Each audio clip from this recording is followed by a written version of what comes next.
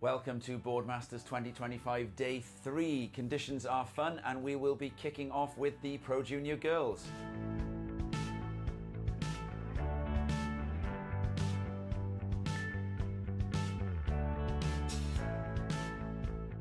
Committed and flashy approach from Harlan Sykes there, power and speed.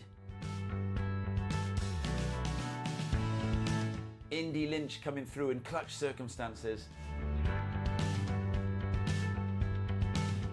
Into the LQS men's round of 32. Roland Lefebvre 5 on the nose and gets the 10.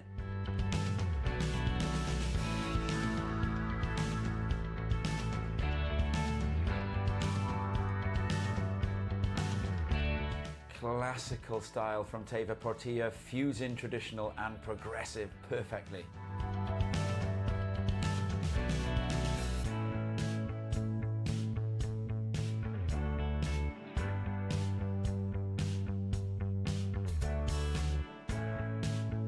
And Sam Bleakley getting through to take British hopes into the next round.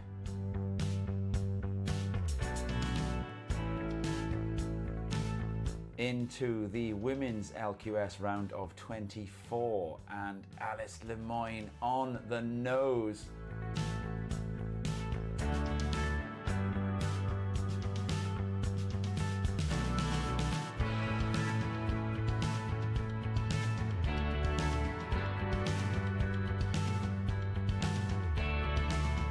Justine Dupont, drop knee cutback with style.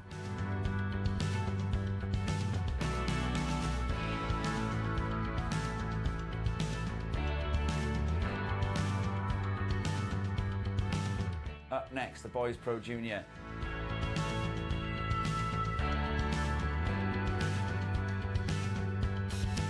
Former champion Jay Phipps showing that he's somebody to contend with again this year.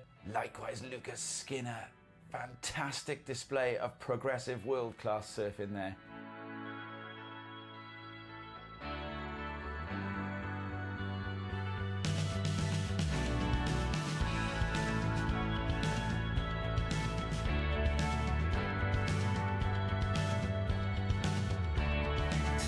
Willow Smith off the top.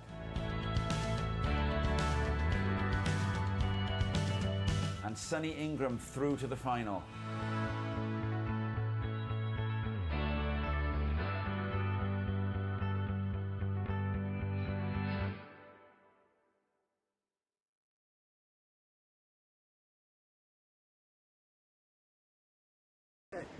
Good morning and welcome to day 4 of Boardmasters 2025. It's day 1 of the webcast and we have got action about to start. We are on waves of fun. Rob, what are we starting with? We're kicking off with the quarterfinals of the women's LQS and we're running through all of the quarterfinals today before the semi-finals of both the men's and women's QS 2000 events. And that will be going in the water in just a few moments time. While we get set up, enjoy these highlights from the last couple of days.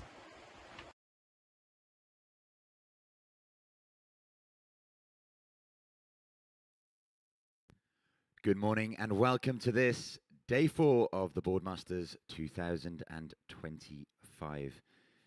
We are live with quarterfinal number 1 in the LQS women's division. In white we have Alice Lemoyne, in blue Emily Curry, in green Sophie Williamson, and in red Kira Molnar. 20 minutes remaining in this heat. We of course moving to 25-minute heats for the quarterfinals today. And it seems to be surfer in white, Alice Lemoyne, who has the lead at the minute. I'm joined, as always, by my co-commentator, Tom Anderson. Good morning, Tom. Morning, Rob, and it definitely is a good morning. And here we have Emily Curry, just a quick in and out there. We got a score for the last of white, Alice Lemoyne, a 4.17. Yesterday, we had pretty similar conditions to this at the same time, albeit the tide an hour later. As the tide dropped back, the surf picked up considerably. It is again expected to do so today. There's a bit of a wind. I'd call it a British wind. The ocean here in the southwest of England is quite nippy compared to the air. So as soon as the sun comes out, we do generally get a bit of an onshore wind. But we love it. And here up and riding is Kira Molnar, the Australian, on the front side. And a little bit of a cross step and then a close-out re-entry turn. So Molnar will have a wave in her account. And on cue, as I mentioned the swell picking up, there is a set washing through the lineup there. Tide dropping back, which means that surfers will have a little bit of a strategy conundrum on their hands to work out how best to ride from that outside through to that inside with scoring potential maximized.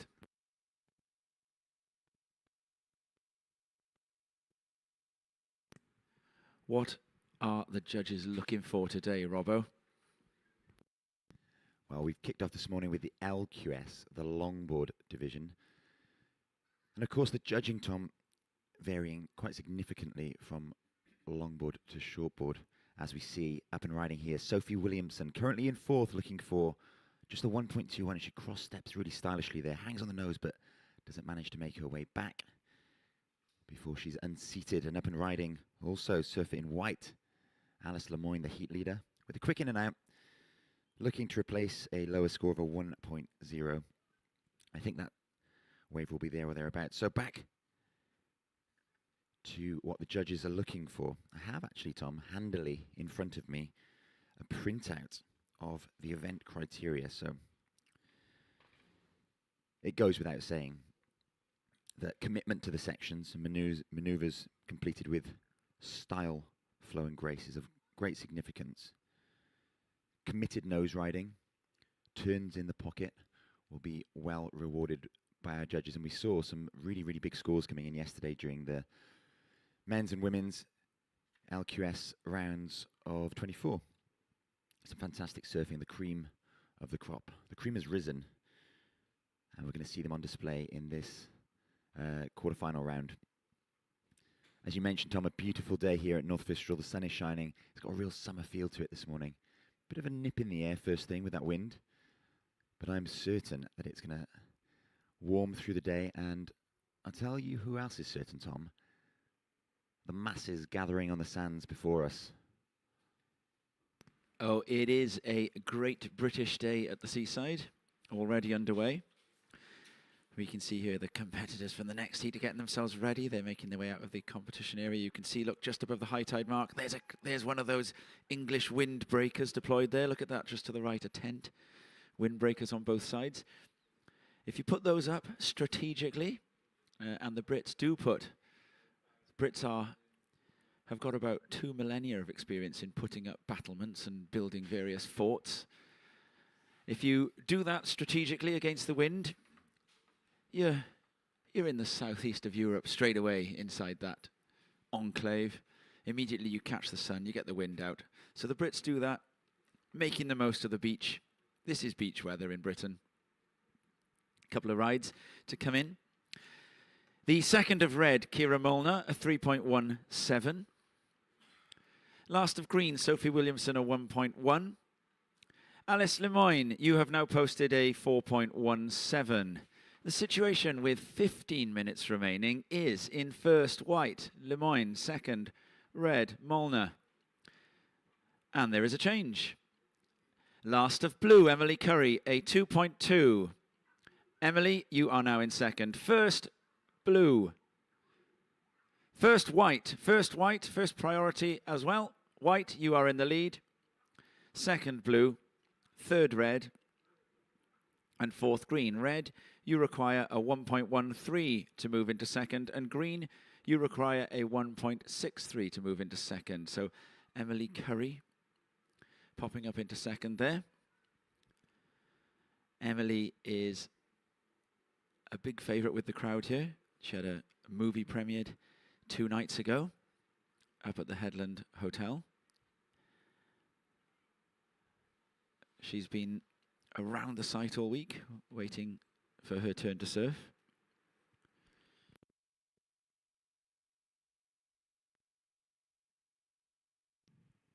It's probably an apt time now for us to give a situation update to our surfers in the water with just under 14 minutes remaining. It's surfer in white, Alice Lemoyne, Leading this, as we see, up and riding. In the red, this is Kira Molnar, working her way through to the inside. Up into the foam she goes. Looking to replace her. Lowest score of a 0.7. Kira has a 3.17 already, so a decent bigger score, but she really does need to back that up. So, the situation, as we await that last of red, is that Alice Lemoyne is in first position. White, you are first. Blue, you are second. Red is third, looking for just a 1.13. So with that last ride, she may well change the situation on screens. And live, we can see Emily Curry up and riding in and out there, surfer in blue. Likely won't change the situation for blue. However, the last of red, 2.83. Last of red, 2.83. So we do have a situation change. Surfer in red, you are now first. Red, you are first. White, you are second. White, you require 1.83 to move first. Blue, you are third. Blue, you require 2.98 to advance. And green, you are fourth. Green, you require 2.51 to advance. 12 minutes and 35 seconds remaining.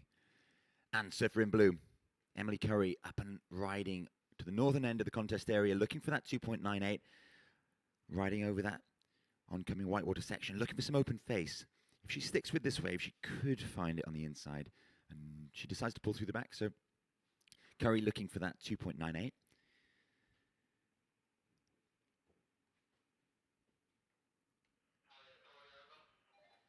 Fairly conservative scores posted thus far. Nothing too big, but I am certain as the day progresses, we're going to see some really big scores being posted. Quite tricky conditions on offer for our longboarders at the moment as that tide ebbs out. You mentioned it earlier, Tom. There's a bit of bump, especially through the inside sections of the waves. A stiff breeze, but it's not impacting conditions too detrimentally. As we see a paddle from surfer in green. This is Sophie Williamson looking for a 2.51, a quick in and out. That won't change her situation. 11.5 minutes remaining. Scores for the last of blue starting to drop in, and we will see another change of situation, I think.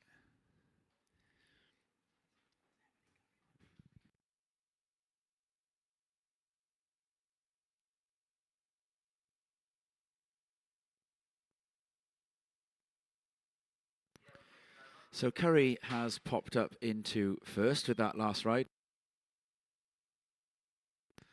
Last of blue, a 4.03. Situation is now blue first. Red, your last wave, a 2.83. Red, you are now second. And here is the surfer in white, Alice Lemoyne, the defending champion. And a lovely closeout there. She steps off. Lemoyne was looking for a 1.83 there to pop back up into the top two. You would imagine that that is going to be a mere formality with a ride like that for Lemoyne.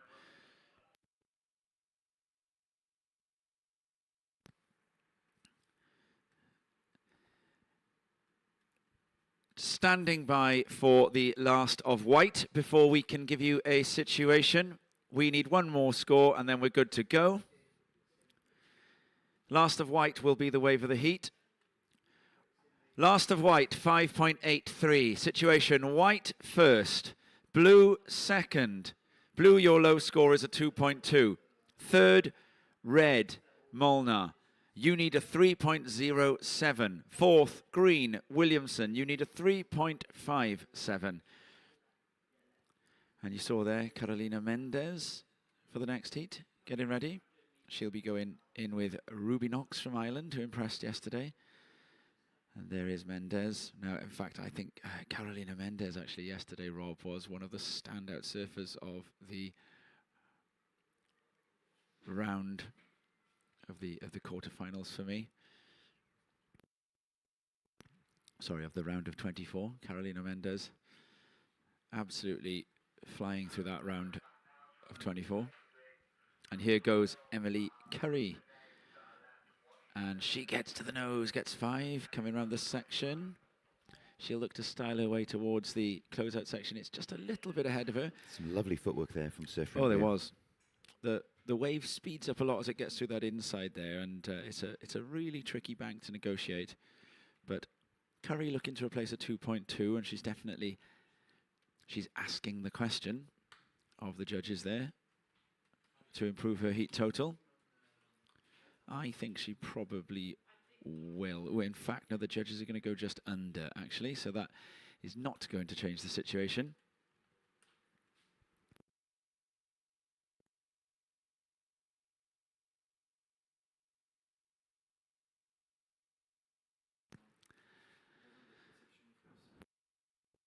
Now, actually, two judges have actually said yes to improving the situation, and one has said a resounding no, but the top and bottom scores are thrown out. So with 3 of 5 down, the average probably would take Curry into a slightly stronger position. Lemoyne has a paddle there and actually loses priority. So priority is now with green. Sophie Williamson, who needs a 3.57.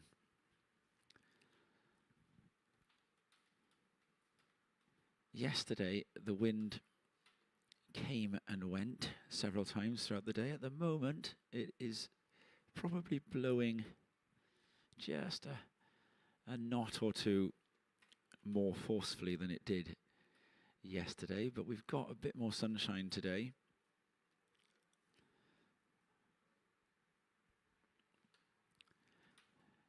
And Alice Lemoyne is up and riding on a right-hander, has just done a little bit of a walk towards the nose, and may stay with this to see if there's going to be a reform. And, oh, a lovely little drop knee direction change there for Lemoyne, but then she realizes that she's running out of water and ejects. Before that, she got a decent score, so we'll call that one out. Last of white, a 5.83. And one more score to come.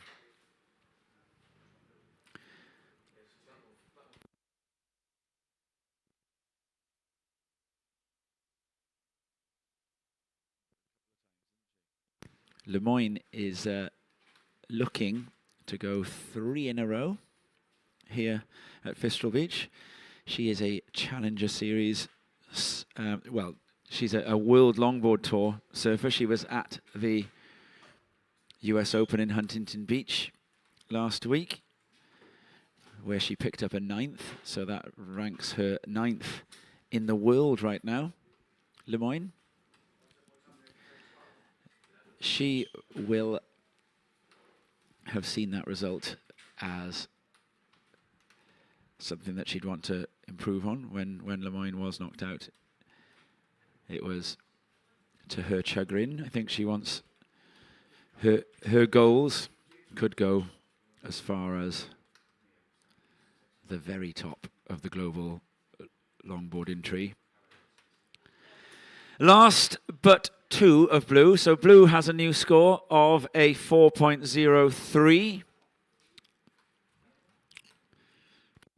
Oh, and then we're still actually waiting for a backup. Stand by. 2 more scores to come for blue. And 1 more score for white.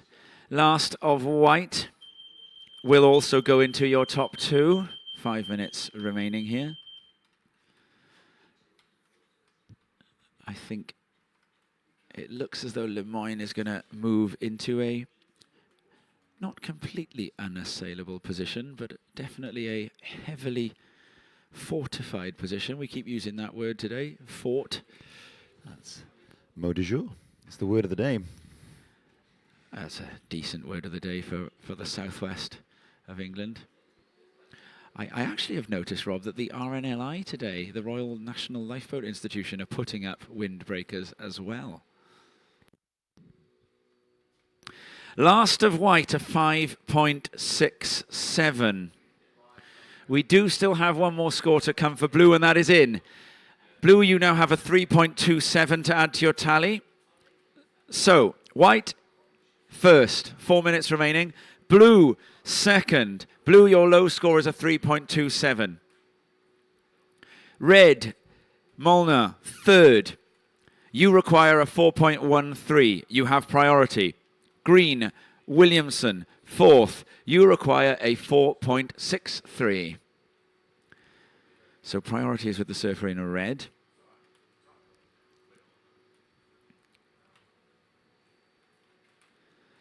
Williamson surfed through the round of 24 yesterday to get here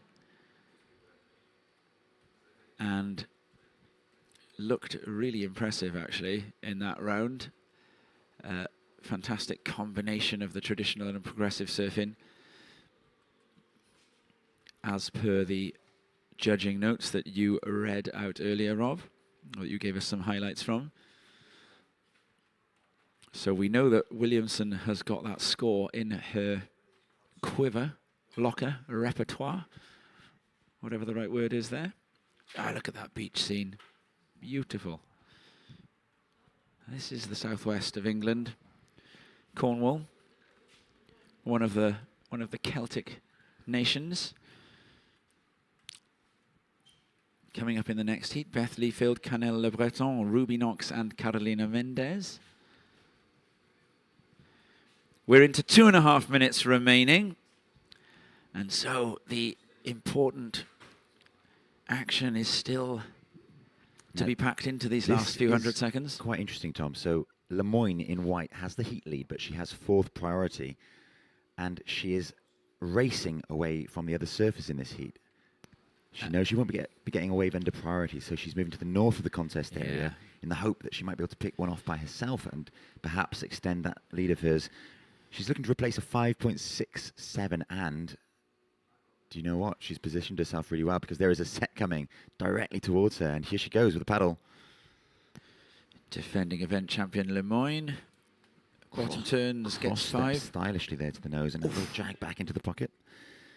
She manages to get through for another hang 5, a quick hang 5 through the inside, and she looks pleased with that wave.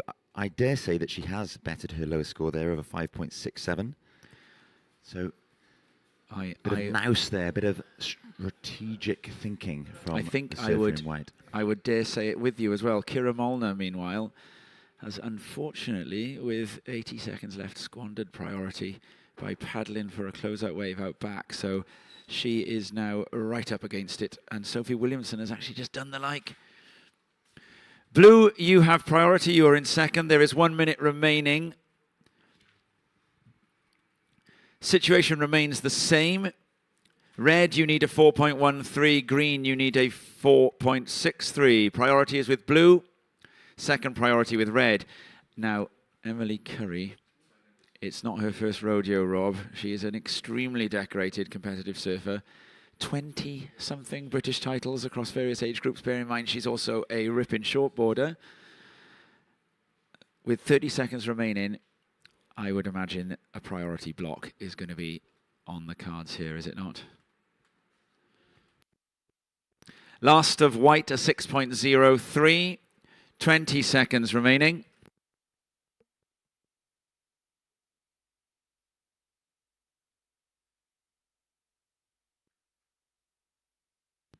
We move into the closing stages of this heat as we count down to finish in 5, 4, 3, 2, 1.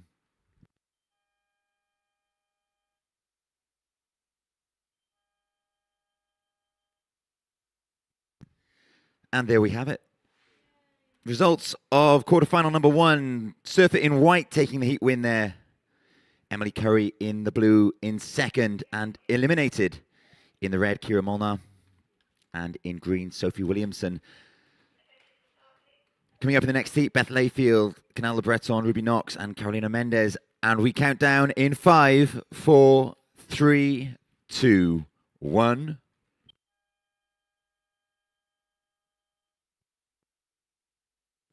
"25 minutes afforded to each of these quarterfinals this morning, and what a beautiful morning. If you're just joining us on the beach or online, welcome to this day 4 of the Boardmasters 2025. We are straight into the action in quarterfinal number 2 with a quick up and down for surfer in white, Ruby Knox of Ireland. It won't be a score of any substance, however, and Ruby will be hoping to get rid of that fairly quickly. Just 0.37 to kick off Knox's campaign in this quarterfinal number 2. In the white, it is Ruby Knox of Ireland. In red, Beth Layfield, representing Great Britain. In the blue, Canal Le Breton of France. And in green, Carolina Mendes of Portugal. And it's Mendes we see up and riding in the green. Great turn there early on in that wave before just riding through to the shallows. So Mendes getting to work quickly. And here's Le Breton in the blue, cross-stepping stylishly across quite a tricky wave face there. It was colliding with some other waves on the inside and creating a bit of chop, a bit of friction, some speed bumps for Mendes to negotiate, and she did it with aplomb. Yeah, that was a very skillful bit of surfing there. Difficult section.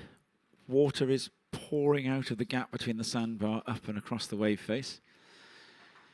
Consummate performances, actually, looking at heat's end from that last heat there. You can see them on the beach congratulating each other and commiserating each other. So Alice Lemoyne, Championship Tour surfer. Here we see the last of Le Breton, a chance to look at the skill deployed there to get to the nose and to recover and get across that whitewater junction. Brilliant surfing, and then to kick out with enough time to get back to the lineup. So you see there was whitewater to eject from. Leafield rode one while that replay was playing. Yeah, Emily Curry and Lemoyne advancing from that last heat. Here goes Knox of Ireland, looking to find the power pocket of the wave, gets to the nose and will, not quite get back from that one. I thought there she was going to pull that one. Curry, 20 plus times national champion and a European champion, and Lemoyne, a championship tour surfer, current world number 9 and double defending champion looking for a treble. So they weren't the two people you wanted to come across in the first heat of the day, really. Molnar and Williamson actually did very well, but that is the level we're at here. And coming up in the next heat as well, also from the championship tour, Ophelia Arquen. She was at Huntington. She is on the World Longboard Tour. There goes Canal Le Breton in the blue. Whilst you were talking us through that heat, Tom, Le Breton had a fantastic wave. So I'm sure our viewers at home managed to see that on screen, and certainly the people on the beach did. Stylishly done by Le Breton, and I'll be very, very keen to see the score that she's rewarded with. And here's Beth Leafield as well. And this time she gets a bit of open face. And there's an inside section coming here for Leafield that could go well for her. She can position well. A nice little drop knee setup turn.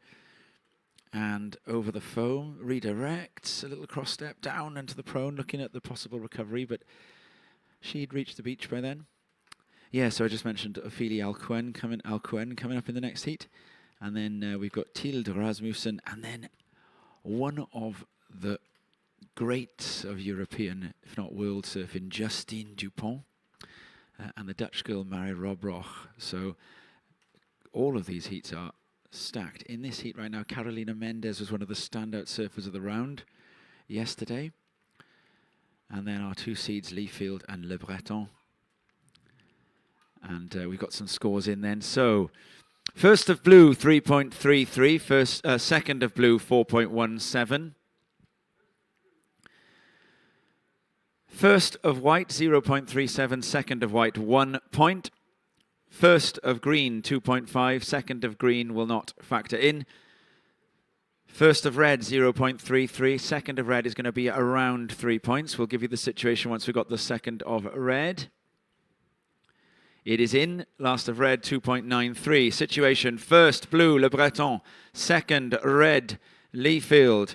Third, green, Mendes. You require a 0.77 to go into second. And here goes Mendes.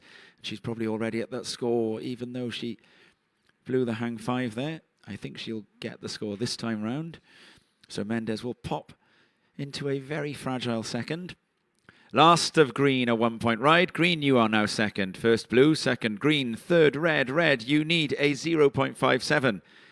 And fourth white, Knox, you need a 2.5. So you would imagine that both Leafield and Mendes will be expecting higher backup scores by the end of this heat, if not a complete replacing of their current score tally. So Le Breton certainly won't be feeling safe with 4s and 3s either, not at this level. So Tom, over the past couple of days, we've talked at length about the beach setups of the British beach-going public. We have indeed. We talked about windbreaks, we talked about tents, and this morning we are having a treat seeing these windbreaks being erected. Now, the fort that we talked about earlier has been readjusted. They've created more of a lineup, but those windbreaks are being put up in intricate fashion. People have brought their own mallets, I see. Yes, they have. Now, I think, oh yeah, there's the mallet in use now. I think that actually what happened was that the one fort repositioned because neighbours had moved in who had obviously read the wind direction and put theirs up with a little bit more care, circumspection and precision than the other fort. It is like we're in the Middle Ages. Your clan is only as strong as the fort it can build, straight out of Norman times. Here, of course, though, we're in Celtic country. This is a part of the British Isles that does not tend to identify with Roman and Norman heritage as much. This is one of the last strongholds of the Celts, an almost unconquerable landscape through the Middle Ages. And on the shoreline, that tradition continues. Here we see a ride from our surfer in white. That's Knox up and riding there. Getting through to the inside before coming unstuck. Tom, what's your favourite style of fort? I like a Mott and Bailey myself. Well, you just stole that phrase from me, because that was the one I would have wanted to say. My favourite kind of fort. Okay, you can have that. No, I like a sea fort. Okay. I like a promontory. Ooh. That's what I like.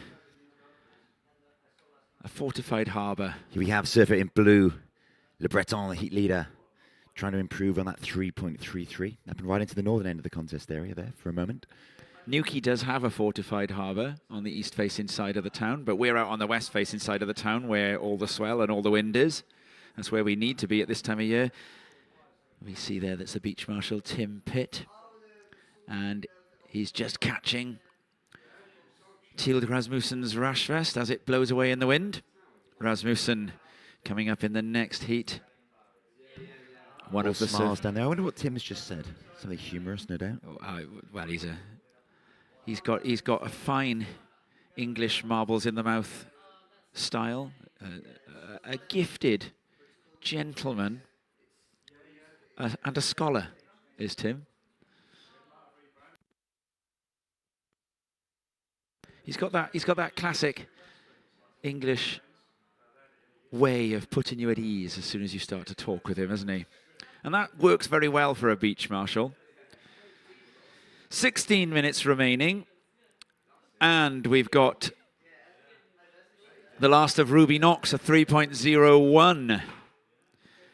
So, situation now, first blue, Le Breton, second white, Knox, third green, Mendes, you require a 1.58, fourth red, Leafield, you require a 1.15. First blue, second white, third green, fourth red, green you require a 1.58, red you require a 1.15. Rasmussen with some words of encouragement for and from Emily Curry as she makes her way up the beach. I can see Curry's partner Alice also congratulating her. I can't see Tallulah the dog. Oh, I can see Tallulah the dog. Tallulah the adopted dog from Banana Beach in Morocco, a place where you and I have had many an enjoyable afternoon hour. So I wonder if Tallulah responds to French then, or perhaps Arabic for her commands. Berber. It would be Berber, wouldn't it?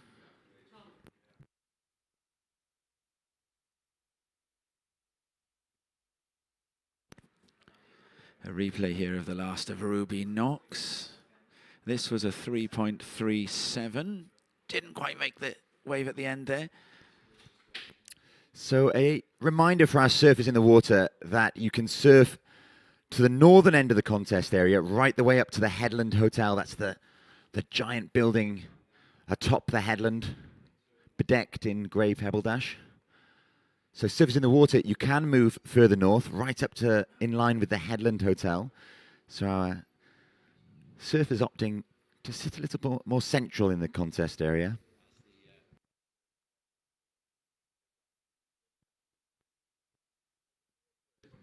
Here we have surfer in blue, Leela Le Breton, up and riding the regular foot on her forehand, cross-stepping stylishly to the nose, makes it back before that oncoming section offers her opportunity to bounce off, and this wave will give her another section on the inside, but as you can see on screens at home and live at the beach, that there was a wave running parallel to the beach there that created a bit of a ramp for Le Breton to tackle, and tackle it she didn't. She came in stuck. Up and riding in green, Mendes, Portuguese surfer, on her forehand, not managed to make it over a similar speed bump.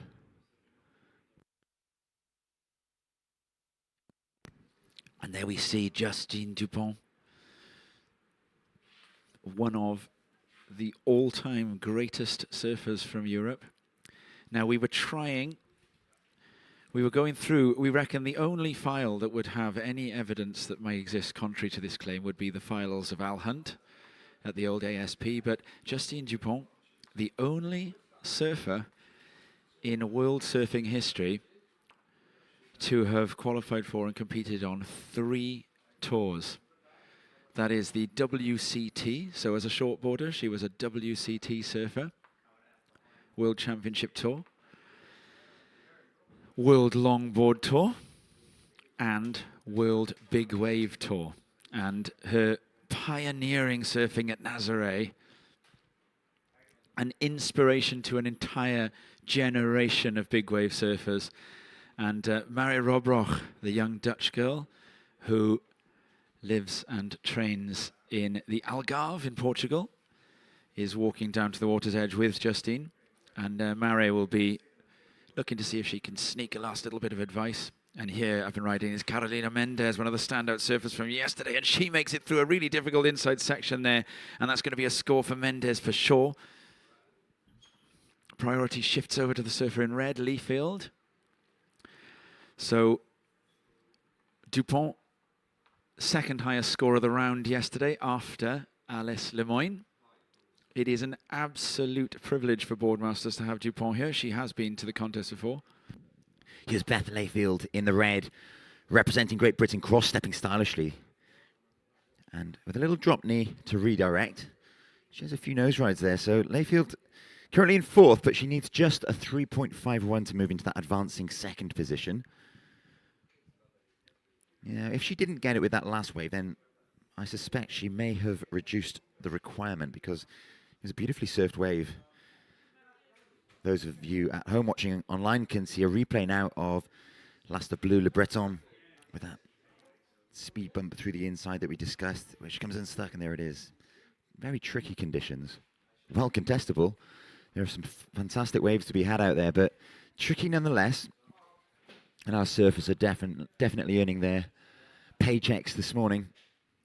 It is a beautiful day here at North Fistral. The sun is shining. There's a bit of a breeze. It's a bit chilly at times. That's what the windbreaks are for, of course. But it is going to be a scorcher later on today. Unfortunately, we have got a lot of action to bring you. So we will be able to enjoy those warmer conditions later on. Up and riding here is Mendes of Portugal. This wave lining up really nicely through the inside. There's some clever surfing from Mendes, positioning herself really well to take advantage of that steeper inside section, not managing to hold on to the final turn. So Mendes is looking to replace a lower score of a 2.5. She may well have done it with that. Last of red, 2.57. Last of red, 2.57. So a slight situation change when last of green comes in, which it does as a 1.57. We will update you on the situation. So, surfers in the water, 9 minutes and 50 seconds remaining. Blue, you are first. Surfer in blue, you are first. White, you are second. Surfer in white, you are second. You require 7.13 to move into first. Red, you are now third. Surfer in red, you require 3.51 to advance. Green, you are fourth. Surfer in green, you require 3.87 to advance. Ophélie Arcouen there collecting her vest for the next heat. Arcouen, another World Longboard Tour surfer. Picked up a 17th in Huntington. French surfer. Réunionnaise. La Réunion Leila, that's the phrase they like to use. Go Reunion, or it's a sort of a phrase of Réunionnaise encouragement.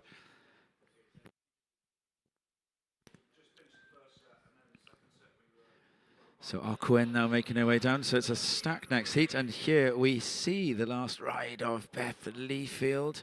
And onto the nose, gets back. And then a lovely drop knee cut back.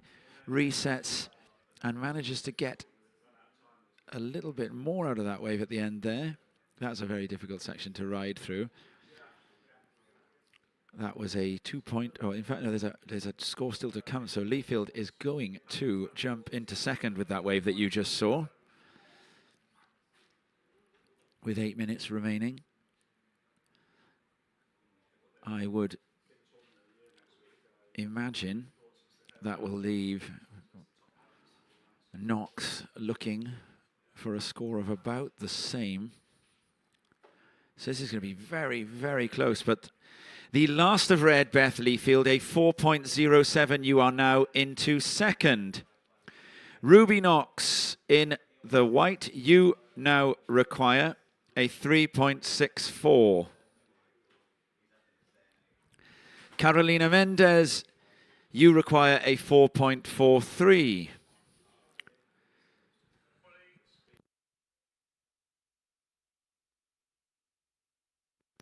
And here goes Le Breton, the heat leader, swinging into that one. A swooping bottom turn, gets 5. Love that fade takeoff. Oh, I loved it. But then it didn't quite have the lip line weight on the tail required for the nose ride in. The longest nose rides are usually achieved by positioning the tail of the board in the part of the wave where it is balancing the board like a scales. Human stood on the front of the board, breaking wave on the back of the board, and that's what causes this seemingly impossible feat of nose riding to be possible.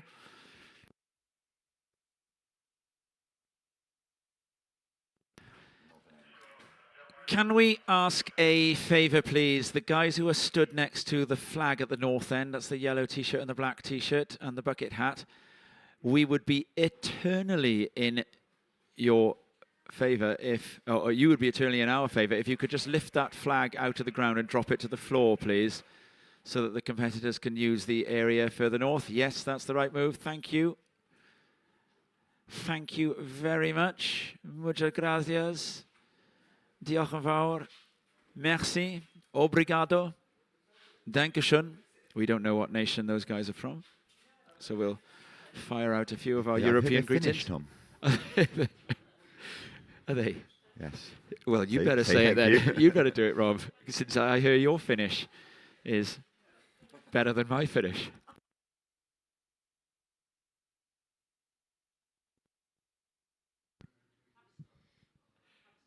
Talking of finishing, end it there. Up and riding Le Breton in the blue.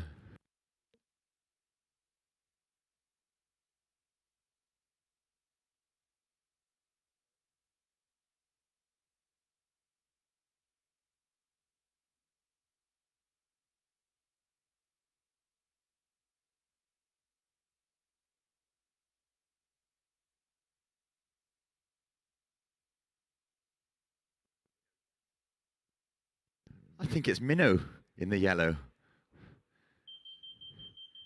Oh, that Minnow's in the black. He's down there. He's just texted me saying flag mover.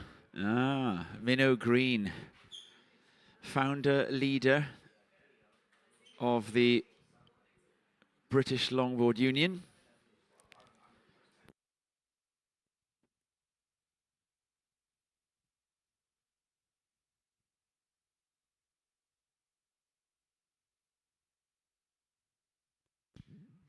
Proud Cornishman is Minnow, keeping an eye on surfer in red, I suspect, in this heat. Beth Layfield lending his support to her. She's currently in second with 4 minutes and 20 seconds left on the clock. The situation is surfer in blue. Le Breton is the heat leader. Blue is first.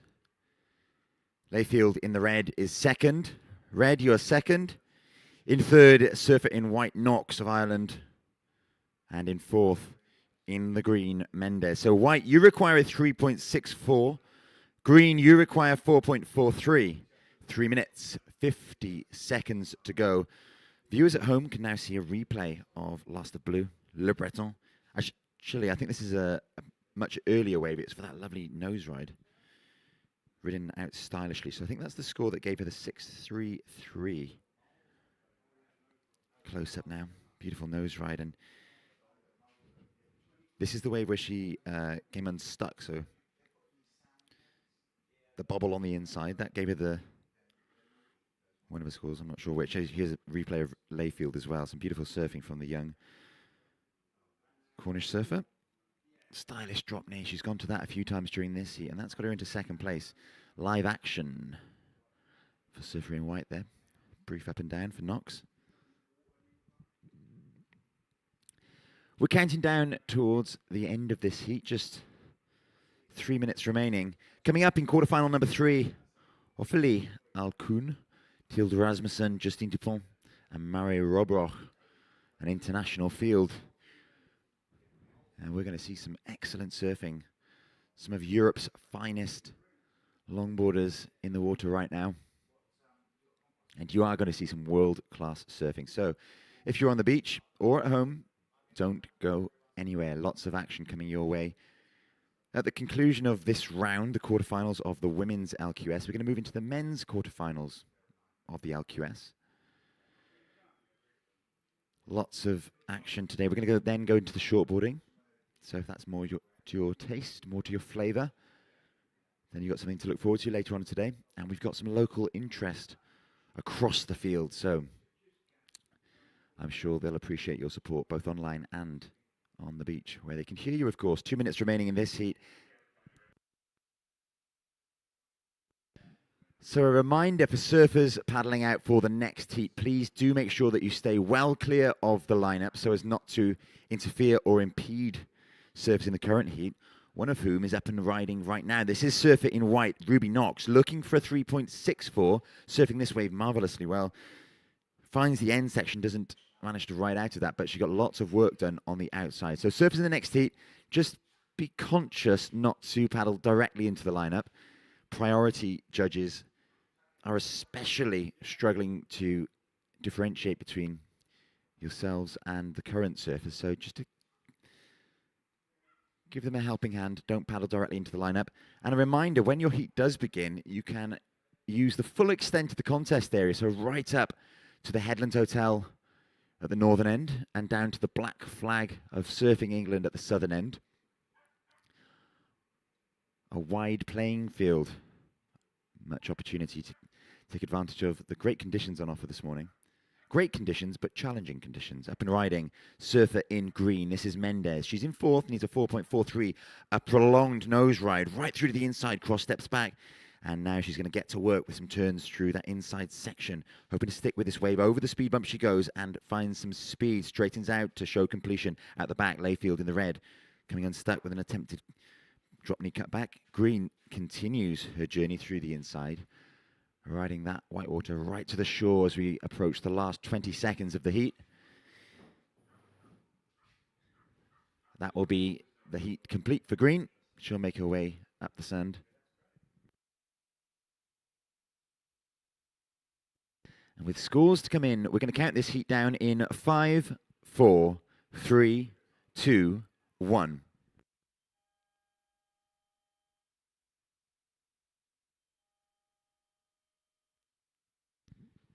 So scores to come in. We will update you on the situation as they are locked in by the judges. Those of you at home were privy to a replay on the screen. The judges will be probably taking a look at those replays as well to determine how best to reward these surfers. Still one score to come. It's for last of green. Remember, green was looking for somewhere in the region of upper 3. I think all scores are now in. And I will give you the final results after we count this heat in. In 5, 4, 3, 2, 1. So, in the dying moments of that heat, we did see a situation change. Official results of quarterfinal heat number 2. Taking the heat win, surfer in blue, Canal Le Breton. In second, in white, Ruby Knox progresses through to the semi-finals. And eliminated in the dying moments, surfer in red, Beth Layfield. And in green, Carolina Mendez. So congratulations to Le Breton and Knox progressing through to the semis. Commiserations to Layfield and Mendez. A fantastic heat. Very well served all round, and it just goes to show the caliber of surfing that we have on offer here today, that Layfield and Mendez, who surfed so well, are still eliminated. We're into quarterfinal number 3. Alcuin in the red, Rasmussen in the blue, Dupont in the white, and Robroch in the green. 1 minute gone. We've a score to come in for first of red. Making a quick start, drawing first blood. The judges considering how best to reward. Viewers at home can see the replay of that first wave. Nice fade slingshot of a takeoff into a very long hang 5 nose ride. Cross steps back, redirects back and resets closer to the pocket before making her way to the nose once more and cross stepping out and riding out, showing completion. And for that first of red, an 8.5. First of red, 8.5. The highest scoring wave of the day thus far. Ophélie Alcuin showing her pedigree there and opening her account in this heat very strongly indeed. 23 minutes remain in this heat. Just one wave served, and it was an 8.5. Brilliant surfing on display, and she will be mightily pleased with that. What a way to start. I reckon that she'll look to back that up fairly quickly as well and put the pressure on the other surfers as we see a paddle. And it's going to be surfer in blue, Tilde Rasmussen, who looked most likely to catch that wave. But it just fading out through that deep water trench we're seeing on the inside now. So the tide's still ebbing out, still dropping. We're seeing changing conditions with every minute. And we've seen it over the last few days. We're seeing it again today. Around that low tide mark, there's a distinct breakup in the lineup. So we're seeing the waves feather on the outside and break further out before fizzling out through the middle section and then reforming and running off through the inside. Up and riding, Alcuin in the red, already the proud owner of an 8.5. She's going left this time on her backhand. Just in trim, a few cross steps forward and backwards, but she takes to the turns this time in order to back up that first score. I think that's going to be a handy backup for current heat leader. The pressure will certainly be on surfers in blue, white, and green, Rasmussen, Dupont, and Robroch, respectively. And it's that surfer in green, Maria Robroch of the Netherlands, who we see up and riding now, cross-stepping her way forward, seeing this wave through that tricky middle section and onto the inside where we see that wave race off across the shore. Rasmussen, Robroch, I apologize, managing to stick with that through to the inside and kicks out stylishly. So a good start for Robroch as well. Scores to come for last of red, last of green. Just over 21 minutes remaining in this heat. If you are joining us on the beach or online, welcome, good morning. It's day 4 of the Boardmasters 2025. We are into quarterfinal number 3 of the women's LQS, the longboard QS, brought to you by the WSL, the World Surf League. I'm Rob Blythe, and joining me in the booth is Tom Anderson. Borida, Tom, good morning. Borida. 20 minutes and 30 seconds remaining in this heat, and there's going to be another score coming through for Arquen. the Championship Tour surfer in the red. And it's going to be another keeper. What a start to the heat for Ophélie Aquen with the 8.5.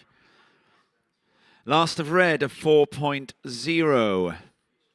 And so Rasmussen, the Danish surfer. So we were talking about needing some Scandinavian. I had overlooked the presence of a Danska in this event. But Rob, you are our resident expert in the Scandinavian languages.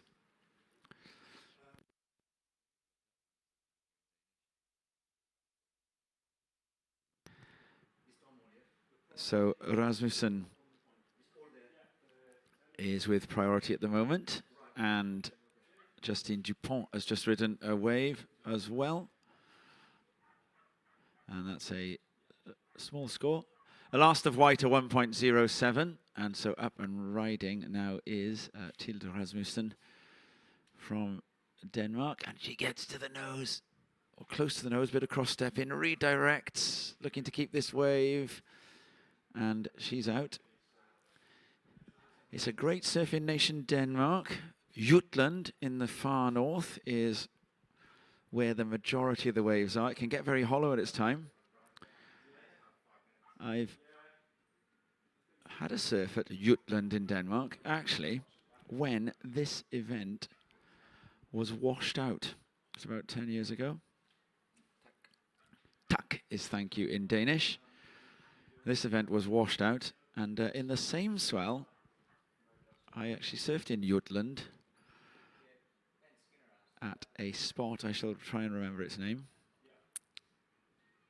Lukken was the name of the spot. Lukken in Denmark. And it was good. Water was warm, really warm.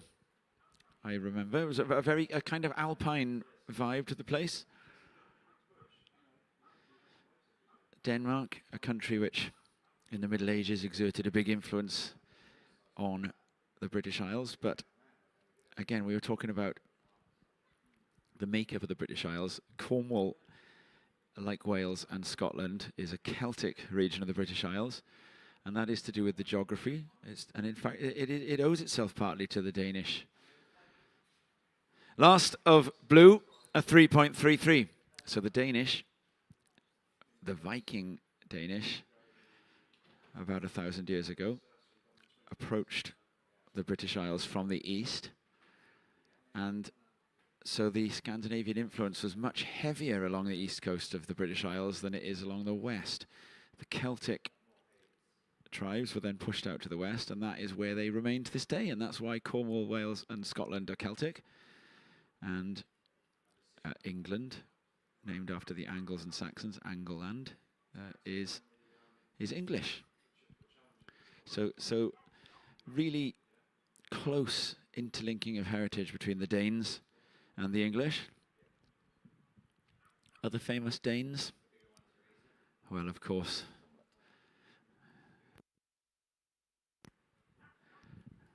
your friend and mine, Hamlet.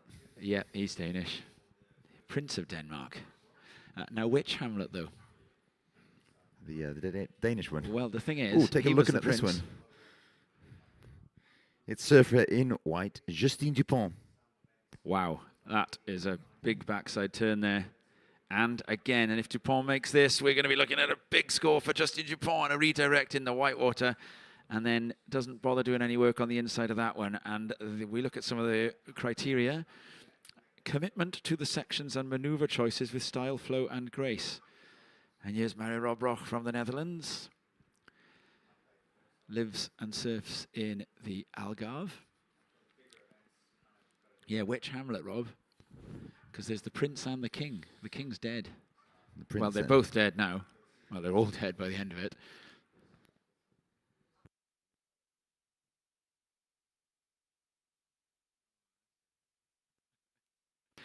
And here's a replay of Dupont. She got a nose ride in before that as well. This is going to be a solid score for Dupont. Thoroughly deserved. Stand by for the last of white. 4 judges in. Going to change the situation. Last of white, a 5.83. White, you are now second. Situation, first red, second white, third blue. Blue, you require a 3.58. And green, you require a 4.98. So surfer in blue, Rasmussen, you require a 3.58. Surfer in green, Robroch, you require a 4.98. Mare. Robroch, Mare, I do believe, is the Dutch word for the sea, the ocean. Her brother, Doe, which is the Dutch word for dove. Rip in yesterday. Beautiful, smooth style, both of them. Both brother and sister.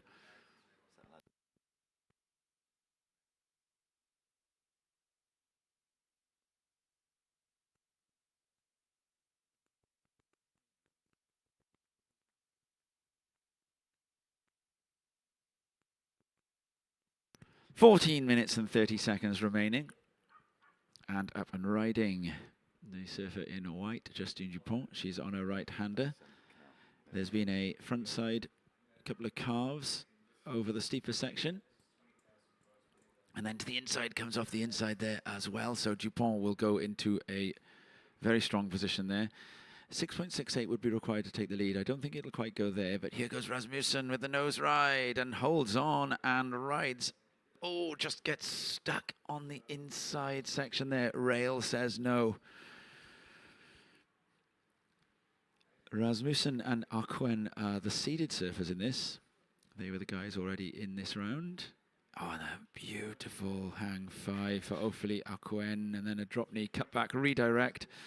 So Aquen with an 8.5 to start this heat, and then looking to replace a 4.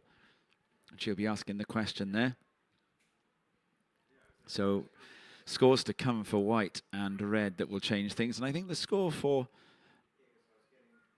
Rasmussen may also factor in. If it goes above her 3.33, then it will reduce the requirement at least, because it would become a new top score for Rasmussen. 3.33, actually the score that just got given to Ophélie Aquen in the red. And here was Dupont. So we had a drawn out cutback out back, and then waits carefully to get to the pocket before a cross step to the nose. There's a 5, and then the inside re-entry. For me, there's points to be thrown at that one. And then this was Rasmussen's nose ride. Beautiful redirect, cross-stepping through the drop knee turn and then back to the nose again. But then not quite making this bit on the inside. But that's a solid score for Rasmussen, surely more than the 3.33. And we can make a direct comparison because this is a 3.33. So yeah, you can absolutely clearly see that the ride of blue would be better than the ride of red. So we are actually privileged to be watching the same replays the judges are watching. So you can see that the judges had chosen there to see the 3.33 of Ophélie Aquen, which shows us where they're thinking. So they're going to go above, obviously, on the wave of white. But really important will be what they give the wave of blue. We saw a direct comparison between the two waves there on the replays. And that was really useful, wasn't it, to be able to see the one replay followed by the other, because you can literally hold the two waves up alongside each other. And that is the technology available to these WSL judges nowadays, to be able to make direct comparisons, to use a rank order. So Dupont is going to be in the low 4s, which will up the requirement for Rasmussen, and then Rasmussen is going to get the better of that exchange by at least a point, I would say. Last of blue, Tilde Rasmussen, a 5.33. You are temporarily into second. Dupont needs a 2.83 and is about to get that back. So Dupont in the white will go back into second once the last judge drops.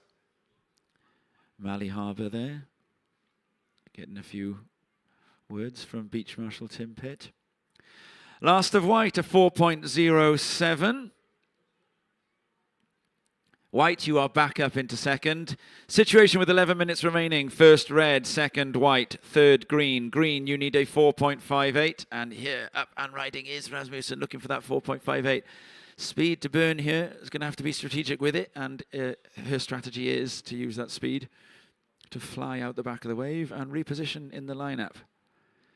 Clever. It was going to be hard to do anything with that runaway speed. These 9-foot plus logs are difficult boards to operate in those upper parts of the wave with such momentum. So there won't be a change from that last of Rasmussen. So this is close now. 10, just coming down to the 10-minute mark. I think it was Lucy Small that you also saw in the background by Beach Marshal Tim just then. Also in this heat, Margot Vierge and Ginger Kaimi, who is a World Championship Tour surfer at the tender age of, it's either 13 or 14, Kaimi, one of the youngest World Tour surfers ever. Of course, last night we also saw the record broken for the youngest World Shortboarding Tour surfer ever in Tahiti. We'll talk more about that in a bit, because here is Justin Dupont with a nose ride and then a big backside re-entry over a thumping section. So Dupont, a masterclass from Dupont there in the way that modern longboarding mixes the traditional and the progressive styles. 9 minutes remaining. That'd be a big score for Dupont there, I would wager. 4.07, what she's looking to replace. And here's the replay. You see straight to the nose. And then this re-entry. Wow. Swashbuckling.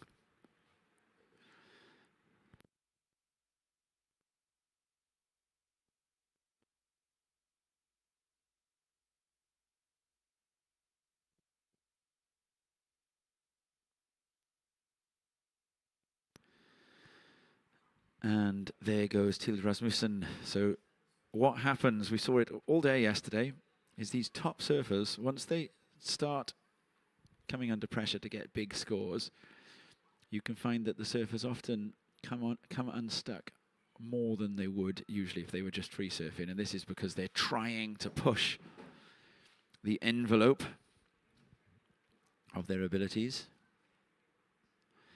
Returning to the booth, it's Robert Webster Blythe. You've made us a pair of teas, Rob, and there's a marked difference in the shade of both cups of tea. The rationale for that would be?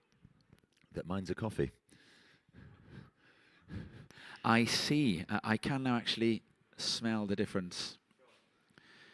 Ophélie Ocwen here, World Championship Tour surfer, up and riding, and this is styling through that inside section. Last of white, a 5-point ride. Blue, you now require a 5.51. Green, you have priority, you require an 8.9.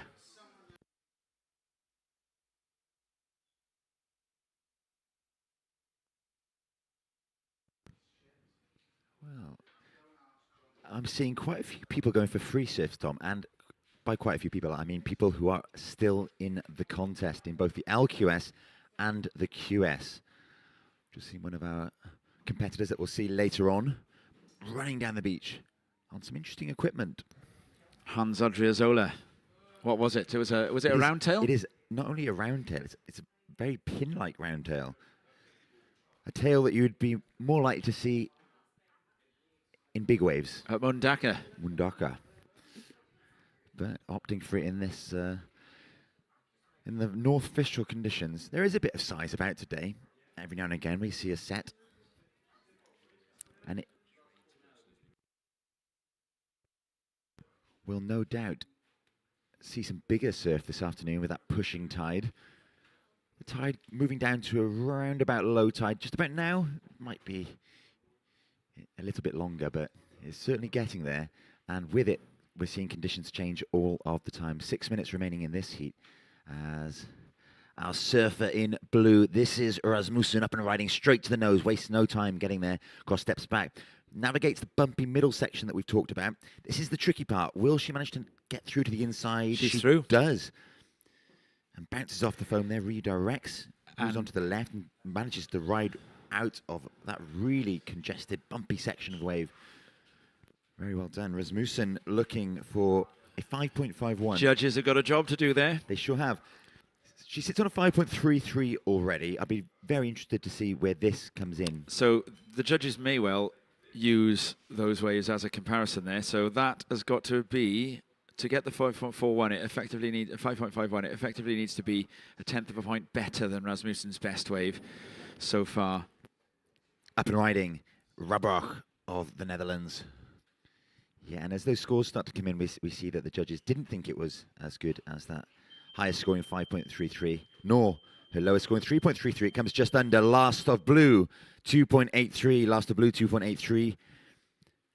Last of green, 0.5, a quick up and down. So with just under 5 minutes remaining, we see once again Marie Robrach in the green, up and riding, cross-stepping. This wave opening up much more conveniently for her. She doesn't see it through to that inside section, but she did get some fancy footwork done on the outside. Scores still to come for green. I'll wait for that to drop before we give the situation update, but there are 4.5 minutes remaining. One thing for sure is that Surfer in red, you are first. Surfer in red, you are first. Surfer in white, you are second. White, you are second. You require 6.68 to move into first. Surfer in blue, you are third. Blue, you are third. You require a 5.51 to move into second. Green, you are fourth. You require an 8.13. Last of green, 2.7. So it's a highest scoring wave of the heat so far. 3 minutes, 55 seconds remaining.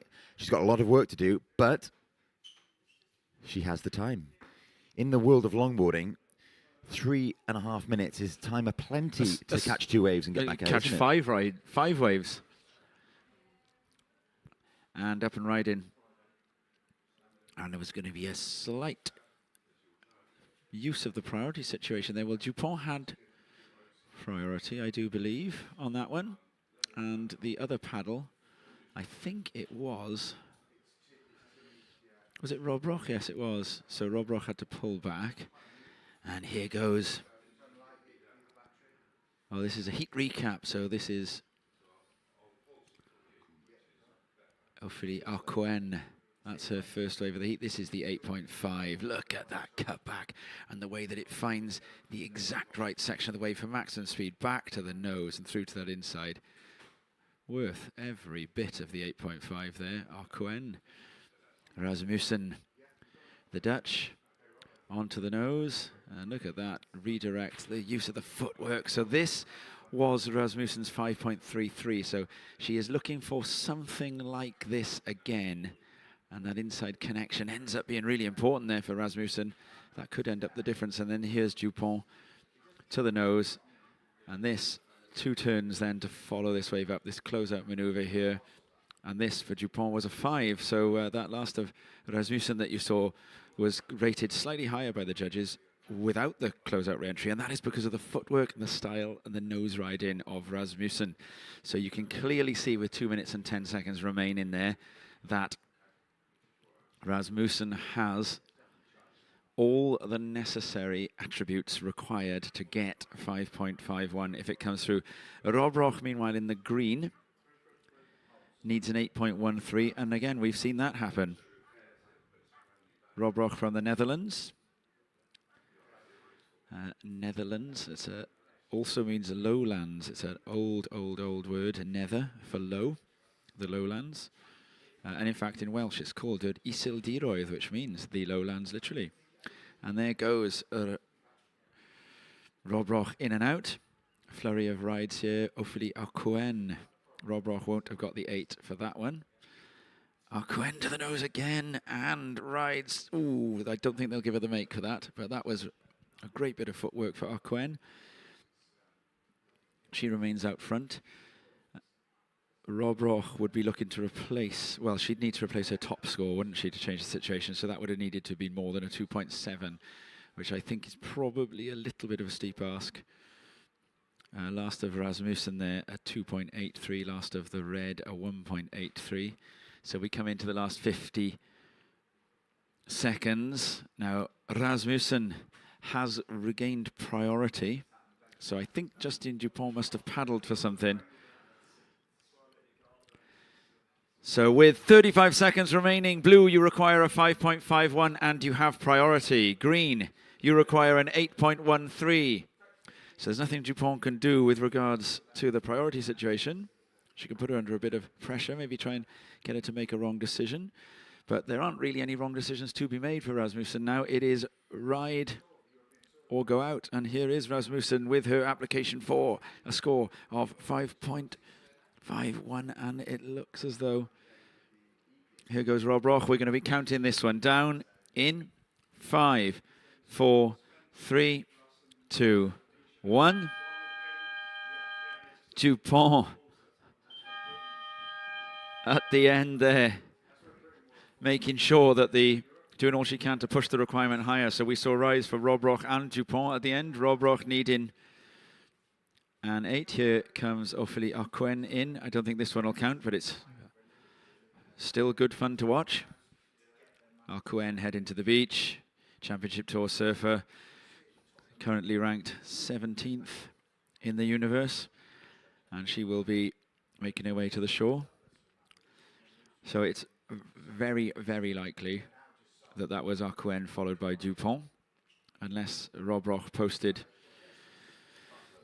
an 8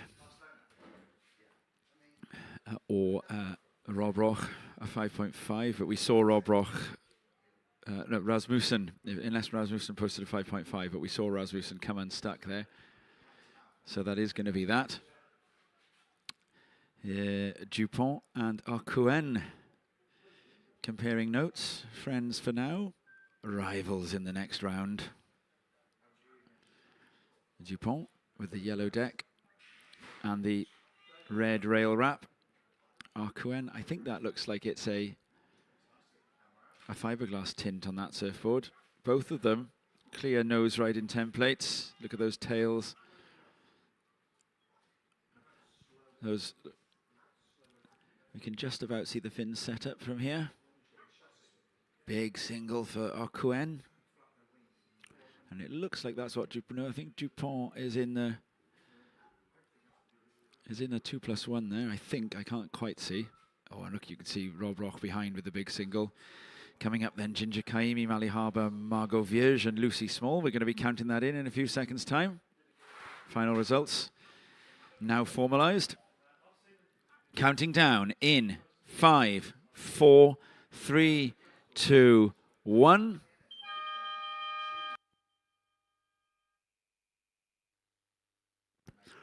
So Ginger Kaimi in the red, Mali Harbour in the blue, Margot Vierge, the surfer in white, and Lucy Small in the green. Kaimi, the youngest surfer in the event by a mile. And also did very well here last year, 13 years old. Yeah, she so impressed us last year, Tom. The maturity of her surfing belies her age. Very, very promising youngster in the world of longboarding. She's surfing in the red. She's one to watch. Like Tom said, she had a great contest here last year. Put on quite the show in those high tide Fistral rights. In the blue, it's Mali Harbour. In the white, Margot Vierge, and in the green, Lucy Small. And it's Lucy Small who we see up and riding here, representing New Zealand. A few changes of direction there for Small. But it will be a small score for Small. Just in around the 1.0 region. Kaimi has qualified for the World Longboard Tour. And her status as one of the youngest competitors, well, she remains one of the youngest competitors ever on the World Tour. Actually on the World Tour, having qualified and doing all the events. But last night in the island of Tahiti, Kelia Galina, at the age of 12, surfed as a wild card in the WCT contest. Here is Kaimi, surfer in red, up and riding the goofy foot on her forehand, cross-stepping stylishly forward, making it her way back, and will try to navigate this tricky inside section. She does so, and she'll find a section to bounce off at the end. Can she ride out? Showing completion to the judges, she certainly can. So a great start there for Kaimi of Italy in the red. Surfing like somebody double her age. Surfing very well for somebody double her age.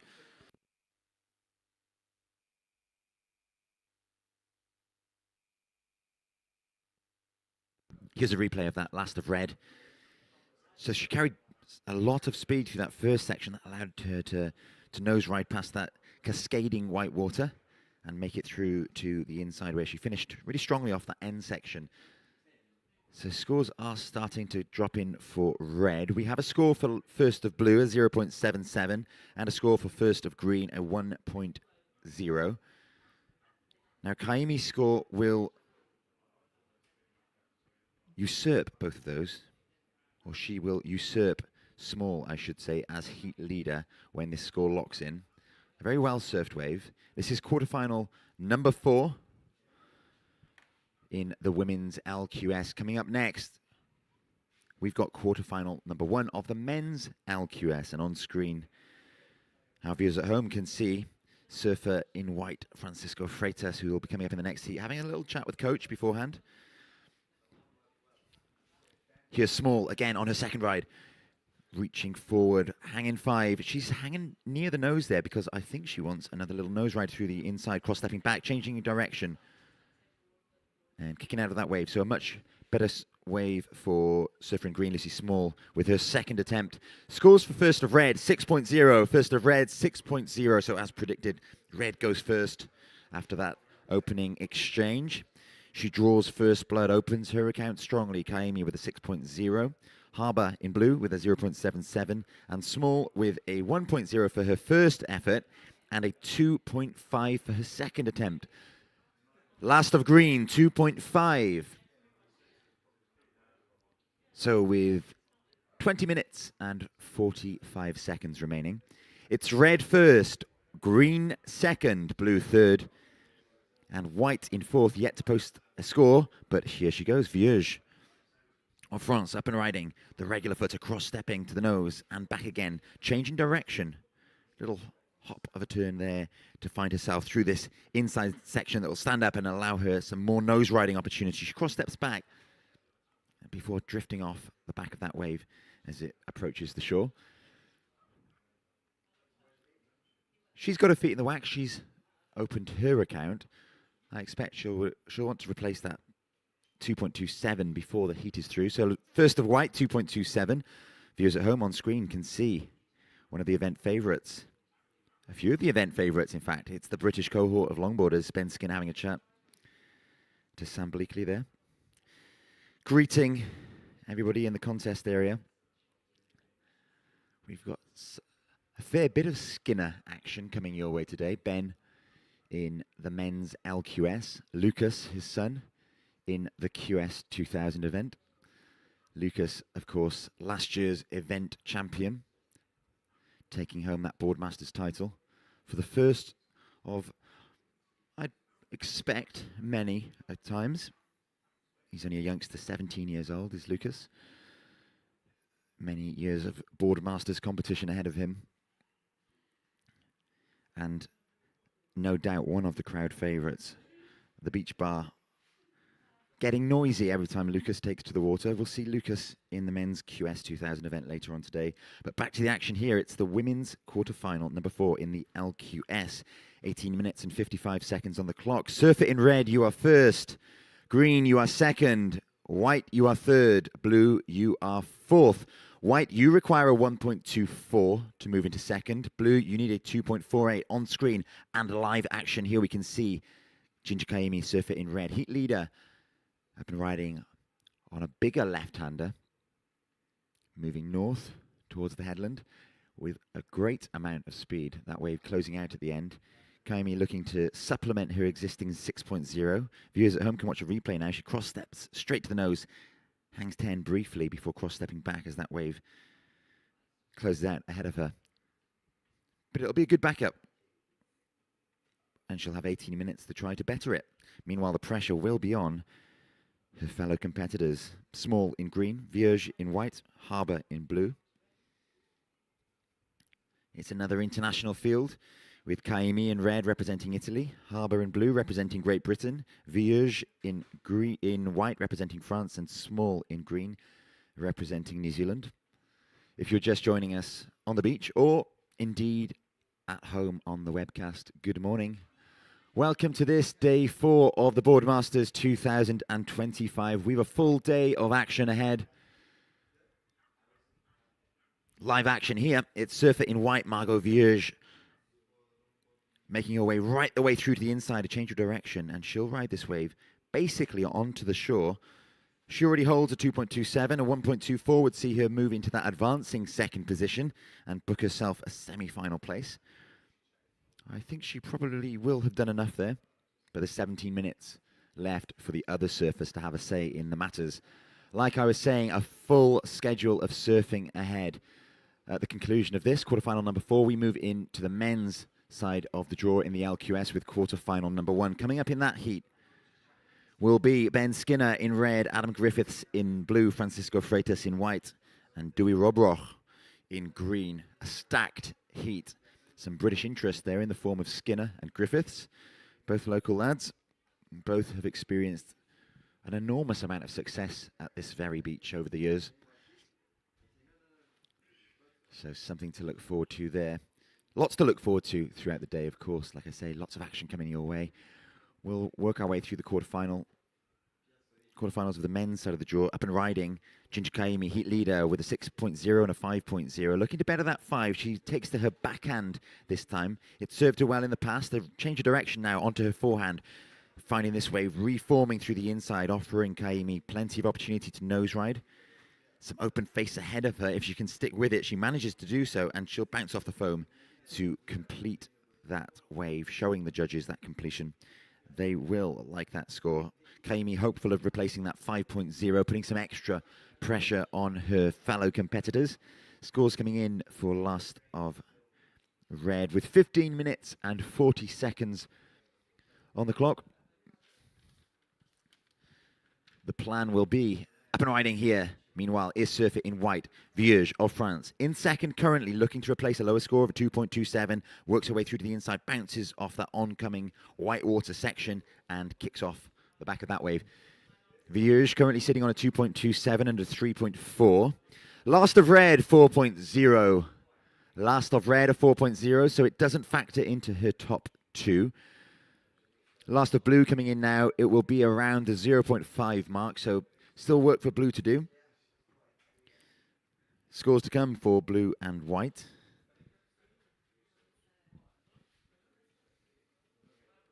White will improve her situation, so a bit more pressure on surfers in green and blue.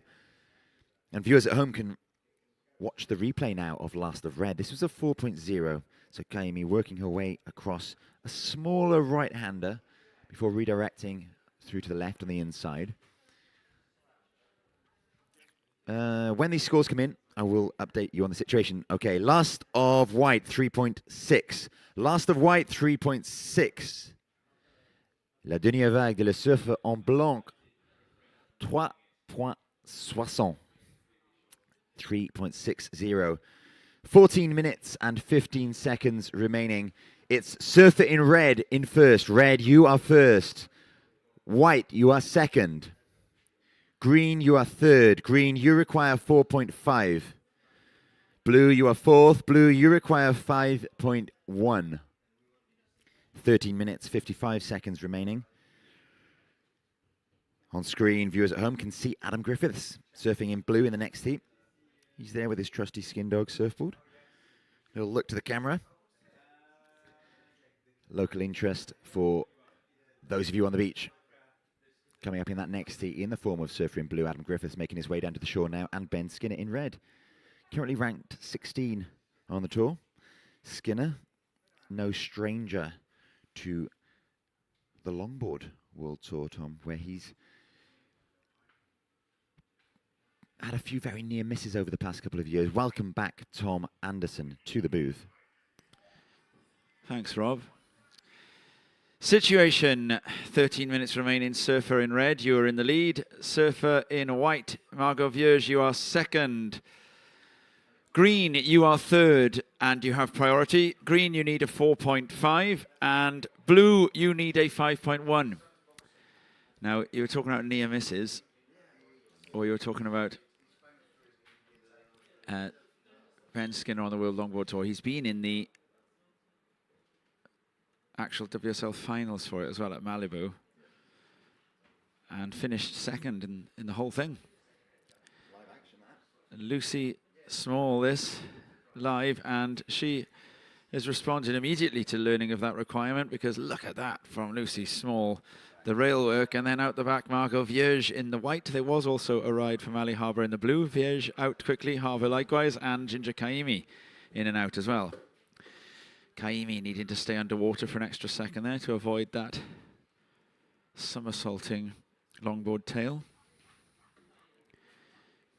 But even at the tender age of the earliest of teens, Kaimi knows how to keep herself safe from that big longboard tail and fin. We're going to see a few of these waves back. So this was Small, so she got to the nose, the New Zealander, then trimmed, and then looked for a lovely section here for a frontside carve with classic style deployed. And then coming through to the inside, it's a very difficult section there. The waves roll across and sideways and under and over each other on a very shallow sandbank. Difficult section to negotiate. But there's going to be a score for the New Zealander there. It needs to be a 4.5 to go to first. And it's going to go close to that. Here, meanwhile, is Mali Harbour. And she's looking for a 5.1. Harbour to the nose and cross-stepping back. And the junction connection here. Oh, using the hand on the outside rail to ensure the make. And that was great surfing from Mali Harbour as well. So 5.1 the requirement for Harbour. Small comes in just under. Last of Green, a 3.23. Green, you now require a 3.77. And then the surfer in red, Ginger Kaimi, in and out as well.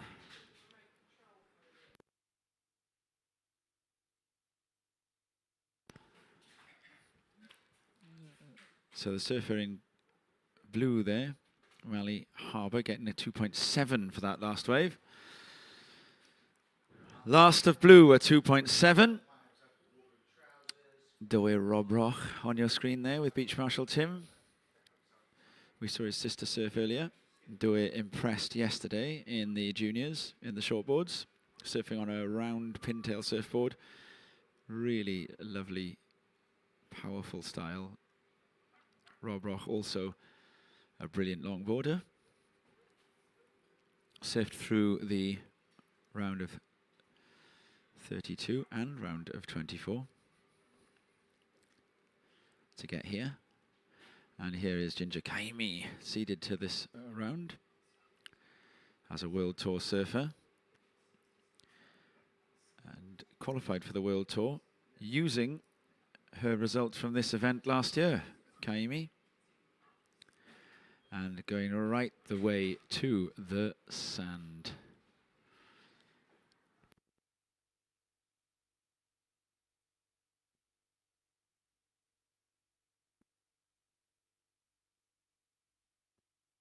So we come down to 9 minutes remaining. Situation remains the surfer in red in first, with one more score to drop. White, you are second. Green, third. Green, Small, you need a 3.77. Blue, Harbour, you need a 4.3.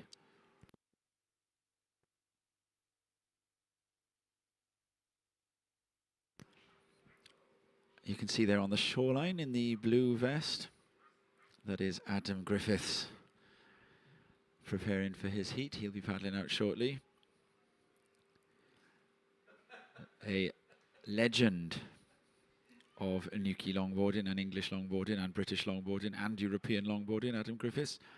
And all of the words I just deployed to describe him also apply to the other guys in his heat. Ben Skinner in the red, Francisco Freitas in white, and then the youngest surfer in that heat, Doe Robroch, in the green. Freitas, of course, not Nuki, Cornish or British. And Skinner, technically not Nuki, from Perranporth, just round the corner. Lucy Small onto the nose there. and gets the redirect. Little fan of spray, back to the nose again. Another great wave for Small here, and another redirect, and this time it looks like the inside section might work out for her a little bit better than last time. Gets back to the nose, and is going to take this one right the way to the point where the sand and the fin meet. Small was looking for a 3.77 there. Harbour also rode one, and she would be looking to replace a 1 point.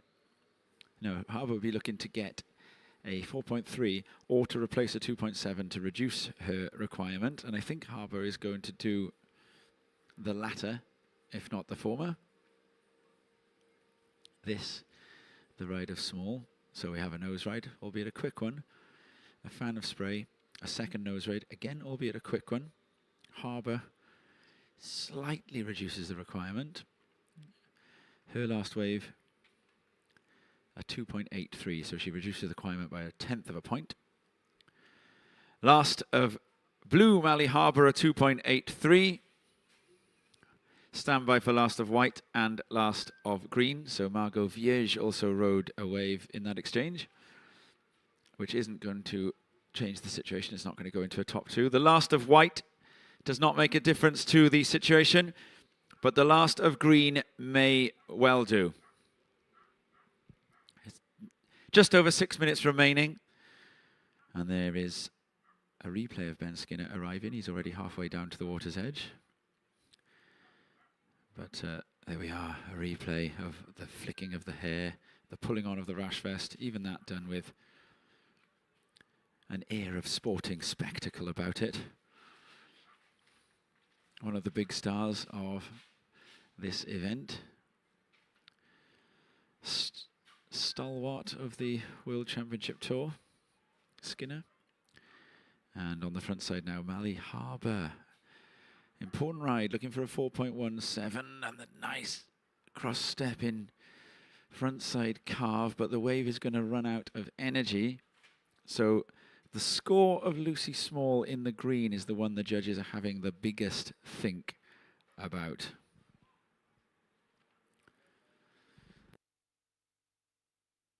That is the key to the situation as we enter the final 5 minutes shortly. Whereupon you'll see a very different approach from each surfer, depending on the situation that they're in. Some looking to defend leads, some looking to attack them. And in and out for Ginger Kaimi, which does mean that she loses priority. So Vierge, the surfer in white, who's looking to defend second place, potentially, as long as the as long as the last of Green doesn't come in over a 3.77, which it could very well do. We've seen the replay. It must be there or thereabouts. We're still waiting for the last score of Green, and can give you the situation then. The last of Green is coming. One more judge to go. Going to change the situation. Last of Green, 4.03. White, you are now third. White, you need a 3.67. First, red. Second, green. Third, white. Vierge, you need a 3.67 and you have priority. And Vierge uses that priority straight away here to the nose. This needs to be a 3.67. Going to need an inside closeout. Rio does get the Rio. Needs to ride out of this.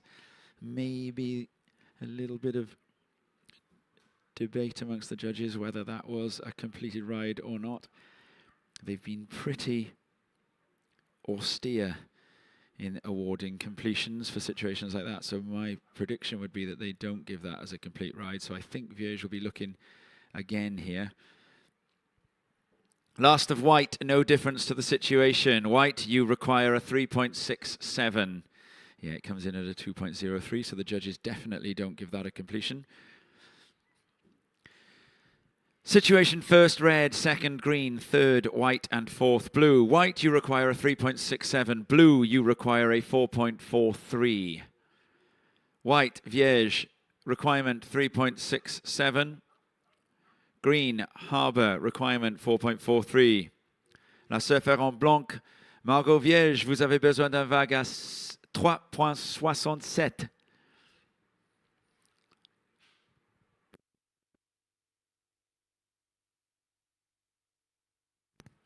with 2 minutes and 45 seconds remaining.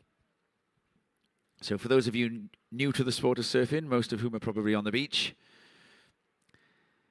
if you imagine this heat, let's pick another sport to liken it to. If we think about cycling, you imagine now we've been watching the peloton move along smoothly, and now we're hitting that last kilometre and a half where we're suddenly going to see a lot of jockeying, and the surfer that's in the lead right now might not be in 2 minutes' time. It's all pretty bunched up in this heat, which is going to give us a real grandstand finish, actually. Kaimi, the surfer in red, out front, a teenager from Italy. But right behind her, Lucy Small in green with priority, so she can at least use that priority as a blocking maneuver. We are speaking, of course, to the webcast audience at home and the British beach-going public who are here hearing us through the public address system. So occasionally we apologise online if you're hearing the obvious explained to you, but we've got lots of surfers, lots of spectators on the beach who might be watching their first bit of surfing ever. And what a first bit of surfing to watch. The last 90 seconds of this heat. Margot Vierge in the white is looking for a 3.67. We'll almost certainly see a ride from her, because that is a very gettable score. But Lucy Small has the priority. Small would be looking to replace a 3.23.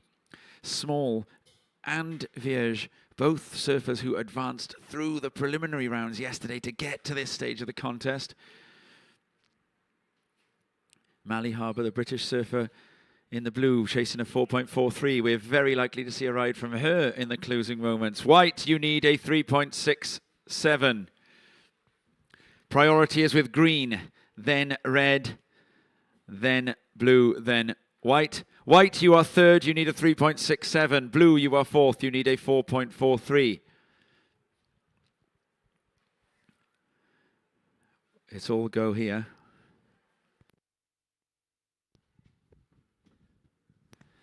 .30 remaining.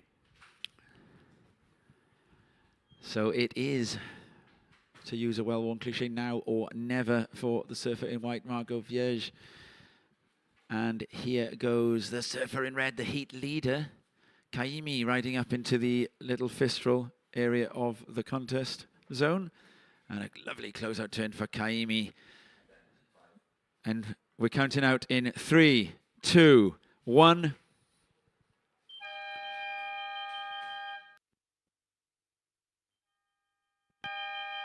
Kaimi taking that one right the way through. In the end, using the longboard as transport, stepping onto the sand, having won a heat. Great feeling. And we're going to get a replay of that. So this is Kaimi's victory lap in. So there was no white and red polka dot style charge at the end of the mountain leg there, at the end of this. It was a pretty straightforward finish to that heat. The waves didn't come for Vierge or Harbour.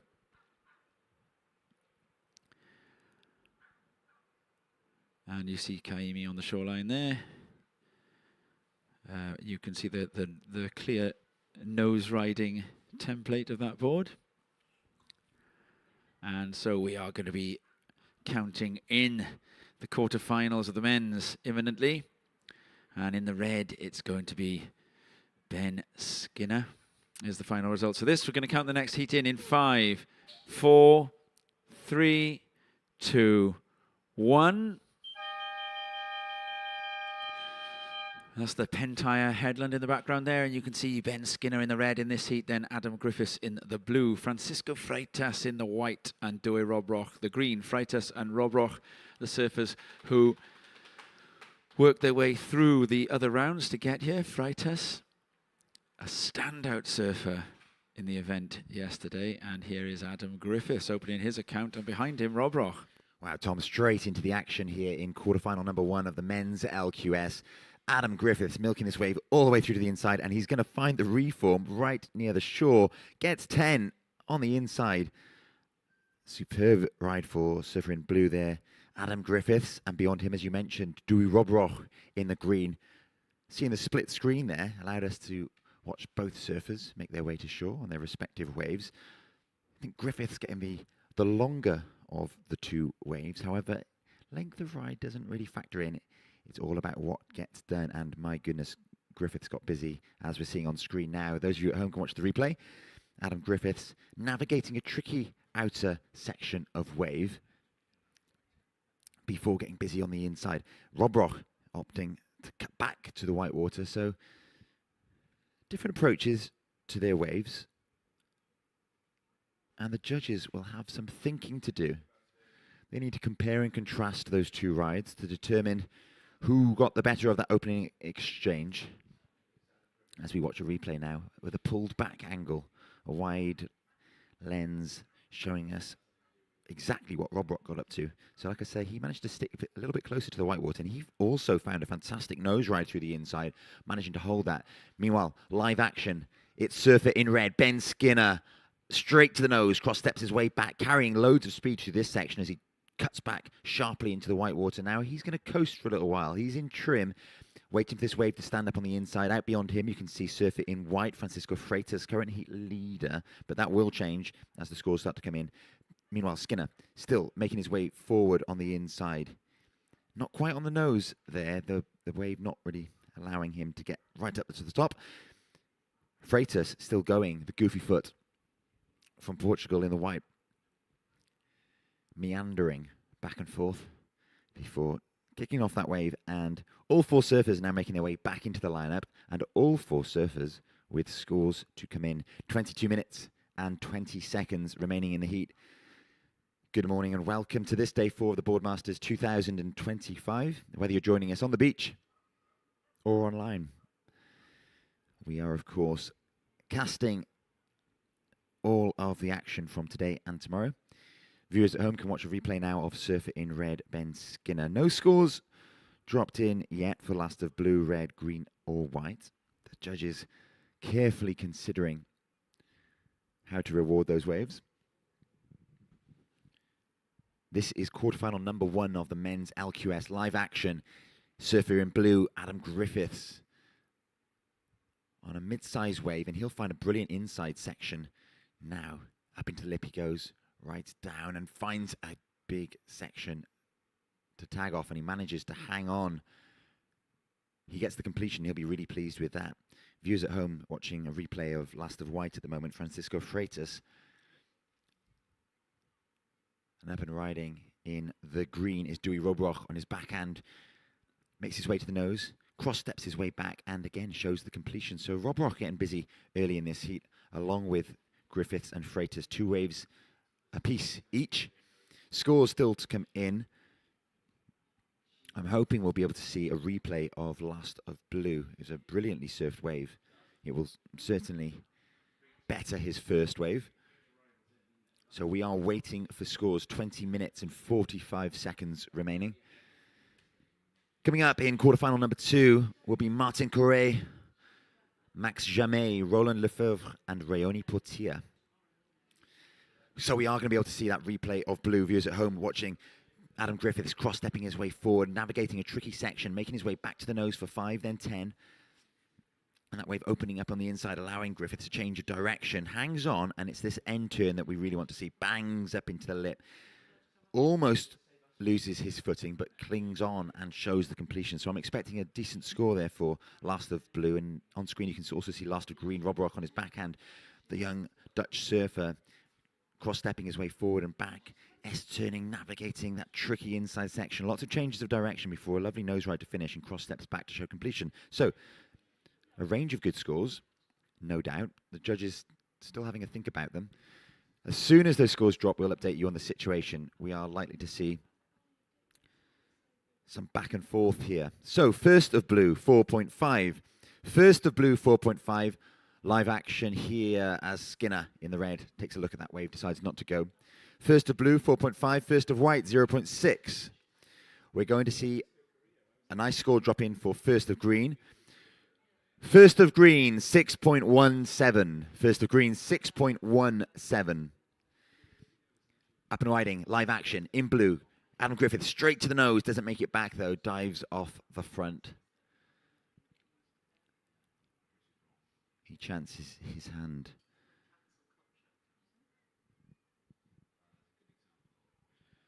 Second of blue, 4.13. First of blue, 4.5. Second of blue, 4.13. Last of blue, 1.0. Still waiting on waves of green, white, and red.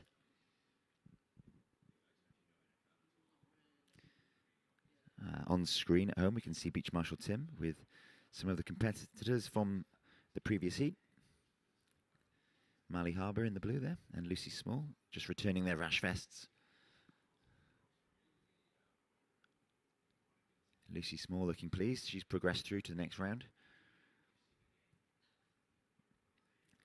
Scores starting to trickle in now. When they land, we will update you on the situation.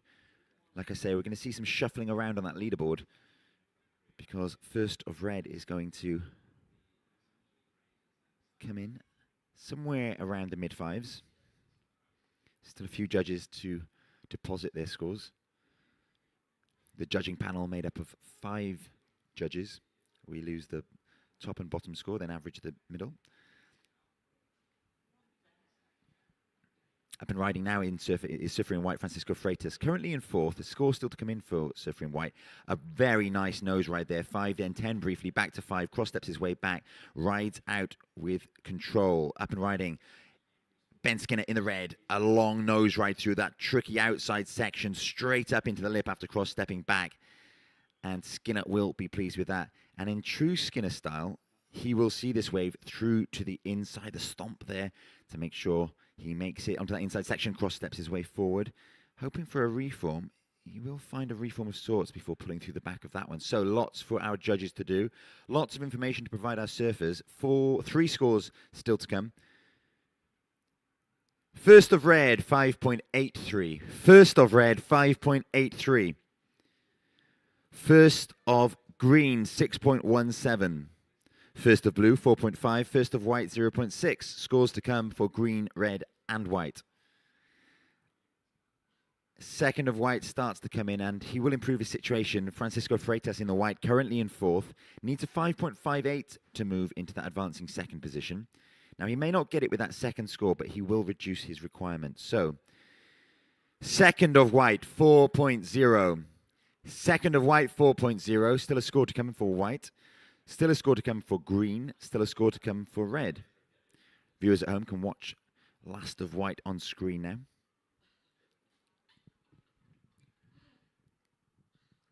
Nice nose ride on his forehand. The goofy foot moving left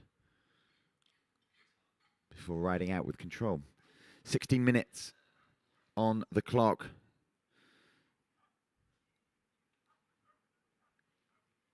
Our judges really taking their time considering the last waves that have been ridden to make sure they make the right decision. They'll be reviewing the footage, watching the replays. Those of you at home can enjoy those replays as well. We just saw Ben Skinner on screen surfing his previous wave. We're still waiting for a score on that.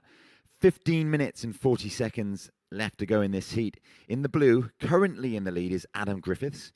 In the green, currently in second is Dewey Robroch.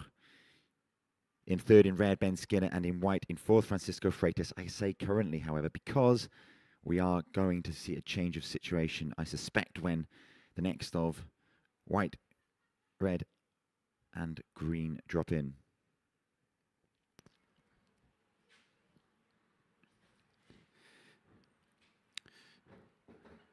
That's a busy start to this heat, Rob. First 5 minutes there. You can see they're getting ready for the next one now. This is Raoni Portilla from Bidar. So, Tom, we're starting to see those scores come in now. Last of white, 6.13. Last of white, 6.13. So, white, Francisco Freitas leapfrogs Adam Griffiths into 1st position. White, you are now 1st. We're still waiting on scores of green and red. They were well-surfed waves, so I expect we'll see another change in situation very shortly. They're going to be hefty scores, aren't they? Well, the mere fact that the judges are considering them so diligently suggests that we are going to see a big score. So last of red, 7.83. Last of red, 7.83. We do see a change in situation. Red, you are now 1st. White, you are 2nd. Blue, you are 3rd. Green, you are 4th. Still a score to come for green, though, and it was a really nicely surfed left-hander. And that was a wave of Dewey Robroch on the screen there on the replay. which I think is yet to drop. So Rob Rock is going to be in a good position as well after that one. But what about that second score for Skinner there then, the 7.83? It's exciting stuff. Whilst we wait for that last of green, Tom, I've been given some nice information, some nice news. Have you? I have, and it's to do with somebody that has worked very diligently all week. Meanwhile, back to live action, Ben Skinner up and riding. This is his third wave. He falls, so it probably won't factor into his top two. Well, it means your news can go ahead. It can, yeah. Somebody who's worked very hard throughout the week, very diligently. Is always good fun, and it happens to be their birthday today, Tom. Really? It does. It's Stephen Paul Christie, and it's a special birthday as well. Is it? It's his 66th birthday. Oh, like the famous road in the USA. Route 66. Yeah, 66 years old today is Stephen. 66 years young, I'd say. 66 years young, and he's working hard. He's on the athletes area, keeping them and all of their important equipment safe. Well, that is very helpful. And I dare say the athletes area, the least they can do is return a little song to him then, surely. So, Pembroke happy, Stephen. Happy birthday. Up and riding. At the back, it looks to be Adam Griffiths. What a turn from Griffiths there. And the inside completion, if he sticks this, oh, that was a tall order, because that was a massive dumping lump of water coming at him. And that's such a hard section to do a good turn on, because you're coming off the flat bit into the steep bit. It's the opposite of getting chipped in. You're getting chipped out. Last of green, a 4.77. Last of white, a 6.13. So stand by for the last of blue before we know the situation for sure. Green, you have gone back up into second. The last of blue needed to be a 6.44 to take second back. And he did get to the nose, and he did get a 10. And then he got another 5. And then this turn here, a fast, strong redirect. And with that completion, we would have been looking at a monster score. Instead, it's probably going to be about 2/3 of the way to a monster score. What would you call that? 2/3 of the way to a monster. A goblin? A gargoyle? A monster. A monster score. Okay. Judges, they're having a big think about it, though. So maybe it is going to get the turbid of monster thrown onto it as well. We're inside of 11 minutes. All scores in place apart from the last of blue. The last of blue needs to be a 6.44 to take second, and the judges are still considering. In the meantime, the surfer in red, Ben Skinner, you are in the lead. Doyle Robroch in the greenie, you are in second. The score of blue could still change that situation. The score is still to come for the last of blue. Surfer in white, Francisco Freitas, you're third, needing a 4.82, but that may also change if the score of blue alters the situation. So we need the last of blue, and then we can give you an updated situation. And blue, not wanting to wait too long, up and riding. So the judges are going to be in arrears ×2 for him in terms of scores. And so here goes Adam Griffiths. And behind him, Francisco Freitas. Freitas redirects, looking for the power pocket, and turns out the way and is still wobbled off. There's great big rock pools underwater there. So when you reach that stage of the beach, the water is literally pouring in and out of various rock pools under and across the waves as they come through. Last of blue, Adam Griffiths, a 5.13. So Rob Roch in the green, you hold on. First red, second green, third white with a score to come, and fourth blue with a score to come. White needs a 4.82, blue needs a 5.82. So here is blue. Is this a 5.82? Well, it is a decent 10. 10 toes over the nose and a second 10. And then a great frontside carve.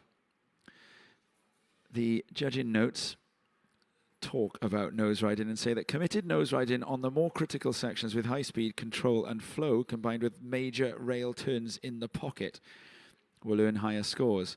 So the in the pocket bit of that is important. That turn of Freitas maybe a bit further away from the pocket, you see on the replay. And I think we just read a sentence. I'm going to read it again.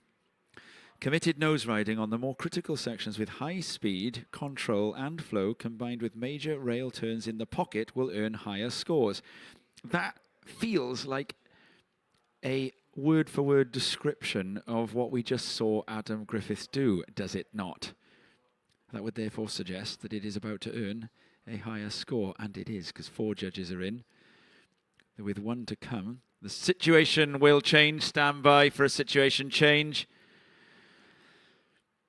Blue, situation about to change. 8 minutes remaining. Green and white, you will require scores.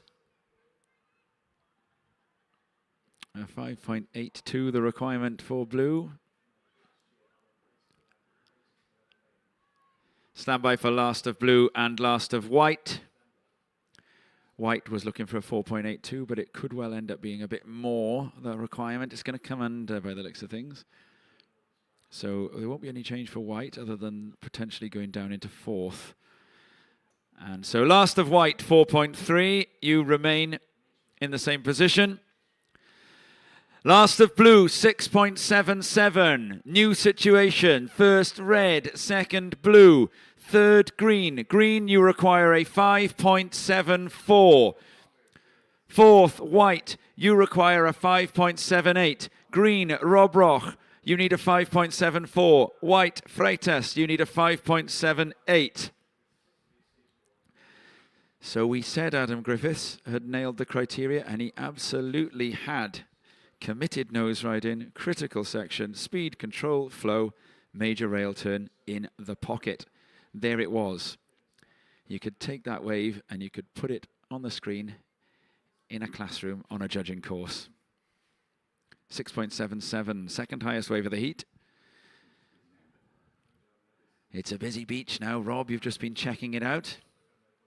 What's going on down there? Well, I happily report that there are countless windbreaks, something that's been a fascination of ours over the last few days. What's the running total for the highest combo of segments so far? Well, there's a particularly long one. I think it must be a custom number over there because it is exceptionally long. 1, 2, 3, 4, 5, 6, 7, 8, 9 panelled. Are you counting the tent as one of the panels? No, I'm not.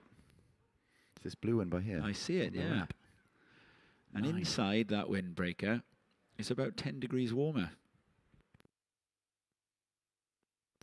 The brisk British wind broken by the windbreaker.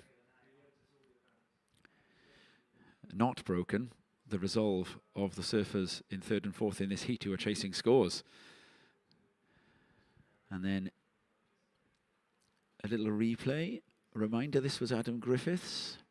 So this, I do believe, is Adam Griffiths' 6.77. Yes, that committed turn in the steep part of the wave. That was a wonderful turn from Adam Griffiths.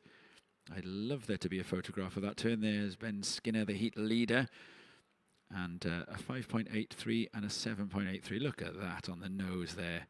I think this is the 7.83. Wow. Also meeting all of the criteria. 5 minutes remaining. The Skinner squat at the end of that turn there to make sure that he rides out, and then taking it on through to the inside. There's the jet skis we see every day. They're 35 minutes late today. And this Francisco Freitas, a 6.13. This is a heat replay that you can, a heat recap that you can see on the screen in front of you. And then we're going to see probably the 6.17 of Doe Rob Roch. I enjoyed this wave. Rob Roch. Talented young surfer. Surfing for the Netherlands. From the Algarve region, or living in the Algarve region. And look at Rob Roch on the nose there, and then gets the completion for this one. Lovely. So that is where we're at. that is what has brought us, with 4 minutes remaining, to the situation where Rob Rock is looking for a 5.74 and Freitas for a 5.78.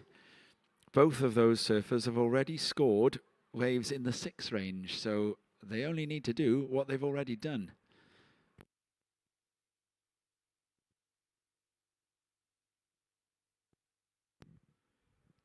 This is Freitas in the white. This happened during the recap. And so that is Freitas' application for a 5.78. What do you reckon, Robbo? Well, he's certainly asked the question, hasn't he? He is the owner of a 6.13 already, like you say. Just needs to do what he's already done. And he will have opportunity because there are 3 minutes and 15 seconds left. And there is a set approaching the northern end of the contest area where our surfers find themselves. It's Adam Griffiths currently in second who has first priority. Ben Skinner currently in first who has second priority. So priority is not with surfers in green or blue. Green or white. But it is our surfer in blue, Griffiths, who uses that priority, pulls the trigger, looking to replace a lower score of a 5.13.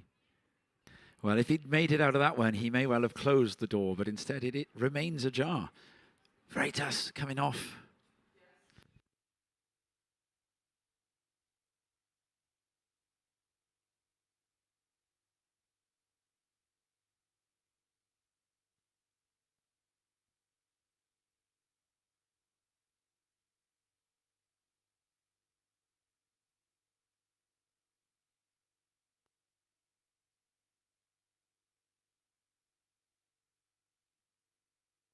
Two minutes, 10 seconds remaining. All scores are in. Red, you are first.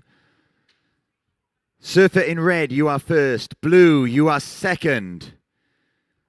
Green, you are third. Green, you require a 5.74. White, you are fourth. You require 5.78.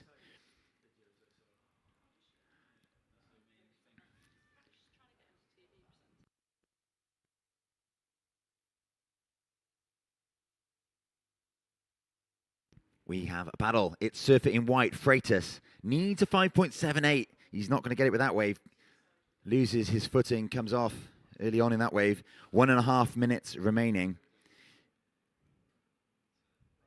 Surfer in red, Ben Skinner, the heat leader, and he also holds priority. So maybe he'll wield it to his advantage to make sure that the other surfers don't get near him. Surfer in green up and riding, Dewey Robrach, looking for a 5.74. A beautiful nose right on the outside, cross steps back through to the faster inside section, makes his way forward again, gets to the nose, quick 5, back he goes, up to the lip, bangs off the end section. Can he ride out? Oh, that was an important make. He does. 5.74, asking the question of the judges. That willing them to give him the scores. 53 seconds left. That was Dewey Robrach in the green, wasn't it? That was a real pressure performance from Robrach there, and grace under pressure. So we can see a replay of it at home. Here is that wave of last of green, straight to the nose. There's someone on the beach in the foreground of that picture, putting their arms up. They like the look of it, perhaps Dewey's father. Yeah. Into the lip, bangs. Oh, yeah. To make that so important to make. Some clutch surfing there. So Griffiths could be in trouble. Remember, Robrach looking for that 5.74. We're going to count this heat down shortly. We're down into the last 15 seconds. Will we see an answer from blue before that score drops? We count this heat down now in 5, 4, 3, 2, 1.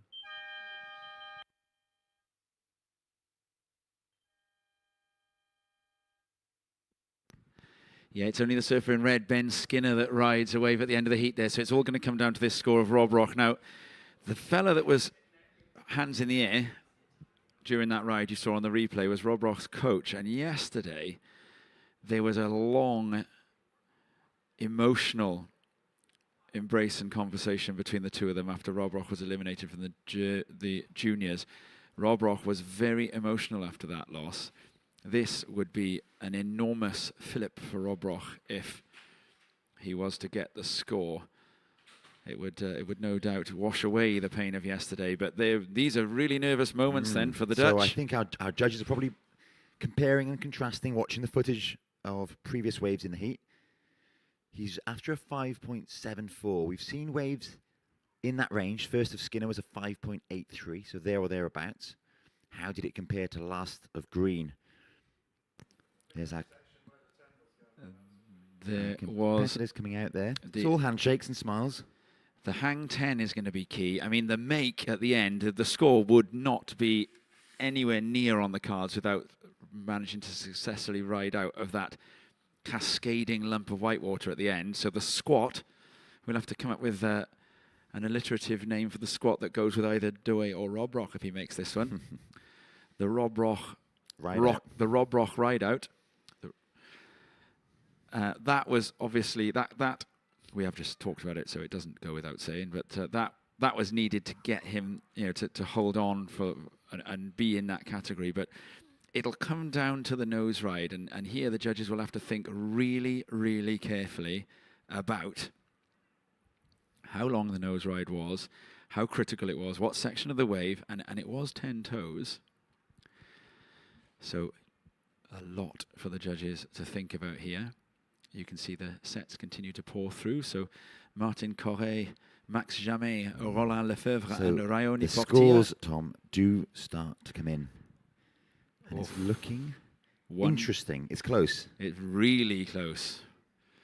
5.74 the requirement. First judge says yes. This is going to be high emotion. And it is in, Tom. 5.93, last of Green. 5.93, a change of situation in the death. Wow. Ben Skinner takes the heat win in red. In second, progressing through to the semi-finals, Douay Robroch. And eliminated in blue in the final minutes, Adam Griffiths. We count down now in 5, 4, 3, 2, 1. So eliminated there in the blue, Adam Griffiths and Francisco Freitas in the white. Brilliant heat. Robroch Drama. coming through when it counted. What an ending to that one. Huge drama. Coming up in this heat, we've got Martin Corret in the red, Max Jamais in the blue, Roland Lefebvre in the white, and Rayoni Portier in the green. France. Here we go. What a clash. All of these guys have stood out in the earlier rounds, and then coming up after this will be the defending two-time, well, it's about 10 times, but it's 2 in a row, Eduard Del Pero, and then John Garmendia Gonzalez, Federico Nesti, and Sam Bleakley. Cornish hopes will be kept alive by him. Meanwhile, we're straight into the action here, and it's going to be surfer in red, Martin Corret, who draws first blood. The goofy foot moving right before changing tack and going left. Little jam into the pocket to redirect, perhaps set himself up for that section. He finds it, bounces off that end section, right on the tail of his board there. That really accentuating that turn before moving into the flats. And a nice start there for Corret.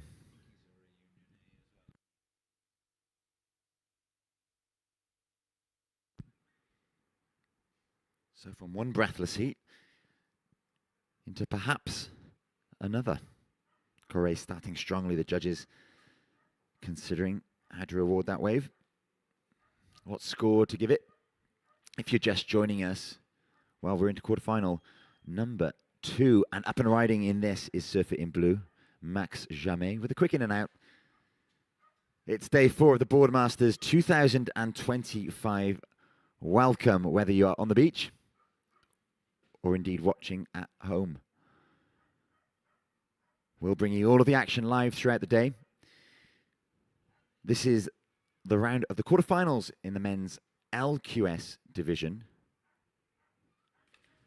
After this, we'll be moving into the quarterfinals of the men's QS 2000 division, then into the quarterfinals of the women's QS 2000, before we begin the semi-finals.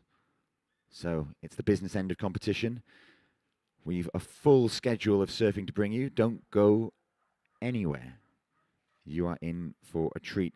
The tide has just about reached its lowest point for the day, so it'll start making its way in. With that, we will likely see a slight uptick in the size of conditions. On screen now, and live on the beach. We see surfer in white utilising their priority, keeping blue off that wave. So this is Roland Lefebvre up and riding. He's off. So exercising that priority, keeping Jamais off the wave. Perhaps a bit of nous there, but it's early on. 21 minutes and 50 seconds remain. Like I say, a full schedule of surfing coming your way. Some world-class surfing to come from world-class surfers. Fighting it out for those all-important points on the qualifying series, the QS. Hoping in the shortboard to make the Challenger Series come the end of the tour.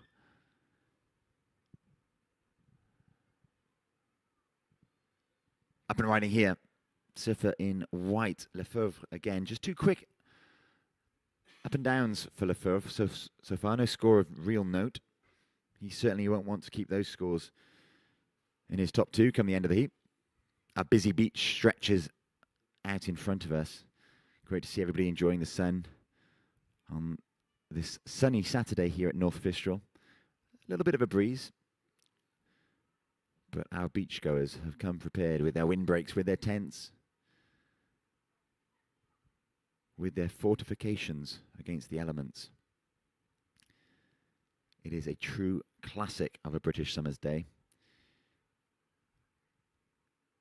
I'm sure many of the festival goers from the Boardmasters site up above Watergate will be making their way down to the beach today to catch some of the surfing action and enjoy the great vibes here on the beach at North Fistral. The beach bar, the surf deck was going off last night.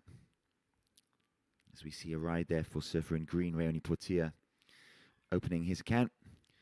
And up and riding at the back, this is surfer in blue, Max Jamais, currently in third. Just two quick scores for blue so far. This will be a slightly higher score. He's currently sitting on a 0.5 and a 0.37.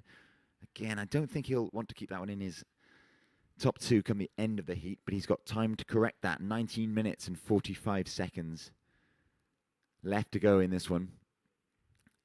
As it stands, it's surfer in red, Martin Correa, who has the ascendancy. He's in first place. First of red, a 4.33. First of red, 4.33. First of white, 1.0. First of blue, 0.5. Second of blue, 0.37. Second of white, 0.27. Last of blue, score is in, 2.83. So a change in situation as we see our surfer in red, heat leader Martin Correa up and riding. 19 minutes, 10 seconds remain. Scores to come for last of green, last of red. When they drop, we'll give you this situation update.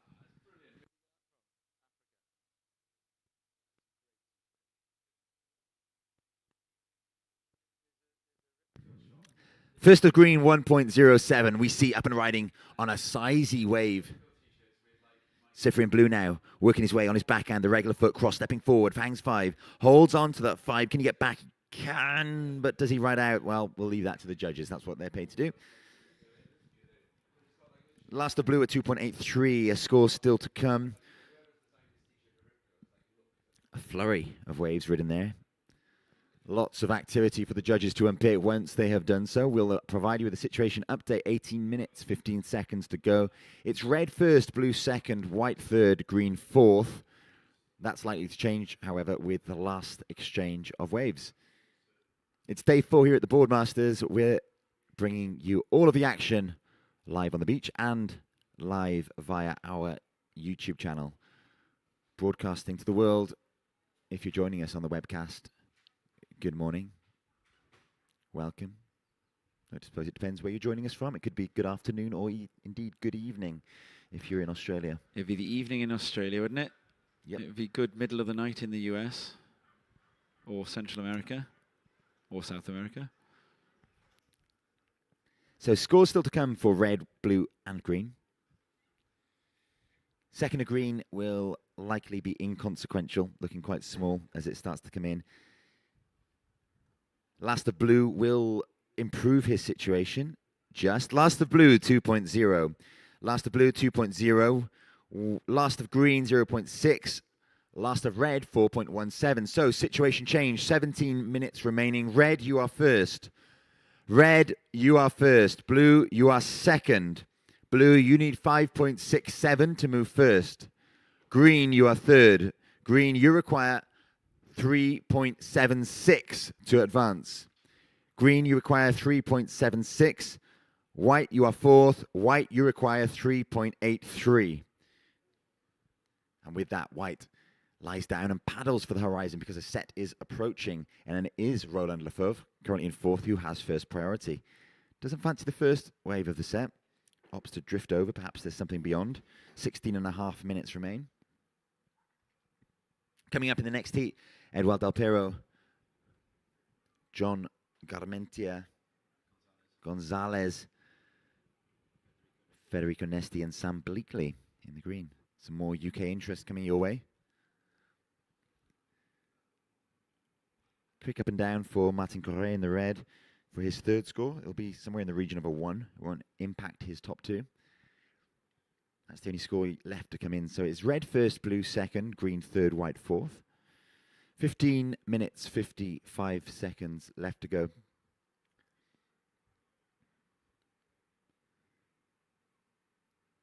We've seen the conditions very contestable throughout the morning, but changing with every heat as that tide ebbs out. Quite big tides today. It's clear of the rocks to the north of the beach that separate Lip Fistral from Little Fistral. That tide will turn and start to head back in very soon. And by the time we finish with our action later today, the North Fistral Amphitheatre will be in full effect. Oh, I can't wait. That is one of the great places in Europe, if not the world, to watch surfing when the conditions are right. Here's red. Heat leader, Correa, up and riding. Takes to the nose. Jams a huge turn off the oncoming whitewater section and rides out cleanly out beyond him. One of our surfers had a little look at that wave, decided not to pursue it. So no talking points there. But a score perhaps that is worth talking about for Martin Correa with his last wave. A turn of definite note on the end section. But will it be enough to better his lower score of a 4.17? Let's see what the judges think. As we see on screen there, viewers at home, John Garmentia Gonzalez in the blue, getting his rash vest. On screen and live, surfer in green, Rioni Portillo with a big roller coaster of a turn off the end section, the oncoming whitewater, up into the lip, rides out cleanly, manages to hold on. That's going to help his situation. He's after a 3.76, but ideally he'd be replacing both of his scores, the highest of which is a 1.07. I suspect he will do that and improve his situation even further. Up and riding, Max Jamais, currently in second, looking to replace a 2.0. Long nose ride on his backhand, cross steps, resets on this wave face, hoping for more, not finding it with that. So scores to come for last of red, blue, and green.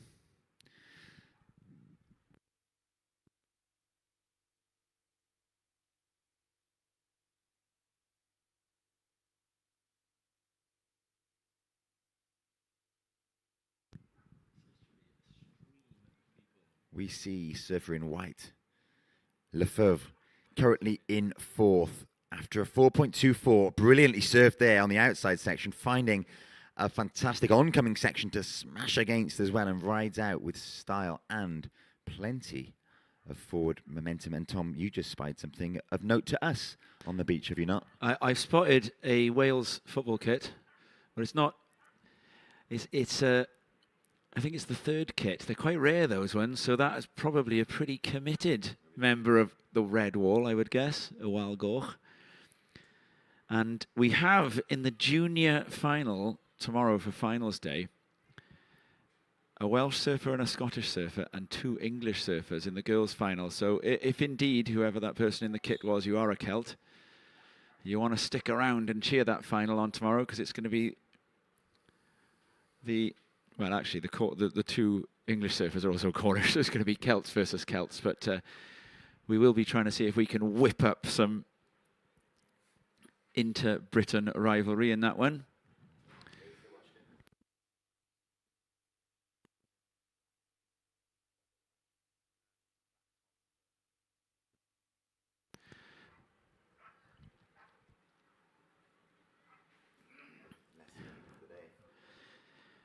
is a steady stream in one direction on the boardwalk down onto the sand here. The beach is filling. And I've noticed that the herring gulls are using the jets from the onshore wind. So the wind comes in, it blows up the buildings and up the banks, up the bluffs. And the herring gulls, they use it to hover, they float overhead. So guys, as it comes towards lunch, keep your hands over your crisps, keep your hands over your chips.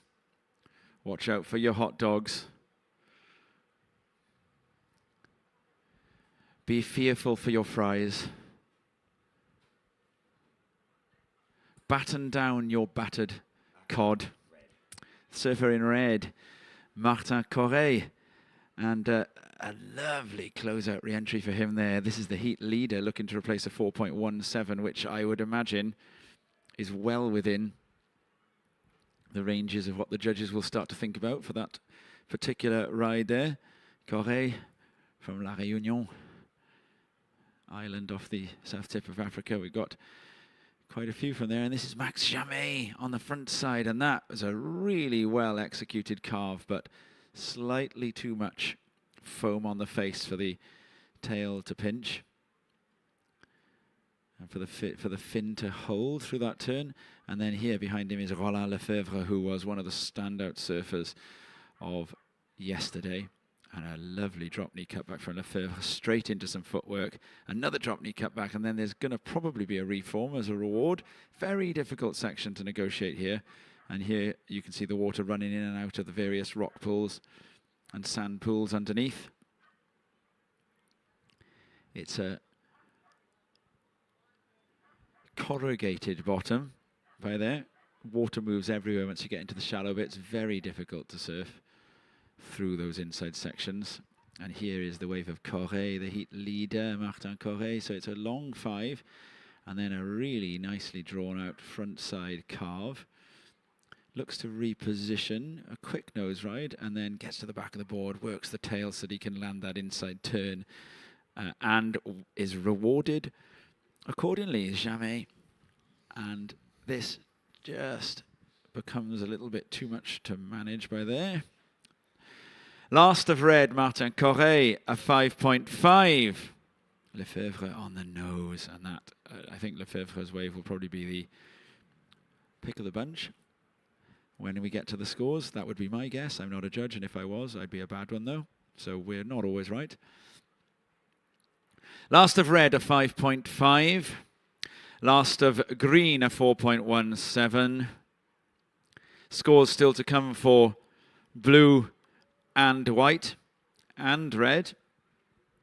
So a few scores still to drop before we can give you the situation. There's a really solid set coming through, washing through everybody. We talked about people watching from around the world. I have confirmation that we have some people watching from Australia. My niece is watching. There she goes in Perth, enjoying the commentary. So hello, Sophia. Western Australia, that is, isn't it? Yeah. So they would come by the night time slightly earlier than Eastern Australia, wouldn't they? It's about 7 in the evening. Must be quite late there, I'd guess. About 7, I think. And another great score to come for the surfer in red here now, Martin Corret. Your last score. You're going to go further into the lead. 8 minutes remaining. And we have the last of red about to come through. Standing by for 2 scores from the surfer in white as well. Lefebvre looking for a 1.43, which you'd imagine he will get. Last of red, 7.5 minutes remaining. An important score this will be. You can see there's some of the beach goers down at the water's edge. It's a long way to low tide here. And up and riding again, Raoni Portilla from Bidart in southwest France in the Basque region. And a lot of speed here and works it well into a really nice languid front side carve. Makes the junction section. Roland Lefebvre, you are up into second. You have a 4.6 added to your scores. Last of red, Martin Corret, a 6.07. So you remain in the lead. And now waiting for the last of green. First red, second white, third blue, fourth green. Blue, you require a 6. Green, you require a 5.36. You have one score still to come. Martin Corret en rouge, vous êtes en tête. Max Jamet. Roland Lefebvre en blanc, vous êtes en deuxième. Max Jamet en bleu, vous êtes en troisième. Vous cherchez un vague à 6 points et vous avez la priorité. Et Raoni Portilla, vous êtes en quatrième, vous cherchez un vague à 5.36, mais nous attendons la dernière note, la note pour la dernière vague. Ça arrive, et après ça, nous pouvons donner la situation. A replay here of Raoni Portilla's wave. So this is the one that the judges are thinking about. Portilla is actually riding again and has fallen off. So there will be nothing doing from that one. This is the important ride. Was that a 5.36? It's got to be there or thereabouts, Robbo. So close. I can see this being one of those where it's like one judge high, one judge low, one judge high. It's really, it's there or thereabouts. Surfed that wave so well. Really tricky It's as in. well on these long boards. He's got it. Last of green, Raoni Portilla, a 6.37. White, you now need a 5.62. And here is White up and riding, trying to get that 5.62, navigating away all the way through to the inside. I don't think he's that enthralled with that wave. He kicks out. Body language says no, he wants a situation now. So surfer in white. You are in third. You need 5.62. White, you need 5.62. 5 minutes, 4 minutes and 30 seconds remaining.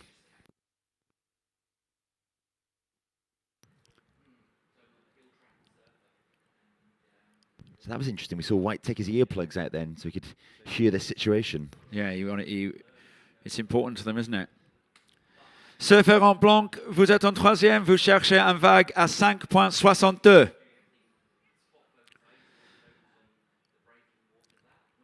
Bleu, vous êtes en quatrième, vous cherchez un vague à 7.01. First red, second green, third white, fourth blue. Now, there may be the 5.62. That's what the judges will be thinking about. They've actually got a score to come. We're waiting for the last of white. And there's also been an in and out ride for blue.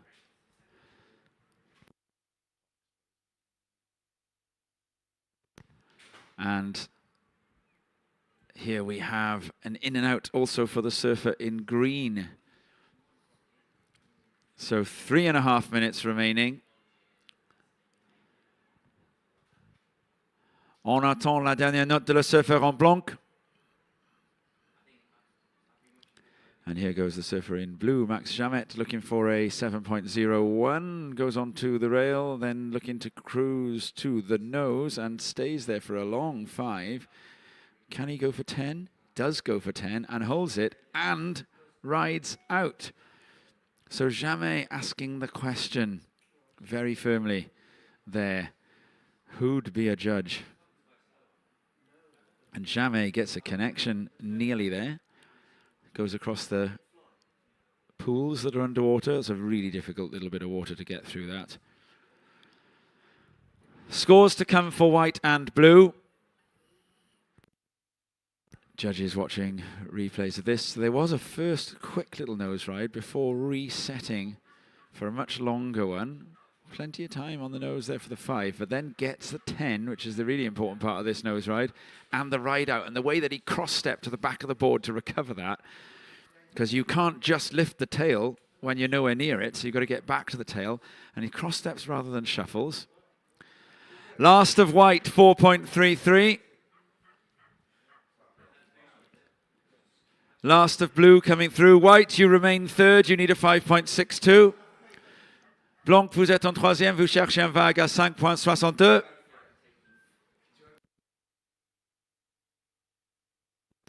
There's a really solid left-hander coming through towards the surfer in white, who has second priority, and I believe will be able to go on it if he wants to. And he has gone through the wave instead, not taken off, so we're into the last 90 seconds.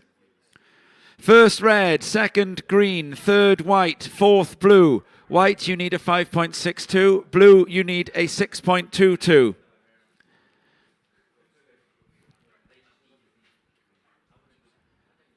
"70 seconds remaining. Priority is with green, then white. And so now the surfer in white, coming in as far as he can. He's got to get away from the surfer in green at any cost, because the surfer in green can block him. Green is the surfer in second. And there may not be time here for Roland Lefebvre.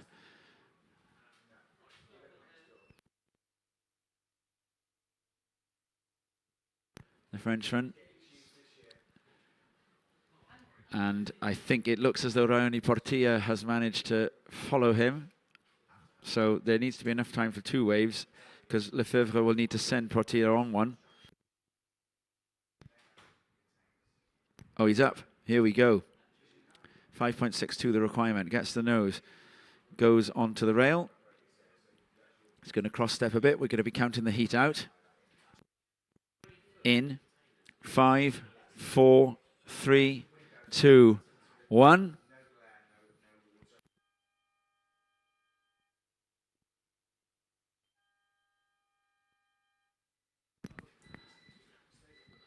Well, White needing a 5.62, and he surfed that wave for all he was worth, riding it right onto the shore. Lefebvre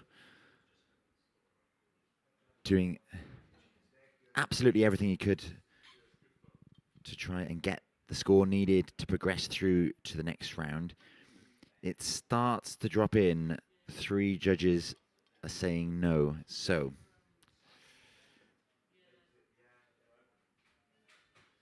it's not looking promising. And last of White, 3.4. Last of White, 3.4. So confirmation of results. Red first, green second, white third, blue fourth. As we stand by to count down into quarterfinal heat number 3.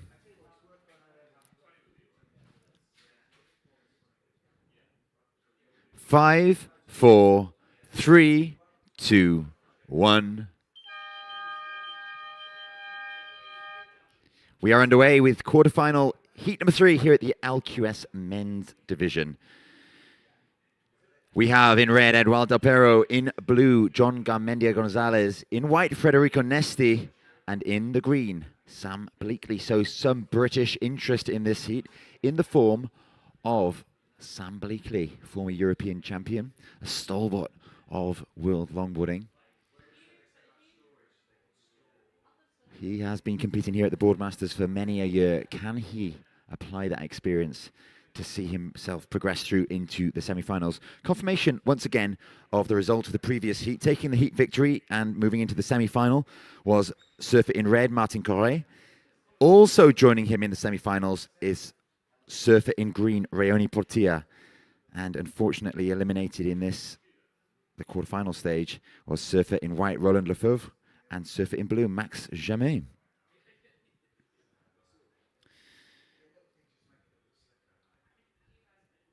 Good morning, or actually just about good afternoon, and welcome to day 4 of the Boardmasters. We are live from a very sunny, very summery North Fistral. The surfing conditions are good.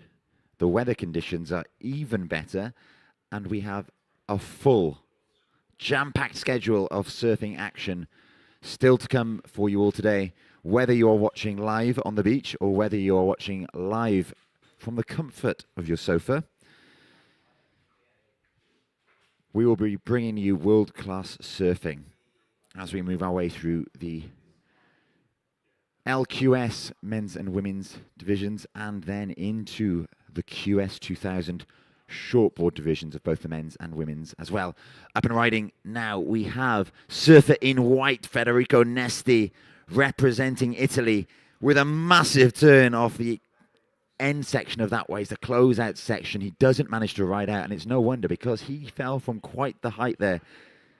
He got a little bit busy on the outside, working his way forward and backward, some fancy footwork, but it was that end section that really offered the scoring potential on that wave.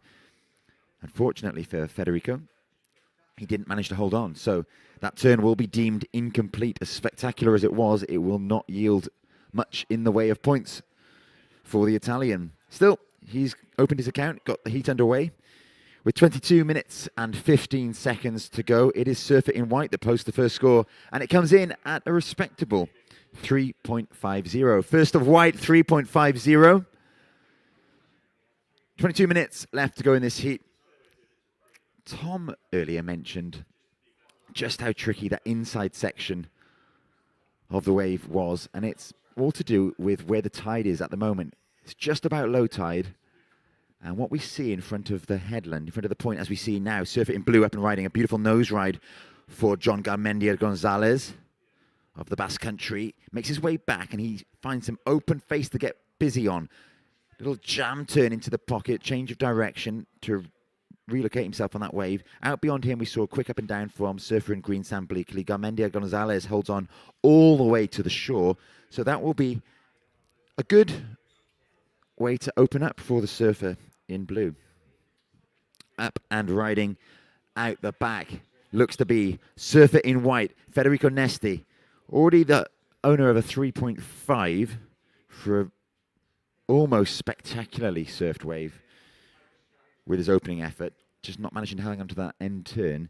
What can the Italian offer us with that second score? Well, whilst we wait for the score, I'll continue to talk about conditions. So that low tide really impacting the waves for the surfers. It's still very contestable. There are still some diamonds to be found out there in the way of waves, but the inside section, very, very tricky, and it's all to do with the confluence of the water, where the waves join together, they refract and bounce off each other, and sometimes it creates a bit of chop, a few speed bumps for the surfers to contend with.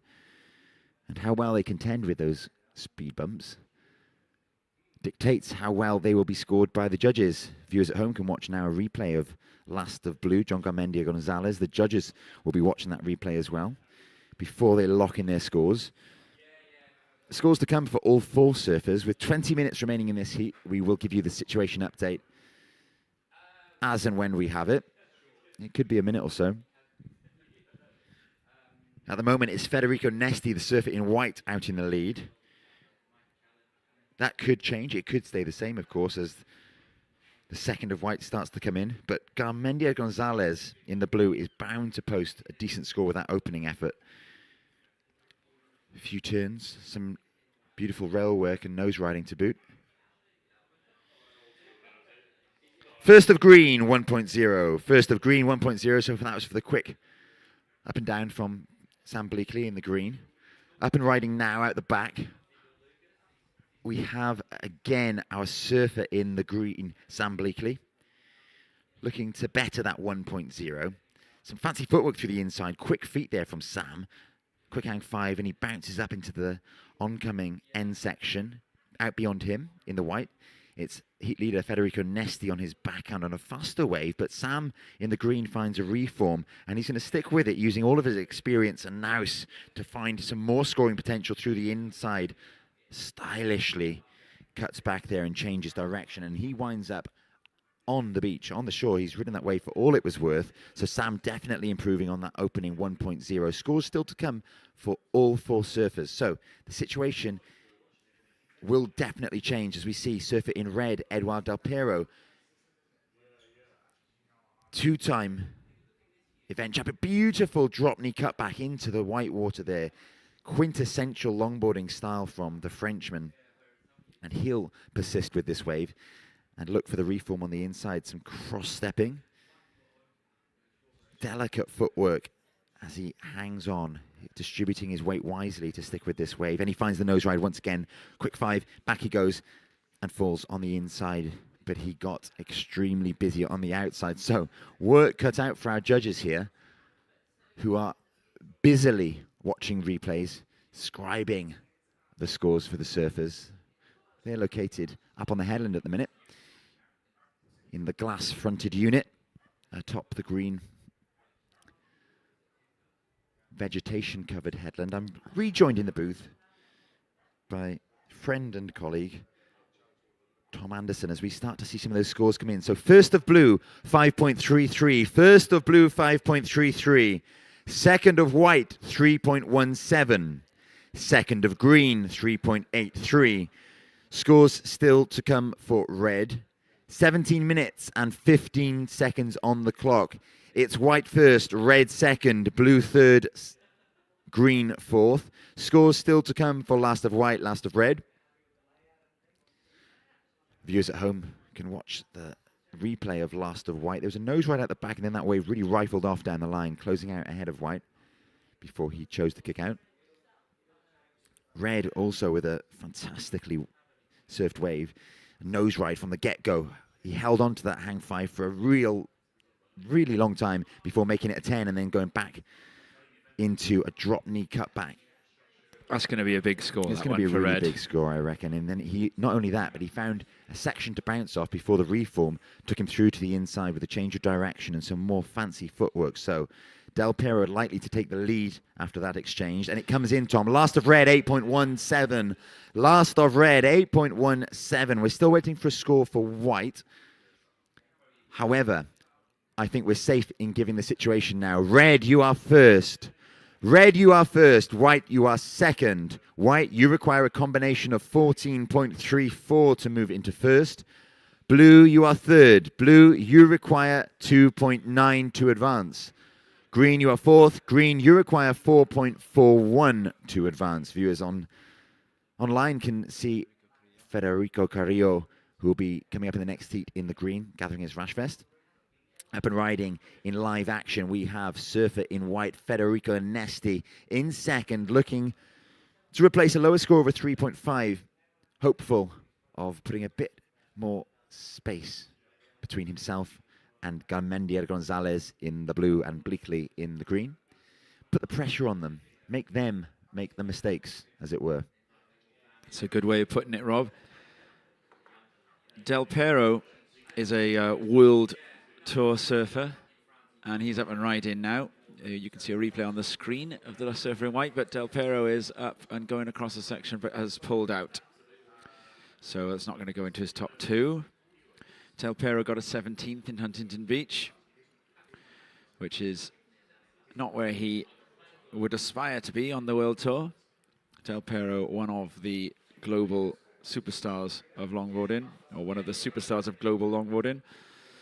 And he wins this event here in Fistral Beach almost as often as he has a birthday, Del Piero. And in the next heat, Antonio Dantas, also a World Longboard Tour surfer. Dantas got a 17th in HB as well. So he is looking to go a few better here in Fistral. You see the Headland Hotel in the background as he walked past. Going for the one big, well-raked single fin, clearly intending on the nose as the place where he plans to spend plenty of his wave riding time. And I can see that former event winner Nicky Andrade is in the blue, and he's got a big, long single fin too, as has the surfer in white, Alexander Hike, who was one of the standout surfers yesterday. So this is a really stacked heat. Federico Carrillo already having made his way down.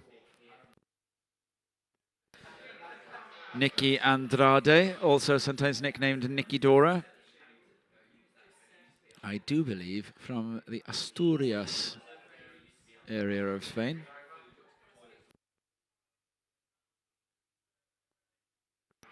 And up and riding here, John Garmendia Gonzalez, the Basque surfer, And Garmendia Gonzalez looking for a 3.33, and that will be there or thereabouts. This gives Sam Bleakley the priority. So we've got scores to come for blue and green. I think the last of green, Sam Bleakley was a little in and out.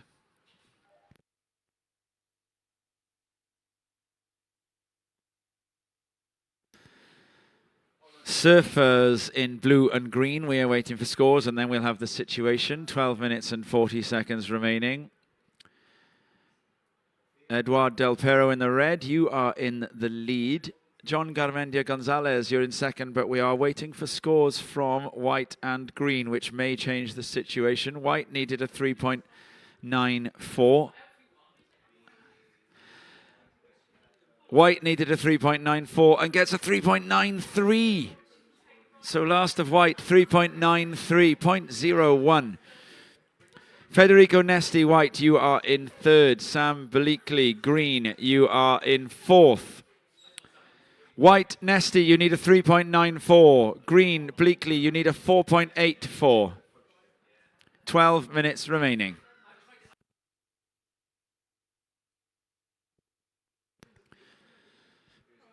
So the last of red, a 2.57, that won't go in. And here we have up and riding the surfer in the white, Federico Nesti. So currently tied for score, but behind in third on a countback, and that is a lovely frontside carve. 3.94 the requirement, so he needs 1/100 of a point more than his last ride. The two surfers are tied for scores at 8.66, but Garmendia Gonzalez will hold the lead on account of having the higher single score with the 5.33.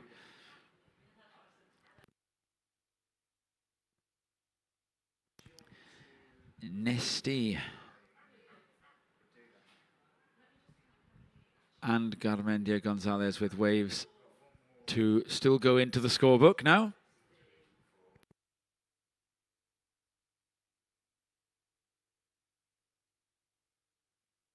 Last of blue is not going to change the situation.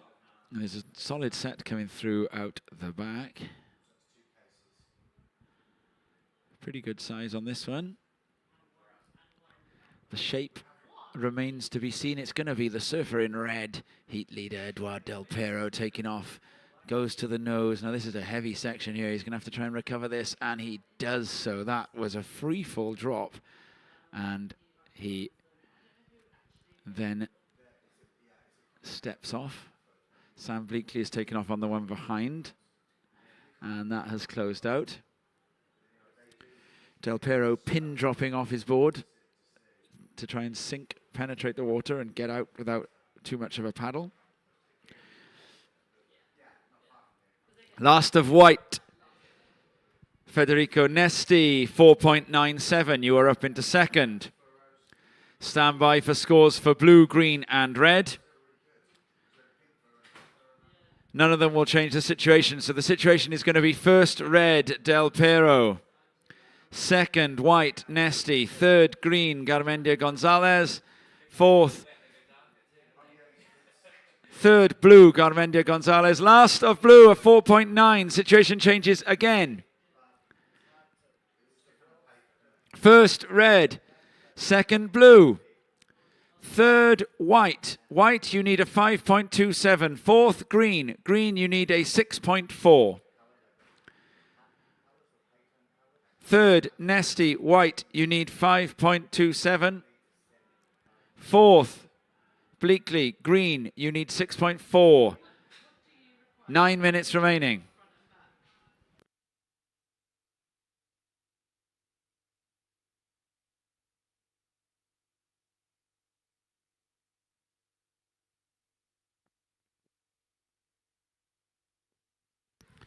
And here we see the last ride of Del Pero on the screen at home.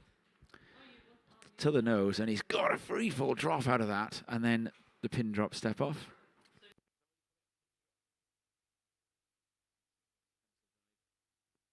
Also sometimes known as a pencil dive. a manoeuvre deployed by surfers to avoid being pulled too far in by gnarly waves, or to avoid being pulled over the falls, as they call it.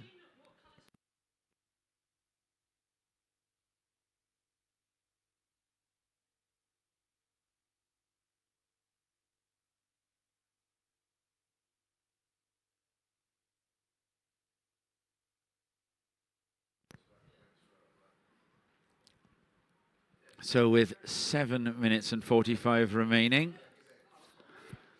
the situation has settled, I'll remind. First red, second blue, third white, fourth green. White, you require a 5.27. Green, you require a 6.4.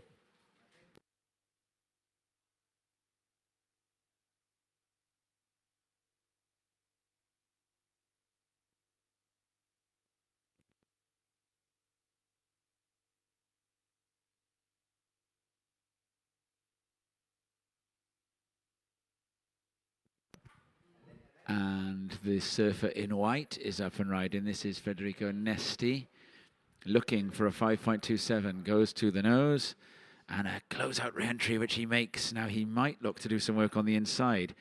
Almost jeopardizes it with a foam climb, and you can see now why he took the risk, because he wasn't intending to ride through to the inside, so Nesti kicks out.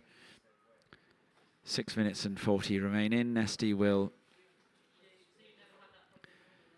get plenty of chance to ride further waves then with that much time on the board. So he gets to the nose. It's a 5, but it's quite a committed 5 in a steep section. And then the closeout maneuver. We've seen it given for that kind of combination. I think it'll be close. I think it might just come under, and it does. A 4.13. Last of white, 4.13. White, you still require a 5.27. Green, you require a 6.4. And here goes the surfer in green, looking for the 6.4. Sam Bleakley gets to the nose, comes back, styling, trademark body language, and kicks out. He realizes that's not going to yield up the score. Sam Bleakley, friend of the show. By that we mean a WSL commentator on the longboard tour. Former European ESF champion. And a well-known figure in both the surf travel and competitive scenes. Sam has done some pretty exciting adventure travel, published a couple of books about it, and made a series that was on WSL, Surfing Brilliant Corners, Haiti. I'm trying to think, the island, Madagascar, Antananarivo, the capital city. Enjoyed hearing stories about that. So we've got under 5 minutes remaining in this heat. The situation is that surfer in red, Eduardo Del Piero, is in first position. Surfer in blue, John Gomendia Gonzalez, is in second position. Federico Nesti in the white is in third. And Sam Bleakley in the green is in fourth. Still a wave to come for last of green.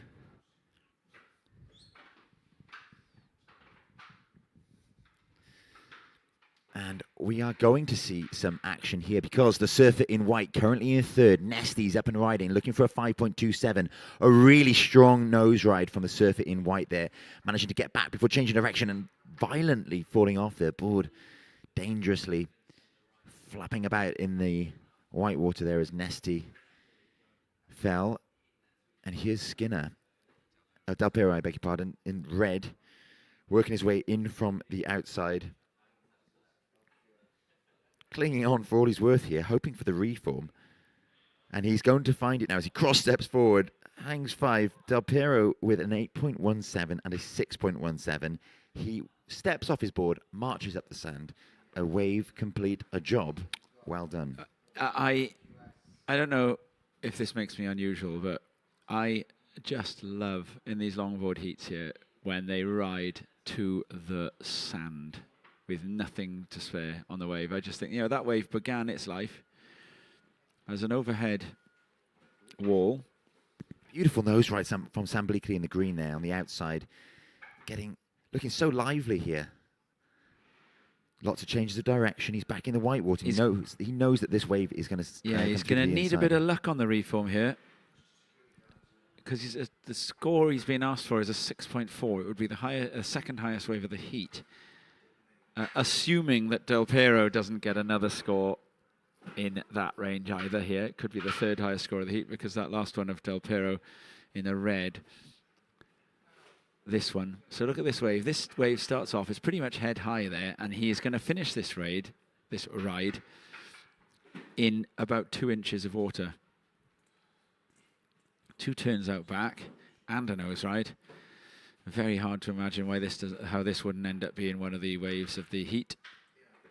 And then through to the inside and works it all the way. Let's remember that wave was a head high wall. And through to the end. That wave's been traveling through the ocean for days and days and days. And there was Del Piero celebrating its end. Nesty. Meanwhile, this was his application. And as you said, Rob, a wipeout there. Hope he's okay. So 1 minute and 45 seconds left in this heat. Coming up next will be quarterfinal number 4, featuring Antonio Dantas, Nicolas Andrade, Alexander Hick, and Federico Carique.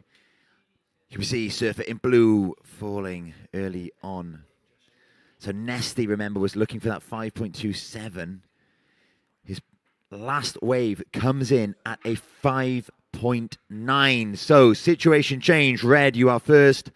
White, you are now second. Blue, third. Garmendia Gonzalez requiring a 5.55, as we see Sam Bleakley in the green, currently in fourth, looking for a 7.04. A good-looking wave, stylishly navigated by the man from Sennen. But that wave not offering, thus far at least, much room for Sam to show off his fancy footwork. A few changes of direction, some really fast surfing. Out beyond him, surfer in white, currently in second. Nesty looking now to secure his place, cement his place in second, and prevent Garmendia Gonzalez or Sam Bleakley from opening that door any further. 45 seconds left in the heat. And the sets continue to pour in here at North Fistral. It's sunny Saturday. It's day 4 of the Boardmasters, and we've just 25 seconds left in this quarterfinal. Here he goes. Oh, this important wave. Garmendia Gonzalez goes to the nose. He's looking for his best wave of 5.55 into the lip. Lands it. He's got a squat to get this. That could be clutch, Tom. And we're going to count this heat down go through to the in inside. 5, 4, 3, 2, 1. And that'll be all for Garmendia Gonzalez on that ride. So he is going to be asking for 5.55. His highest wave of the heat so far, a 5.33. Let's have another close look at this. This is what the judges are now watching. To the nose. A quick 5. Tries for the 10. Then this frontside re-entry here is going to be really important. He does squat through that landing and then comes to the inside. Sam Bleakley on the shoreline waiting. 5.55 the requirement to move into second. He surfed it brilliantly. Got to be really close. That will obviously be compared to the wave of Federico Nesty that got a 5.9.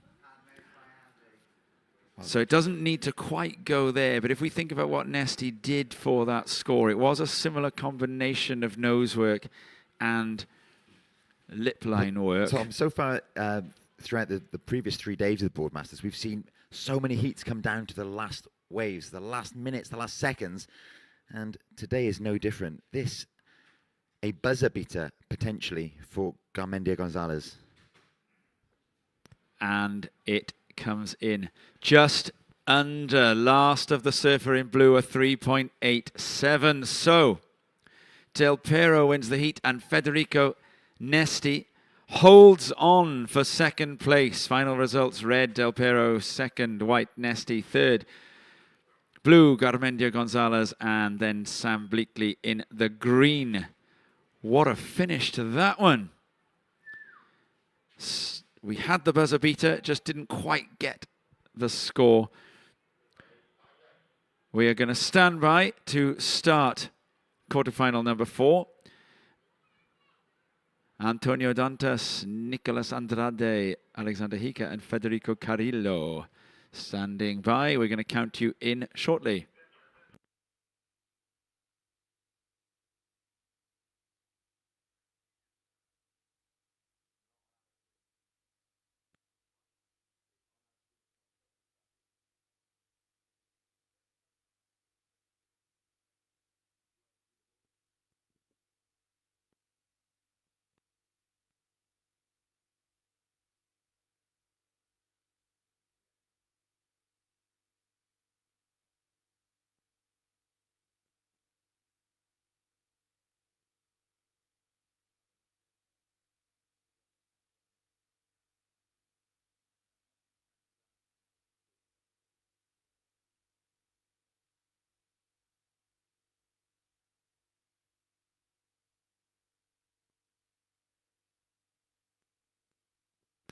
Okay, surfers, the Heat 4 has started.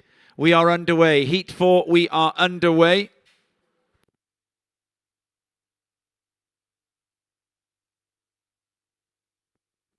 First of white, a low score for the first of white.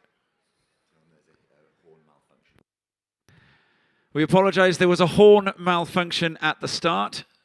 Surfers in the current heat, the heat is underway. We apologize for the horn malfunction. Use the timers that you have.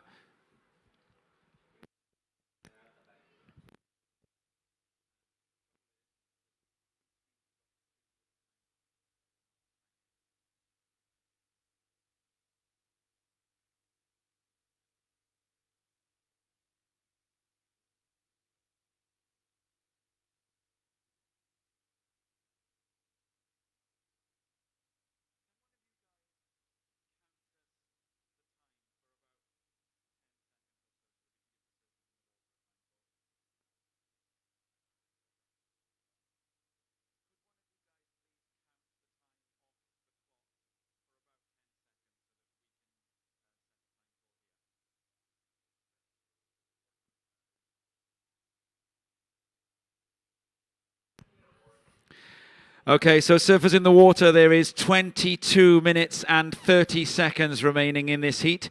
22 minutes and 30 seconds. If you're watching at home, you can see Olympian Andy Crier putting on the blue vest for the next heat. Andy from Hendaya on the border between France and Spain, getting a little bit of instruction from Beach Marshal Tim. This is the start of the men's quarterfinals in the QS 2000. Andy Crier surfed at Chopo in the Olympics last year and really impressed in the round of 24 in this event, posting some enormous scores.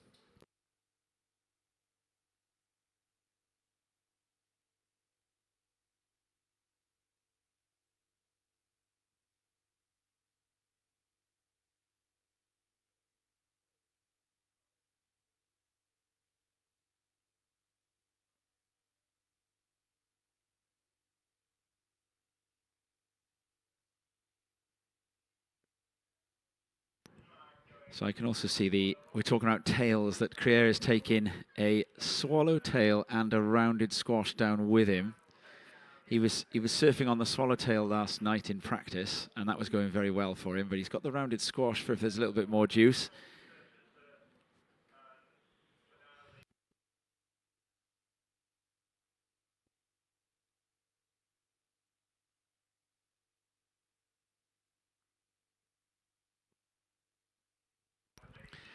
Now, if you're watching at home as well, there might be a little lag with regards to the timer that you see on the screen.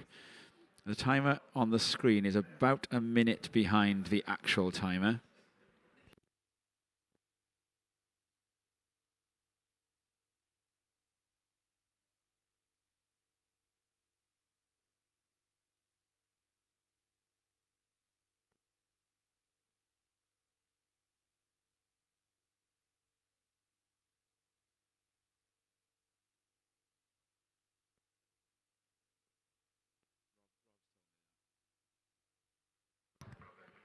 We have a replay here from Antonio Dantas in the red. And that's a really strong looking ride for him. Nicky Andrade in the blue, former event winner. Goofy footer. Style master. And Andrade with a completion over the section. That's one of the best attempts I've so far seen to tame that very inside section. A couple of scores for each of the surfers. Alexander Hicke from Germany in the white has now got priority. As soon as we get a few more of those scores in, we'll give the surfers in the water their situation. 19 minutes and 10 seconds remaining.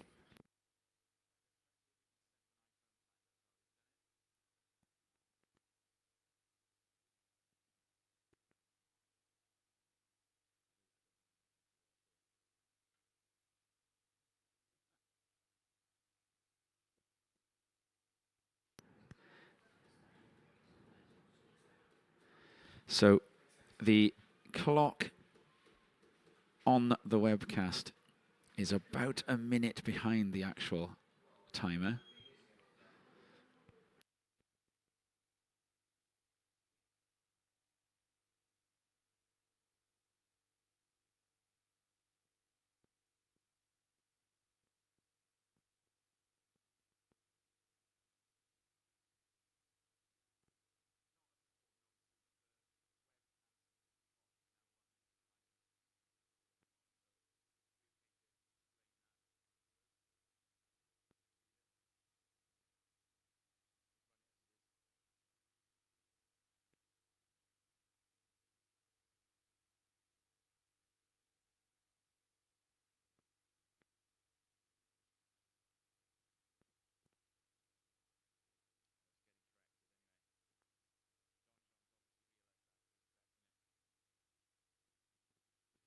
First of red, Antonio Dantas, a 4.67. First of blue, Nicky Andrade, 2.5. Second of blue, a 4.33. First of white, Alexander Hicke, 0.83. Second of white, a 1 point. First of green, Federico Carrillo, 0.5. Second of green, a 2.3. So situation in the lead, Nicky Andrade. In the blue, in second, Antonio Dantas, with only one wave ridden. So surfers in white and green, bear in mind that the current requirements will go up.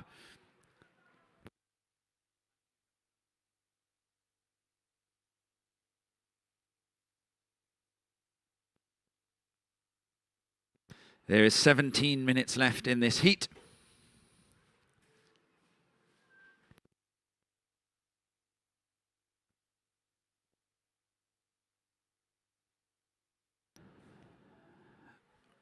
There's a bit of a beach festival going on behind us, and I can hear, I'm not sure you'll pick it up at home, but I can hear sea shanties again.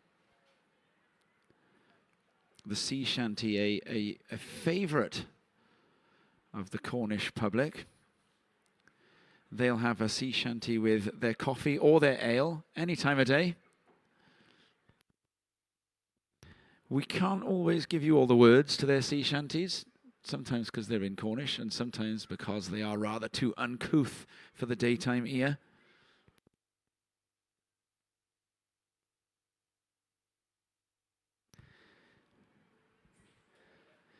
So in the water right now, Nicolas Andrade took this event down in 2022. And he did it with one of the best finishes I think I've ever seen to an event final. He got a 9.3 on the buzzer, and it was a sole arch hang 10, and it ended up combining with his other wave to make the highest scoring heat of the entire event. So when the highest scoring heat of the entire event is confirmed in the last few seconds of the final. It's as close to a perfect event as you can get, that. Alexander Hieke here in the white, riding through.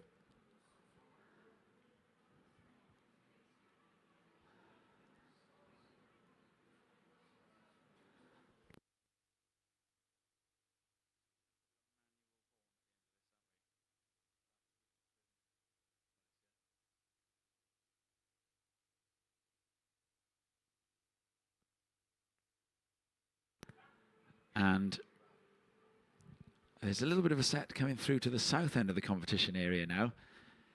Slightly slower on sets than the previous two heats. 14 minutes time, you're going to be seeing the start of the men's QS 2000. That will include Samuel Redon in the red, Andy Crier, the Olympian, in the blue, Renan Granville in the white, and Francisco Ordonas in the green. Granville by there. One of the standout French surfers of the rounds so far. Absolutely ripped in Costa de Caparica this Easter time, did Granville. And proud to be taken to the water in the white jersey. A lovely rail wrap on that surfboard as well, I see there. I didn't quite get a chance at the tail template. It is a swallowtail, I can see. So Granville going to the water in a swallowtail.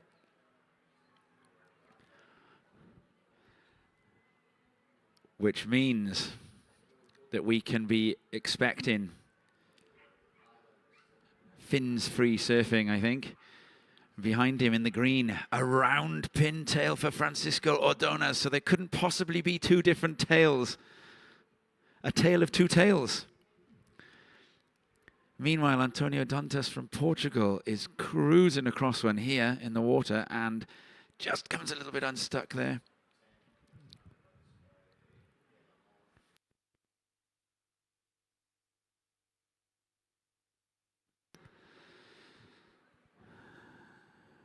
.12 minutes and 30 remaining, so the score will come through for Dantas. Only needed a 2.16 to go up into the lead, and I would imagine we'll have done that with a bit to spare as well. So we are going to see a situation change. The surfer in red is going to move into the lead. Dantas to the nose, gets a 10, holds on for the 10, cross steps back. So that first bit there is really key to what could be a pretty solid score here. He returns to the nose, and then this was a turn too far at the end. Went into the bit where the rock pools all wobble around.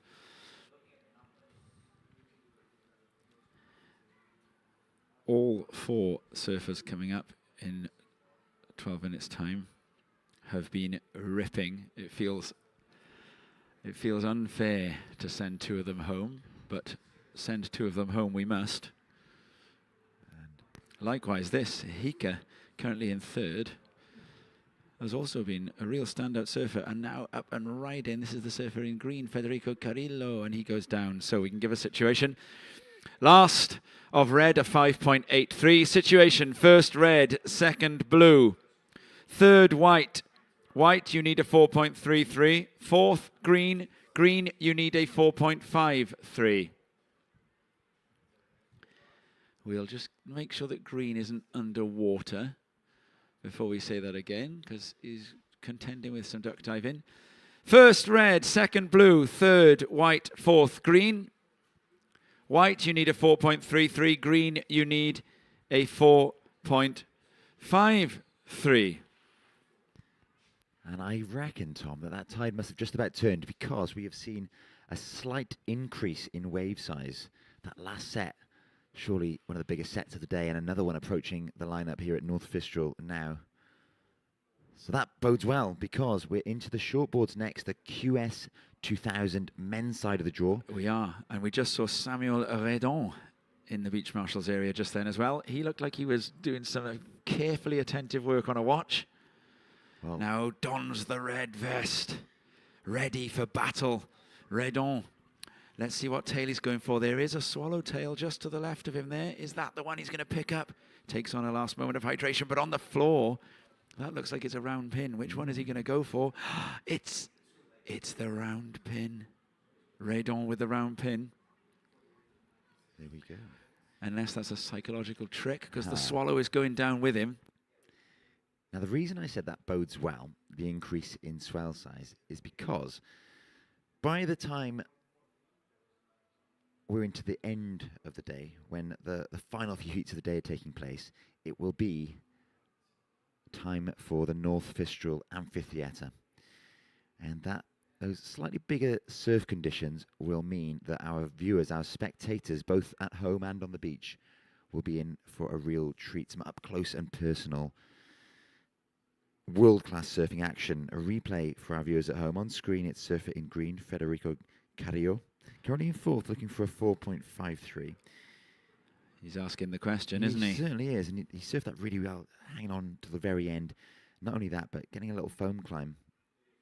Don't ask, don't get. So, a ride that I liked. I endorse that. Good from Carrillo. 8 minutes, 50 seconds left.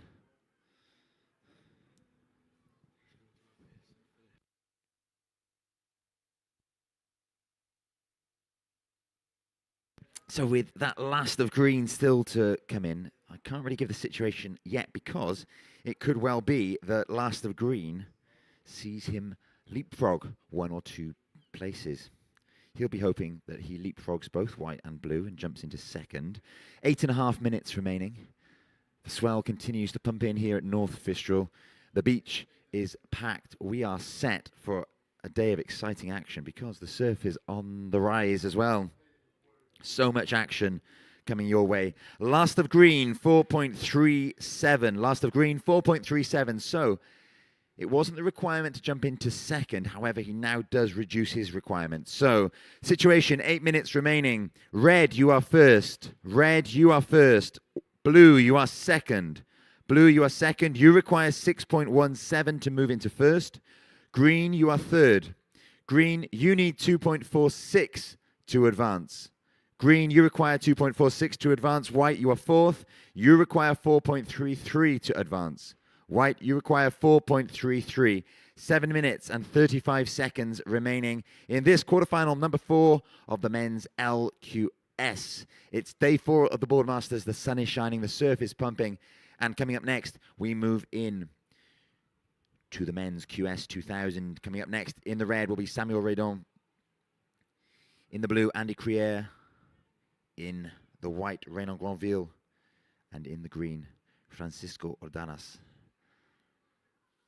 A stacked heat, but they're all stacked at this stage of the day, this stage of the competition.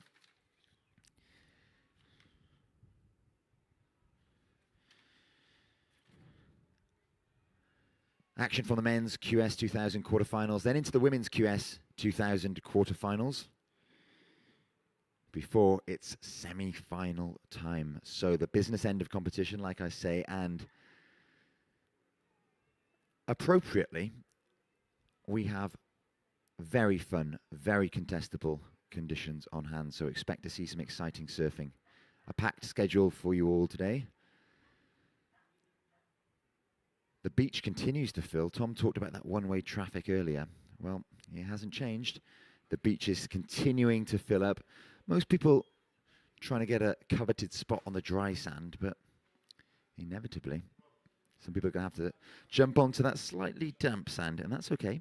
As we see up and riding here, surfer in green, Carrillo, looking for a 2.46. He reduced his requirement with his last wave, a score of 4.37. If he managed to repeat that, get something akin to that, then he'd be well set with just over 5.5 minutes remaining. I don't think that last of green is going to do it for him, but he's got so much time, plenty of time to paddle back out, to reset, gather his thoughts, gather his breath, and then look to move.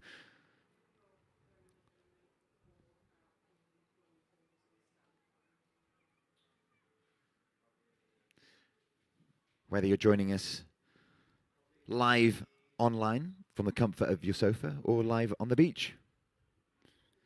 Good afternoon and welcome to day 4 of the Boardmasters 2025. In the water is quarterfinal number 4 in the men's LQS division.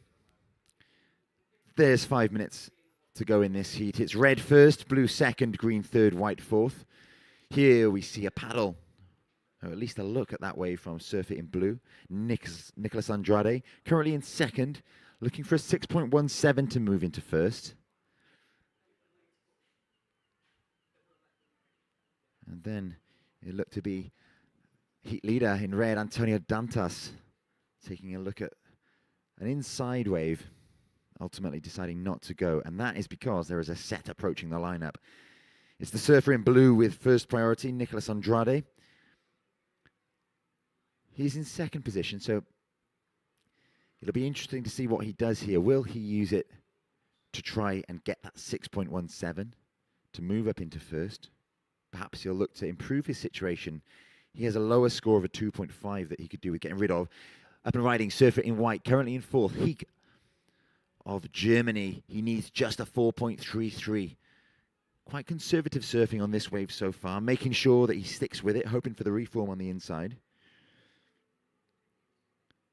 Doesn't manage to find it, so he'll sprint paddle back into the lineup. Just 3 minutes and 40 seconds to go in this heat. So will Andrade in blue use that priority to try and improve his situation, or will he use it strategically to hold off the other surfers when he's up and riding on a left-hander? Uses his priority. It looked like that wave closed out almost immediately, so that could well be a pivotal moment in the heat, because out the back, surfer in green, Carrillo, looking for a 2.46. Takes off on a left. Doesn't get very far, however, as he falls early on. And he manages to reclaim second priorities quickly back into the lineup. Priority now rests with surfer in red, the heat leader, Antonio Dantas. 2 minutes and 50 seconds left. I suspect that Dantas will wait patiently now for a wave that he deems worthy of his time and effort. He's hoping to replace a 4.67. That would improve his situation. Scores to come for last of green and last of white. White looking for a 4.33. Green just a 2.46.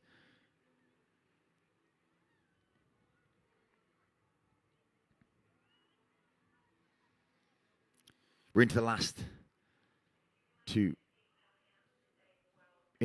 minutes of this quarterfinal number 4. A reminder to surfers coming up in quarterfinal number 1 of the QS 2000 men's event, please do not paddle directly into the lineup. Paddle to the side of the surfers in the current heat so as not to confuse the priority judges who are busily watching the lineup. Up and riding now. This is surfer in the green. In third, Carrillo needs a 2.46. A beautiful nose ride there through a really tricky, foamy section of that wave. Manages to get back and ride out of it. So he has definitely asked that question. 1.5 minutes to go. He'll have time enough to get back into the lineup should that score not meet his requirements. And to try again. But the judges are considering it. What will they give him for that? Currently holds a 4.37 and a 2.3.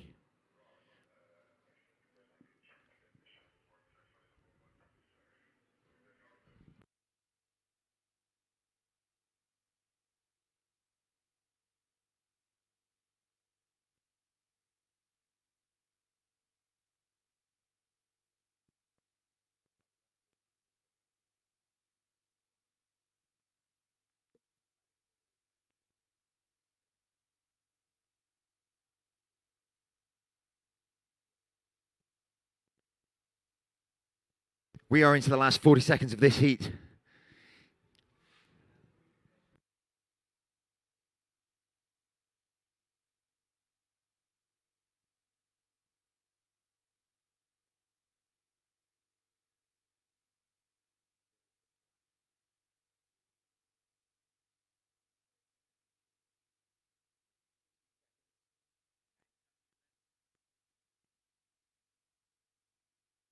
We are going to count down this heat in 5, 4, 3, 2, 1.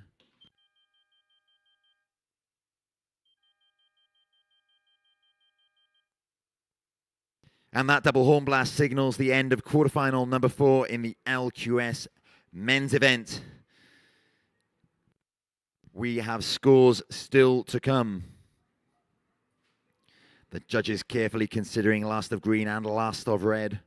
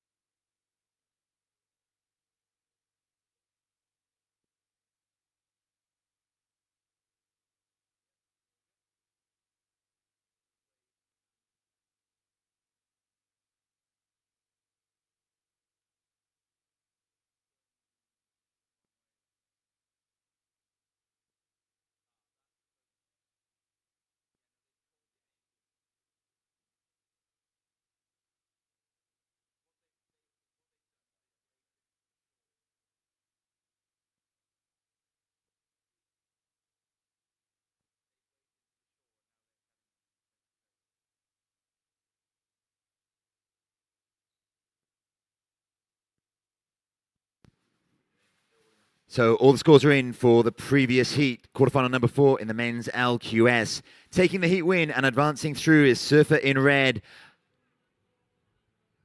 Antonio Dontas. In blue, also progressing through, Nicolas Andrade. In third, in green, Federico Carrillo. And in fourth, Alexander Heek in the white. Stand by to count down into the next heat.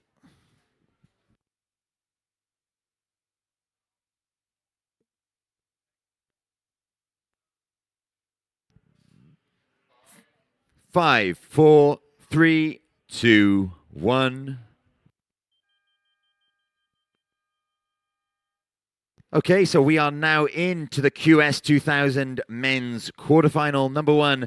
Coming up in the red, Samuel Redon. In the blue, Andy Crier. In white, Renan Granville. And in green, Francisco Ordanas. Stand by for some serious surfing action. The tide has turned. It's on its way back in. The waves are getting bigger and the action is about to get extremely hot. Up and riding, surfer in the white there, Renan Granville. On his forehand. Coming unstuck straight away on that wave. So it will be a small score that he'll look to get rid of very soon. I can't see that featuring in his top 2 come the end. We have surfers in this heat from France, Spain, and Portugal. Redon and Granville representing France, Crier representing Spain, and Ordanas representing Portugal. It's day 4 of the Boardmasters 2025. The sun is shining, the surf is pumping, the beach is packed, and we've got a schedule jam-packed throughout the rest of the day. I would say that list there, and in that order, France, Spain, and Portugal would, for most British surfers, be a description of the perfect road trip.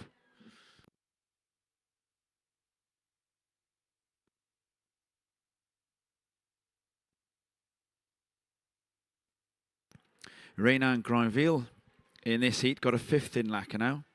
So he's doing pretty well on the ratings at the moment. And Samuel Redon has been very impressive throughout this event so far in the red. Just a quick in and out for him there then for Redon. Redon with a 17th at Lacanau. So just in and outs for Redon and Granville to start things off. And then we've got Andy Crier, who's been to the Olympics in the blue, and he's off to a fantastic start there. In fact, we've got surfers going both ways now. Crier on the left and on the right. So let's just let Krier finish. So he goes left and really going to town on that hardest section of the wave there at the end. Francisco Ordonez, who has also been one of the standout surfers through the rounds that we've surfed so far. Also a surfer who got a 5th in Lacanau. So all the surfers in this heat are surfers who are in form. And an enormous fan of spray thrown into the air by Renan Granville on his 2nd wave there. So good starts for Granville, and then Krier with the longer left. Let's have a little look at this. This is Andy Krier. And so the first turn, fins up. 2nd turn, a foam climb projection. And then onto the inside. Works hard to get across that really difficult section. And then to still finish that with a smack there. Now that is the swallowtail board that Krier is on there. And because you saw he took the 2 boards down. Granville also on a swallowtail. Now I'm hopeful, Tom, that we're about to see a replay of something I've just watched in person. Well, whilst you were talking Ordonez through that the green. replay. Wow. Yeah, that there was was some serious surfing going on out there. probably the score of the 3, would you say, Robbo? He was carrying so much speed on his forehand, the goofy foot ripping across That was an open face here at North Fistral. massive turn. So scores to come for all of them. Ordonez with an enormous turn, but it was the 1 turn, wasn't it? So Krier with the longer ride through to the inside.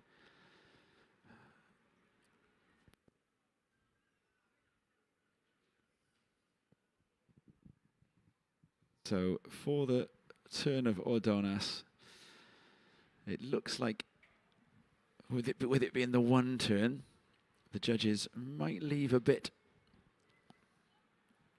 on the table for him. Clearly the judges know that it will be possible to do 3 or 4 of those types of turns together on one wave if you get the right wave. So I think it looks like Krier is going to get the best of the early exchange here for the longer ride. And you can see why. It was very technically tight surfing, slightly smaller wave than the other 2, but really lifting the fins up on 2 of those turns. Granville and Krier's scores will both be quite similar, actually. First of blue, a 4-point ride.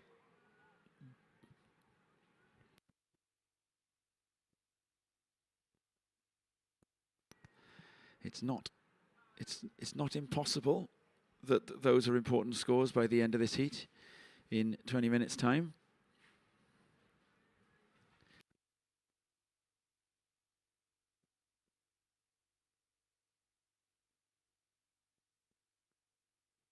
And we've got a couple of judges still to drop to get the last of Granville. It's going to be right there with the first of Krier. At the moment, the average with 4 down would come out at exactly the same. But there is one more judge to come, which would change what scores are thrown out. And so we can't average it from arithmetic across the 4. And up and riding here again now, Francisco Ordonez. And this is a replay. And in fact, no, you're right, Rob. The judges, they're going to give a very big score to the first of green. First of green, a 7.67. And I think the ride you just saw a replay of was the second one. Second of green, a 3. So the 7.67 was an enormous turn. Riding on the same wave as Krier, going in the opposite direction, wasn't it? Standby for the last of white. So this, I think, is the 3-point ride of Ordonez. And this then, Andy Krier. And that's another ride for Krier there now. An enormous single turn maneuver. Not entirely dissimilar to what Ordonez did for the big score. And you can see the fist pump at the end of that. Krier clearly... Oh no, that was Granville actually, I think. So Ordonez getting so busy early on in this heat, already posting 2 solid scores and a 3rd to come now. I don't think the 3rd one's going to creep up as high as his opening 2. But he has wasted no time with just 8 minutes gone in this heat. Not even 8 minutes gone. He has been busy. So his game plan, his strategy is to pick up any waves that come his way. And we see out the back there, another smash on the backhand. He's going to have 3 scores to come in now, Renan Granville. So he'll be in a reasonable position after this. At least 2 of them are going to be keepers for this stage of the heat. I think it looks as though the last wave of Granville might end up being the 2nd highest wave of the heat so far. Lots of scores all to come in at the same time. It's hard work for the judges when they get about 6 or 7 rides all within a minute or 2 of each other. But it's an easy paddle out here. If you land in either of the rips, you just pop out the back nearly as quickly as you rode in. So there is the capacity for a lot of waves to get ridden in these heats. But the judges are used to it. They've been judging longboarding all morning, which can be catastrophically challenging sometimes with the number of waves that get ridden at the same times.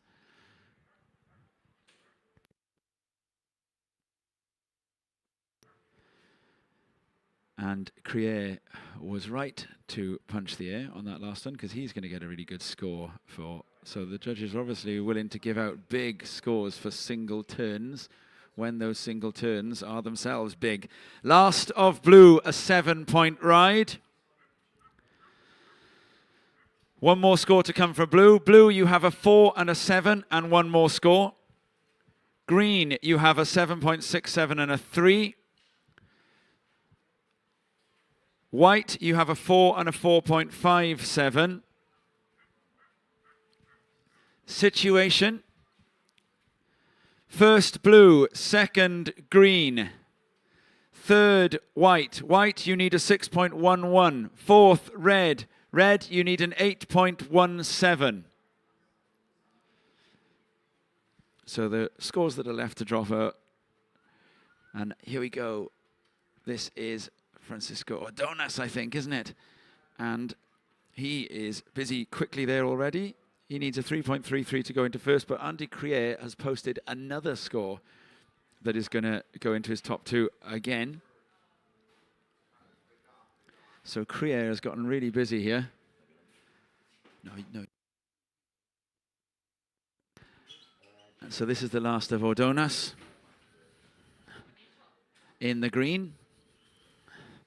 Last of blue, a 6.23. So that huge closeout turn for Andy Crier, the single wave score. So Crier suddenly with a bit of a stranglehold here. And then there is Samuel Redon with an in and out. Situation, first blue. Second green. Third white. White, you require a 6.11. Fourth red. Red, you require an 8.17. And the highest ranked surfer in the event, Keone Lassa, is there getting ready. He's going to be taking 2 boards down to the water. That's Keone in the white. I can see a round tail. And they're both round. So Lassa, that looks more like a spare than a different surfboard. Clearly with the kind of airs that Lassa does, there's every chance that one of those surfboards could end up finding itself multiplying into 2 pieces. So 2 round pins going down under Lassa's arm there. And we've got an in and out for Andy Crier, just took off and kicked out.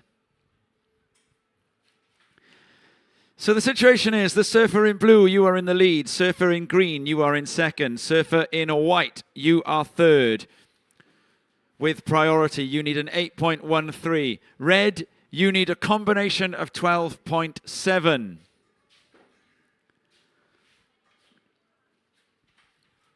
So white, you require 8.13. Red, you require 12.7. Blue first, green second.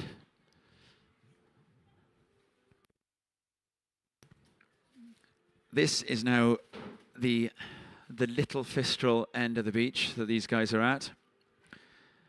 Low tide Fistral is a famously surfable beach break. Generally, right-handers tend to be a little bit more favorable than lefts. Surfer in blue, you're in the lead. Green second, white third. White, you require an 8.13. And here goes white. And off to a start there, looking for that score. Granville with an enormous front side turn. Had that stuck, he would have been halfway towards the score for sure. So we'll just check that Reynard is not duck diving before we give the situation again. 12 minutes remaining. White, you require an 8.13. Red, you require a combination of 12.7. Surfer en blanc, vous avez besoin d'un vague à 8.13. Surfer en rouge, vous avez la priorité. Rouge, vous avez besoin d'une combination de 12.70. So the last of Granville is just going to be a 1. And here, up and riding in the white now. This is the surfer from France, Granville, looking for that 8-point ride and really bashing that one about. Again, vertical, hard off the bottom, hard off the top. Doing what the judges have stated to be the criteria. Committed surfing in the critical section of the wave. On his backhand, Granville, one of the standout surfers of this event 2 days ago, when we had a really big day. And their first turn with a load of spray, then onto the inside, a vertical turn to close out. Now, if Granville gets more than 4.57, then the requirement will come down. But he hasn't. It's a 4.13. So last of white, 4.13. Last of white, 4.13. Situation remains: first blue, second green, third white, fourth red. White, you need an 8.13. Red, you need a 12.7 combination. Troisième, blanc.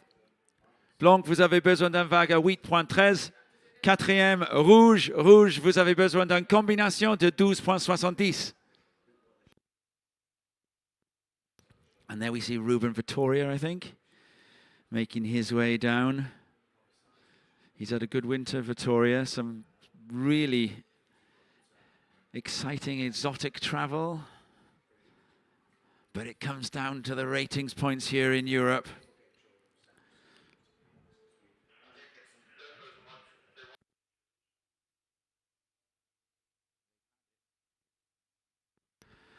Let's go through the situation again with 9 minutes and 30 remaining. First blue, second white, third green, fourth red.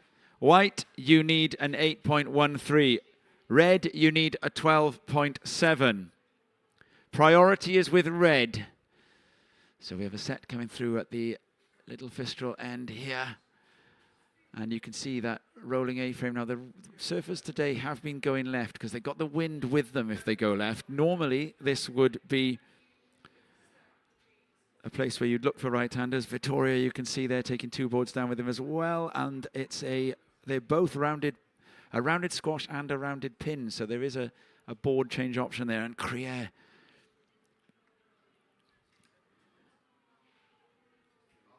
out in front still.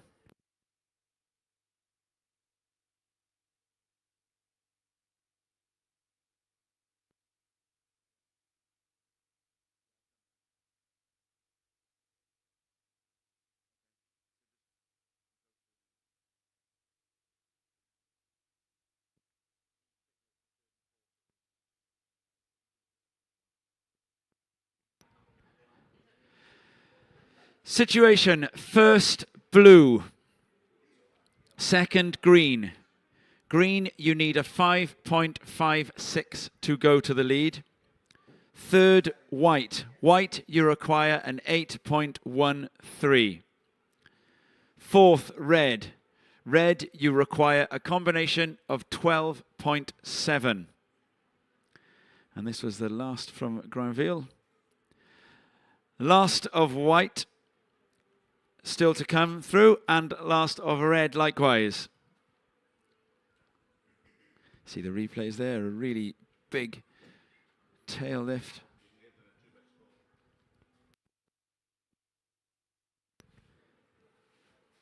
So the last of white needs to be an 8.13, but if it is more than 4.57, it will reduce the requirement. So that is what is likely to happen here. We've got 2 more judges to go. It's a good score coming for the last of white, Renan Granville. Last of white, 6.3. Your new requirement is a 6.41. White, you remain third, but you now need a 6.41. And it's going to be the surfer in red here, Samuel Redon, looking to break combo, climbing over the foam, and that section just runs away from him, so Redon will still be looking for, well, he has broken combo actually now, because Redon has now got a 4.7 to his name, so we'll call that as well. Red, you now have a 4.7. You require an 8. Red, you now require an 8-point ride.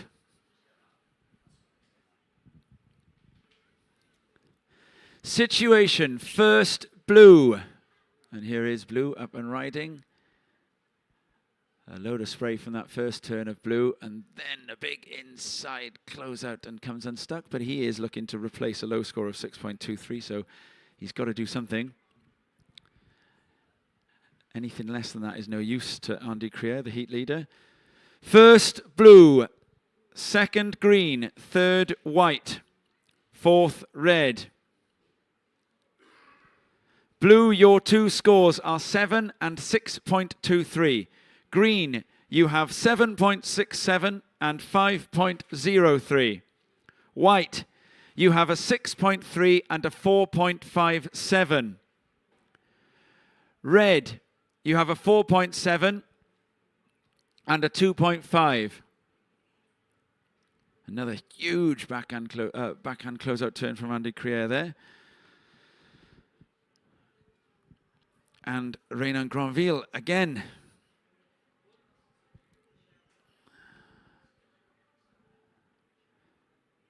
In fact, that was Ordonas in the green. Slow tide now. There's a very long distance between high and low tide here at Fistral Beach. 5 minutes remaining.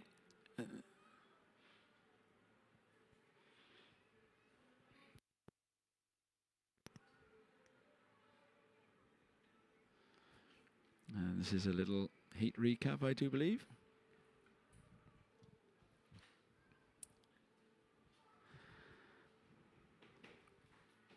Situation.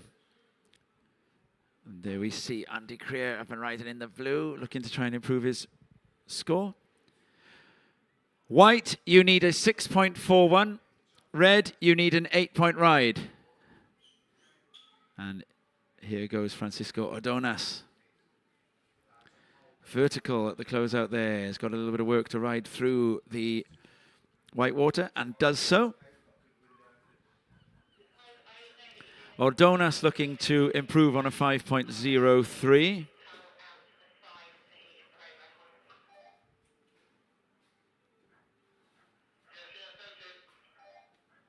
And here we see a replay of that ride for Ordonas. And a big bash to finish that one. 3.5 minutes remaining. Well, so far, Andy Crier has had a pretty good heat. Francisco Ordonas does improve his heat total. Last of green, a 5.47. Last of green, 5.47. Green, you improve your situation. New requirement for the surfer in white, 6.85. New requirement for the surfer in red, 8.44. And I'm sure you just saw on the screen at home a gargantuan frontside layback smash from Andy Crier, the heat leader just then. Let's have a look at this on the replay. We saw him do this free surfing the other day. What a maneuver that was. A single explosive maneuver on that swallowtail surfboard. That was the same one that Crier was using yesterday in practice. So it'll be interesting to see whether the judges up Crier's heat total. A 6.23 is his current low score.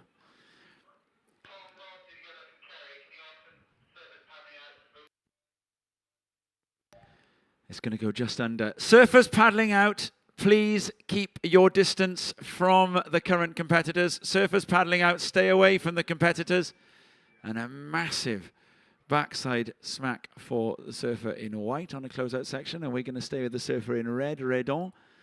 And a big closeout maneuver there, but can't quite hold on. So Redon needed an 8.44 there with 90 seconds remaining. It's going to be a tall order for him to get back out now. Last of blue, 5.83. So the surfer in white went the other way with a single big turn, and that was a 6.85, the requirement there. Renan Granville. And so the judges will have a big decision to make for that last of white. 1 minute remaining, 1 minute remaining.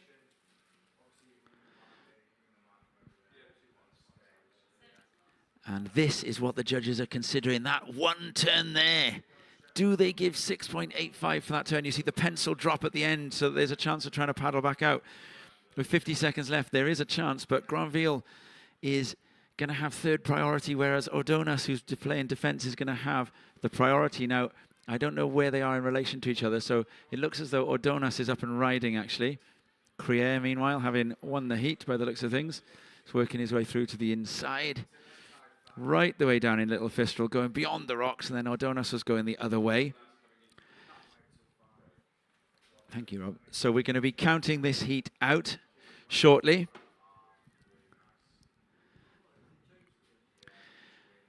Ten seconds remaining. And we are going to be counting the heat down. In 5, 4, 3, 2, 1.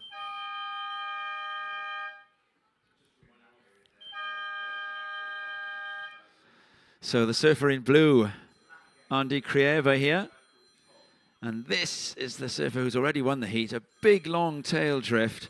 And then a fast off the top here and right the way down into Little Fistral. He's in the next bay over for that closeout maneuver there, Krier. Low score would be a 6.23.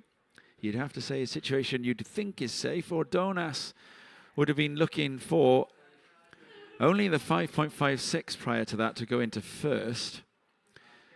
And he'd be looking to improve on a 5.47 to up the requirement for Granville. And Renan Granville was looking for a 6.85. But that could be higher if Crier gets a higher...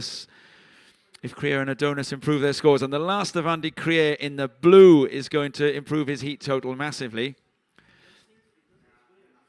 And it looks like Granville is going to fall just short. So the last of Ordonas will be academic anyway.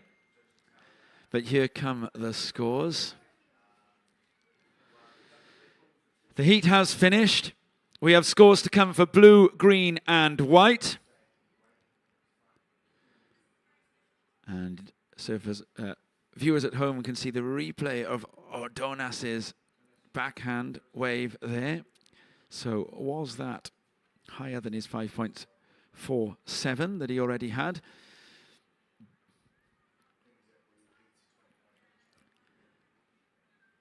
It looks as though the surfer in blue is going to get the highest score of the heat so far. Last of blue, 7.8. Blue is first. Last of green, 4.13. So white required a 6.85. And last of white, 4.3. So the final results, first blue, second green, third white, and fourth red. There we see it on the screen, Andy Crier. What a performance, 14.8 heat total for Crier. Ordonas advancing with him. And so we're going to be counting the next heat down in 5, 4, 3, 2, 1. In quarterfinal heat 2 in the red, Thomas Debier. In the blue, Ruben Vittoria from the Basque Country, Keoni Lasser in the white from the Basque Country, and Thiago Carique from France in the green. What a heat this one is as well. And we're off to a quick start. And this is the surfer in red. Yeah, this was Thomas Debier. Also surfed very strong in Caparica earlier this year, Debier. Got a 13th in Lacanau. Keoni Lasser also with an in and out to start. Surfers looking to get busy. At the moment, there's lots of scoring potential on offer, but what can happen here in Bristol Beach is the tide can move and things can change really quickly. So what surfers tend to do when there are waves on offer is they ride them. So this is the surfer in green, Thiago Carique, and he sticks that turn. Now that is not far off the sort of thing that Andy Crier did at the end of the previous heat. So you think that that's a pretty good start for the surfer in green, Thiago Carique.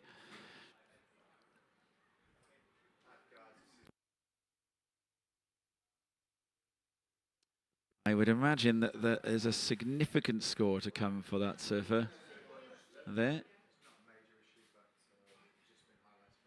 And the surfers now in this heat are going right down into Little Fistral. Here's a replay of Carique. Wow, that was a fantastic first turn as well. And an enormous closeout re-entry. Just Carique's awareness there of where the various bits of lift in that breaking lip were to be able to get that fin tweak at the end. Loose and fast Carique. Here is Keoni Lasser climbing the foam, coming round, bottom turns hard and goes for the front side rotation. Coming down onto the inside, right into Little Fistral and smacks one as he disappears behind the rocks. Now the judges can still see him even if the webcast can't.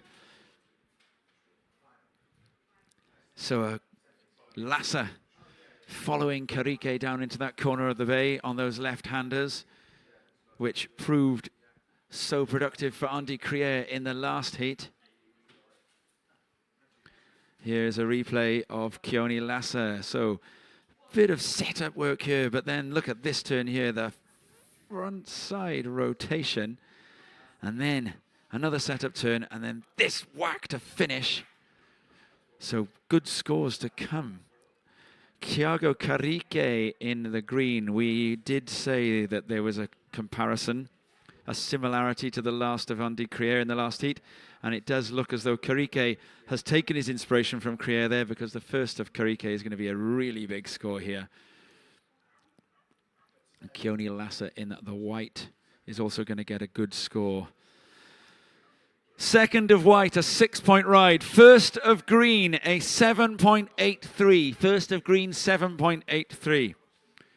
I am joined back in the booth by Robert Webster Blythe. Robert, I know you were eating, but you must have noticed Andy Crier with a 14.8 heat total just then.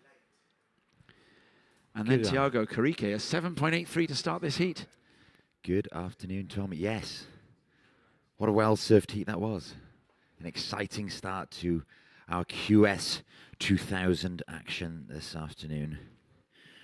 We're, of course, now into quarterfinal number 2. Scores still to come for last of red. Wow. Carique in the green on his backhand, taken to the air there. Explosive surfing from the Frenchman.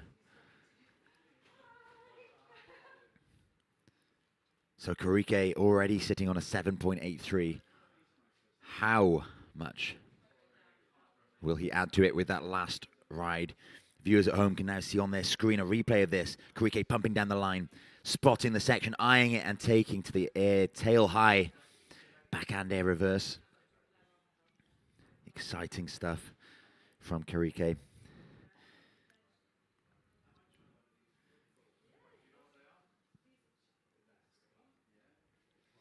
.20 minutes remaining in this quarterfinal number 2 of the QS 2000 men's event. If you're just joining us, good afternoon. Welcome to day 4 of the Boardmasters Festival. Thank you for joining us on a very sunny North Fistral Beach. If you're watching from home, well, I hope you're comfortable. I hope you're sitting comfortably on your sofa. It's a shame you can't be with us because things are hotting up. Last of green, 7.17. Last of green, 7.17. So the situation with 19.5 minutes remaining. Green, you are first. Surfer in green, you are first. White, you are second. White, you require 9.0 to move first. Blue, you are third. Blue, you require 1.34 to advance. And red, you are fourth. Red, you require 4.68 to advance. A combination there of 15 points for surfer in green, Diego Carrique. As we see the winner of the previous heat, Andy Crier, being congratulated. 18 minutes, 45 seconds left. Green, you are first. White, you are second. White, second. White, you require 9.0 to move first. Blue, you are third. You require 1.34 to advance. Red, you are fourth. You require 4.68 to advance. 18.5 minutes remaining in this quarterfinal number 2 of the QS 2000 men's event. It's a beautiful afternoon here at North Fistral. Don't you go anywhere because we have got a full schedule of action coming your way this afternoon. We've got another 2 quarterfinals to come in the men's side of the QS 2000 draw before we move into the women's side for 4 quarterfinals, then into the semi-finals of both the men's and women's QS 2000 events to conclude action for the day. So plenty more surfing to come your way, and it's world-class surfing. Surfers from across Europe and beyond gathering here at North Fistral, trying to earn those all-important points on their QS qualifying series campaign.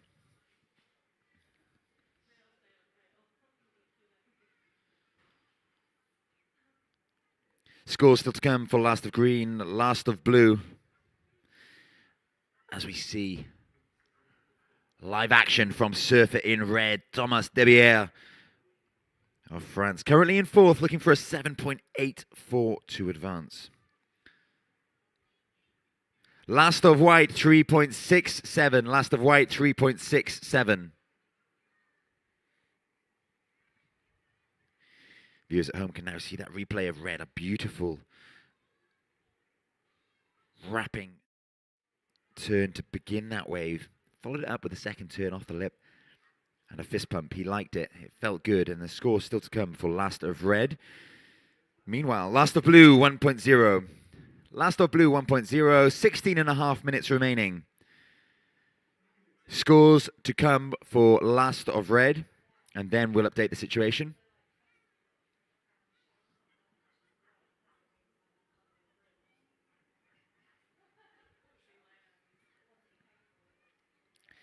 Scores start to come in, and it's looking promising for the Frenchman. Last of red, 6.17. Last of red, 6.17. Situation update. Surfer in green, you are first. Green, you are first. White, you are second. White, you require 9.0 to move into first. Red, you are now third. As we see live action from surfer in green. Heat leader, Diego Carrique, taking to the air and stomping. A massive backhand air reverse. Riding out cleanly, he will add to his already enviable total, no doubt. So it's going to be green first no matter what. White, you are second. White, you require 9.0 at the moment. That could well change. Red, Thomas Debier, you are third. Red, you are third. You need 3.5 to move into second. Red, you require 3.5.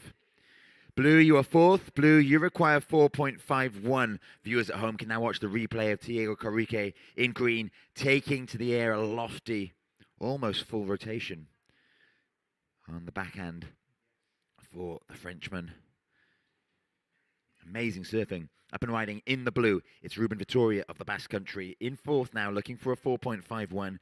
He gets busy on that wave before falling off his turn on the closeout section. So a really exciting heat underway.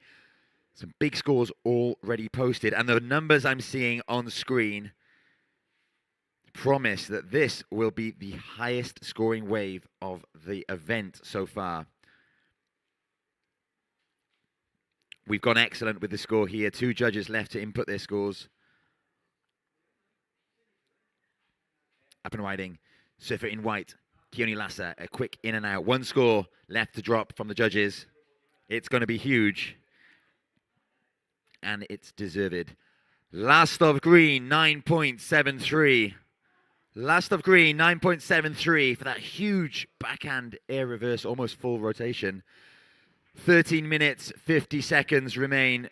Green, you are first. White, you are second. White, you require a combination of 17.56 to go first. Red, you are third. You require 3.5 to advance. Blue, you are fourth. You require 4.51 to advance. Up and riding now is Thomas Debier in the red. Smashes off an oncoming section, but it's in that part of the wave that bends out to sea, the lefts. We've noticed through the deep water, just angling out to sea, making it difficult to complete maneuvers. And Debier fell victim to that there.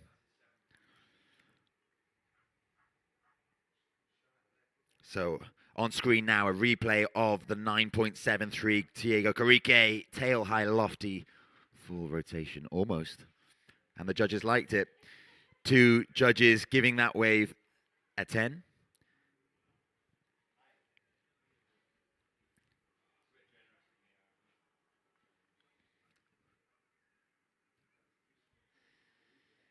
A brilliant score for a brilliantly served wave. 12 minutes, 40 seconds remain in this. Green well in front in first.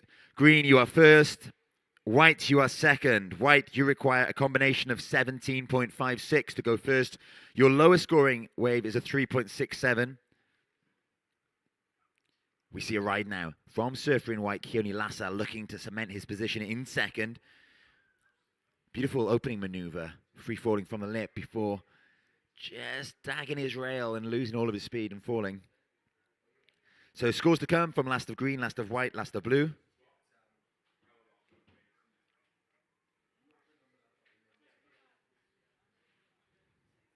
So here we see last of blue, Ruben Vittoria up into the lip, loads of spray, Christmas tree for a second time there, jamming a little cut back into the white water to finish. But it was those opening 2 maneuvers that Vittoria will be relying on to get the score. He's looking for a 4.51. He may well have done it with that score. We'll leave it to the judges as they start to input his scores for the scores for last of blue, last of white, and last of green. A busy time for the judges. This heat is wave rich. Last of blue, 5.9. Last of blue, 5.9. So situation change. Still waiting on last of white and last of green. Last of white doesn't look like it's going to change the situation. It doesn't. Last of white, 1.83.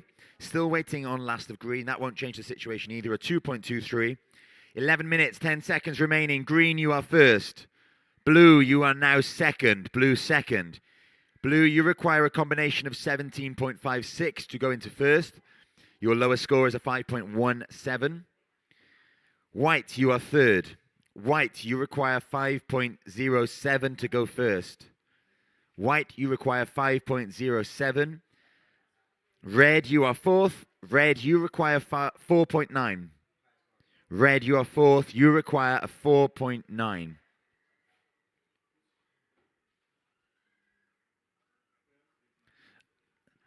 We see up and riding. It looks to be our heat leader, Diego Corrique, keeping really busy. A massive jam off the end section there. Loads of spray, but not managing to ride out of that. So Corrique sitting pretty comfortably in pole position in this heat with a 9.73 and a 7.83. He's just playing now. He's enjoying the conditions. Perhaps getting some practice laps in.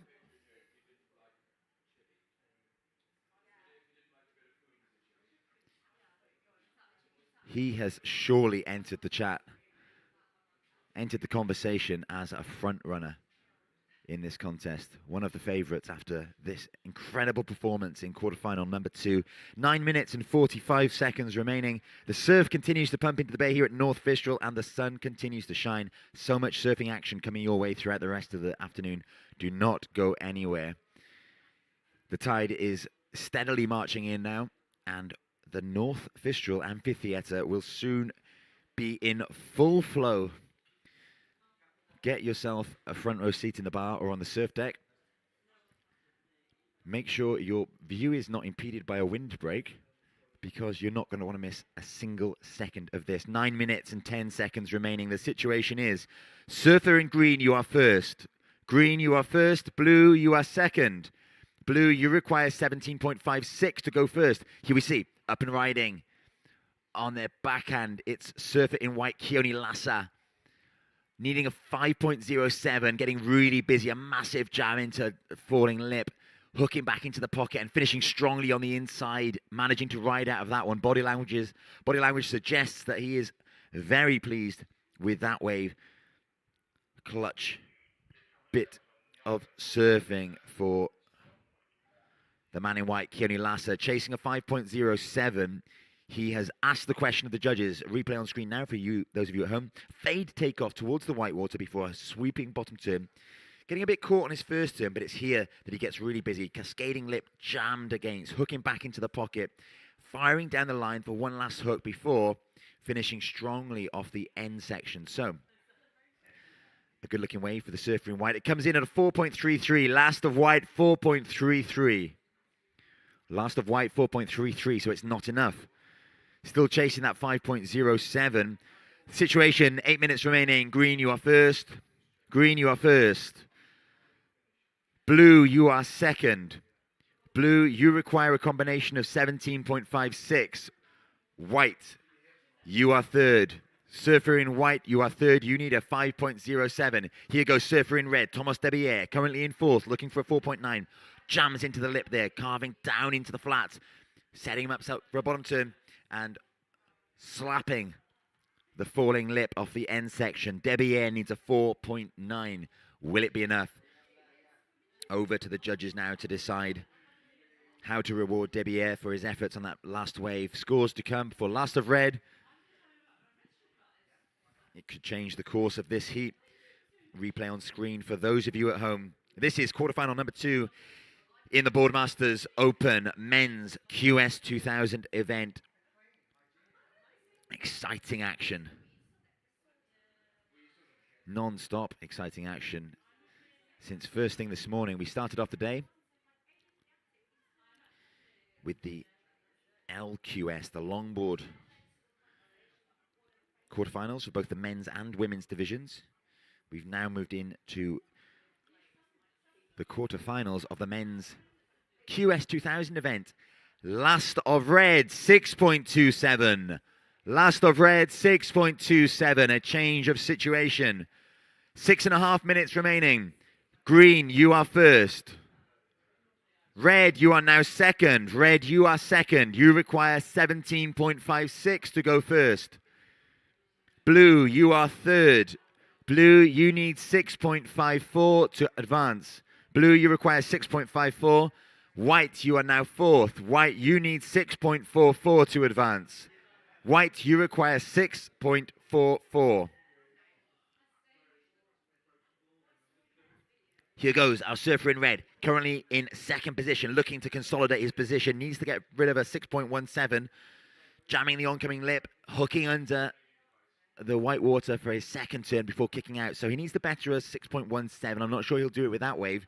5.5 minutes remain in this. It's green first, red second, blue third, white fourth. Here it is, surfing white, Keone Lassa, getting busy on the outside, deciding to kick out of that one. That wave offering him no more in the way of scoring potential.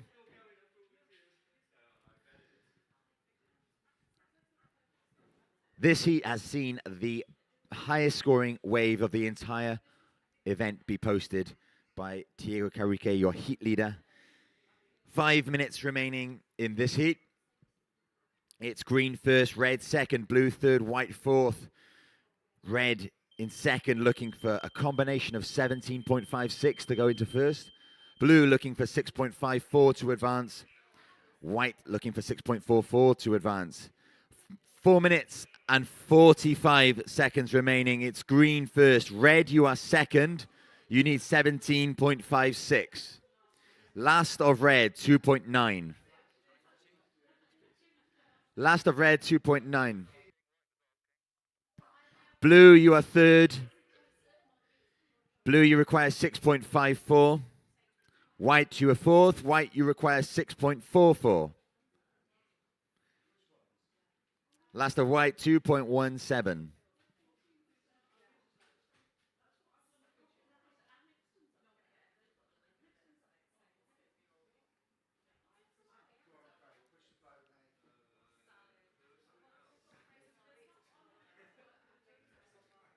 Four minutes remaining in this heat.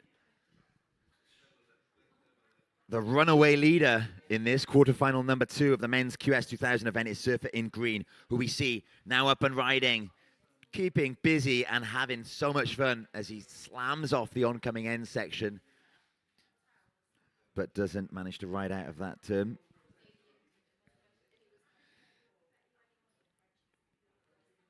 Three and a half minutes remain. Work to do for Surfer in Blue. He's currently in third, needing a 6.54. And also for Surfer in White, currently in fourth, looking for a 6.44. 3 minutes, 20 seconds left to go. Coming up in the next heat, quarterfinal number 3, will be Iago Dominguez, Sean Gunning, Joaquim Chavez, and Sam Peter. Another international field in quarterfinal number 3 coming your way in just a few minutes' time. But do not turn around, do not go anywhere, do not close your eyes for a second, because it's all action here as we see Surfer in White, Keone Lasser of the Basque Country, chasing a 6.44, jams 2 vertical turns, looking for a third, a huge turn off the end section, but doesn't manage to cling on. Had he done so, he would have almost certainly assured himself of a situation change.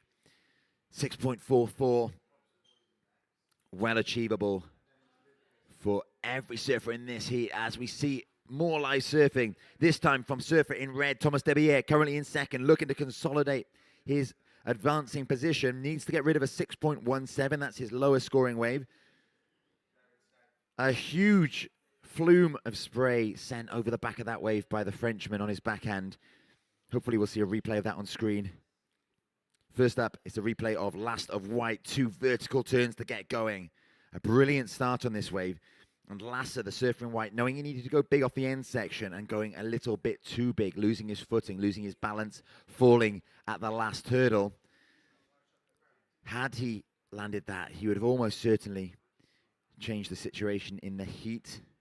Scores still to come for Last of White. Up and riding here, we see Surfer in Blue. This is Ruben Vittoria of the Basque Country, slams the lip. Loads of spray, loads of speed. Obscured from the view of the camera by the granite rocks of the North Fistral Headland. 1.5 minutes remaining. Debier in red, looking to improve on a 6.17. Vittoria in blue, requiring a 6.54.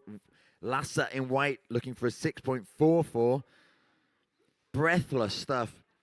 1 minute and 10 seconds left. Judges still to input their scores for Last of Red, Last of Blue, Last of White. Last of White, 5.07. It's not enough. Last of White, 5.07. Scores still to come for Last of Red, Last of Blue. Here's heat leader Diego Carrique, straight up into the lip, vertical re-entry. And again, off the second turn, doesn't ride out of that, so his situation will not change. However, he's sitting pretty comfortably already. Scores still to come for Last of Red and Last of Blue. 40 seconds remaining. Scores start to come in for Last of Red. It will not improve his situation. It's going to come somewhere around the 4 mark. Replay here for Last of Blue. Vittoria looking for a 6.44. Into the lip once, twice, and then he disappears from view around the corner. The judges are atop the headland, so fret not, they'll have seen the whole thing. And scores starting to trickle in. Counting down this heat to finish in 5, 4, 3, 2, 1.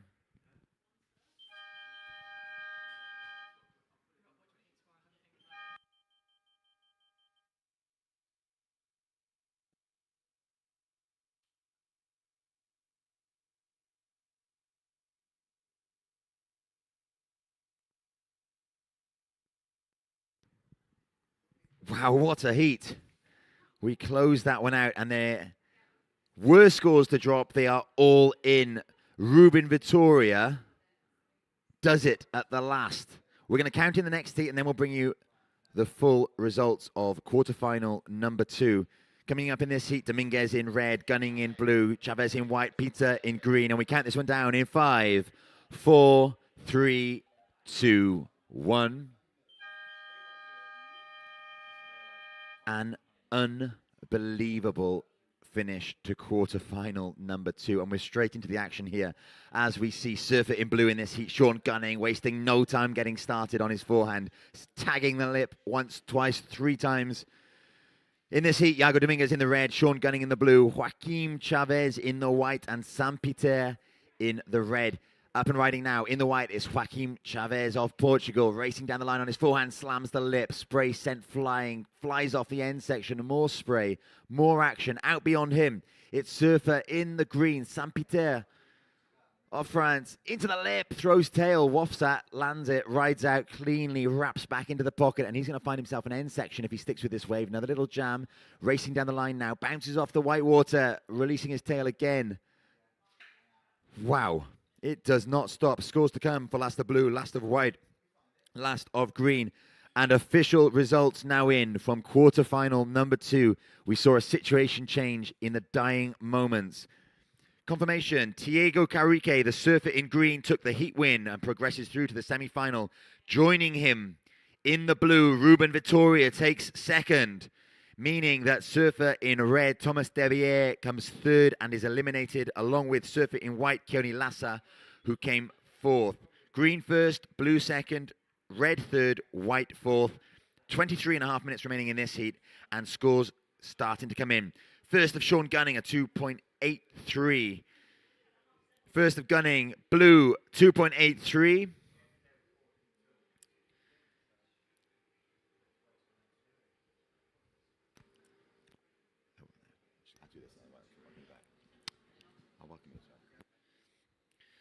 One score left to lock in for last of white. There it is, last of white, 4.5. And a score still to come for Peter of France in the green. It's going to be a big one. It's a 6.17. First of blue, 2.83. First of white, 4.5. First of green, 6.17. And we see Joaquim Chavez in the white up and riding again briefly. Well, the last 5 minutes have been breathless, and it's a good job that I'm rejoined in the booth by Tom Anderson. Welcome back, Tom. That was an insane finish to the last heat then, Rob. And this heat has started with a flurry as well. That was Chavez in the last few moments there. Hard off the bottom, 12 o'clock. It's going to be another wave around about the same place as his first score. Sean Gunning, meanwhile, took a right-hander down the south end of the area and kicked out. So we've got Iago Dominguez is now out back in the red. So Sam Peter with a good start to the heat there with a 6.17. What a heat total from Thiago Carrique in the last one. 17.56 heat total.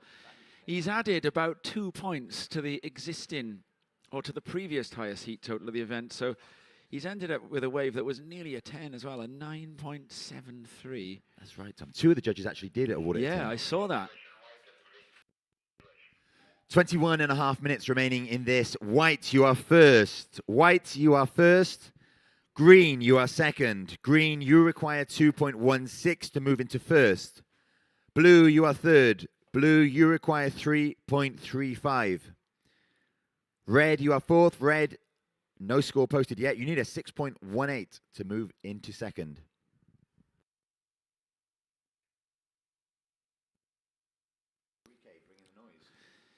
So the surfer up and riding here now is the surfer in red, Iago Dominguez. Challenger Series surfer, and 3 Christmas trees there before pulling out. So he waited, and he's off to a great start. Dominguez 5th on the European QS last year. And look at this. You can see why he's a Challenger Series surfer with that kind of approach. Christmas tree, Christmas tree, Christmas tree. Spray, spray, spray. We've talked a bit about some of the words used to describe the various types of spray that surfers can throw. Spray indicative of power. Getting ready here now for the next heat. That is Eli Bocan, who's been ripping the whole way through this event so far. He's going to be up with Hans Odriozola, Lucas Skinner and Noah Leday. Lucas Skinner, the defending event champion. They'll have all been sitting there watching these previous heats, frothing out on the inspiration provided by their rivals in the previous heats, and a rounded squash tail for Eli Bocan. I can see that, and I'm really enjoying the art on the deck. I'm wondering if that's done with a pen. He's had an afternoon's work on that, I think. Taking 2 boards down.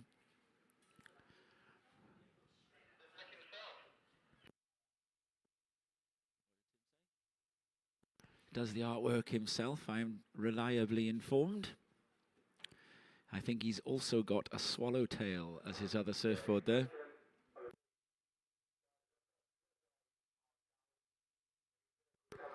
So you can probably hear in the background the RNLI are making an announcement to the beachgoers, the Great British Beachgoing Public.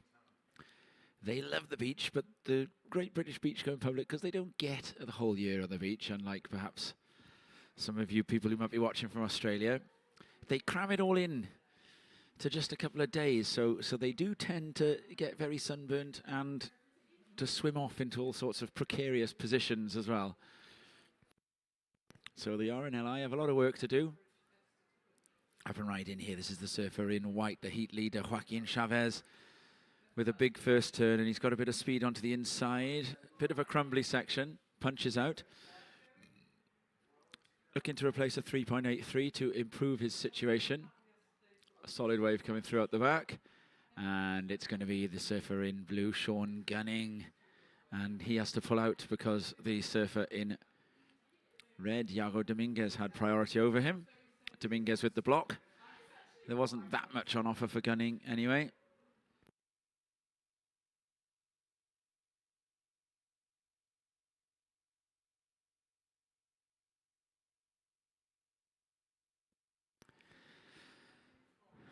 So it's probably, I'd guesstimate about, oh, Sean Gunning with a big air there. Doesn't stick. I'm guessing it's about 300 meters to the shoreline from the high tide mark, maybe more. So you can see there the spectators who've walked down to the shoreline to watch from there.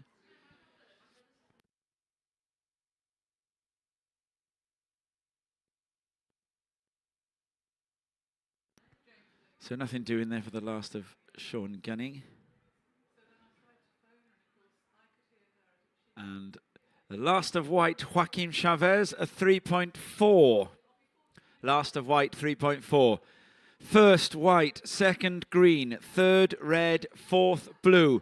Blue, you require a 4.35. Red, you require a 1.28. Red, Iago, you require a 1.28. Blue, Sean, you require a 4.35. Blue has priority.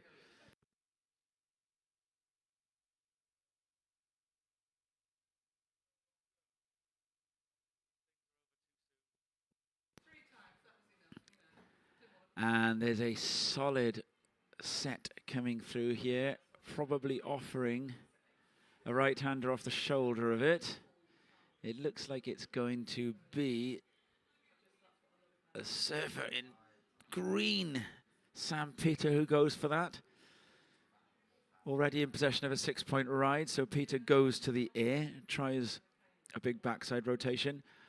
He'll no doubt be aware of the fact that an almost perfect score was awarded to one of those maneuvers earlier. It was a real job for Peter to get up into the air with such a short run-up. He had to pop to his feet really quickly and get running. And I think we're going to see the surfer in red looking at the inside section here now. So this is Iago Dominguez, hard off the bottom, hard off the top. Bottom turns round again and has a steep section coming his way. Consummately surfed wave. Only needs to replace a 0.33, only needs a 1.28 to go up into second. That will happen there. 15 minutes left though, so I have no doubt that Gunning and Peter will want to have their say on the final results of this heat. And no doubt Chavez too, who's by no means safe in the heat lead. But look how hard he comes off the bottom here. And then this second time he has to correct where he is to still pull that board round, and then a steep section. Very, very technically astute surfing, and an enormous closeout turn by the surfer in green, Sam Peter, just then. So Sean Gunning, another in and out, so he's got a chance of getting back out towards priority. But Sam Peter with a single big blowout closeout turn. I think that happened off camera. Likely to be a fairly solid score. It was a large wave and a closeout. And so there are some scores to come in. So Iago Dominguez, for that wave that we just saw the replay of, is going to get a score pretty much commensurate with his first score by the looks of things. And another set is making its way through, so the judges will have to look up again.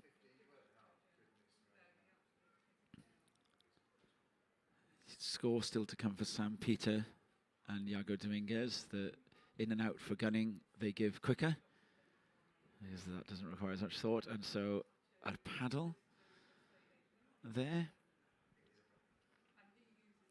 Blue decides not to go, a sensible decision, but now he will go on this. This is Sean Gunning in the blue surfer who impressed so much in the last few rounds. And he goes for a big frontside drop wallet.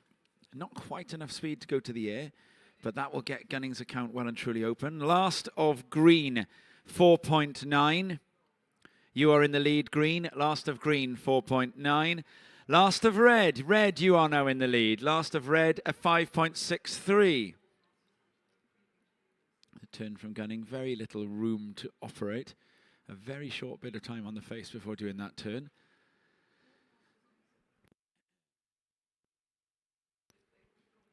Situation first, red. Second, green. Red, you have a 5.9 and a 5.63. Green, you have a 6.17 and a 4.9. Third, white. You have a 4.5 and a 3.83. Last of blue, 4.3. Blue, you are now in fourth. White, you require a 6.57. White, you require a 6.57. Blue, you require a 6.77. White, you are third. Blue, you are fourth. White, you require a 6.57. Blue, you require a 6.67. Slightly slower start to this heat than the other two. Rob? Is the tide moving? The tide is racing. It was actually a very quick start to this heat. If you remember, there were about 5 or 6 waves in the first minute, it felt like. But it's definitely slowed since. So with 11 minutes and 40 seconds remaining, red, you are first. Iago Dominguez, red, you are first. Last of red, 5.63.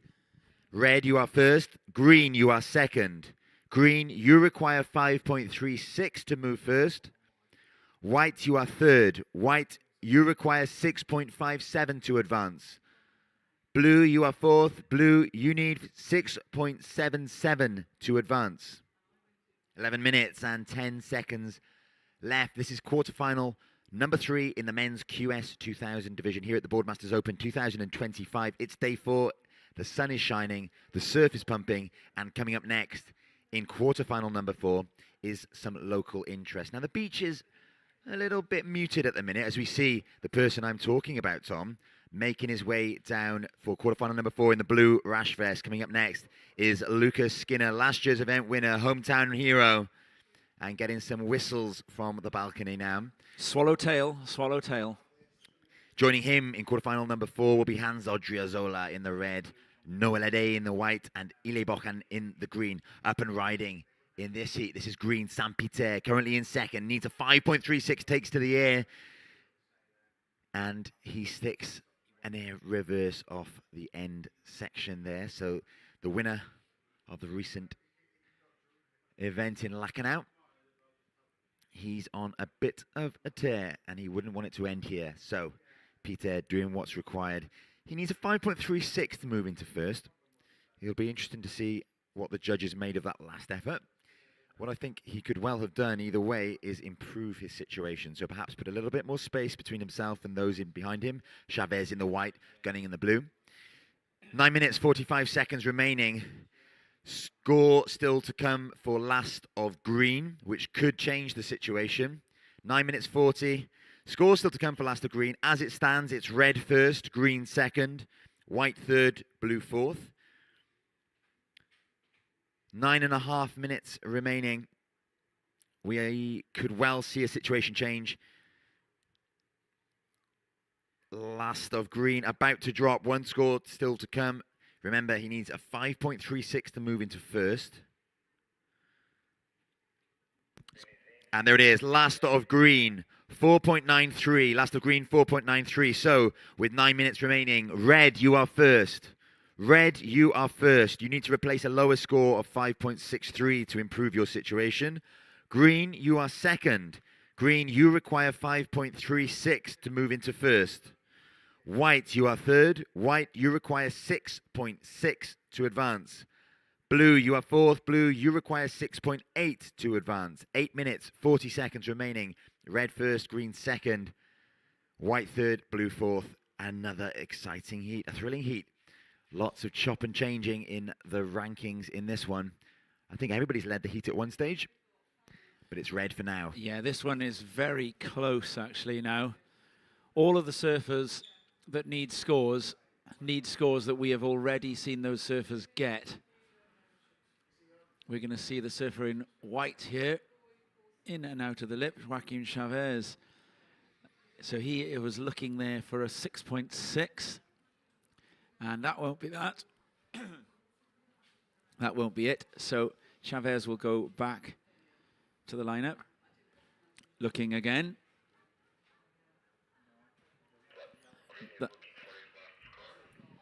Last of green, 4.93.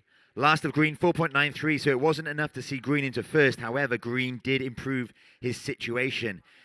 He upped the requirements for surfers in white and blue. Last of green, 4.93. Situation, 7.5 minutes remain. It's red first. Surfer in red, you are first. Green, you are second. Green, you require 5.36 to move into first. White, you are third. You require 6.6 to advance. Blue, you are fourth. Blue, you require 6.8 to advance. And it's that surfer in blue that has priority. Sean Gunning. With 7 minutes and 10 seconds left, he'll be holding on to that priority until a wave comes that he thinks will offer him the opportunity to get that score. Surfer in red, Iago Dominguez, you are in first. You have a 5.9 and a 5.63. Green, you require 5.36 to go first. White, you require 6.6 to go second. Blue, you require 6.8 to go second. Priority is with blue. And here goes the surfer in blue. Priority holder Sean Gunning comes hard off the bottom and hard off the top, lifts the fins. And a second one. And he likes that. You can see the fist pump as he kicks out. The spray off that second turn was enormous. Well, that was the same turn that Gunning did twice on that big, long left-hander the day before. It's a particular type of jab. Look at that. Whack. Really knows how to lift. Look at the top of the spray here. He knows how to lift that spray. The spray is still falling from the second turn. And then here we go in the red, Iago Dominguez, and he comes a bit unstuck there. So Gunning, a 6.8. Well, he got a 7 something for those 2 turns the other day, but he did then throw about another 15 turns onto the end of that, didn't he? So I think it's we'll see. Even if he doesn't get the requirement of a 6.8, what I think he's almost certain to have done is to improve his situation. So he's going to lessen the requirement, meaning that with 5.5 minutes remaining, he's going to have time to get back outside and try to get the score that he needs. Last of red, 4.63. Last of red, 4.63. 1 score still to come for last of blue. As soon as that score drops in, we'll update you on the situation. It's 5 minutes and 15 seconds remaining. As it stands, red first, green second. Green looking for a 5.36 to move into first. White third. White needs a 6.6 to advance. Blue fourth. Blue needs a 6.8, and we are waiting for that last of blue. 5 minutes remaining in this heat. Yet more excitement, yet more action. Sean Gunning surfs 5-minute heats. In the first round, he got all his scores in the last 5 minutes. In the second round, he got all his scores in the first 5 minutes. And in this one, he's just got a score. But will it be enough to pop up in one wave into second, or will he need... Well, it starts to drop in. Very close. It's going to be extremely close. One judge says yes, one judge says no. 4 minutes, 20 seconds left. It's a 6.7. It's not enough to propel him into second. However, it's reduced his requirement. Situation update, 4 minutes, 10 seconds remaining. Red, you are first. Red first. Green second. Green, you need 5.36. Blue, you are now third. Blue, you are third. Last of blue, 6.7. Blue, you need 4.4 to advance.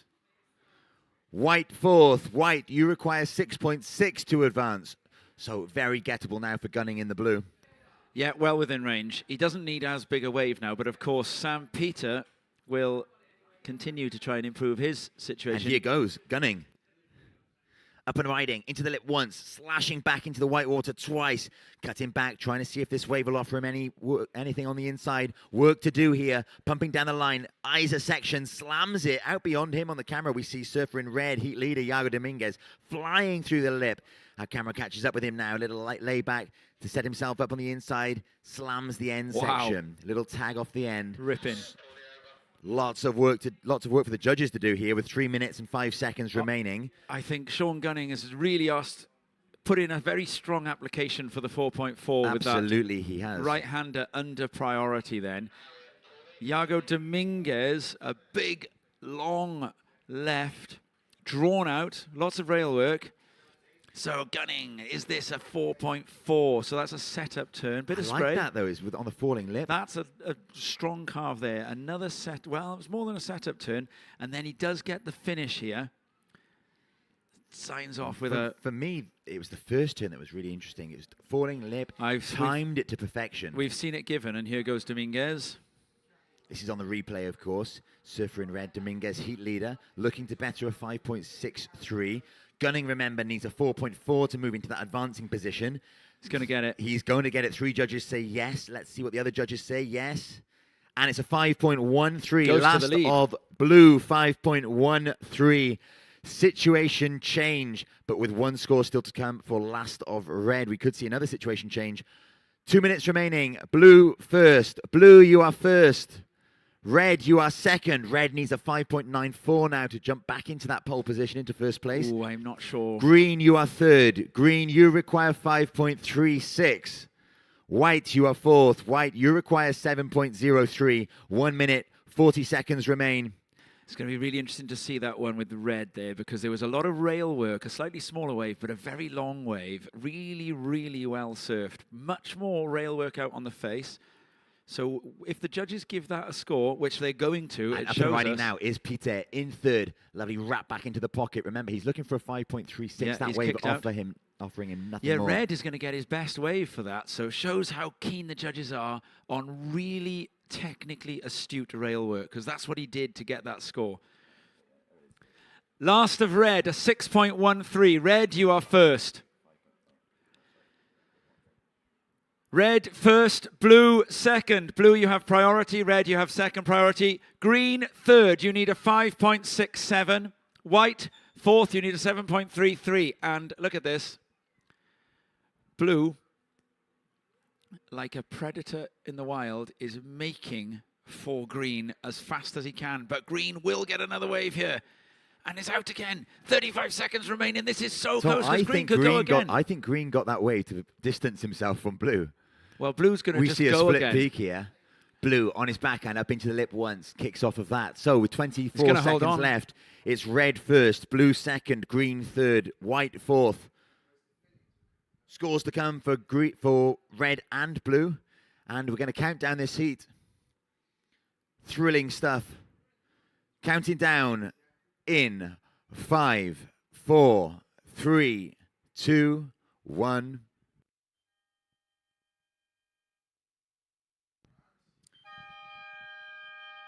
All of the scores are in. Official results taking the heat win. The surfer in red, Iago Dominguez, takes first.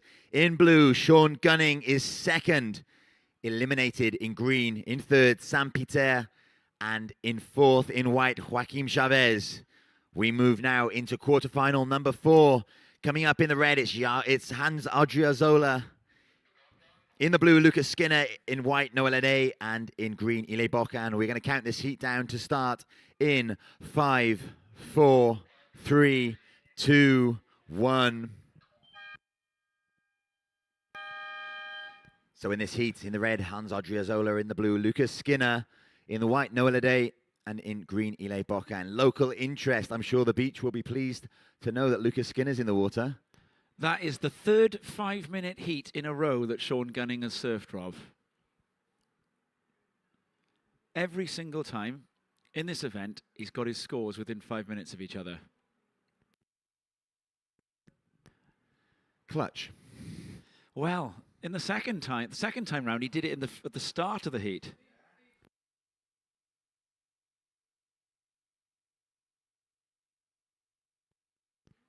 Well, it's exciting stuff.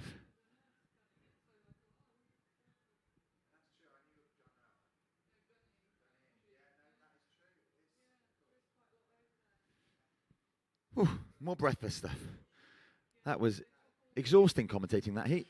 Oh, Annette Gonzalez-Estabri, you see there in the red vest, getting ready for her heat. One of the favorites for the women's. Okay, we got the first ride of this heat. It's surfer in white, Noah Lede, upon riding on his front side. The goofy foot from France, racing down the line, tags the end section, somehow sticks with that. Beautiful surfing. Meanwhile, at the back, an enormous turn for surfer in blue, Lucas Skinner. Doesn't manage to hang on, but my goodness, he gave the section a good... A what for? A good what for, yeah.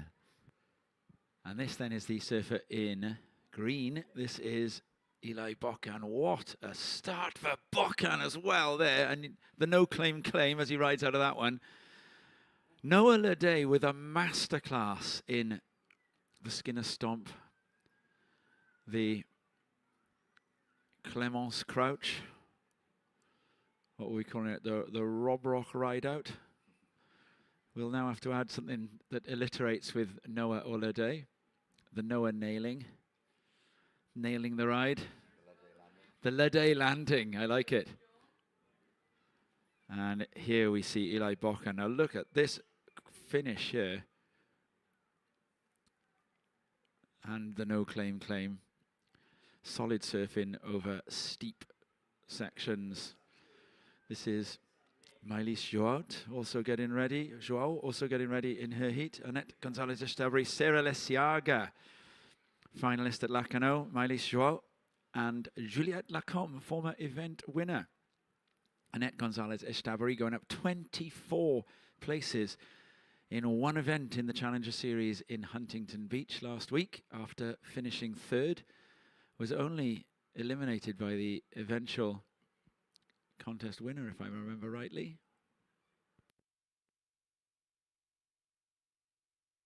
No, I think she was eliminated by the runner-up, wasn't she? It was Tia Zabrowski, who won this contest here last year. So scores starting to trickle in for the first of blue, white, and green. Blue with a 0.93. Now that turn that Lucas didn't complete, but went for was absolutely massive, as we see surfer in white up and riding again, Noah Ledet. Not with the Ledet landing that time. First of white, 3.33. First of white, 3.33. First of blue, 0.93. First of green, 5.17. Up and riding, surfer in red, Odriozola. Wrapping back to the bottom and up into the lip again. 3 big turns, doesn't stick the last. That second turn, where did he find the speed for that projection? Enormous turn. Again, like most of the competitors, I can see Annette going down to the water with 2 surfboards there. Round pin tails, she's been using them all week. To devastating effect, I must say.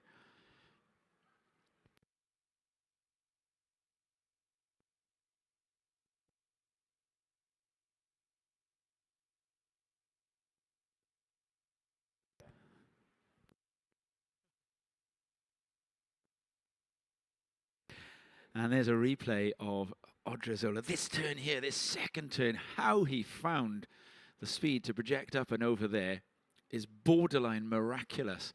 It was because of the really long drawn-out bottom turn. So even though he didn't make the third turn, I think the judges will surely have to throw some reward in that direction, and they will do. And up and riding now in the green. Eli Bokan going again, in and out of the lip twice. Noah Ledet has just had an in and out. First of red, 6.27. First of red, 6.27. First of green, 5.17. First of blue, 0.93. First of white, 3.33. Second of white, 0.5. There's Juliette Lacombe. 2018 event champion.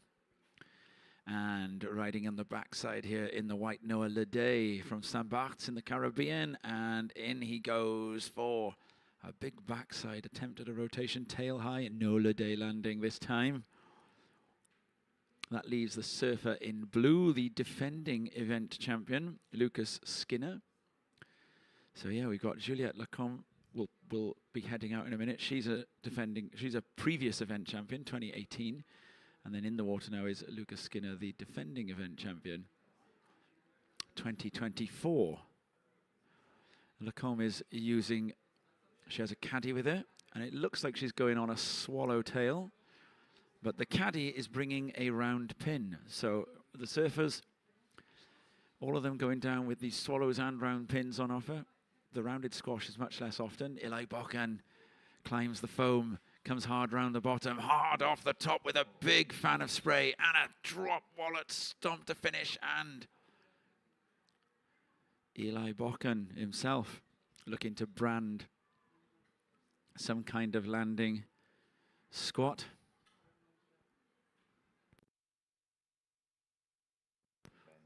The Bokan bolster, or the Bokan bend, that works too. Look at this, we'll see it. The work, this is the thing that grommets have got to learn, is how hard these guys work at making sure that they ride out of those turns with forward momentum and control. Those are the 2 words in the judging criteria that are essential to be awarded the completion of a maneuver. Last of white, a 1.83. Last of green, a 4.43. And here goes Lucas Skinner, hard off the bottom. A long frontside carve, a second turn in the lip, and a third, and coming to the end, a thin lift to finish. So on that occasion, Skinner opted for 4 turns, each of them pretty strong.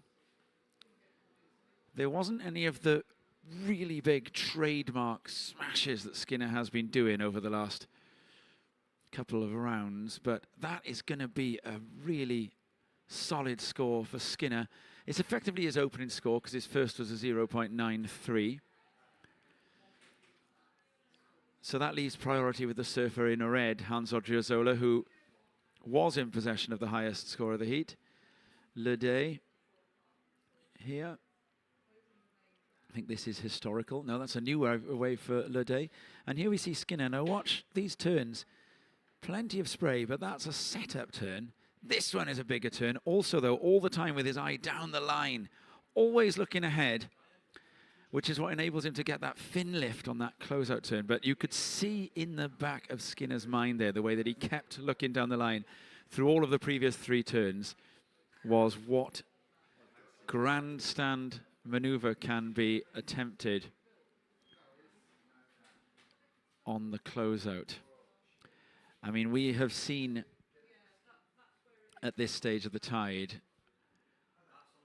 Lucas Skinner pull enormous aerial and layback maneuvers. In and out for Eli Bochen quickly, and there's a very, very solid wave coming through. But it's crumbling around the back of the lineup, not offering scoring potential. So as the tide moves in now, the wave is coming across 2 sandbanks again. Sometimes we'll feather on the back. Lucas Skinner has moved to the north of the area and is going to go on a slightly foamy looking wave. Speech Marshal Tim, you can see on the screen there. Skinner has gone for a front side tail slide air. Oh, it's an air more than a tail slide. And he's sticking with this wave. He's pumping through and he's going to have a closeout turn here. And it is a really big crack. And then a reform, and actually manages a front side rotation on a section of inside foam that at the time of doing his last maneuver, we didn't even know was going to exist. Wow. Tom, the bar like that. The bar, I think the judges will like it too. That, for me, is probably, dare I say, I whisper lest I don't want to influence anyone too hard, but probably the wave of the heat. What do you think, Robbo? Oh, well, if the noise generated from the grandstand that is the surf deck bar is to be believed. Well, they are a grandstand stadium style supporting their man though. You like to rile the crowd up. You like to get some noise out of them. Now could be a good opportunity. I do like a bit of a fray. Now, what was missing from that replay was the first air landing fakie. Now this is all setup work. Now this is the end of the wave, but it's not, because Lucas Skinner finds room for a frontside rotation.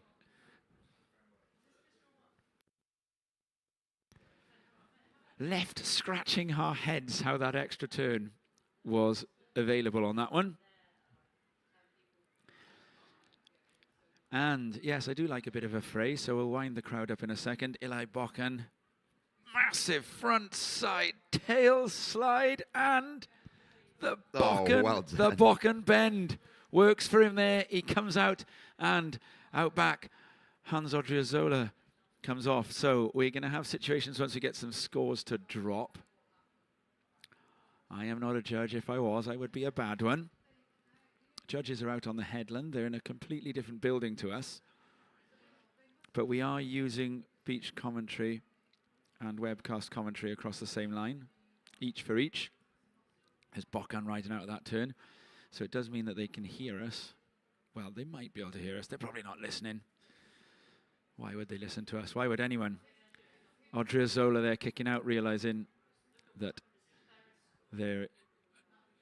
Well, Odriozola only needed to replace a 1, but he obviously has realized that that wave was on its way to sort of 3 or 4'sville, and that would be no use to him.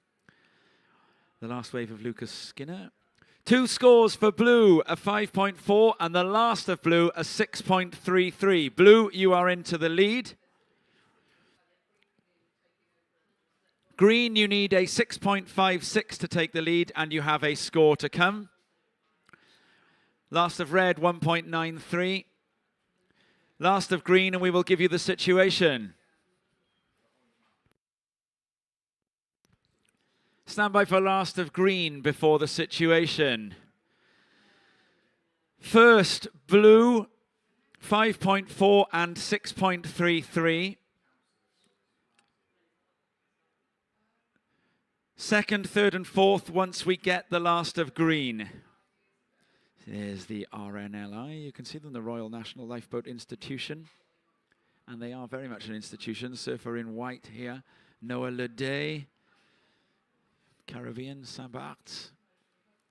Really impressed in the earlier rounds of this event on Wednesday.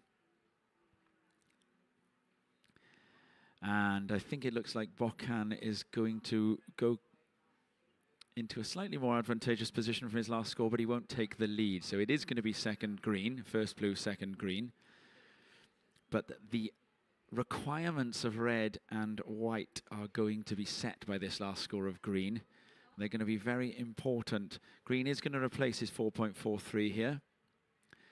I don't think it looks like it's going to 6.56. It's not going to be far off. We're waiting for two more judges for green. Lucas Skinner has had an in and out ride and nothing doing elsewhere across the lineup. Last of green, a 6-point ride. Situation, first blue, second green. Third, red. Red, you require a 4.9. Fourth, white. White, you require a 7.84. And here goes Lucas Skinner. That's red. So that's Hans Odriozola in the red, actually. Hard to see. We're quite a long way from the action back here, but worry not, because the judges are actually on the headland, much closer, and they have spotters. So Odriozola chasing a 4.9, getting busy, and we'll watch the replay now. So pumping down the line to start, straight to the air, lands that air reverse, and up into the lip to finish that. So asking the question. I think there was a setup turn before that air as well. Odriozola, I remember 2 years ago when we had a really big swell here, it gets better as the waves get bigger, doesn't he? And he particularly seems to like a powerful onshore dumping beach break. No surprise, because the Basque Country has plenty of those. They are a dime a euro. On the backhand in the white. And going to the air for a full rotation and making it. That is Noah Leday. And then out the back in the blue, this is Skinner looking to replace a lower score of 5.4. Wraps back into the white water, kicks off that one. That wave not doing much for him. Well, Noah Leday, I mean, if we make a comparison to the enormous score of Thiago Carique, here is our comparison. Not as high, not as far out of the wave, but still 270 rotated in the air, the final 90, pulling round from fakie. Oh, it was a great maneuver. It was a slightly smaller wave than that 9.73 we saw earlier. And it looks like the judges have taken that into account with this score. The first few come in, and there it is. Last of white, 4.6. Last of white, 4.6. As we see Skinner up and riding through the inside, bouncing off the foam, setting himself up for something big on the inside, no doubt. Thwack into the lip there. Loads of spray. Finds another section now. Races down the line. Takes to the air. Doesn't quite get the completion as he drifts off the back of that. So Skinner looking to replace a 5.4. Scores to come for last of green and last of blue. These guys have got you on the sound effects now, Rob. It was a thwack, that was, wasn't it? A bit of alliteration. Oof. We were discussing whether there's a hierarchy of noises. A thwack. That was one of the top ones, I think, wasn't it? Thwack. Oh, it is one of the top ones. Let's look at this thwack. This was the thwack. There. No, it's the next one. Here's the thwack. No, it's the next one again. This is it.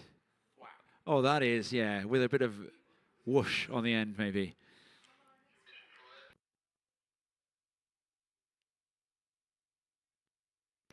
Waiting for scores from green and blue before we can give a definitive situation. 7 minutes 30 remaining.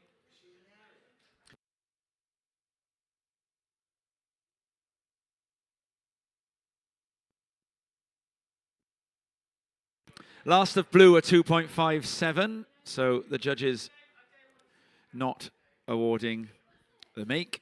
We knew that would be the case.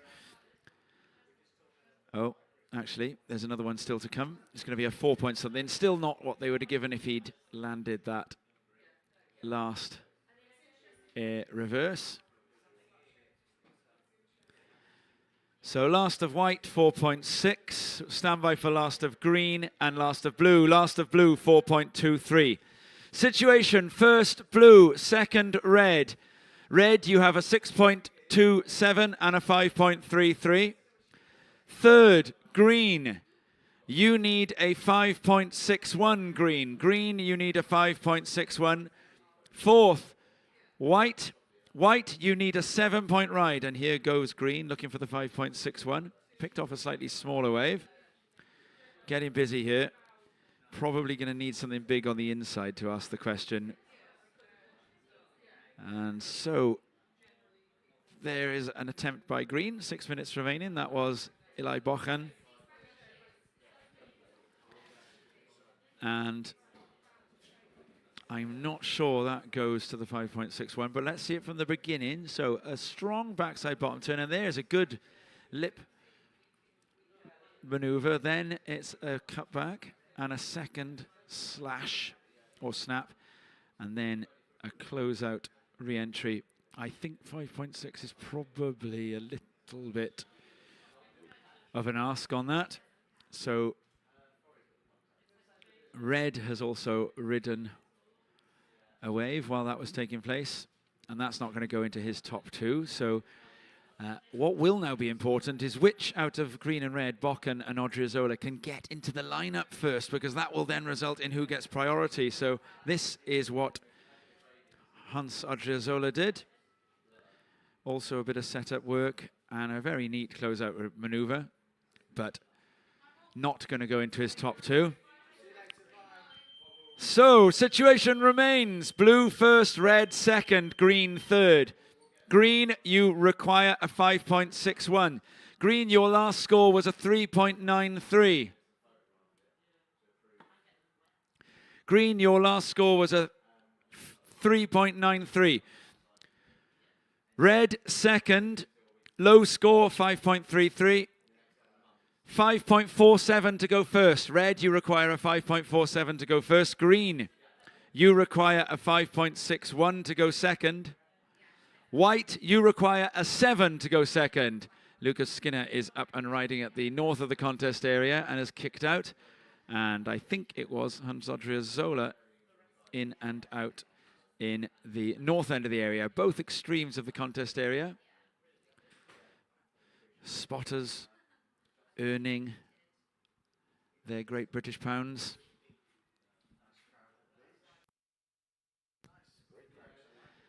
Another day at the beach. Coach Bo Bromham there. That's Lucas's coach, I do believe. I'm guessing we've got the last of green, a 3.93. Green, you require a 5.61. Last of red, 2.23.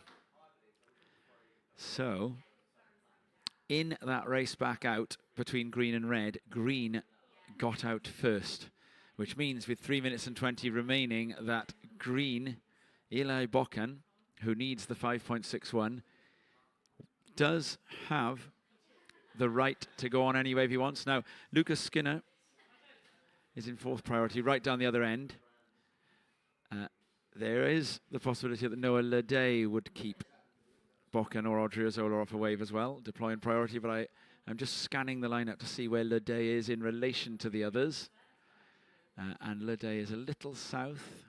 Odriozola has got more space from Noah Leday than Eli Bochan has. A long left would go to Leday over Bochan, and that is what's coming through. There is a left there. You see it trickling into your, I say trickling. It is now trickling because it's coming to the deep bit of the bank, into your image. That wave has just gone past first Noah Leday, then Eli Bochan. Bochan, one of the standout surfers in the round of 64 in particular. And there is a wave coming through. It's breaking outside of everybody, so these surfers are going under this one. Hans Odriozola gets on the end of it and pulls off. He didn't have priority anyway, so nothing ventured, nothing gained. Odriozola can't block Bokan, so all he can do is try to see if he can improve upon his low score of 5.33, because that would, of course, increase the requirement for Eli Bokan. With the time left now down into the last 90 seconds of this heat, are we going to see a last minute reversal of fortunes between any of these surfers? In fact, if a good set comes through, first through to fourth is all up for grabs, really. There isn't yet a runaway performance of this heat, but Lucas Skinner now on a set wave right-hander, looking to see if he can put it beyond doubt. First turn, then a tail slide. He's going to recover that and then start to carve on in, looking for the inside section. Goes to a frontside roundhouse wrap, now gets some speed coming down the inside, goes to the air, full rotation, tail high, not quite. Worth a go.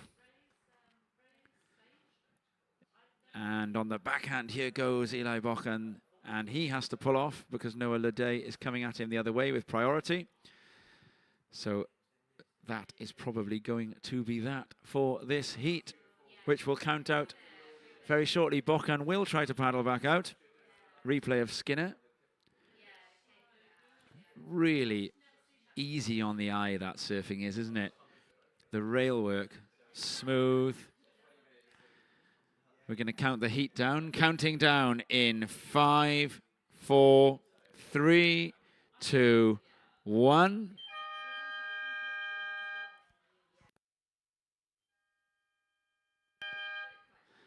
Applause on the beach. That is because the defending event champion from Cornwall, Lucas Skinner, has won the heat.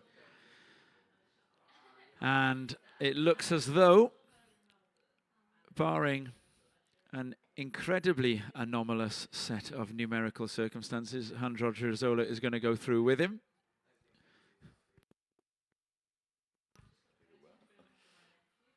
And the scores are all in. Final results. First blue, second red. Last of green, a 1.77. And fourth white, Noah Ledet. So Skinner and Odriozola through. Bokan and Ledet pick up 13th and, I'm trying to think, 13th and 17th? No, 9th and 13th. 9ths and 13ths for their rankings points. And we're going to go into the ladies. There's the final results. Skinner from Odriozola, Bokan and Ledet. Yep, Bokan with a 9th, Ledet with a 13th. They can be keeper scores in terms of the results, in terms of the European rankings. 9ths and 13ths, they can be. Counting down in 3, 2, 1. Annette Gonzalez-Estaburi, one of the event favourites in the red now, with Sarah Lesiaga, finalist at Lacanau, Miley Joaut in the white, and former event winner in 2018, Juliette Lacombe in the green. What a heat we have on our hands now, Robbo. This one is stacked. Annette has been ripping all the way through this event. Annette also got a good result in Lacanau. If I remember correctly, I think she was, in fact, eliminated in Lacanau by her sister, Janire. But she went on from there, Annette, to get a great result at Huntington Beach in the US Open. And here is Annette starting the heat off on the rail, a full gouge, speed and power. Climbs off the white water, fin lift, and smacks that inside section and rides out. So Annette off to a great start. You can see that she likes that. Annette, yeah, she was at Lacanau. She got a 3rd. She was beaten at Lacanau by her sister, Janire Gonzalez-Estaburi. And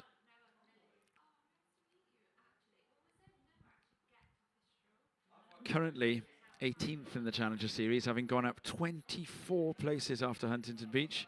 There's the Skinner clan. Lucas, that's Dad Ben in front.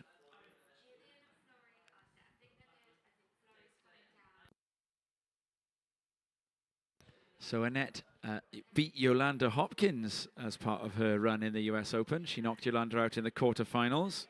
Yolanda will be coming up in a couple of heats' time.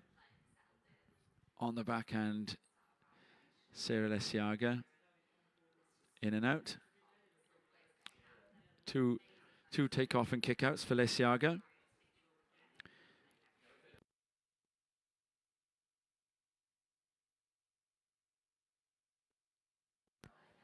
She had a particularly interesting round of 32 in the Challenger Series event, Annette, where it was almost flat. It was about a foot, and the tide was coming in, and during the heat, with about 2 or 3 rides between all of the competitors, Annette and a Japanese surfer whose name I forget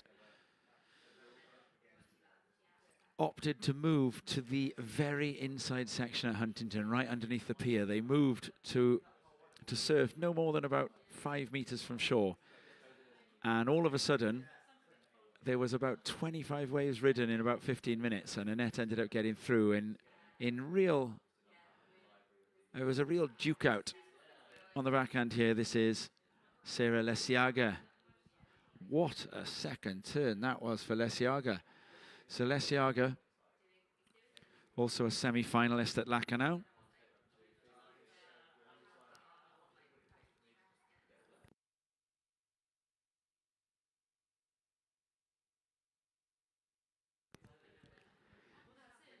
Lesiaga eliminated in Lacanau by Anat Lelior, who went on to win the event. Lelior is not at this event.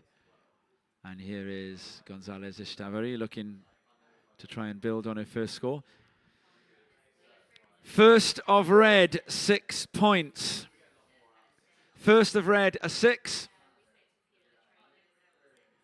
None of these other scores, apart from this one of Lesiaga, will yet go into the top 2, but we'll read this one out when we get it. Sarah Lesiaga, a lovely backhand fin lift for Lesiaga.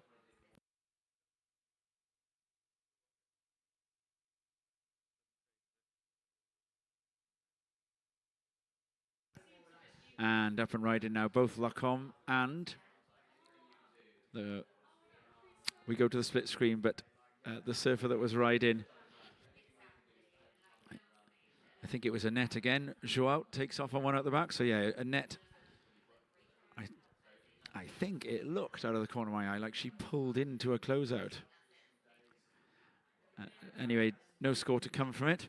That's Naya Monte with the jersey going on here. Highest score of the round of 96. Now a couple of days ago that was, Naya Monte. Biggest turn of the day on the first day of competition. Lacombe with a low score as well. That was the one that we saw on screen.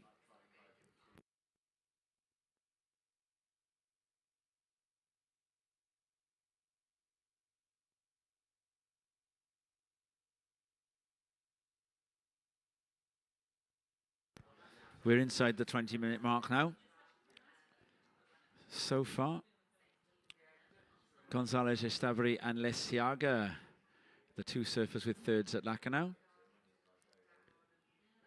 are also going to get almost identical first significant wave scores.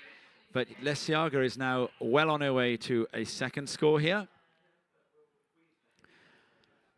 So the first significant score of Lesiaga, that backhand tail lift that we saw over the closeout section, is going to come in at almost the same as the first of Annette.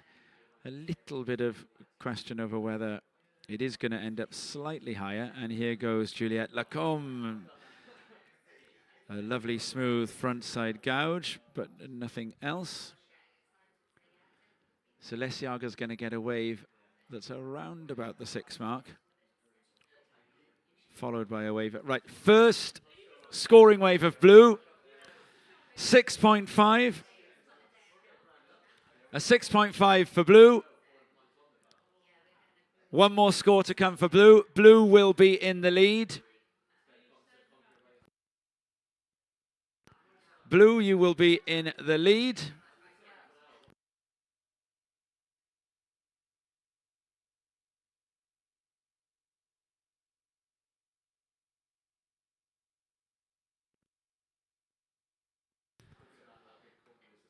Stand by for the last of blue before the situation. Blue will be in the lead. Red will be second. First of green, 3.33.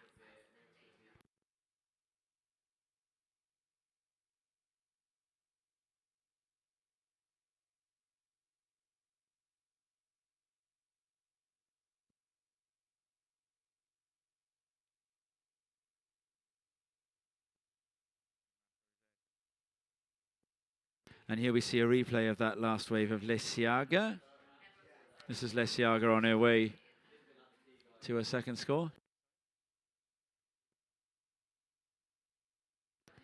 Lesiaga, that's going to be in the 3 or 4 range.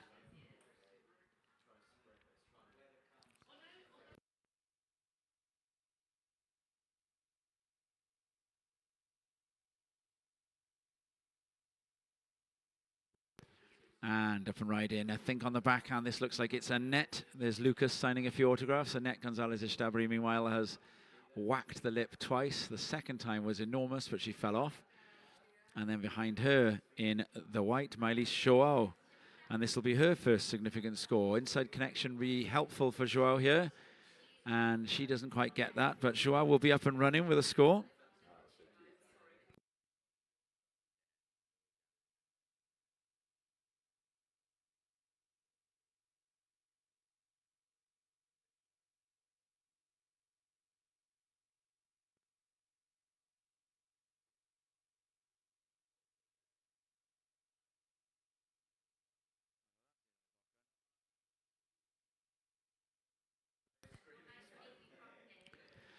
We're waiting for the last of blue still.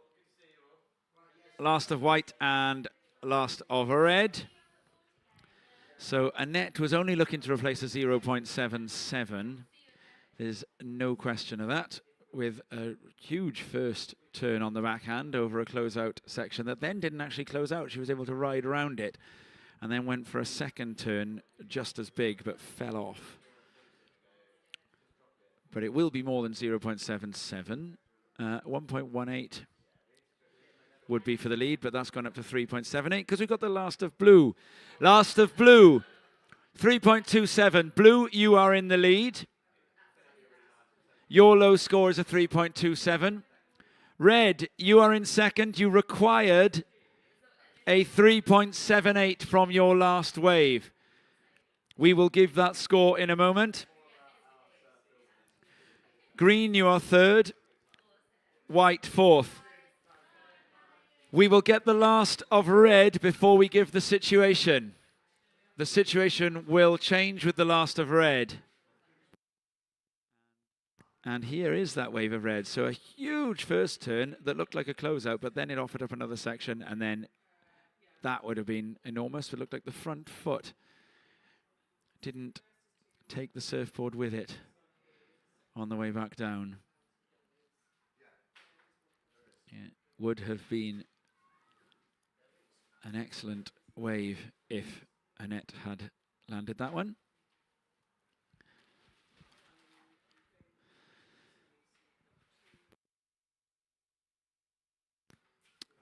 Stand by for the last of red.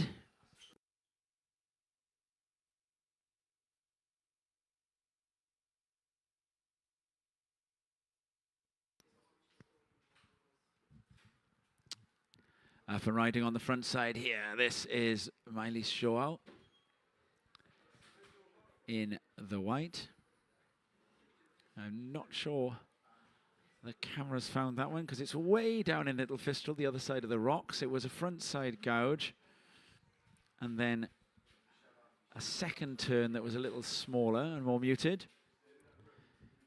It'll be Joao's best wave so far. Last of red, 5.17. Situation, red first. Blue second. Blue, your low score is a 3.27. Blue, you need a 4.67 to go first. Green, Lacombe, third. You need a 6.45. White, Joao, fourth. You need a 7.77. The requirement will come down when we learn your last wave score. Joao is going to get more than her highest score of a 2 for that last wave. That was a wave that was lost to the footage that you're seeing at home. A solid frontside carve, and then a second frontside cutback. In fact, here it is. That's the carve. And then this, a little bit more muted. And there was no, the inside connection, probably they won't give anything for that foam tap. Riding out with forward momentum and control would be the question mark over that last bit.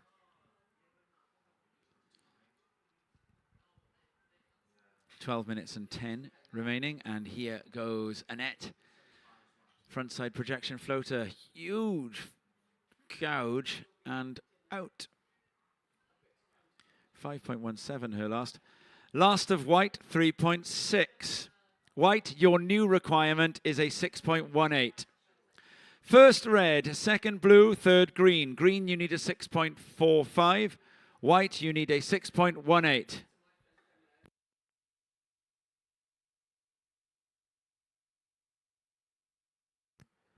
And here goes on the backhand. That was Lesjager in the blue, actually.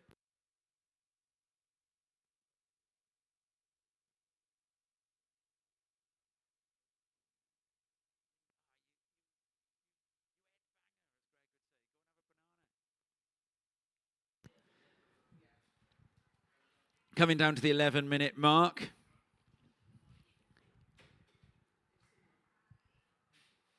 So that was Sarah Lesjager, I think, with the in and out. So the situation remains the same there. Huntington Beach was a good event for the Europeans, besides Annette. Yolanda Hopkins also picked up a 5th. She's now 2nd in the Challenger Series rankings. And there's also Nadia Erostarbe from the Basque Country, right up there on the Challenger Series ratings. And Teresa Bonvalo, also from Portugal. Erostarbe and Bonvalo not here at this event, which leaves a window of opportunity for surfers like Annette and some of the others that got good results at Lacanau. Annette's sister, Janire, who got 2nd at Lacanau but has been eliminated in this one. And on the front side here now, this is Juliette Lacombe, 2018 event champion. 2 turns, the second really stylish, and then gets rocked off by the white water, but some points were already in the bank there. 6.45 to change the heat. 3.34 or more to reduce the requirement. I think the latter is a distinct possibility.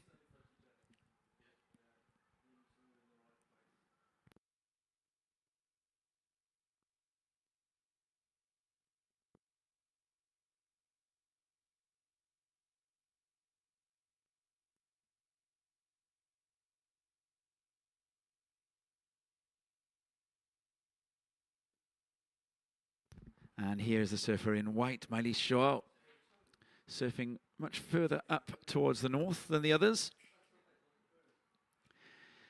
The risk for that approach from Joao is that the tide is coming in, and that area is where the water from high tide has run off over many millennia and dug a little bit of a bank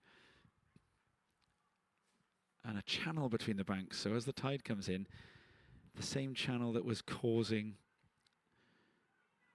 the bathymetry required for the A-frames at low tide becomes a big fat shoulder and very difficult to surf across. And at high tide, it becomes an absolute nightmare. So both Joao and Lesiaga making several attempts in the last few minutes to get some scores. There is another score still to come for Lacombe, which we think is probably going to be her strongest ride, and will probably reduce her requirement of a 6.45. Annette holding priority. We are probably not going to see much more surfing from Annette other than the best waves she can find. And here is one of them, a bowling right-hander, which is just past the deep channel, and Annette goes into the lip. And again, she will have to work a little bit. The deep channel is there somewhere under her. But Annette getting busy, looking to see if she can replace a 5.17, and definitely asking the question there.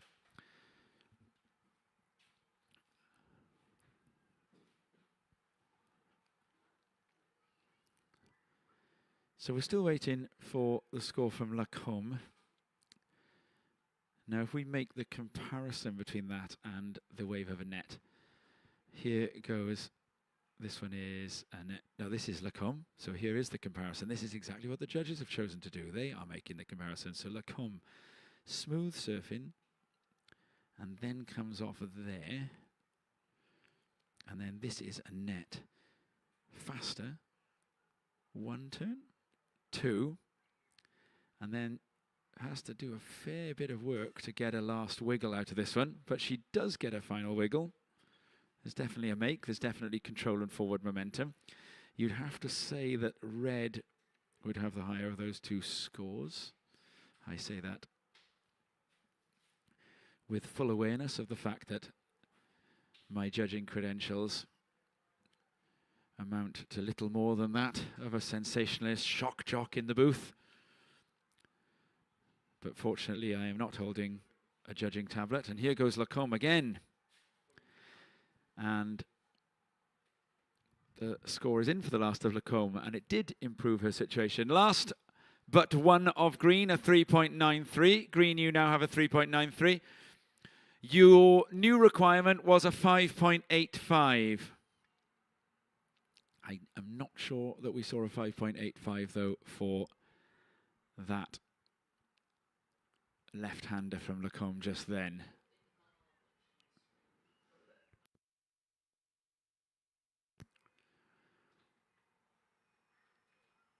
So Joao is also looking for a score. Situation, last of red, 4.93. Does not change your total. First red, second blue, third green. Green, you need a 5.85. Here goes Sarah Lesiaga in the blue, and that was an ambitious re-entry.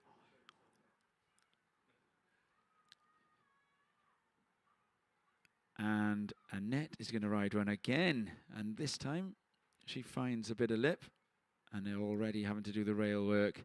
She's well past the deep bank, so there is a good chance of a reform here for Annette, but she's going to think about returning to the lineup as quickly as she can instead. Heat leader, so you can completely understand that strategy. Last of green is not going to change the situation. Last of green, no change. First red, second blue. Third green. Green, you need a 5.85. White, you need a 6.18. 4 minutes remaining. Last of red is going to be about 3 points. And this has just happened. This is Joao. And that's a nice closing turn for Maëlys Joao, who surfed impeccably in the round of 16. also this. But she has come off on that turn, so she won't get a score for that one. So 2 scores to drop for Joao. They'll give the low one first. That's very easy. And then they'll have a think about the wave that was more elaborately ridden. Last of blue. There's going to be no change for that last of Lesiaga.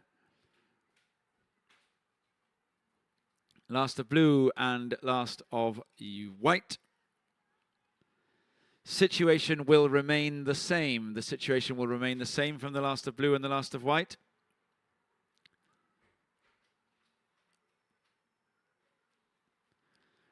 Surfer in red, you remain in the lead. And so here goes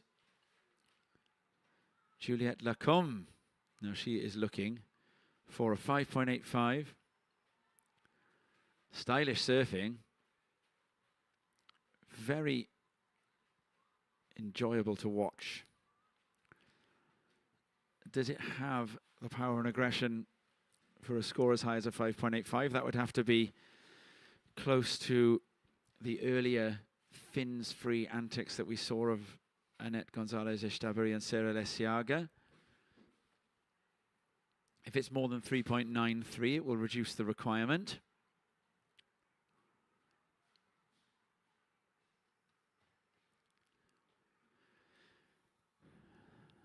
Will it be? Coming up shortly, Tierra van der Hulst, Netherlands, lives in Curacao near Venezuela. So Lacombe is going to reduce the requirement. Again, last of green, 4.57. And here goes Sarah Lesiaga, who's in second, and now a big turn for Sarah Lesiaga. She's just gone off camera, and she's ejected. She was looking to replace a 3.27 and will likely have done so. 4.57 for the last of green. Annette is going to take off on a bumpy right and clocks it once and then pulls out. We come down to the last minute, and here goes Lacombe again.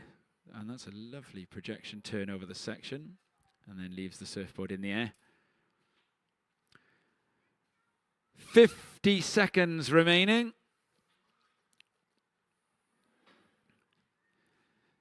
Last of blue may change the requirement. Green and white. Green, you will need at least 5.21. White, you will need at least 6.18. There is a score to come for blue, which may improve her total. 25 seconds remaining. And the surfer in white, Miley Shaw, went for one there. That needed to be a 6.18, and the wave didn't cooperate. So that will be that for her. Is there time for Lacombe to try again? 10 seconds. And we're going to be counting this heat down in 5, 4, 3, 2, 1.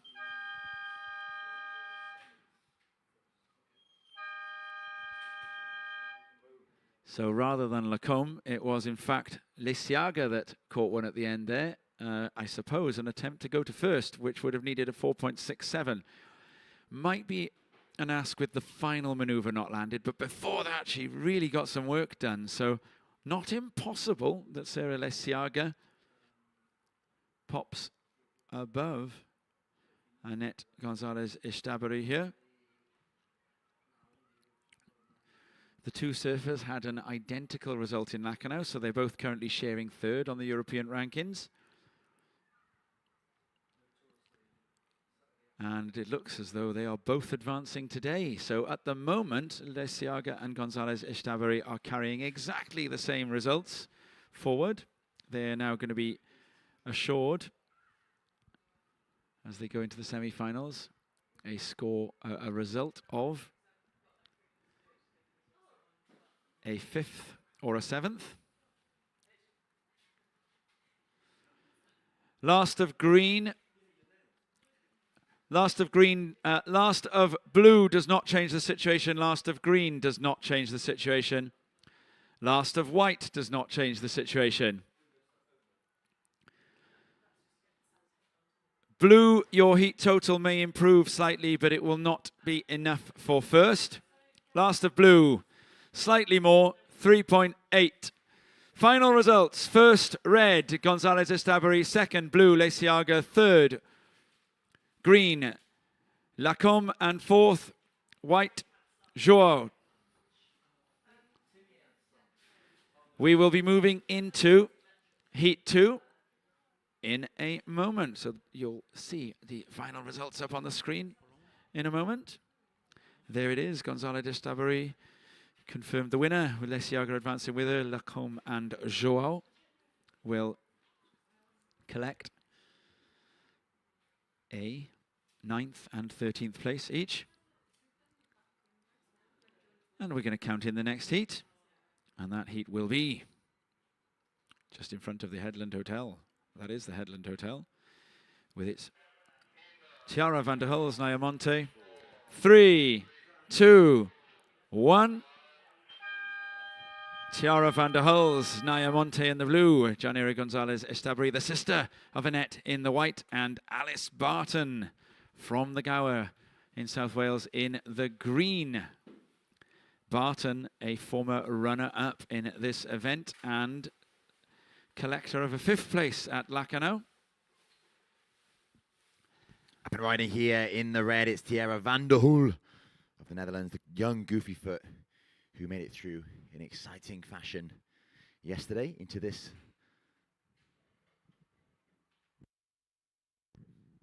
the quarterfinals. So it's Van der Hulst that opens her account first in this quarterfinal number 2. Coming up next, in quarterfinal number 3, we'll see Yolanda Hopkins, Maria Salgado, Nahia Milhau, and Rachel Presti. First of red, 1.17. First of red, 1.17. So Van der Hulst draws first blood. But it's a low score that she'll probably look or hope to replace fairly sharpish. Top 2 scores combining together to give a total score, of course, and the 2 surfers with the highest scores overall progress through to the next round. It's day 4 of the Boardmasters 2025. If you're just joining us, good afternoon and welcome to North Fistral, where we've been blessed with some beautiful weather today. The sun's just gone behind a cloud for now, but I'm sure it will return for us in a little while. White with a quick in and out there. That's Janira Gonzalez Estabari.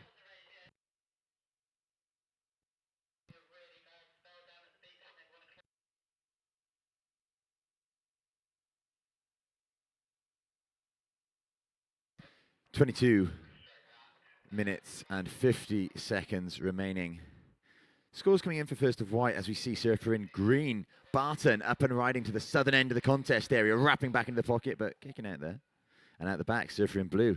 Nea Monte of France on her backhand. Pendulum-like metronomic motion into the lip for a 3rd time. Now that is a wave well ridden. And we hear a round of applause there from some of the spectators in the athletes area and on the surf deck bar.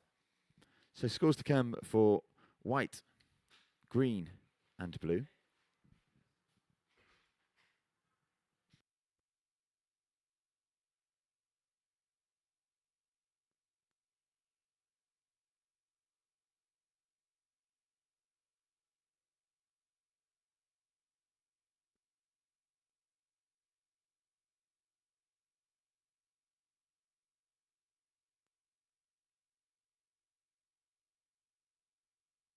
.21 minutes, 50 seconds remaining. All the scores are in. First of red, 1.17. First of blue, 6.17. First of white, 0.97. First of green, 2.83.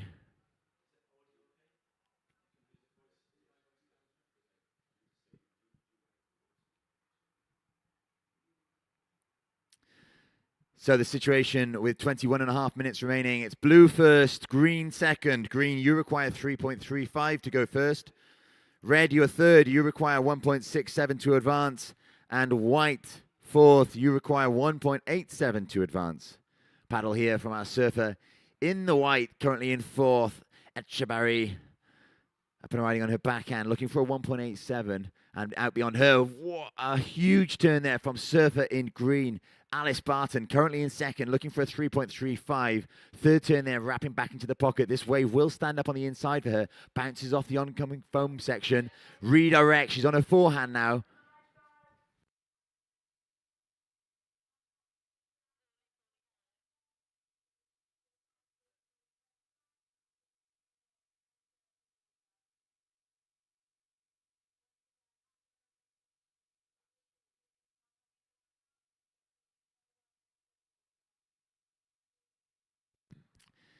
Up and riding out the back now, it's surfer in red, Tiara van der Hoel up and over that oncoming foam section, carrying plenty of speed as she rides out of that.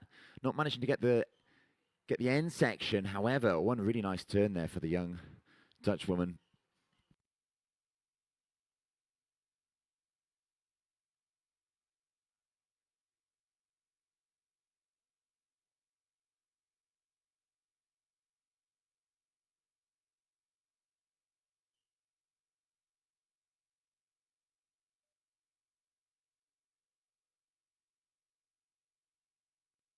So waiting for scores of last of white, last of red, last of green to come in. Under 20 minutes left now. All action in this quarterfinal number 2. It's day 4 of the Boardmasters 2025. This is the QS 2000 Women's Quarterfinal number 2, featuring in green Alice Barton of Wales, Naya in blue from France, in red Tiara van der Hoel of the Netherlands, and in white Janire Gonzalez Etchebarry of the Basque Country. Up and riding out the back, it's the surfer in the blue, Naya Monte, currently in third, looking for a 0.17. So scores have come in for that second of green. Second of green, 4.17. Second of green, 4.17. So we see a situation change. Scores still to come for last of blue. As it stands, it's Barton, green, you are in first. Green, you are first. A score is about to come in for last of blue, which may well change the situation. 18.5 minutes remaining. One score still to lock in.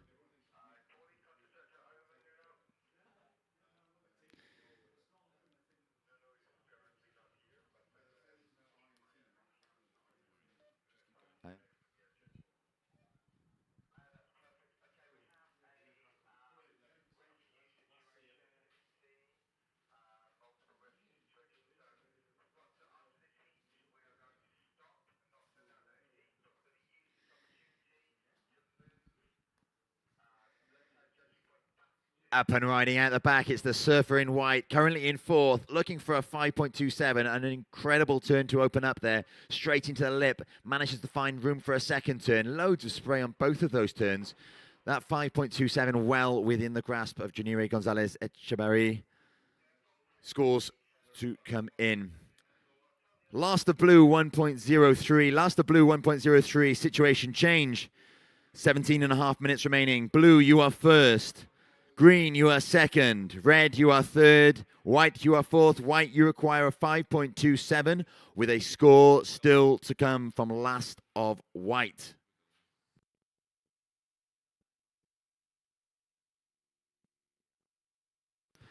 Seeing a couple of replays here, aren't we, Robbo? Wow, Tom, a score has just dropped for last of white. 7.67. Yeah. 2 really nice turns on the backhand for the young goofy foot from the Basque Country. It was 16 minutes, 50 seconds remaining. Situation is white, you are first. White, you are first. Blue, you are second. Blue, you require 3.24 to move into first. Green, you're third. Green, you require 3.04 to move into the advancing second position. Red, you are fourth. Red, you require 2.04. Yeah, that bottom turn, both Monte and Janire Gonzalez Estabri, the bottom turns on that first turn, just pulling round the bottom of the pocket and up into the lip both times. Absolute textbook, world-class backhand surfing from both surfers there. And here again, this is Tiara van der Hulst of the Netherlands from Curacao, near Venezuela, Caribbean surfer, Tiara van der Hulst. Dad Mikel is the connection.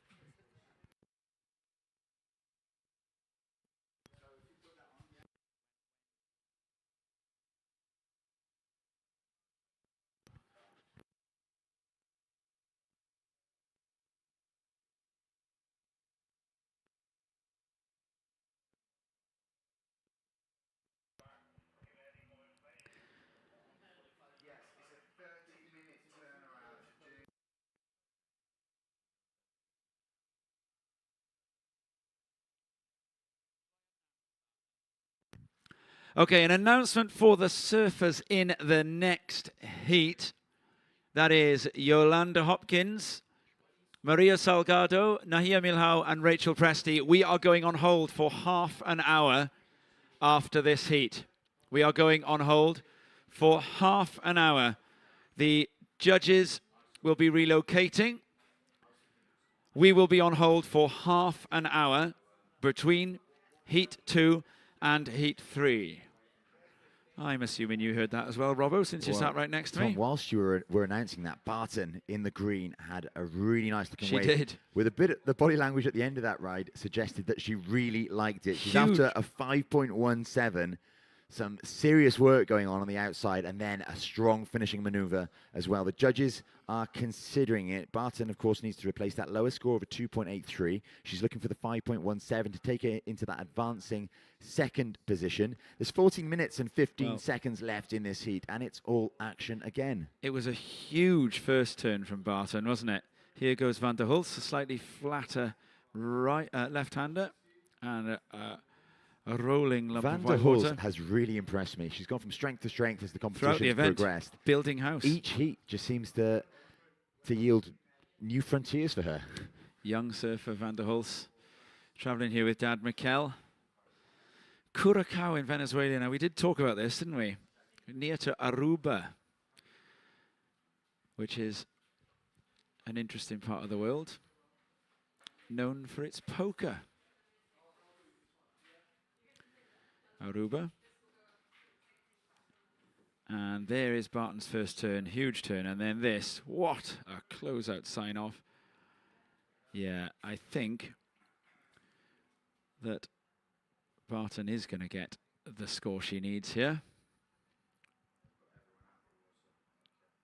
So, we'll let the lifeguards make their announcement, and then we will deliver these scores to the surfers in the water.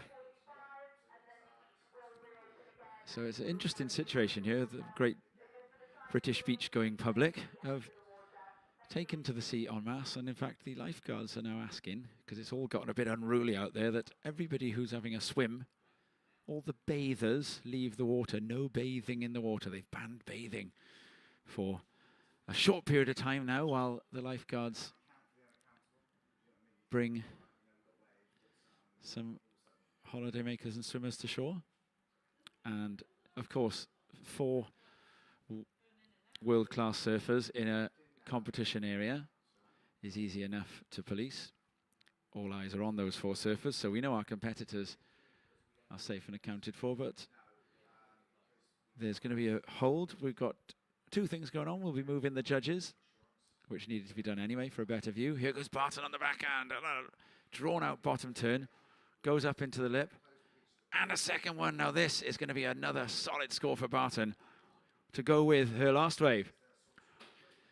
Green a 6.27. Green a 6.27. And one more score to come. Now that last one from Barton, I fancy is right up there with the one she got before, wouldn't you say, Robbo? Absolutely. Barton building house, to steal a phrase you've already used during the heat.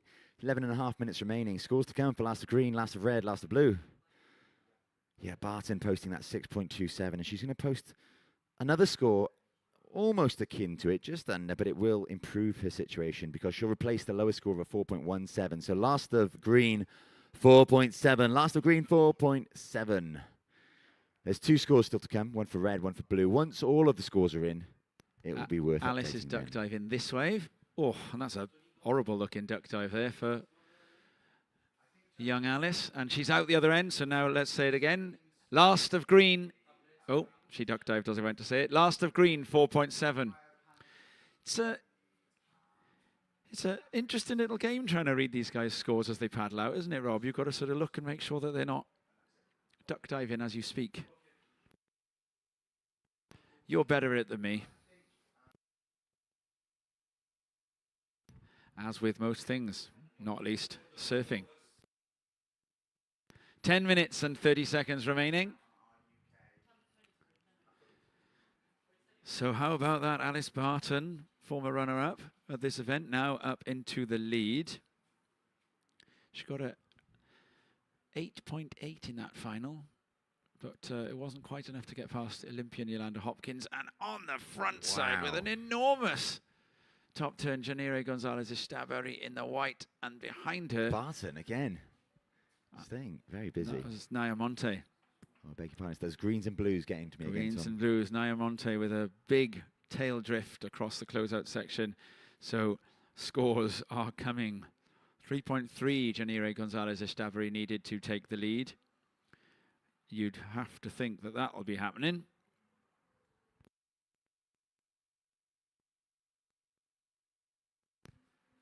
So we're going to be on hold for half an hour after this. Now there goes Barton. Keeping busy. 4.7 she'd be looking to replace there. I wonder.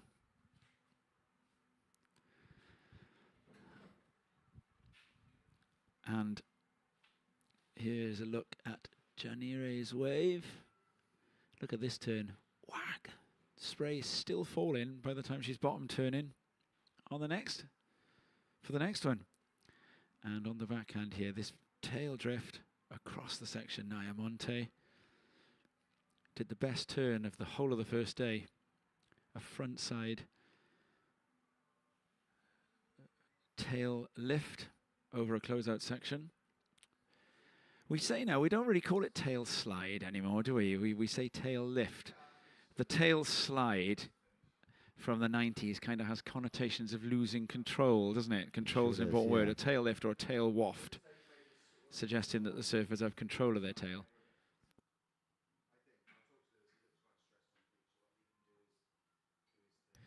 Up and right on the backhand here. This is Naya Monte again. Doesn't quite find the lip.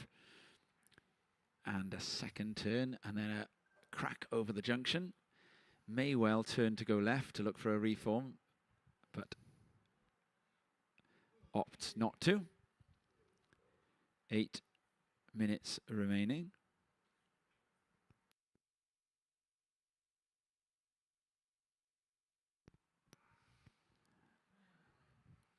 Stand by for scores of green and blue.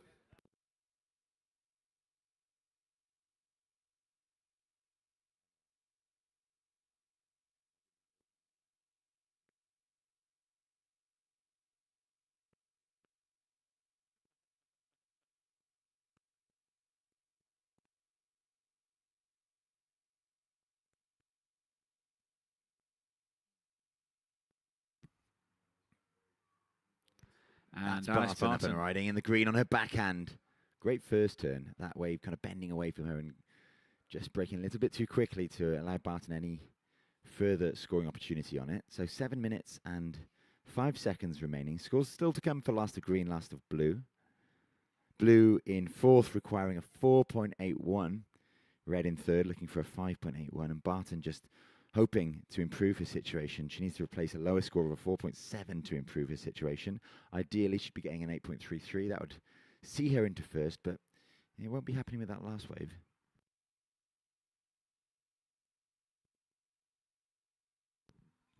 Six minutes and 35 seconds remain. We had a handlebars there, a late takeoff. No. I think it was Naya Monte. I think we are about to see a changing situation because Blue is about to post a score that will meet the requirement. Of course, remember, Blue needs a 4.81, 6 minutes and 15 seconds left.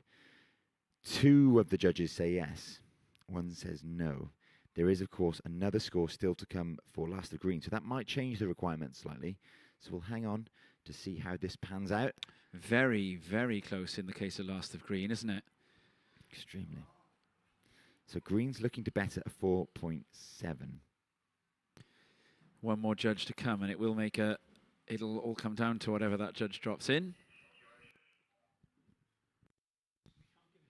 There are 3 scores still to come. As soon as those scores are in, we'll give the situation 5 minutes and 40 seconds remaining. So I think it was Tiara van der Hulst who went over the handlebars. It's going to be a 0.3 or a 0.5-ish. It was a late takeoff attempt. She didn't have priority, so it didn't matter. In fact, all 4 surfers now awaiting a score, although we know for sure that van der Hulst's score does not factor in. There's a really chunky-looking wave coming through the lineup to the north of where the surfers are sat. So that'd be to the right of the picture that you're looking at, if you're in the living room, or wherever else you may be watching from. 5 minutes remaining in this. So previous of blue comes in at a 5.07, which propels her into second. However, we're waiting on another score from last of green and another score for last of red. We don't think that will factor in. Last of green, previous of green comes in at a 4.63. Last of green, a 2.07. All scores are in now. 4.5 minutes remaining. The situation is surfer in white, you are first. White, you are first. Blue, you are second. Blue, you require 8.43 to move into first. Green, you are third. Surfer in green, you are third. You require 4.97. Red, you are fourth. You need 6.08. 4 minutes is going to be a white knuckle ride for the next 4 minutes, especially for the British surf fans on the beach. British interest in this heat. Alice Barton in the green.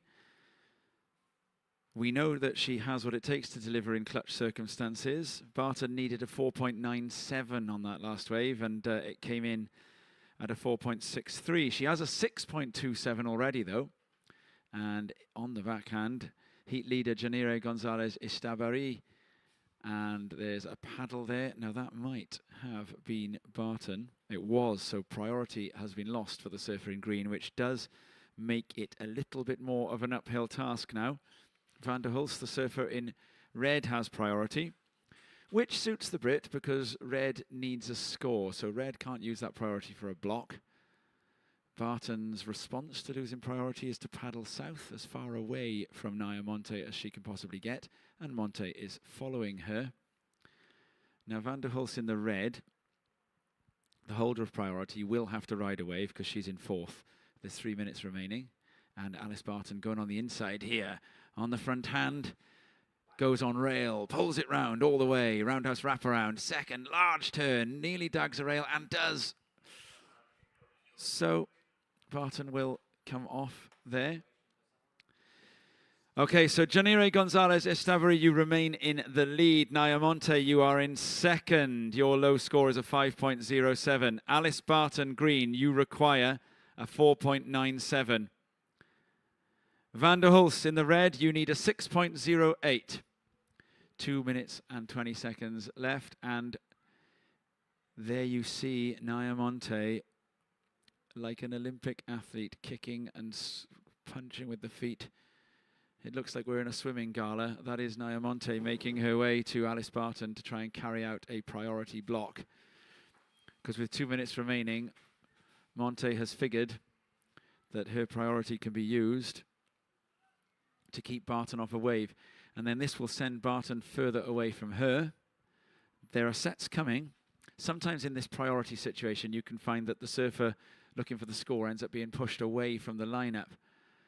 Now there's a set coming. There's 2 waves, so Barton will force Naya Monte to use her priority. Monte sits to the inside so that she can choose at the very last minute when it is that she wants to go. Now there's a solid looking wave here. You'll imagine Barton will try to go, and Monte is too deep, but Barton goes over the falls on that one and will have to try and pull herself together and get back out again from there. She'll have to get back on her board. shake any water and sand out.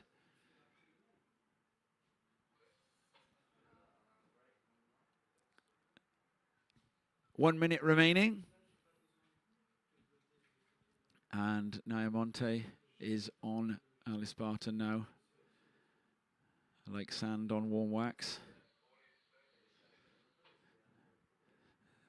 The flurry of paddling action has slowed down, and here goes Van der Hulst meanwhile on the backhand, and she was looking for a 6.08, but only afforded one turn on that. So the odds have suddenly moved up into Niamonte's favour considerably. She holds priority. With 25 seconds remaining, Barton will try to get away. Situation. First white, second blue, third green. Green, you need a 4.97. White, red, you need a 6.08. Last 10 seconds. And we're going to count this heat down in 5, 4, 3, 2, 1.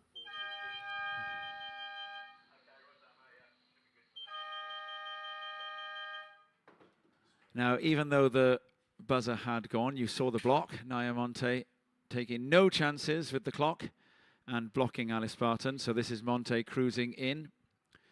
And this is a big result for Niamonte. She started in the round of 96, where she got the highest score of the round. So some celebrations going on below us. Yeah. In the athletes area. I don't doubt it. We're going to be on hold now till 4:15 after that, which gives us a little bit of a chance to digest everything that just happened. There's still the last score for Janire to come in. And that score lands. It's a 5.07. There is Niamonte with that rounded squash tail. All the way from the round of 96 to the semi-finals for Niamonte. And Janire building on a second in Lacanau. Also goes into the semis. There are the final results. You can see Janire's got, and what a heat total in the end there. 14.6 for Janire Gonzalez-Estabari. Niamonte advancing with 11.24. You can see Alice Barton only a third of a point behind in fourth. And Tierra van der Hulst, youngster from Curacao, Venezuela, surfing for the Netherlands. Her result comes to an end.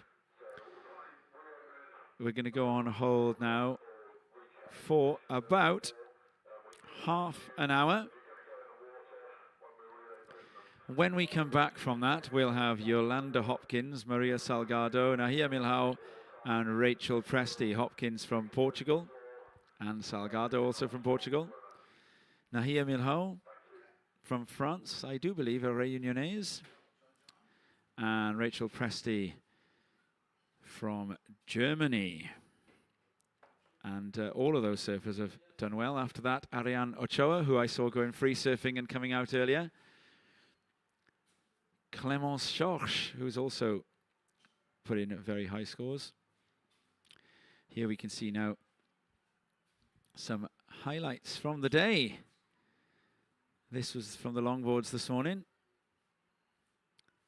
I recall these heats well.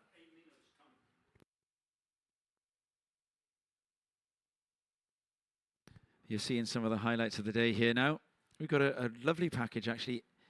8 minutes of it to enjoy.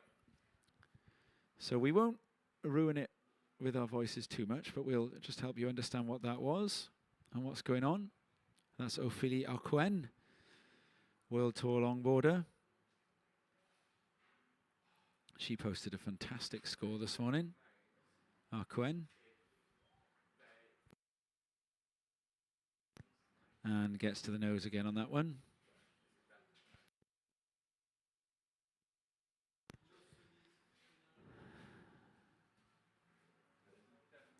This was Justine Dupont, the only surfer in professional surfing history to have been on 3 tours.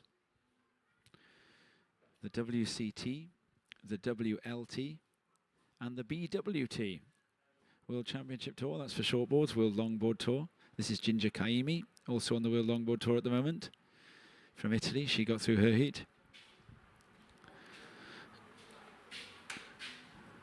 Into the men's, that was Adam Griffiths and Ben Skinner waving at you on camera.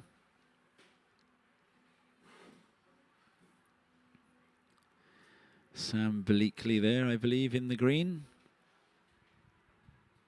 No, that wasn't Sam.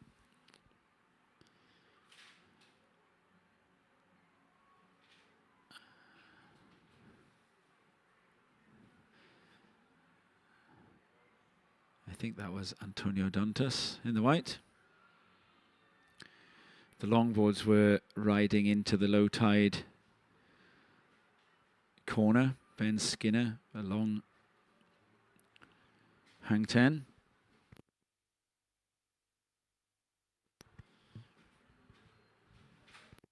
And there is Adam Griffiths, a local favourite who was very narrowly eliminated, but that was a fantastic score that he got for that pocket carve there.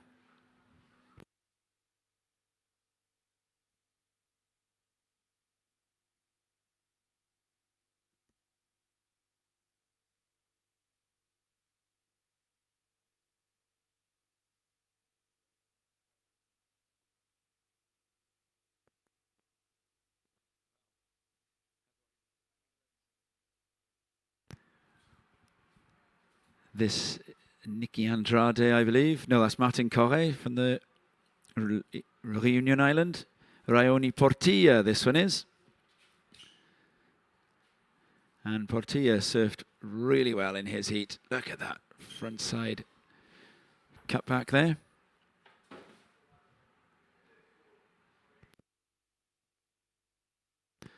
The longboards worked their way through a challenging stage of the tide.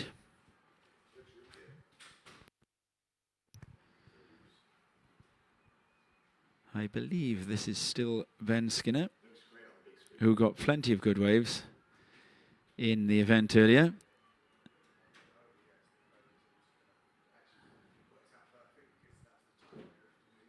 Into the shortboards. Reynan Granville was unlucky to get eliminated in that heat, and this Reynan again, I think. It was a fantastic performance in this round. That's Ruben Vittoria. And then this Andy Crier, the Olympian, who won the first heat of the day, riding right the way into Little Fistral. Big closeout turn to come here. Whack! That was earlier. You can see behind the Little Fistral, that's actually a tiny bit of feathering on the cribber going on out there. Shortly after this was a near 10-point ride for Raioni Portilla from Portugal. There, a 9.73. The replay for what Portilla did here. Look at this. Full rotation, tail high, all the way around. Super smooth landing, out with control and forward momentum. 2 judges gave that a 10. What an aerial that was. Sean Gunning in the blue vest. In with Thomas Debier from France.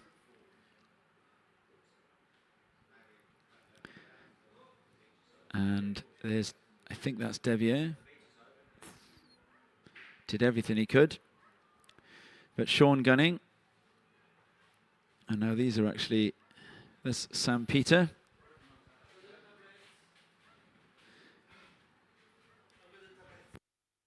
Who also was very narrowly eliminated, actually, Sam Peter. I believe, from memory, that that was against Sean Gunning, who you saw putting his rash vest on earlier.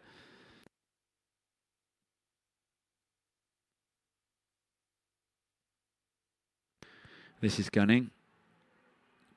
Patented front side lip projection. That second one, the spray still falling as he punches the air.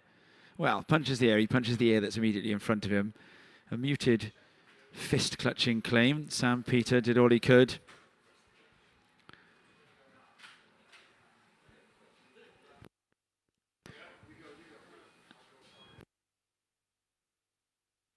This was Hans Adriazola, and the projection on this turn, I recall well.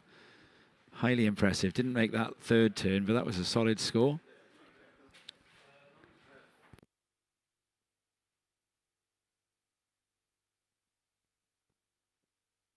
This was the men's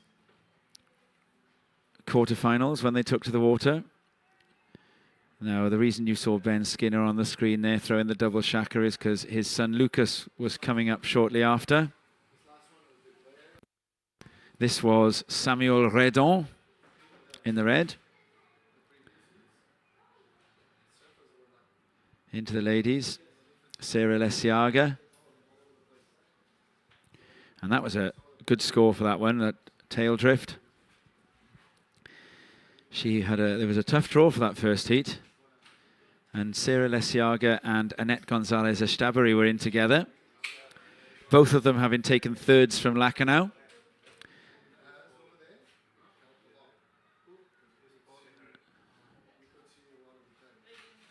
Backhand attack from the ladies all afternoon has been outstanding. Alice Barton there, narrowly eliminated in that last heat that we've run so far today. And there is an example of some of the left-handers that were ridden into the deep bank. I think that was Janire Gonzalez-Estabari at the end in the white. There's a great little highlights package pulled together by John Erauskin from the World Surf League. And Bassa, John's trusty right-hand man. They knock up a mean webcast, the Basques. So we're going to give you guys a little bit of peace in your living rooms, a chance to order a takeaway, talk about yesterday's news, make yourselves a cup of tea, because don't forget this is the British Isles. We built everything on tea here. And we'll be back at 4:15. See you then.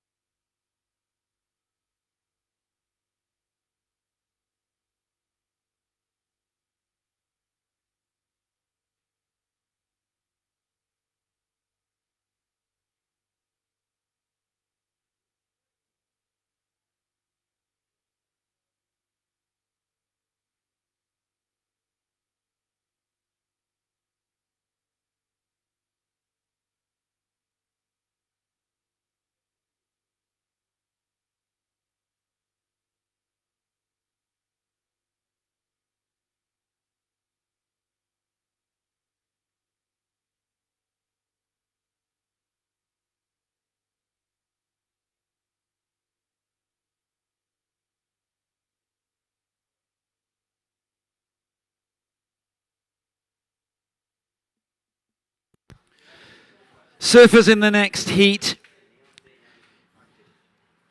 Ariane Ochoa, surfers in the next heat, Yolanda Hopkins, Maria Salgado, Nahia Milhau, and Rachel Presti.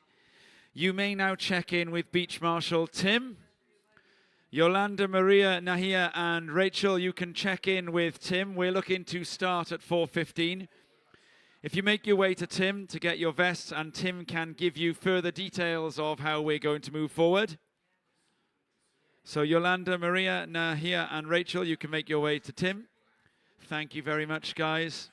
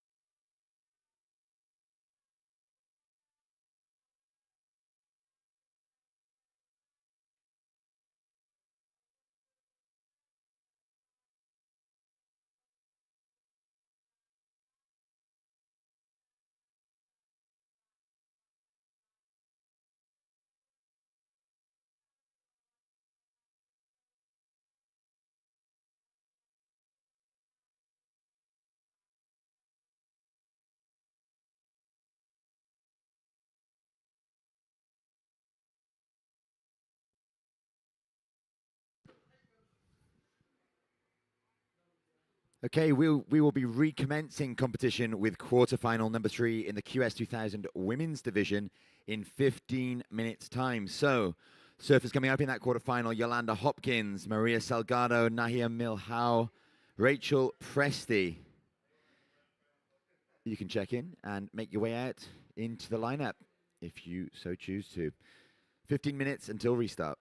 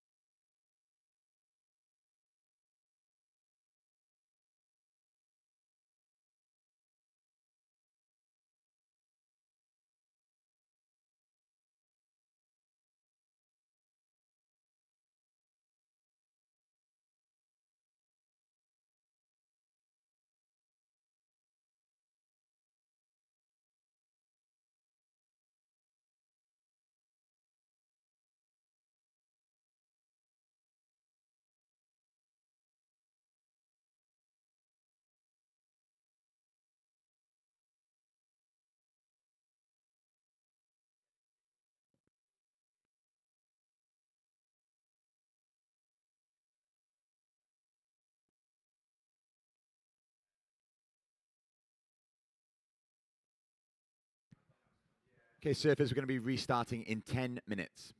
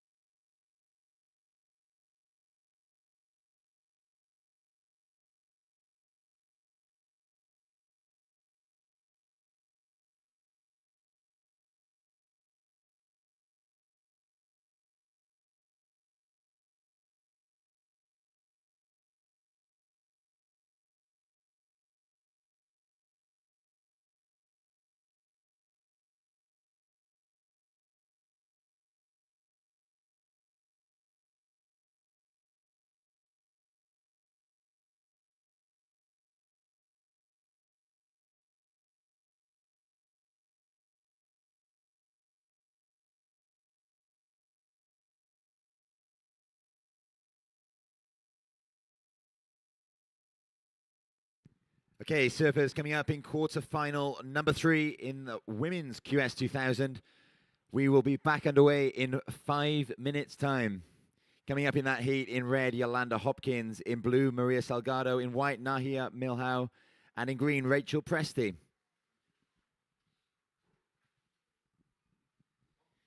Two more quarterfinals to go, and then we are back into the men's QS 2000 semifinals.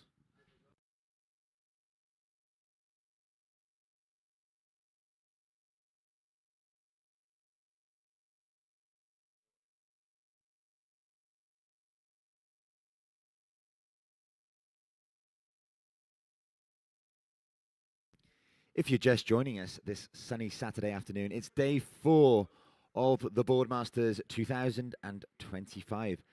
About to restart is the quarter-final round of the women's QS 2000 division.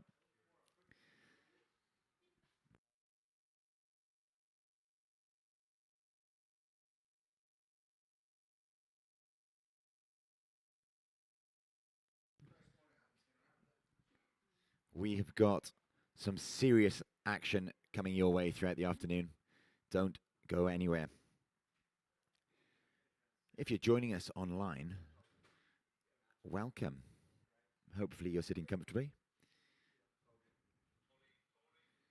It is very sunny, very warm down here at North Fistral.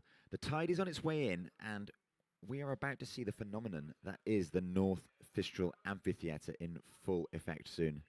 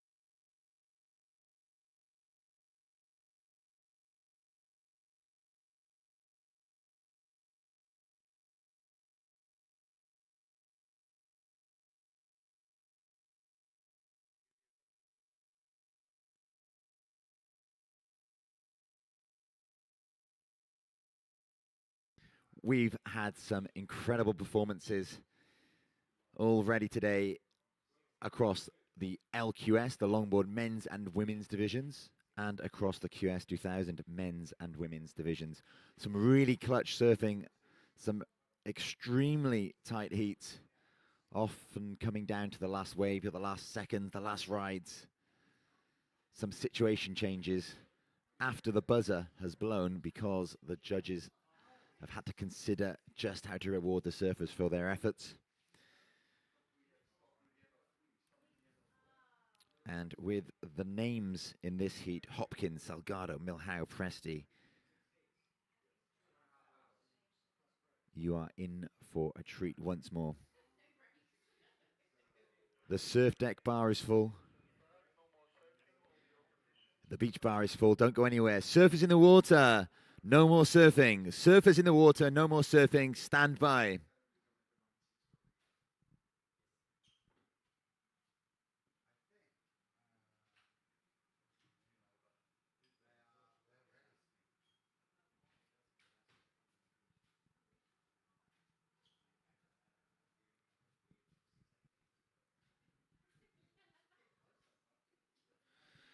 Surfers in the water. 1 minute no surf.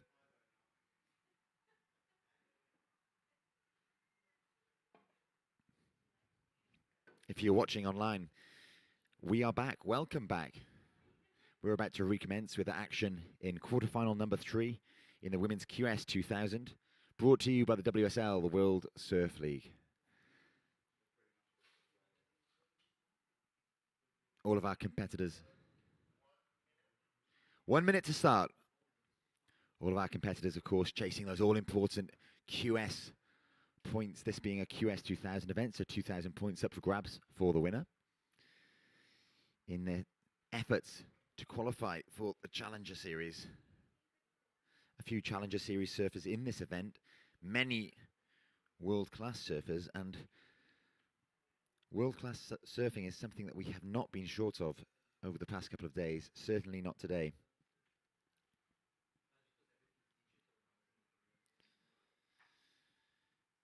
The swell continues to thump in here at North Fistral. The sun is shining, and as that tide continues to rise, the amphitheatre comes into play, and you will be within touching distance of surf stars as we prepare to count down. Surfs in the water, ready to count down in 5, 4, 3, 2, 1. And just like that, we're back underway.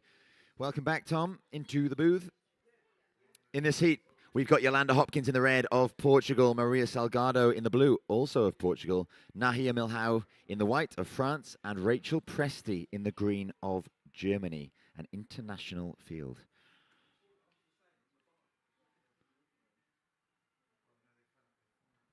Highly decorated surfers. And it doesn't take them long to get started as we see our surfer in blue, Maria Salgado, sorry, green, that was Rachel Presti of Germany. With that sun edging ever closer to the western sky, that glare is going to become a bit of an issue for us in the commentary booth, but fret not, because the judges don't have quite the same problem because they have spotters helping them. So every time someone gets to their feet, they have a team of people keeping an eye for exactly who it is, so that they are awarded fairly and scores are awarded to the correct person. So we might slip up, especially between green and blue. It's quite tricky to see in that sunlight. First off green, 2.0. First off green, 2.0. We have a packed beach here at North Fistral. Many people enjoying the sunshine, the sand, and the sea. Well, you're in for some surfing action as well. There is also some cricket going on the beach, Rob. Oh, yes. Well, we commentated on some cricket yesterday. That's a bit of a sling. I'm not sure if that's a fair delivery. I've also missed my annual tradition of updating you on Pontier's scores. Do we have a paddle?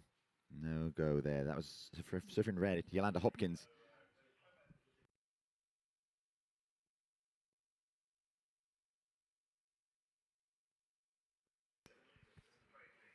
This is Yolanda Hopkins. Big backhand blast, but slightly too much foam on that one. Ah. So Clémence Schoch has just checked in for quarterfinal number 4. And you'll be delighted to know, Tom, that Clémence is aware of our naming of the Clémence Crouch. And she's flattered. She's in approval? Yeah, she's flattered by it. Well, Clémence, you can take it over from Camila therefore then. There is Clémence, actually, just then, doing a bit of preheat Pilates as well in the blue.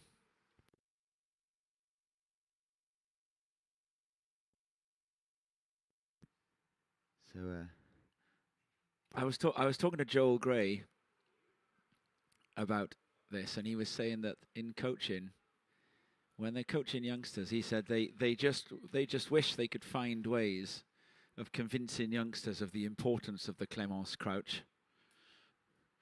So maybe that might help by branding it, giving it a celebrity endorsement. Schoch, well on her way to being a surfing celebrity after this breakout result. Surfing all the way through from the round of 96.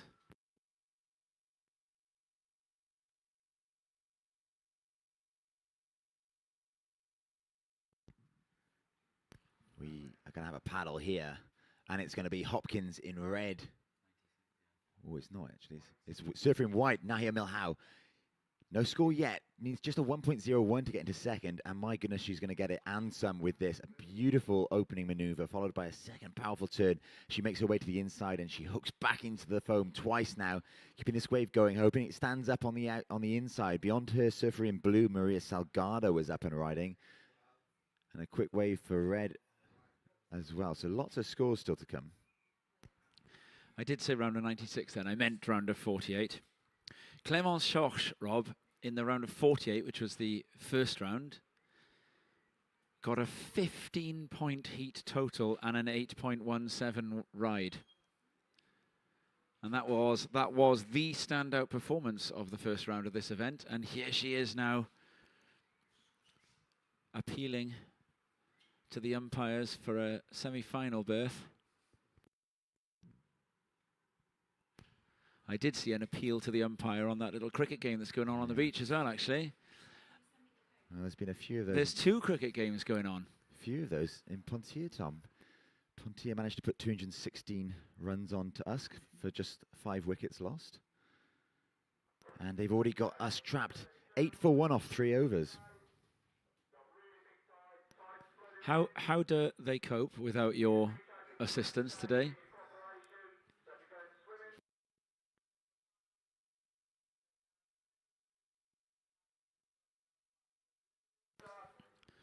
See here this, I believe, Nahia Milhao. Great first turn on that wave. And then a little bit more work on the second turn. This foam required a bit of negotiation, doing a bit of work. Keeping it going actually right the way into the rip. Nahia Milhao.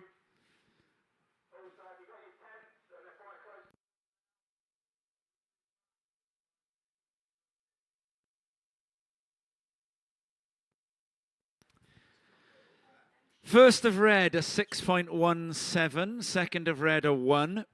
First of white, a 5.33. First of blue, a 3.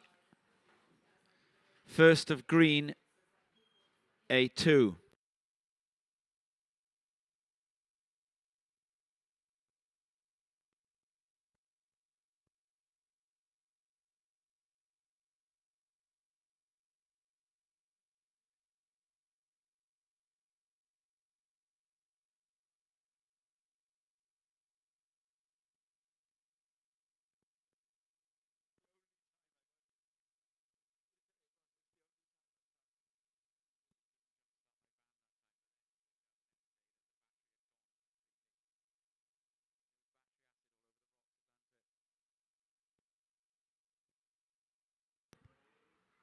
There's going to be a paddle here for the surfer in green. Rachel Presti, the German, drives hard back to the power source. And again, difficult decision to make. Does she stay with the white water or does she try to pump on to the next bit?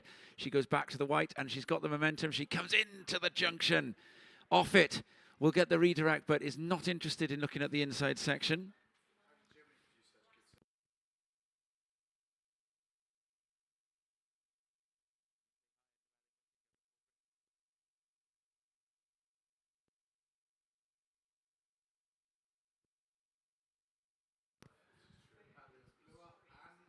And we've got rides here now for the surfers in blue and red. We're watching a little replay of the work done by Rachel Presti. There was a big turn laid down by Yolanda Hopkins in the red, but didn't quite stick it. The blue, surfer in blue, Maria Salgado, did thump it and ride out. So Yolanda has paddled back out quicker, has got priority.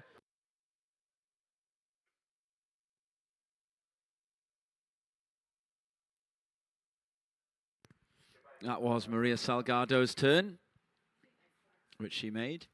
Yolanda fell off. First of blue, or last of blue, a 3. We're just waiting for a few scores.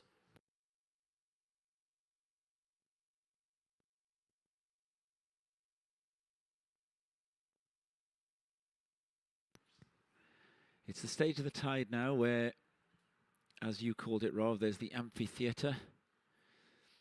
So the spectators are able to crowd around. There's a beach bar watching.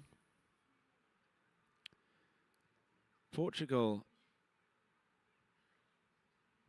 France and Germany.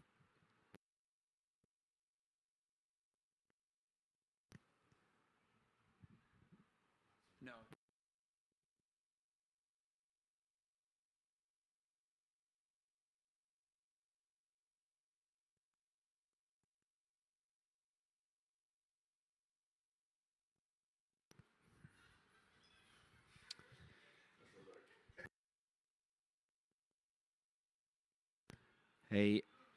A set is breaking through the lineup here now on everybody's heads.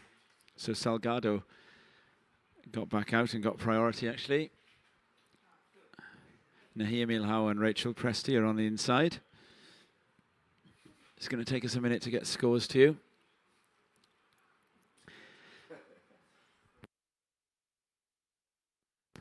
We are waiting a moment for scores. Thank you for your patience.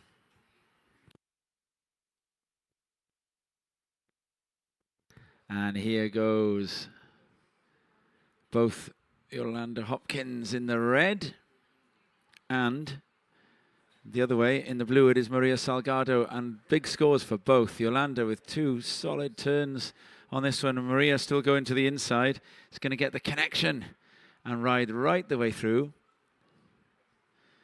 Decides to paddle back out rather than to stay with the diminishing white water. Solid surfing. Yolanda Hopkins' wave stood up more. Maria Salgado, though, really went for it and was able to get the wave right across the bay into the corner. You saw those 2 rides, Rob. What were your thoughts?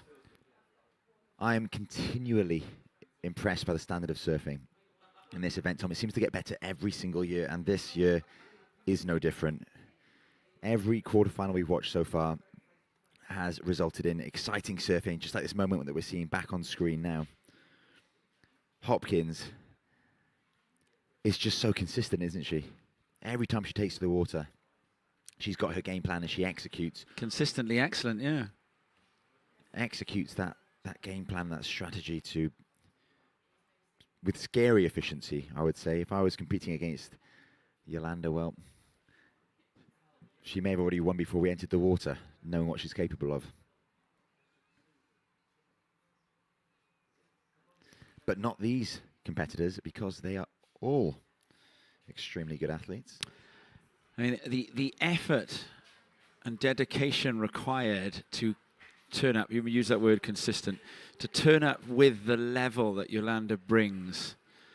And I think also what we overlook is the way that she has to take responsibility for making sure that that is the level. She comes here, she's one of the best surfers here. It is up to her to pull that level and to push that level. We've got some scores for the surfers.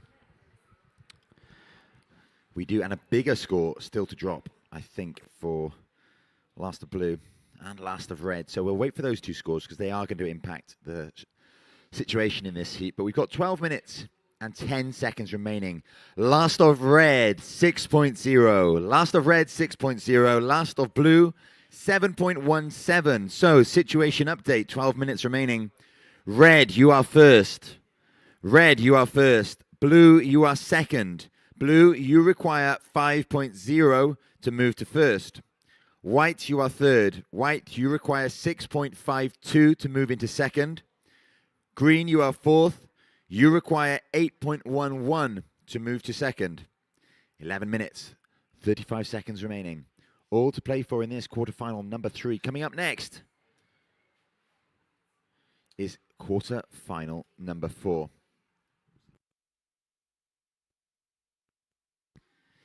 In the next heat, we'll have Ariana Ochoa, Clemence Schorsch, Noah Clapp, and Hina Maria Conradi.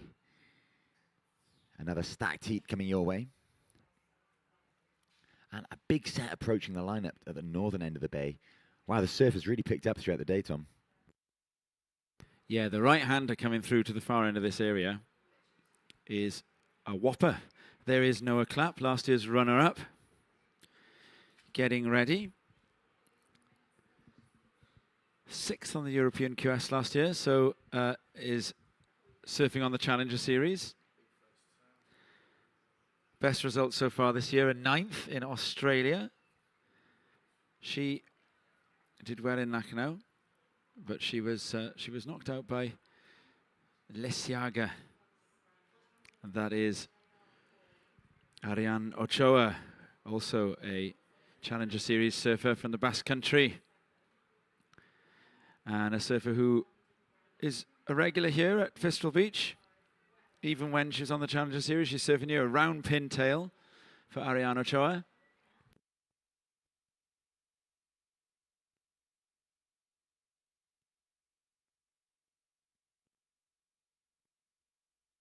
Ten minutes remaining.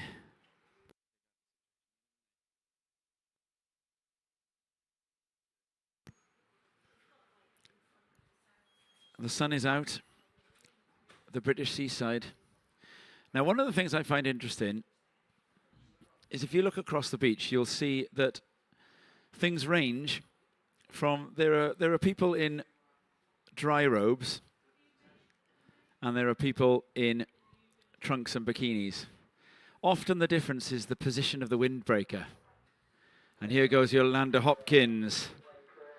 And she comes hard off the bottom, working hard to get a score out of this wave, and decides not to ride down into what we call the Dante Allegri bank. That surprised me. I know it was to avoid the paddle out afterwards, but there was another section on that wave. I suppose Yolanda is well aware. Well, she had to replace a 6, didn't she? Yeah. And I think she knew, Tom, as that score starts to drop in, that wave hadn't produced the goods early enough on in the ride. So a sensible decision for Yolanda. That's why she is so consistent, so good. She's so self-aware, so diligent in the way she goes about her surfing. 8 minutes, 45 seconds left. Last of red, 2.03.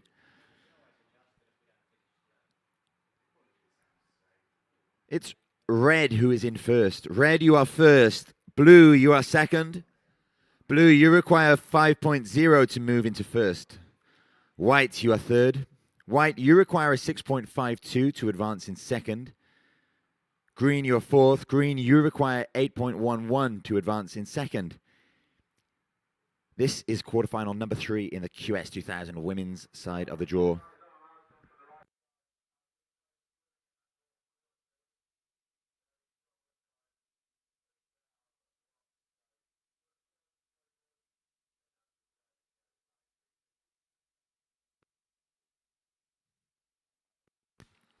Up and riding again here, Hopkins. On your screen just then was Clémence Georges. And Hopkins tumbles at the first turn, but doesn't matter because she is the heat leader and she's just looking to try and improve her scores.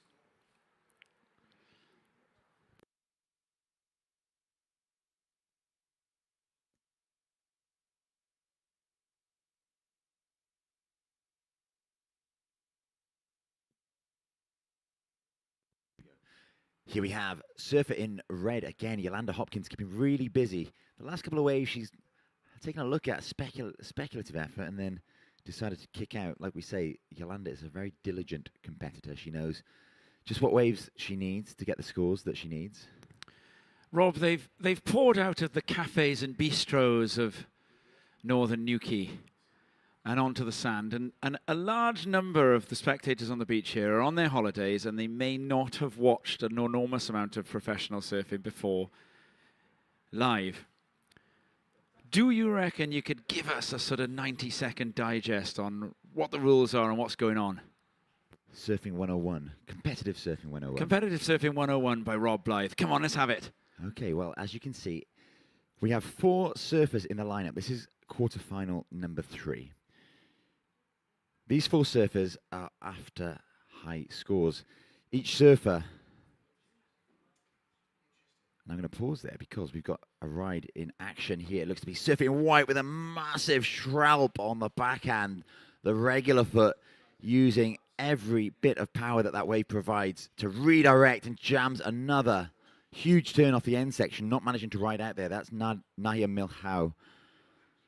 Currently in third, looking for a 6.52. My goodness, the first 2 turns on that wave were extremely powerful. Two of the best turns we've seen in this heat so far. Up and riding now is our surfer in blue, Maria Salgado. She's currently in second, looking for a 5.0. Lovely little turn there, just lifting the tail, releasing it. And we'll wait for those scores to come in. So I'll continue the surfing, competitive surfing 101. So there's 4 surfers in this heat. 2 will progress through at the close of the heat. And they will be the 2 surfers with the highest 2-wave combination. Each wave is scored out of 10 by our panel of 5 judges. And the surfers are scored on a very specific criteria that rewards... Replay here, meanwhile, of Nahia Milhao. While the RNLI make an announcement, Milhao with a bash on the inside, but just coming off. And then I think this was Maria Salgado's wave, wasn't it? Lovely surfing. Yeah. So I just paused for a second there as the lifeguards made an announcement. So the criteria rewards obviously good surfing, but that relies on speed, power, flow, and maneuvers performed in the most critical part of the wave. Progression is taken into account as well. And if you want to see what good surfing is, well, cast your eyes out to sea, because we have 4 of the finest surfers out there right now. Yolanda Hopkins, the heat leader, in the red. Maria Salgado in blue in second. Nahia Milhao in white in third. And Rachel Presti in green in fourth. Scores still to come for last of blue. The judges are just reviewing that footage, so they benefit today from action replays. So if there are a few waves ridden at the same time, the judges don't need to worry, because they can simply rewind and review the footage before depositing their scores into their computers. Up and riding right here, right now, was surfer in green, Rachel Presti.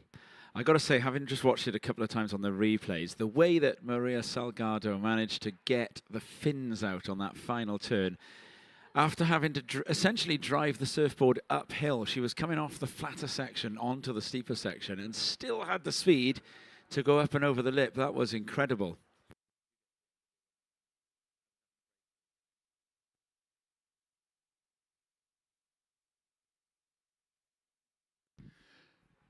So today we are going to work our way through the rest of these quarterfinals before we jump back in to the men's QS 2000 side of the draw with their semi-finals.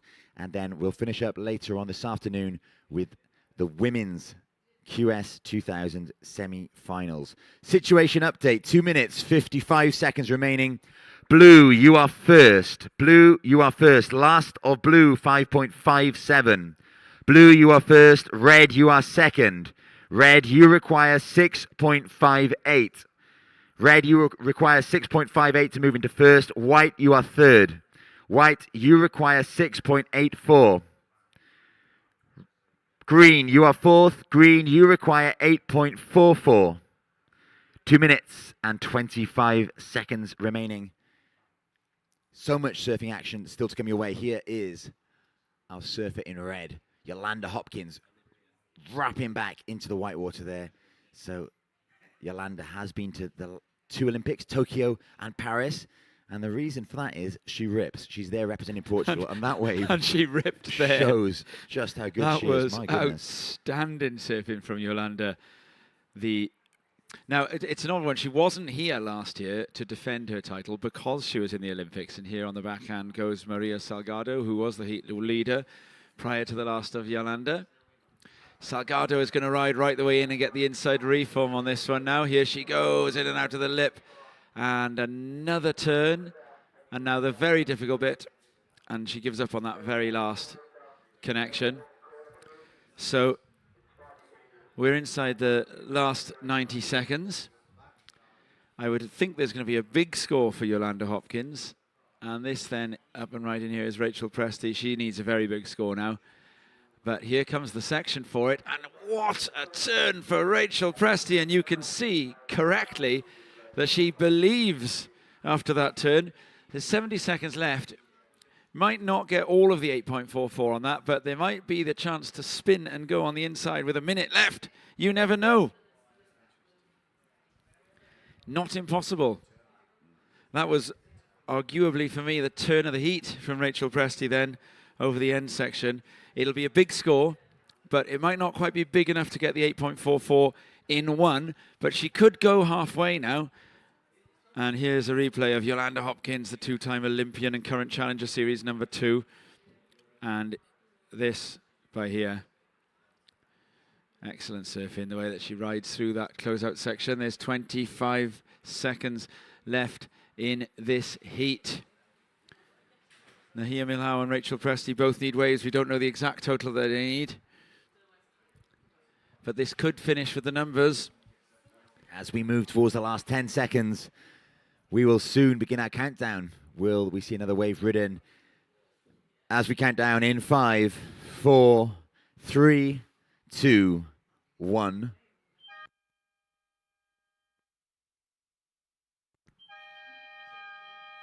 Wow, so scores to come for last of red, white, and green. Maybe we'll see a situation change, maybe not. Well, you saw that turn of Rachel Presti, which the judges will now have time to carefully consider on the screen. She's riding in. All surfers are riding in. Last of red, Yolanda Hopkins is in. That's a 6.57. Last of blue doesn't change the situation. So blue has gone to first. Yolanda in red is in second. So it's going to come down to the last of the surfer in white. So Rachel Presti.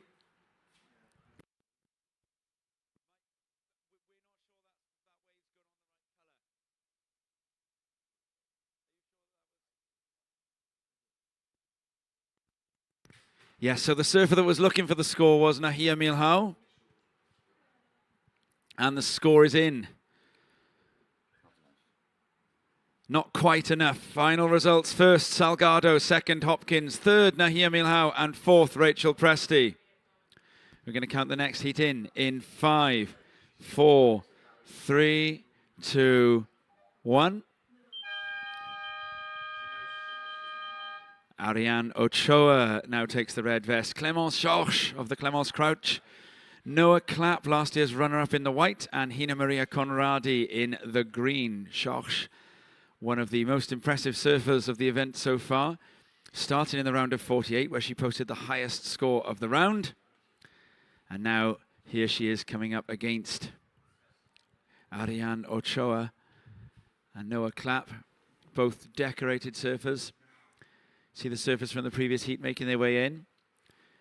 Close little moment at the end. We thought that it was Rachel Presti with that buzzer beater, but it was actually Nahia Milhau. Color's a little bit difficult in the high tide glare.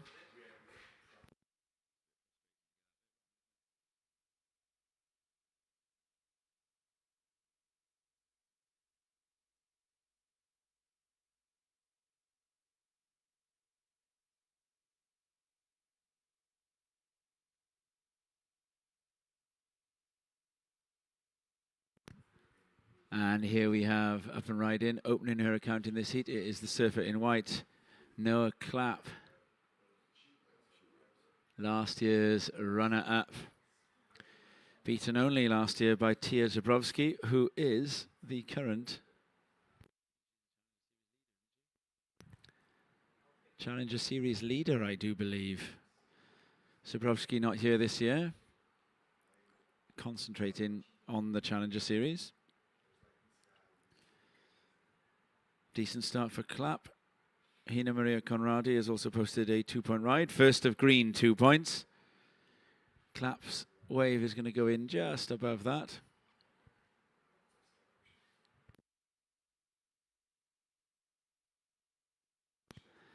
Last of white, Noah Clapp, a 2.83.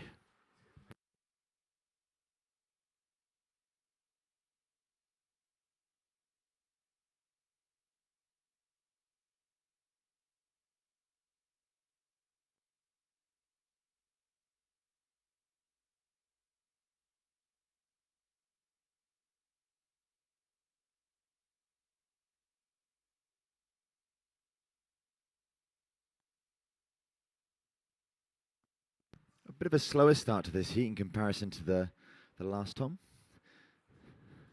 That is set to change with Ariane Ochoa up and right in there. Although the section just ran away from her, and behind her now with a big, nice, drawn-out frontside carve, Clémence Chorch. And again, another. The wave looks like it might speed up a bit here for Chorch, but she ejects.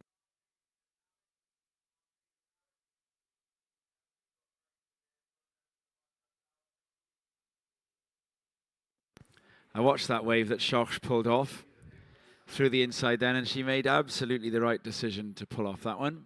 The wave backed off. It would have wasted a lot of her time riding into the deep water channel. Chorch instead figures to get back outside. Here you can see the building crowd on the beach at Fistral.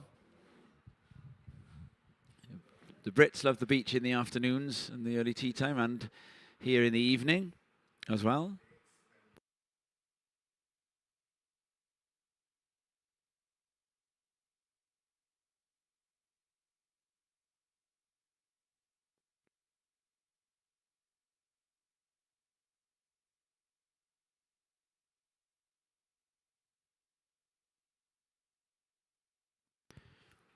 Quite a few of the competitors are out for a surf.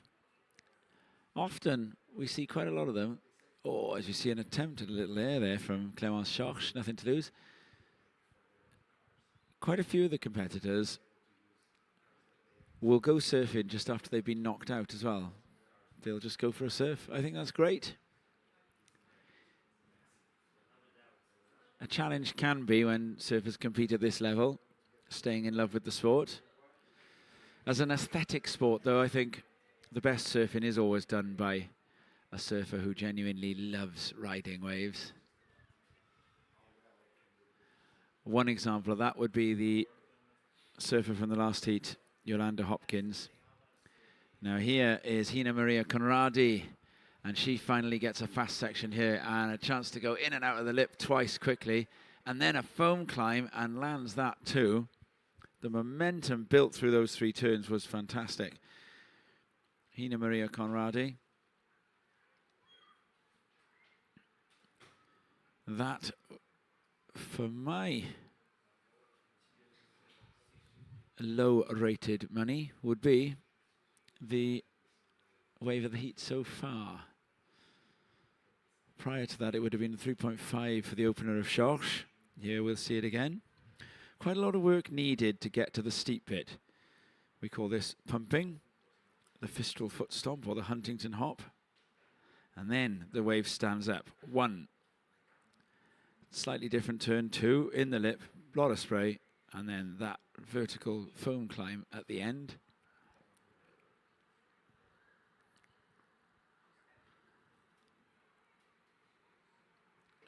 I think, and for once I'm right, that is the wave of the heat. Last of green, a 4.17. So it goes in at just over half a point more than the last of Chorch. Out back, taking off on a closeout and doing an enormous backside foam climb, Noah clap. It also kept Chorch and Ochoa off, but they now take first and second priority.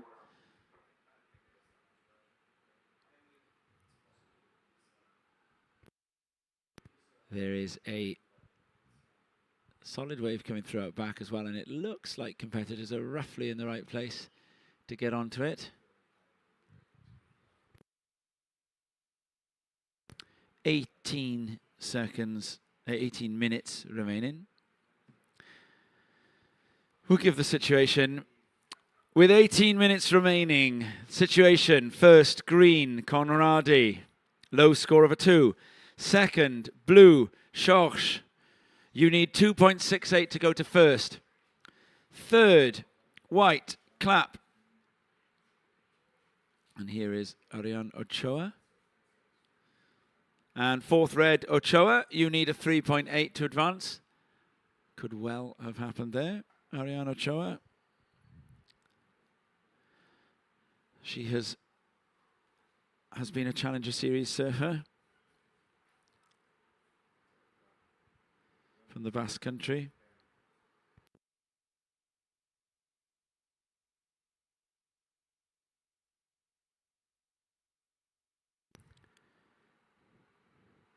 And here's a replay of Ochoa's wave. Solid off the bottom, turns under the lip. Bit of bump, climbs the foam skillfully, and that's that. Up and riding, this is live. Surfer in green, Hina Maria Conradi. She got a very flat wave here. Was looking to replace a 2. May or may not have done that. So, big scores are at a premium in this heat, and that is because choosing a wave that doesn't run into deep water and fatten out is a difficult thing to do.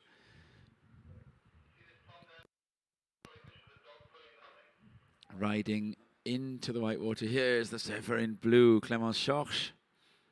Wax one, and Schorsch will now look to see if this is going to stack up on the inside, and it may well do. There's a bit of thick water for Schorsch to go off. Goes on rail, and another chance to do so now. A really difficult section coming here, but no problem. Oh, it is a problem for Schorsch. I jinxed her. Rail says no. But Schorsch will get some points before that. Was only looking to replace a 1, was already in second. Then Hina Maria Conradi, also full roundhouse wrap. And Ochoa is going the other way on the same wave. It was off already. All waves so far finishing at the midway point. We haven't yet had somebody ride all the way through, and we haven't yet had somebody in this heat catch a full section that stands up to them.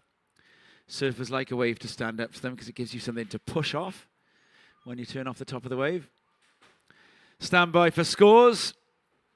Green, blue, and red. And then we can give the situation. Last of red, a 2.1. Here's a replay of the last of Schorsch. Last of green, a 2.6. Stand by for last of blue and the situation. This only needed to be a 1.53 for Schorsch, and I don't think there'll be any problem with it going there. So Schorsch will be jumping into either first or second after that wave counts.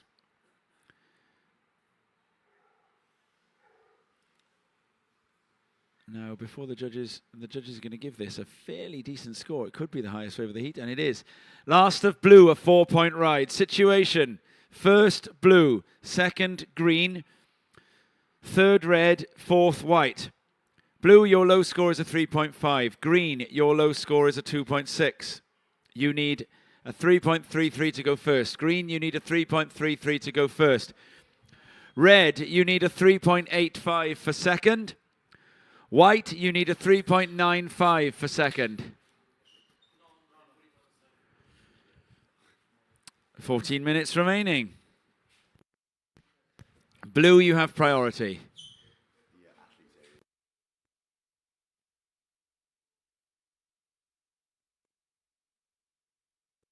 And on the inside here, a big backhand turn for the surfer in green, Hina Maria Conradi, and she's going to get the connection on this one. Moving back and forth, got to choose the right line. Just held off. So unlucky not to make it through right to the inside, but a brilliantly surfed wave there as we see up and riding in the southern end of the contest area. This looks like Noah Clapp of Germany up into the lip a second time, wrapping back into the whitewater. This wave will carry on through the inside, and it's going to double up beautifully. If Clapp can stick with this, there is a double up and a really speedy section ahead of her. Slaps the lip one final time. She's got to be pleased with that. Clapp looking for a 3.95. Schorsch out back with one turn across the whitewater, looking to replace a 3.5. So we're waiting for the last of Conradi, hoping to replace a 2.6. Well, almost certainly has done it with that. The judges beginning to input their scores. Clapp looking for just a 3.95. She's hoping to replace a lower score of a 0.93. Well, she's definitely done it with that last wave. So 2 important scores to come in. There will be situation changes, you'd wager. Absolutely, Tom. Just 12.5 minutes left in this quarterfinal number 4 of the QS 2000 women's event. Up next, we'll be moving into semi-final number 1 of the men's QS 2000, featuring Andy Crier, Francisco Ordanas, Diego Carrique, and Ruben Vittoria. They provided much excitement earlier today. We're seeing Hina Maria Conradi's wave here. It was through the midpoint that she got the steepest sections and did the best of the work. Unlucky not to get that inside connection. Well, it's all lining up very, very nicely. The beach is packed. The tide is pushing in. The North Fistral Amphitheatre is in play, and the surf is pumping. We are on for a grandstand finish to the day. 4 semi-finals to come your way. 2 for the men, 2 for the women. Some local interest in the second of the men's semi-finals, as viewers at home can see a replay now of Last of White, Noah Clapp, hacking into the lip with her first turn. On her backhand, the goofy foot moving her way through the inside, and this is where the wave catches up with the one in front and doubles up, offering Clapp that steeper, faster section and a final chance to prod the lip as she does so there and rides out cleanly. And that is quite a prod that lip is given at the end of that wave, isn't it? It's a really good wave by Noah Clapp. Last year's runner-up and current Challenger Series surfer. Got a 9th in Australia, in Newcastle. That is no mean feat. Some say the Challenger Series is as hard, if not harder, than the CT. Well, we've got scores in. Last of green, 4.43. Last of green, 4.43. That means we have a situation change. Last of white, 4.73. We're still waiting on one. Last of blue. I don't think it's going to have any impact. So, with 10.5 minutes remaining, it's green first. Surfer in green, you are first. Surfer in blue, Last of blue, a 3.93. Last of blue, a 3.93, so it does have an impact. Green, you are first. Blue, you are second. Blue, you require 4.6 to move into first. Surfer in white, you are third. White, you require a 3.2 to advance. Red, you are fourth. You require 5.0 to advance. And it's surfer in red here. Ariana. Is it not? It's not red, sorry. We think that's green again. Heat leader, Hina Maria Conradi, looking to consolidate her first position. It was Conradi. The judges locking in some scores now. So looking to replace that lower score of a 4.17. Don't think she's going to do it with that. So the situation will be green first as we see Clapp chasing down that 3.2. A lovely looking wave ahead of her. Will there be a lip to smash? She pumps down the line, finds that end section, up and over she goes, redirects into the foam. Brilliant surfing from the young surfer representing Germany by way of Malibu, I believe. Noah Clapp. You would be right, Rob. Have you surfed Malibu? I have. I've been fortunate to have Malibu extremely good. Have you? And not too busy. I've had it reasonably good, but I've had it not so good and pretty quiet, and that was brilliant. I forget the reason. I think there was If there's been rain, nobody goes in. no, it was something that I can't remember what there's something had happened. It was in January. People couldn't access it. I surfed it in January once, and it was. Okay, we're seeing scores come in. A score still to come for Last of White. This will be a very important score. She's looking for a 3.2. She's going to get it, so we are going to see a situation change as soon as the final judge drops it in. Last of White, 3.87. 8.5 minutes remaining. White, you are now first, as we see, up and riding with a quick in and out. That won't factor in. The situation is 8 minutes, 20 seconds. White, you are first. White, you are first. Green, you are second. Green, you require 4.18 to move into first. Blue, you are third. Blue, you require 4.6 to advance. Blue, you require 4.6. Red, you are fourth. Red, you require 5.67. 8 minutes remaining, so a full switch around. Clapp goes first. And viewers at home, meanwhile, you can see that's Andy Crier and Ruben Vittoria getting themselves ready for the next heat. So, again, a situation update for our surfers in the water. 7 minutes, 45 seconds remaining.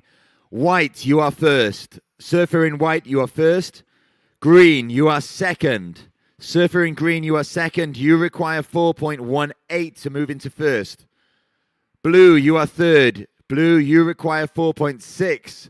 Red, you are fourth. You require 5.67. And this is live again. Hina Maria Conradi. So she's replying straight away, and she's got a section on the inside here, cracks it. and we'll stick that. Behind there was an in and out. So green after a 4.18 to move into first.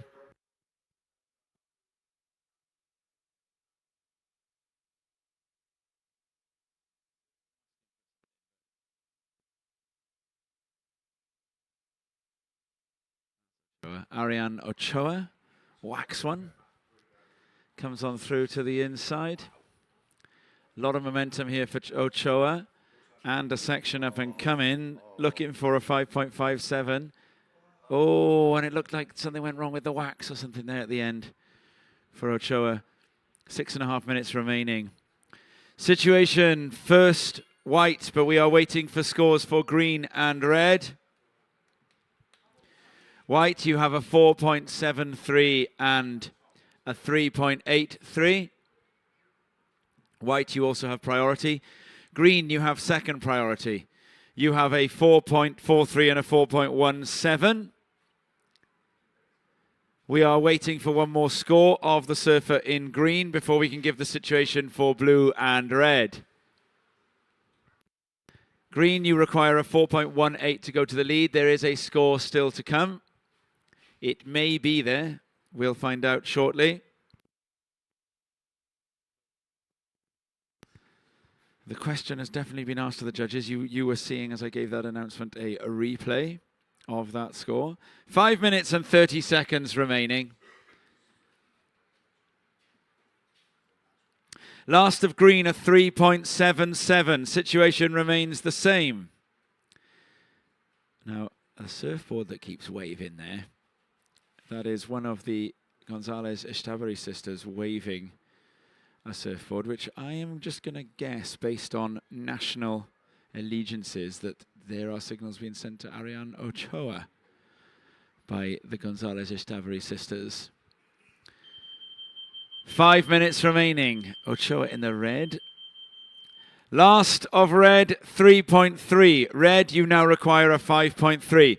Full situation. First, white. Second, green. Green, you need a 4.18 to go to first. Third, blue. Blue, you need a 4.6 to go to second. Fourth, red. Red, you need a 5.3 to go to second. And there's going to be a takeoff here and a chip in for,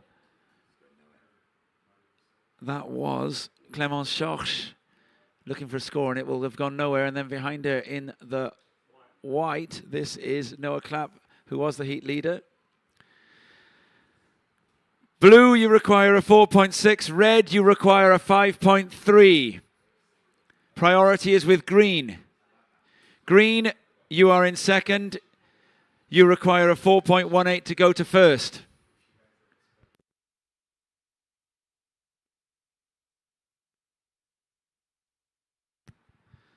Three minutes and 45 remaining then. It's getting to the point of the heat where things are pretty tense. A set coming through out back. The surfers are located about a third of the way in, and priority used by Hina Maria Conradi. So looking for the score. She needs to try and improve on a 4.17 to increase the requirement. Goes into the lip there, very smooth, and we'll look for the inside reform. If she comes around this section, there's a good chance of a decent score, and she does stick it. Very good surfing from Hina Maria Conradi there. Technically, incredibly skilled stuff. Surfer in red, you have priority. You need a 5.3.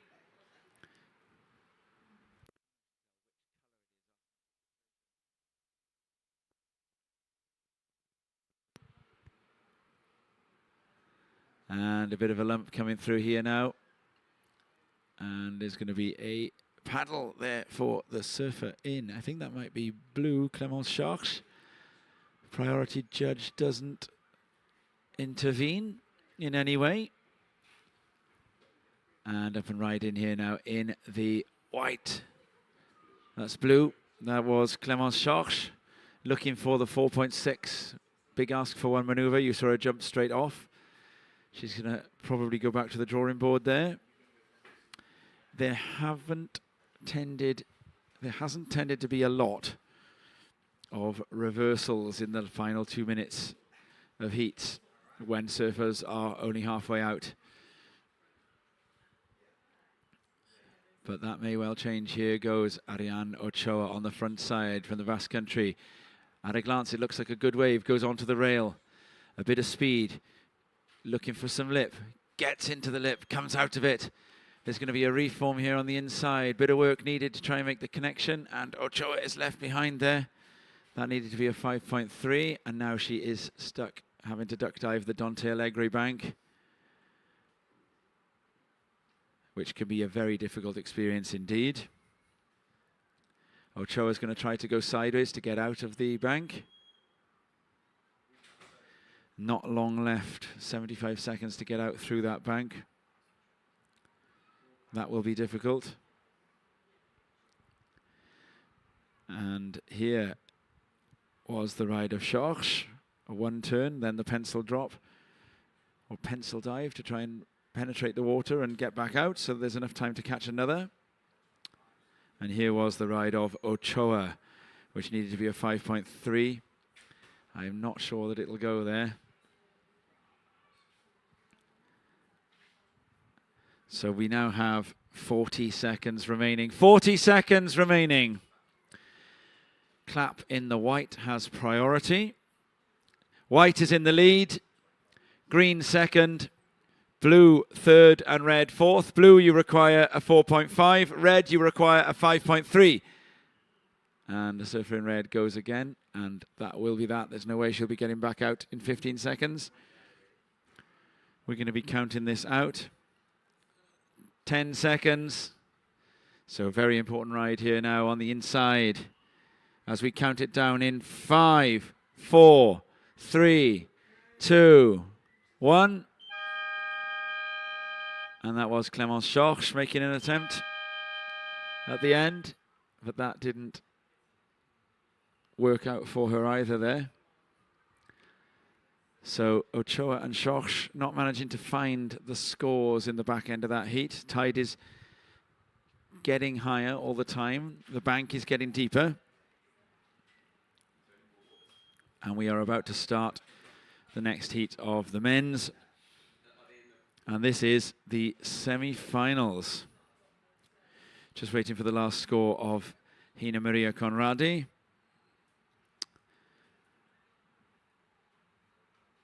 There's the final results. First clap, second, Hina Maria Conradi. And then third, Schorsch, and fourth, Ochoa. Counting in 3, 2, 1. Oh, and there you can see the Dante Alegre bank. Andy Crier in the red, the Olympian in this next one. Francisco Ordonez in the blue. Thiago Carrique, who got a near 10 in the white. And Ruben Vittoria, who got through in the closing seconds of his heat in the green. And it's a Victoria off to a good start in this one. Thiago Carrique, who got a near 10 in the first heat. Getting a slightly slower first wave. Vittoria, though, running into a bit of paperwork on the inside, a bit of bureaucracy to get through there.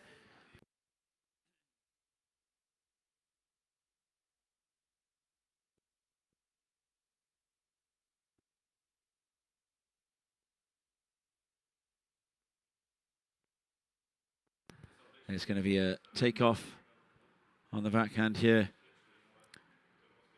In the white, Thiago Carrique going again. Andy Crier out back, going one way. And Francisco Ordonez the other.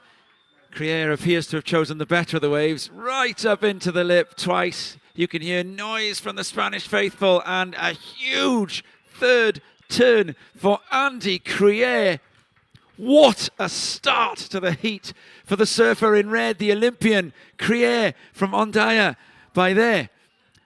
Right across the Dante Alegre bank. 3 enormous maneuvers for Andy Crier. Carrique was going the other way. Ordonez as well. Vittoria, everybody's ridden waves. But what a start to the heat there for Andy Crier. Could not possibly have asked for a more perfect opening to a heat. Crier, who was at the Chaupu Olympics, Chaupu, in Tahiti. Chopu may be on TV tonight, but no one will be watching because they're all going to be watching this instead. Well, the semi-finals are delivering thus far.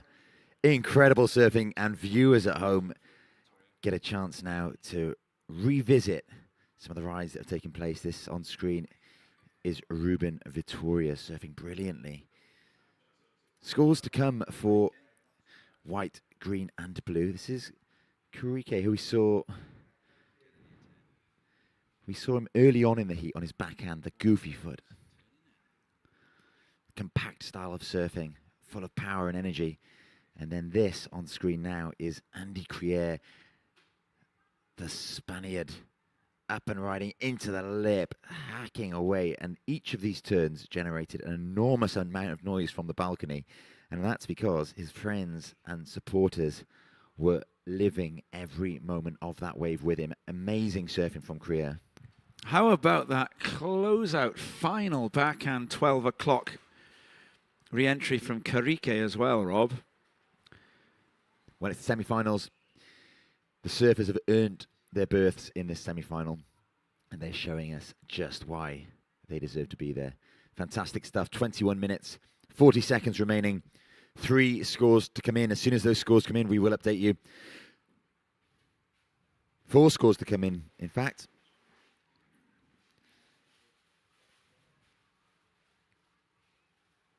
So first of green, 3.83. First of green, 3.83. 3 scores now to drop. 21 minutes, 10 seconds remaining. First of white, 2.0. First of white, 2.0, as we see Crier in the red up and riding for a second time. Pulls through the back of that one, realizes that wave's going nowhere. Second of white, 5.07. Up and riding out the back. This is Francisco Ordanas in the blue.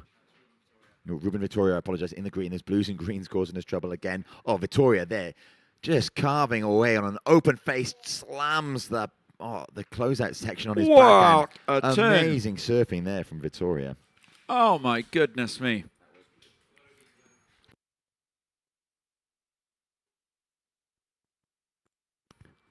So lots of scores. What an incredible final maneuver that was. Judges. So a little reminder. First of green, 3.83. First of white, 2.0. Second of white, 5.07. Scores still coming in for the other waves that have been ridden. 20 minutes, 10 seconds left on the clock. Our judges furiously scribbling away, noting down their ideas. Oh, they are in their own metaphorical Dante Alegre bank in that room. They are inundated, not by cascading whitewater, but by cascading scores. Look at this first score for Andy Crier. To see red go big. The judges like it. We loved it. Woo. First of red, 8.5. First of red, 8.5. Noise from the gallery. They like it. Second of red, 0.67. Not quite as good a score, but he'll be looking to replace that with a stronger backup, I would say, by the end of the heat. 19 minutes. I think there's a big score remaining. coming, though, for both Ordonas and Vittoria here. First of blue. Oh, it's going to be a big one, too. And here we have, I think this is Crier looking to back up that 8.5. He's only looking to replace a 0.67. And here we're going to see this closeout turn from Ruben Vittoria on the replay. So this wave doesn't look like a lot now, but when it comes into this section, Vittoria chooses exactly the right line. The wave foams up, bang, and recovers through the whitewater into the flats of the Dante Alegre bank. That's going to be a big score. So we've got the first of blue to come in a moment. It's going to be a big score. First of green, 3.83. Second of green is a good score. First of white, 2.0. Second of white, 5.07. Stand by for the first of blue and the last of green. And then we have a situation. Last of green, 6.33. Green, you are in the lead.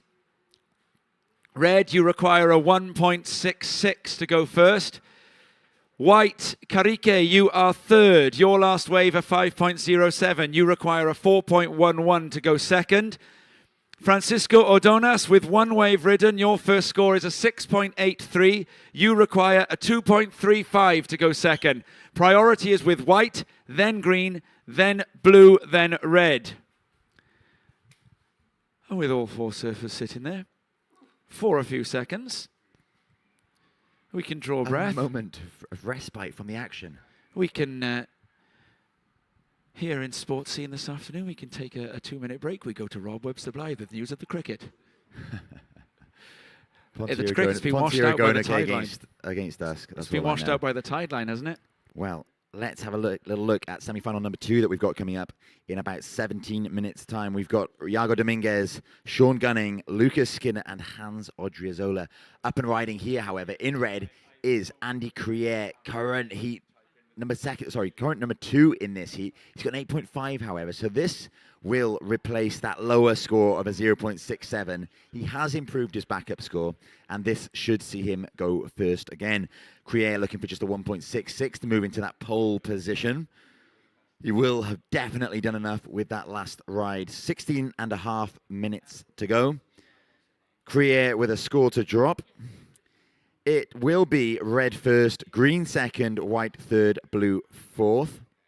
We'll wait for that score to drop to give you the requirements for surfers in white and blue. Last of red, 4.5. Last of red, 4.5 up and riding out the back. It looks to me to be surfer in white, Diego Carrique.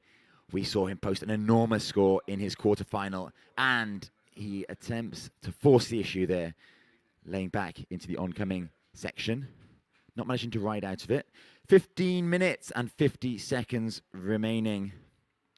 All the scores are in. Situation update. Surfer in red, you are first. Red, you are first. Surfer in green, you are second. Green, you require 6.68 to move first. White, you are third. White, you require 5.1 to advance in second. Blue, you are in fourth. You require 3.33 to advance in second. 15 minutes and 20 seconds remain. And while Rob was giving those updates, viewers at home could see the 4.5 of Andy Crier, which is about as well ridden a 4.5 as you're ever going to see. But the wave was of a much more horizontal nature than his first one, so Crier did everything he could. He was out here practicing late last night, Crier, and he was looking at those lefts, and you could see figuring out how to get across that Dante Allegri bank, as we call it, and on the backhand here now in the white, building momentum, Carrique, and again goes over the white water. He's got a lip line coming at him here, goes hard off the bottom, 12 o'clock, but just a tiny bit too much contact with the front end of the surfboard on the way down. Everything else was dead right on that one for Carrique. He was looking for a 5.1. I mean, it's not impossible that he goes close anyway on what was already done, but that maneuver was really going to make the difference.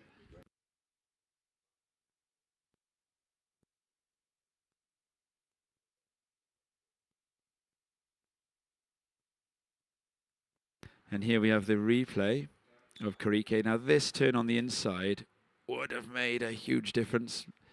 But there's also a backwash at that part of the beach. So that's, for those of you new to surfing, a backwash is water that is running off the beach back out to sea. It runs into waves. New Key famous for its high tide backwashes. It's not the hugest of tides at the moment, but round the corner in Towan Beach, I have seen waves that break out to sea off the wall there.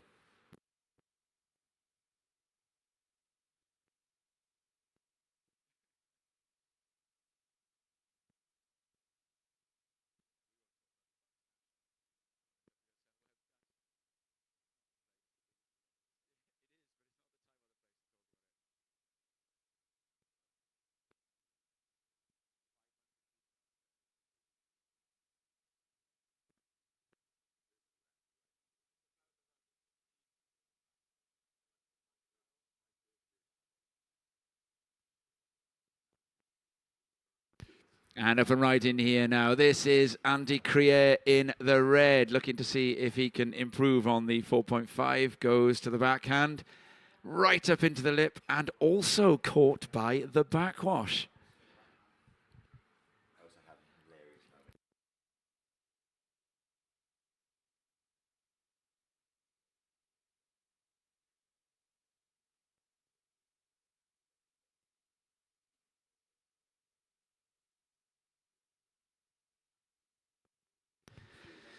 12 minutes and 20 seconds remaining. Last of red, no change to the situation. Last of white, 3.67. Situation, first red, second green, third white, fourth blue.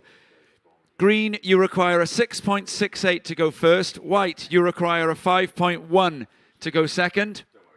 White, you require a 5.1 to go second. Blue, you require a 3.33 to go to second. Priority is with green, then blue, then white, then red. And here goes the surfer in white with a section ahead of him. Lovely long roundhouse wrap, but ejects. And on the other side of the wave, I think this is Karike on the backhand. And it's the surfer in blue, Frederico Ordonas. I'm still using names from the last heat, forgive me. And Ordonas also the backwash at the very end.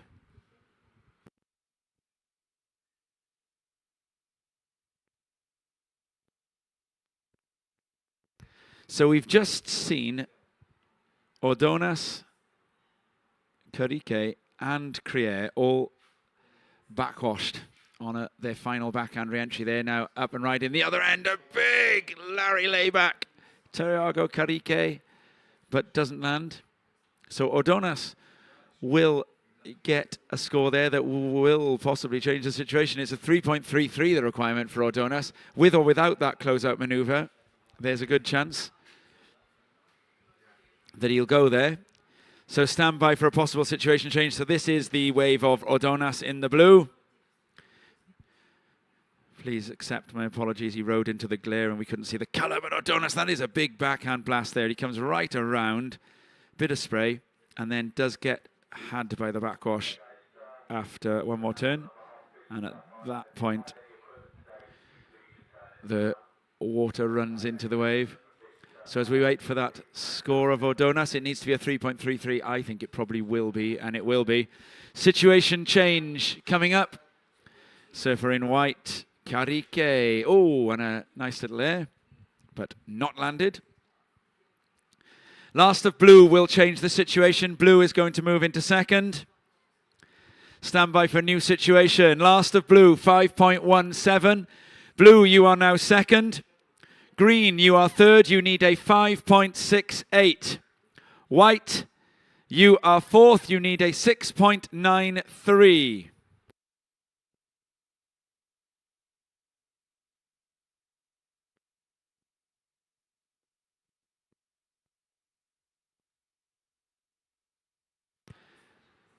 Priority is with green, then red, then blue, then white. Situation, first red, second blue, third green, fourth white. Blue is up and right in. And this is Ordonas again. A lovely first turn. A hard-worked snap. And then he's going to get the connection. He's got to watch out for the backwash. And he does manage to survive the backwash. But the wave deepens. But at least he didn't get an incompletion at the end of that. So Ordonas already up into second. Was that a 5.17? Did he improve his situation there? 8 minutes and 40 remaining. Oh, and I think I recognize that highly amped figure inside Beach Marshal's tent there in the green. That is Hans Adriazola. He is getting himself ready. He will be coming up in the next heat. And the next heat is horrifyingly stacked with ripping surfers. It would be enough, the next heat, if you came across those four in a free surf, you'd stay in the car.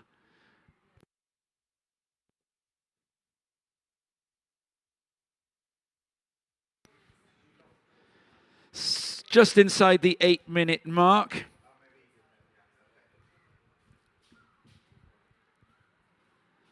Last of blue, 4.1, no change. Andy Crier, I believe this is. And he's coming through to the inside. Done all the work in the first part of the heat, Crier.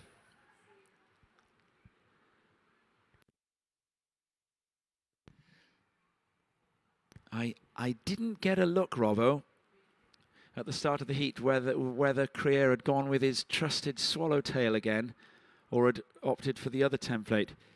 There we see Sean Gunning in the blue getting ready, master of the 5-minute heat.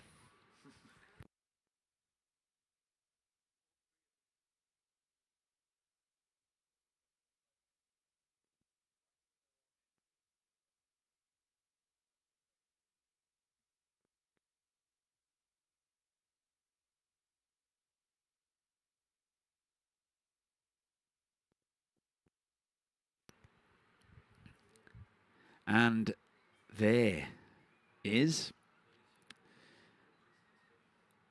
Iago Dominguez, the Challenger Series surfer.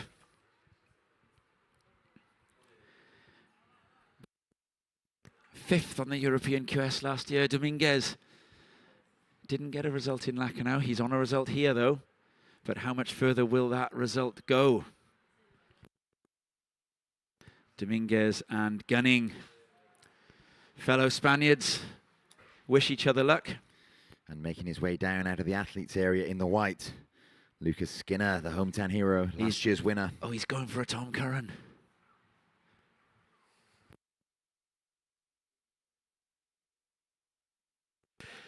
He's doing a Curran, or I'm told not to forget. Oh, here goes the surfer in blue. No, this is green.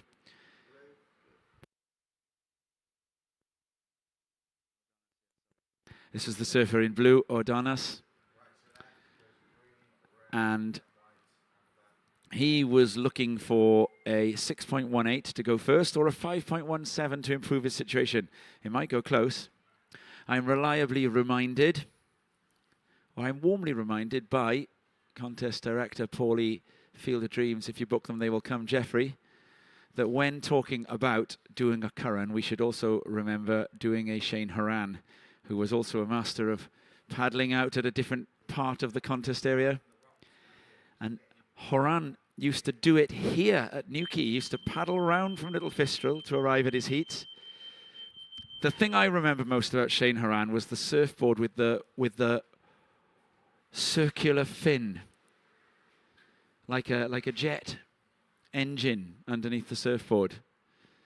A lot of work for fins. Well, we're into the last 5 minutes here. 4 minutes and 40 seconds remaining. The situation is Andy Crier, the surfer in red, is in first. Francisco Danas, the surfer in blue, is second, looking for a 6.18 to move into first. Ruben Vittoria in green is third, looking for a 5.68. And Diego Carique in white is fourth, needing a 6.93 to move into that advancing second position. The tide is still coming in. Some of our spectators might want to perhaps move, get a primetime spot, because up and riding is white. Diego Carique in fourth, looking for a 6.93, gets busy on the outside, slams the inside. Oh. Will he get a reform? He's going to stick with this one, hoping for something. Doesn't find it. Yes, coming up in semi-final number 2, we've got Iago Dominguez, Sean Gunning, Lucas Skinner, and Hans Odriozola. So with that tide still pushing in and the swell pumping, some people might get a little bit wet. Their towels might get wet because we're going to have a few surges from the ocean. So you might want to move yourself, reset somewhere on the beach or perhaps the bar, and get comfortable, because there's a lot of action still to come your way. Semi-final number 2 of the men's side of the draw in this QS 2000, then into the women's semi-finals. I think if we've got a minute here, first let's get the situation somebody's asking there. Time call. 3 minutes and 10 seconds remaining. 3 minutes remaining. Red, you are first. Blue, you are second. Blue, you require 6.18 to move into first. Green, you are third. Green, you require 5.68 to advance in second. White, you are fourth. White, you require 6.93 to advance in second. While we wait for a wave to come in these last few minutes, I think we should test the away end now because we've got 3 Spanish and 1 Cornish in the next heat. If you think the surfer from Spain or the surfers from Spain are going through, make some noise, Beach Bar. If you think the Cornish surfer is going through, make some noise.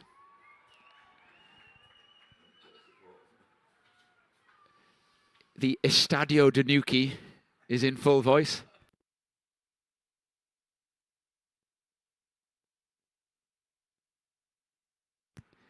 But the Spanish away end, it still makes enough noise to support its athletes, and it's got some athletes. White! What a turn there for the surfer in white, Carrique. Looking for a big score, a 6.93. And in and out for Ruben Vittoria, who's looking for a 5.68. Oh, that was blue. That was blue. So Vittoria now has priority.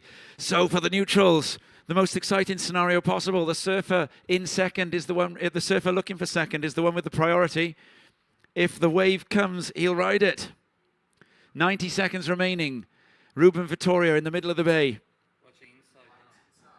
On the inside, there's going to be another attempt by Carrique, looking for a possible Hail Mary. Crier and Ordonez are both about a third of the way through. Ruben Vittoria has passed up one. There is going to be one more chance here for Vittoria as we go into the last minute of the heat. This is probably the wave that he'll need to go on. It's going to be Vittoria going to the front side. Oh, and the wave backs off. Will there be another one? On the inside, Crier. Nope, that is Ordonez, who's already in second. Will a wave come for Ruben Vittoria? He has priority. He can go for it if he can find one. 39 seconds.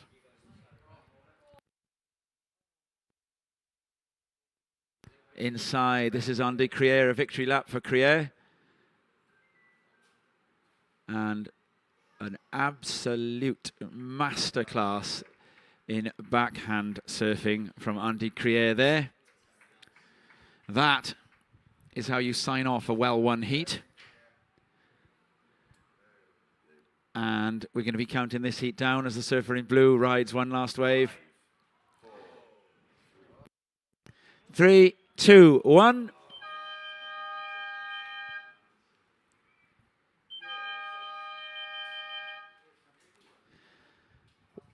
I was looking at the buzzer then. Was that last one? Was that last maneuver completed from Ordonez? And this is Crier signing off a thoroughly won heat. Wow, exciting stuff. One score still to come in. It's for last of red, and it will improve red's situation. So that means surfer in red, Andy Crier takes the heat win, progressing through into the final. In blue, Francisco Ordonez eliminated. In third in green, Ruben Vittoria, and in white, in fourth, Diego Carrique. Amazing surfing. There are the results on screen for you. Those of you at home, red takes the win, blue second, and then eliminated. Green in third, white in fourth. Coming up next, semi-final number 2, and we prepare to count down in 5, 4, 3, 2, 1. We are underway. Iago Dominguez, the challenger surfer in the series surfer in the red. Sean Gunning in the blue. Lucas Skinner, the hometown favorite in the white and defending champion. And Hans Odriozola from the Basque Country in the green. So in answer to your earlier question, Tom, about Crier's choice of equipment, it looks like he's stuck with the swallowtail. There he is, stood just below us, surveying conditions. He'll keep a close eye on this semi-final to see who else he will face in the final, and as he awaits to greet Ruben Vittoria, who came third in that last heat. All smiles and high fives. The Groms greet him. And we've got to commend there Vittoria, having time of day for the Groms. This is Gunning up and riding, racing across on his forehand. This wave will carry on through to the inside.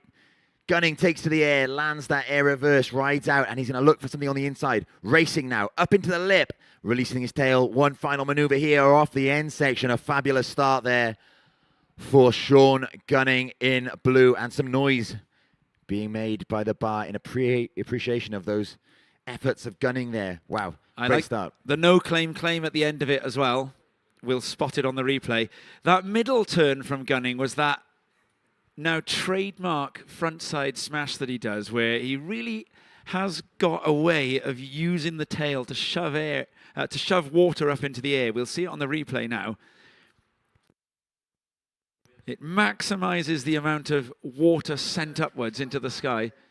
And up and riding. Here's Lucas Skinner up and riding in the white. He's cutting back and he decides not to pursue that one. Meanwhile, at the back is red. Iago Dominguez of the Basque Country racing across. He's going to find a section, slams that closeout section. At the back is surfer in green, Hans Odriozola on his backhand, the regular foot into the lip for a second time now. This wave will line up on the inside. He wraps into the white water, lots of speed under his board now, and into the lip for a final maneuver there. Again, whistles sound from the athletes area in appreciation of that. 22 minutes, 40 seconds remain. Scores to come for all four surfers. We are on for an extremely exciting second semi-final.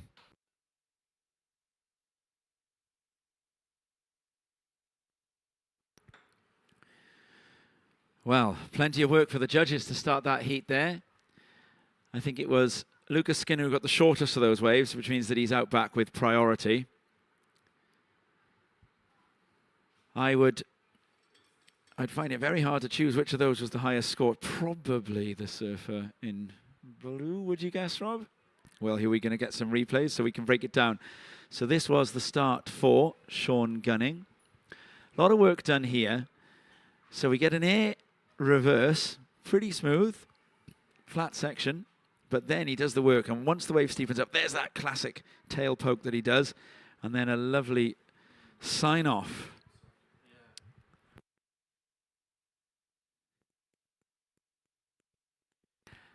So that was Gunning's first ride. Now that is going to come in at a pretty solid score. They're going to hold a little bit back from it, but it's a pretty good start to a heat. And we have got some waves approaching the southern end of the contest area. In the white, it's Lucas Skinner up and riding on his backhand. Wraps back into the pocket now, waiting for this wave to line up ahead of him. Wraps back a second time, power in that turn, lining up a big end section blast, releases the tail, redirects now onto the right. Wrapping back one final time, trying to generate some speed for a final turn. Off the white water he goes, and the beach bar like it. Very, very, very, very well surfed, that wave. The whole time he had to watch 2 sections ahead to figure out what to do. And to get what he got into that wave there, that was fantastic skill from Skinner. World class. First of blue, a 5.83. First of blue, Sean Gunning, a 5.83. First of white, a 1.17. And now we can see some of these other scores. This is Iago Dominguez. Big backhand blast there. A lot of work needed. He pencil dives out. And then this is Hans Odriozola. Now he had some work to do to get through a really foamy section here. Got in and out of the lip as well. But then got through to the inside, kept carving. And another section stood up at him there. And Odriozola with a good sign off. So the judges have got a lot of comparison work to do between these waves. They will have been watching those replays. So for Dominguez, they're going to go just under Gunning.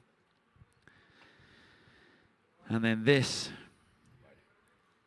is a live ride. It's the surfer in green on the inside, and out back it is the surfer in red. Red is out. Green makes a completion on the inside. Hans Odriozola. Odriozola is going to get a good first score as well. Might even be a little bit more than the first of blue. The first of Dominguez is going to be a little bit behind the first of blue. So the judges often, they make comparisons. They put rank order on the wave. So first of blue was a 5.83. First of red, 4.33. First of green, 6.33. So the second of white is going to be very important.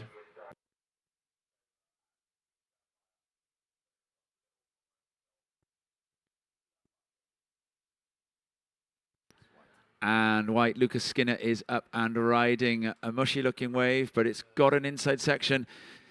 Building speed, climbs the foam, now has a lip line to work with, carves hard, close-out turn, goes to the air, full tail high, rotation 270 to fakie, pulls it round. The bar, love it. No loss of speed.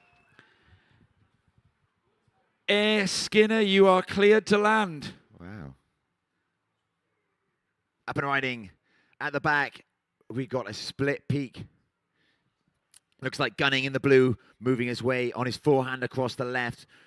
Getting some work done on the outside, wrapping back into the white water. This wave will stand up on the inside if he's able to stick with it. Now it steepens up, generates speed, pumping up and down, looking for that end section. Eyes it, releases the tail. Loads of spray on that one. Gunning ejects. So Gunning with a 5.83 thus far, looking for a backup. He's currently in second, but there's scores to come for both red and white, who are third and fourth respectively. So all four surfers with scores still to come in.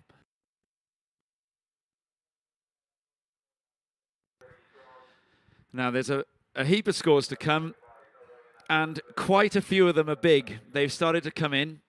There is going to be at least one big score for white, if not two. So the first of Lucas Skinner's scoring rides is looking like it's going to go close to the wave of the heat.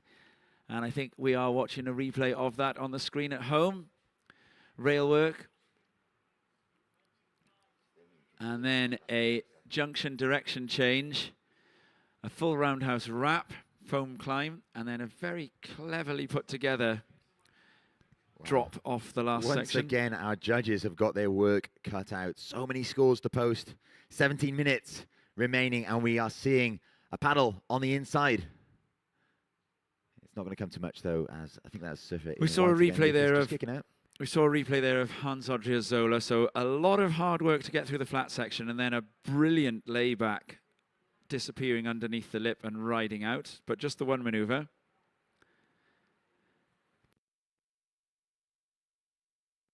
And then, of course, we've got the wave of Lucas Skinner that included the rotation on the inside. So we'll see it on the replay for confirmation, but I think it was about 270 in the air. And here we're going to see that replay. So this here is Hans Odriozola. And this is the layback that he does here. So the layback snap from Odriozola there, well recovered as well. And the score that the judges have got to start thinking about then is Lucas Skinner's. It is going to be his better ride. First scoring ride of white, a 5.4. Second scoring wave of blue, a 4.07. Of green. Second scoring wave of green, a 4.07. So green, you have a 6.33 and a 4.07. Now this is Lucas Skinner's second ride. Judges are now watching a replay of it. Foam climb, a lot of momentum. Then he hits the section where he can go onto rail. And then here's this aerial. Yeah, 270. Last 90 pulled round once landing. And then we're going to see Sean Gunning. And a lovely first turn there with a big tail drift. A smooth roundhouse carve. And then a little bit of rail work and coming onto the inside. So it looks like the judges are looking to compare these two waves. Coming onto the inside, Gunning. And this was an interesting turn here. Lifts the tail right up and over. And pushes out. We are waiting for scores before we can give the situation. We are still waiting for scoring waves for blue and white. The last scoring waves of blue and white. Last scoring wave of white, 7.5. Lucas Skinner, you are into the lead. Blue, your last scoring wave needs to be a 4.58 to go into second. And one more judge. Last scoring wave of blue is, it will be a situation change, 6.03. Situation, first white, second blue, third green, fourth red. Blue, you require a 6.88 to go first. Green, you require a 5.53 to go second. Red, you require a 7.53 to go second. Priority is with green, then red, then blue, then white.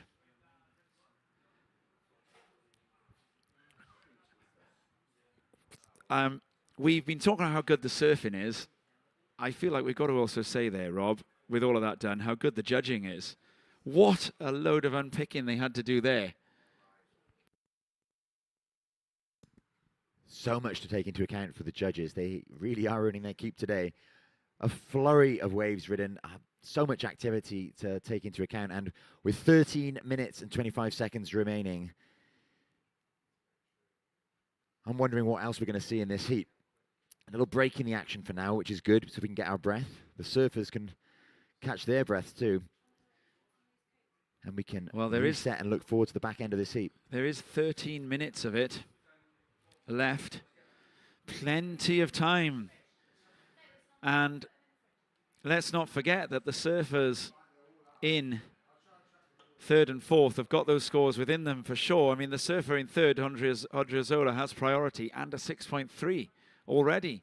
And he only needs a 5.53, which really would suggest that Skinner and Gunning are going to be thinking about how they can improve their own heat totals. The chances that the current heat totals end up being advancing heat totals are not that high. Well, I've got a feeling that action is about to get back underway because there is a set approaching the lineup. See those lines marching their way in from the North Atlantic. This is day 4 of the Boardmasters 2025. In the water, we have semi-final number 2 of the men's QS 2000 event, brought to you by the WSL, the World Surf League. The tide is still coming in, the waves are still pumping, and the sun is shining. Do not go anywhere, I urge you, because there is a lot of action still to come. After this heat, we're going to be moving into the women's semi-finals, QS 2000. And you're guaranteed loads more amazing surfing action. The surfers in this heat are... It's a 4-man heat. 2 will advance. They'll be looking to go through to the final, where they will meet the already advanced Andy Crier and Francisco Ordonez. Viewers at home can see Sarah Lesiaga getting ready there, receiving vest from Beach Marshal Tim. Lesiaga, who finaled at Lacanau, semi-final, got 3rd in Lacanau.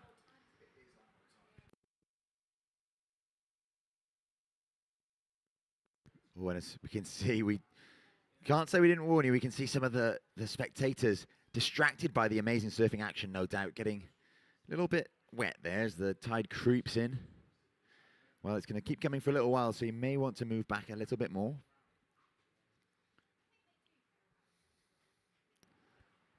Now, one of the things that comes into play here at Bristol Beach, the tide, it's coming close to the highest it'll get.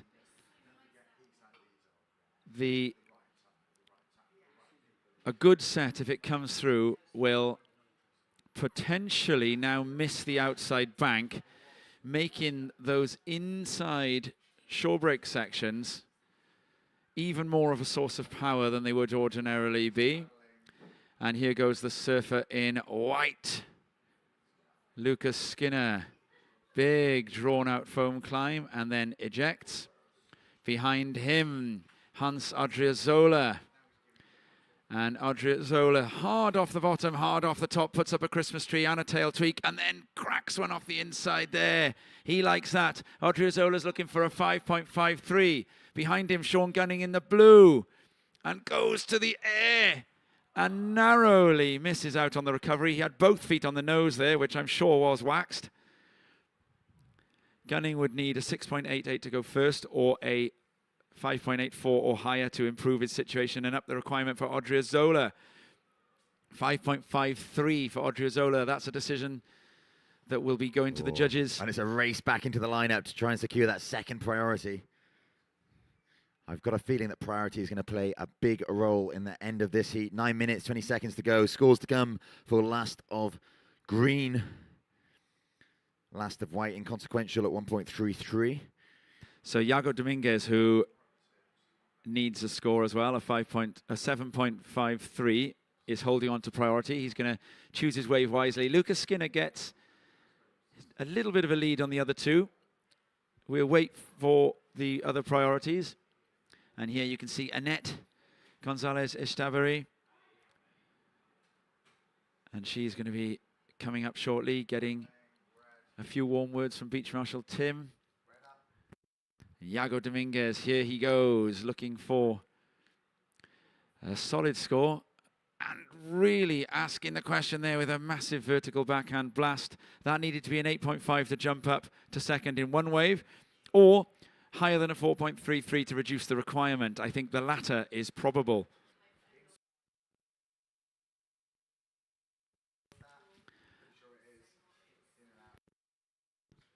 So with the score still to come for last of red and last of green, we have 8 minutes and 10 seconds left in this heat. We will wait for the last of red to come in because it could well change the situation. Viewers at home can, of course, watch the replay of red with that vertical smash to finish off that wave. Sets approaching the southern end of the contest area. Surfers scrambling to get there. The situation at the minute is white first, green second. Last of previous of green is 6.5.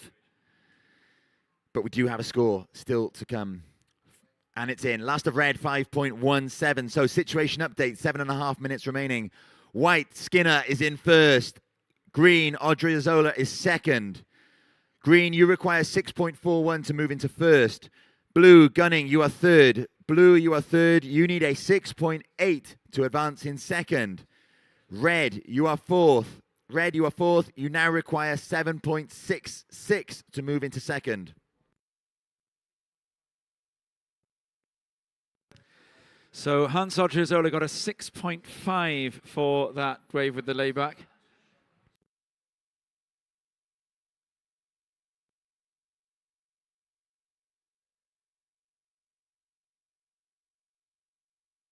Set approaching, it's Skinner with the priority. Gunning with second priority, Odriozola with third, and Dominguez with fourth. So that means surfer in red, who has fourth priority, is catching a wave under priority, wrapping back into the whitewater, generating speed down the line, takes to the lip there, smashing that, loads of spray, races down the line, cuts back into the whitewater, hoping that this wave lines up ahead of him onto the inside. It's not going to, and Dominguez kicks out. Yeah, he'd need to replace a 5.17 to reduce the requirement, which I think is not so likely there. So it was for the big layback stomp that Odriozola was given the 6.5. Crucially, for that second and third battle, it is the surfer in third that has the priority. So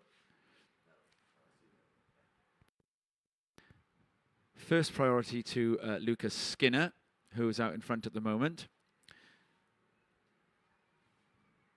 Only by 0.7 of a point. Skinner's lead over Odriozola. And there's going to be a ride here. Blue paddles, but it looks as though Lucas Skinner is going to use the priority. So here he goes, going to the backhand, Lucas Skinner, while Odriozola goes down the inside. Massive frontside air rotation attempt by Odriozola. Skinner goes to the backhand and down the inside and taps up and over the junction. Skinner looking to replace a 5.4. And out the back, blue, Sean Gunning. And he's going to turn and go right. First turn is solid. Up and into the lip. Pushes the tail. And ejects. He's going to try and paddle back out and go again.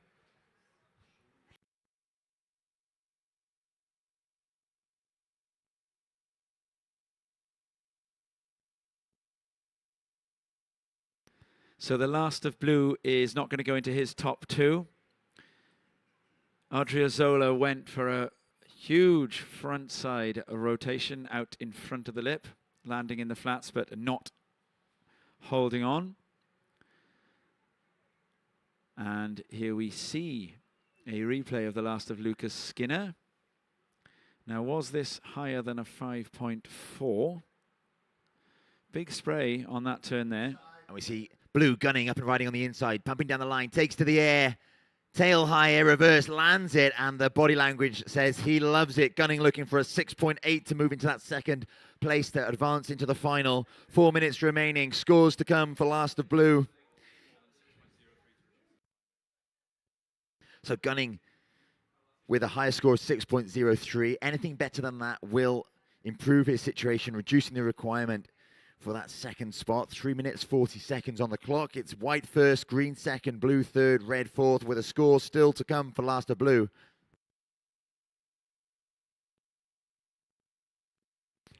3.5 minutes remaining.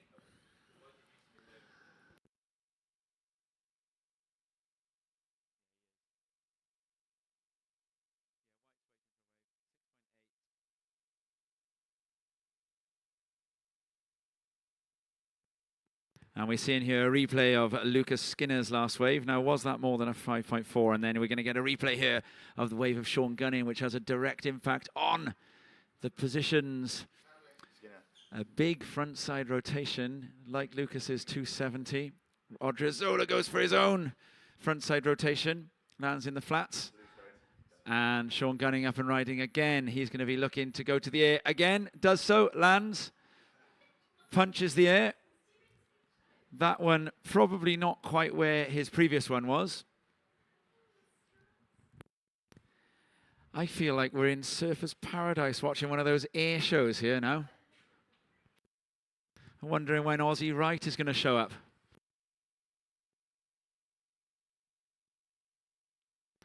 So priority is now with the surfer in red, Iago Dominguez, who's looking for a 7.66. White, you're in the lead. Your low score is a 5.4. We're still waiting for your last wave score, however. So the Last of Blue is going to come in as a 4.07. Last of Green, 4.07. Standby for 2 rides of Blue still. Last of Green, 4.07. Still 2 scores to come for Blue.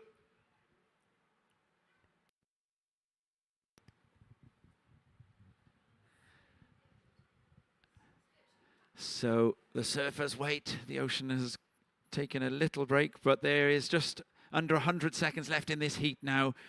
And we don't yet know for sure which surfers are going to need a score at the end. Lucas Skinner, Last of White, a 5.53. Lucas Skinner, you have improved your situation. Hans Odriozola in green, you now need a 6.54 to go into first. Sean Gunning, you are still waiting for 2 more scores. Sean Gunning is up and riding. He's going to eject from that one. And we come into 1 minute remaining. Lucas Skinner up and riding. A long, drawn-out frontside carve. Another setup turn. Aiming towards the inside. He's probably going to ride this wave through since we're inside the last minute. What will he do to sign off? An air. Very smooth.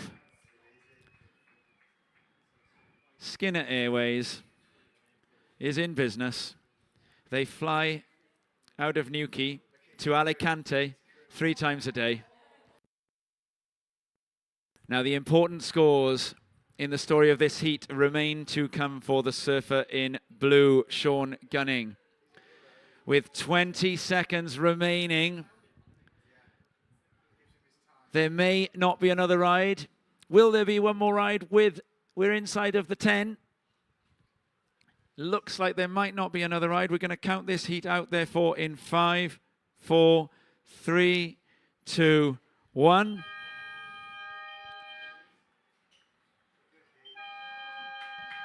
The beach bar erupts in celebration. And the scores are in.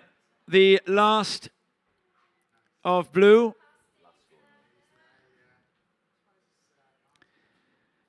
Blue required. Blue got 6.97. Blue is up into second. Requirement met for the surfer in blue. A 6.97. The score that was needed was a 6.83, 6.97 the score. So the frontside rotation for Sean Gunning got through. Lucas Skinner has won the heat. You can see there on the screen. Lucas receiving plaudits from the beach. There's the confirmed results. First white, second blue, third green, and fourth red. Lucas Skinner, there's Dad, bangs his board with joy. Receives congratulations from Sean Gunning, who came through a spectacular circumstances at the very end there. That's Ben Skinner also giving Sean Gunning a hug. So Lucas Skinner and Sean Gunning will go into the final with Crier and Ordonas, I do believe. We will be starting the next round. The semi-finals of the ladies to finish the day. We're seconds out. The Skinners take a moment. That's Grandad Steve. And Lucas goes up to Hans Odriozola. They embrace. So we're going to have a moment, I think, for some of the judges to lie down in a darkened room while they recover from the flurry that came at the end there. But we are now going to count this next one in. Stand by in 5, 4, 3, 2, 1. Annette Gonzalez Estabari, the much fancied Basque surfer, in the red. Sarah Lesiaga in the blue. Janire Gonzalez Estabari in the white, and Naya Monte in the green. Well, what a heat. Annette and Janire went up against each other in Lacanau. Janire getting the win, which means that Janire got a second in Lacanau. That left Annette and Sarah Lesiaga both getting thirds. And Naya Monte has gone right the way through from the first round of this contest. And first ride of this semi-final is, I believe that was white. It was Janire Gonzalez Estabari.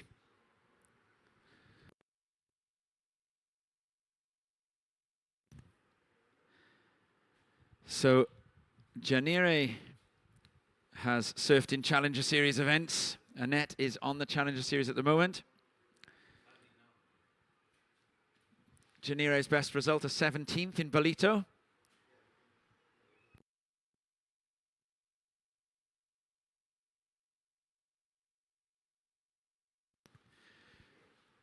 Two Basque, two French. Grudge match. Annette currently 18th on the Challenger Series, having gone up 24 spots after Huntington Beach, where she finished third. Knocked out in a two-person heat by Tia Jabrowski, last year's event winner here. Annette beat Yolanda en route to that result. Yolanda coming up in the other semi-final. The sisters went against each other in Lacanau, with Janire getting the nod. It's the last time they went up against each other. Janire going through to the final, where Anat Lelior took the win. So Janire is the current European rankings number 2. And then Sarah Lesiaga and Annette are tied at third in the rankings, having been the two defeated semi-finalists.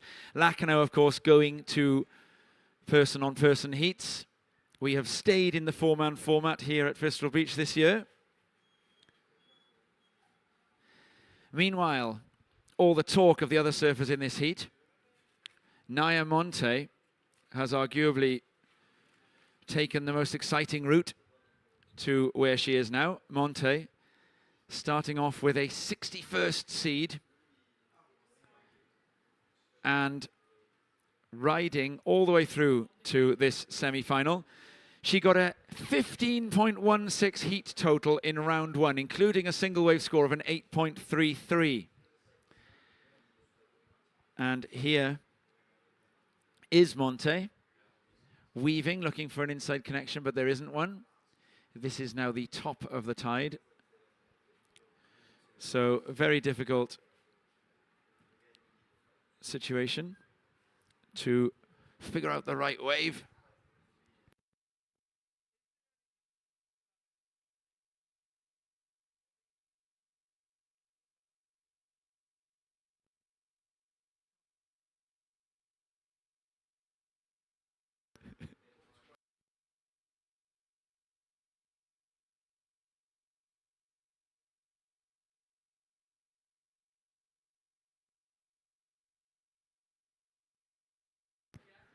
So low scores for Lesiaga and Janire Gonzalez Estabri to start off there. So it was actually Sarah Lesiaga with the in-out, not Naya Monte. Spotting at this stage of the tide is a job for people with bionic eyes only. There's been a range of spotters in operation, but sometimes great leadership requires just doing the odd jobs yourself. And at the moment, as Annette cracks off the top and gets off to a good start there, at the moment the spotting is being done by none other than contest director himself, Paulie, Field of Dreams. If you book them, they will come, Jeffrey. So you may have all seen his interview in Wavelength, posing on a barrel of beer. The barrel of beer helping Paulie look better. Well, at the moment, no job too small for Paulie Field of Dreams. If you book them, they will come, Jeffrey, and he's doing the spotting. But that's going to help because we know that this is the surfer in white, Janire Gonzalez Estabri, and she goes to the lip, pushes a load of water out, and then is going to look at the inside connection just underneath the bank there and can't ride through. But with this rising tide, we do not know when small scores might be important, and nearly a spin and go as Janire paddles out there. She's just figuring that there might sometimes be points on offer on that inside bank. And in fact, it's not just Janire thinking that. Annette is going to go again under the lip. Huge backhand lipper for Annette Gonzalez Estabri. The Basque flag is flying. The Basque sisters. There you see it. That is the flag of Euskadi, the Basque country, the Euskal Herria.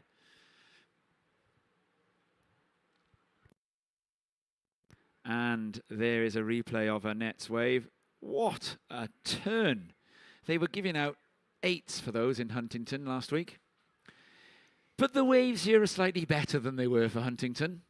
Believe it or not, they actually are, for once. We normally play a poor second fiddle to the US Open. No, we don't. We're the better event. And Annette is going to go again here and just build house. Why not when you haven't got priority? And it's going to pay off. First of red, 6.17. Second of red, 7.17. First of white, 1 point. Second of white, 2.67. First of blue, 1.27. 7.17 for one turn. And worth every hundredth of it. And here goes Annette again.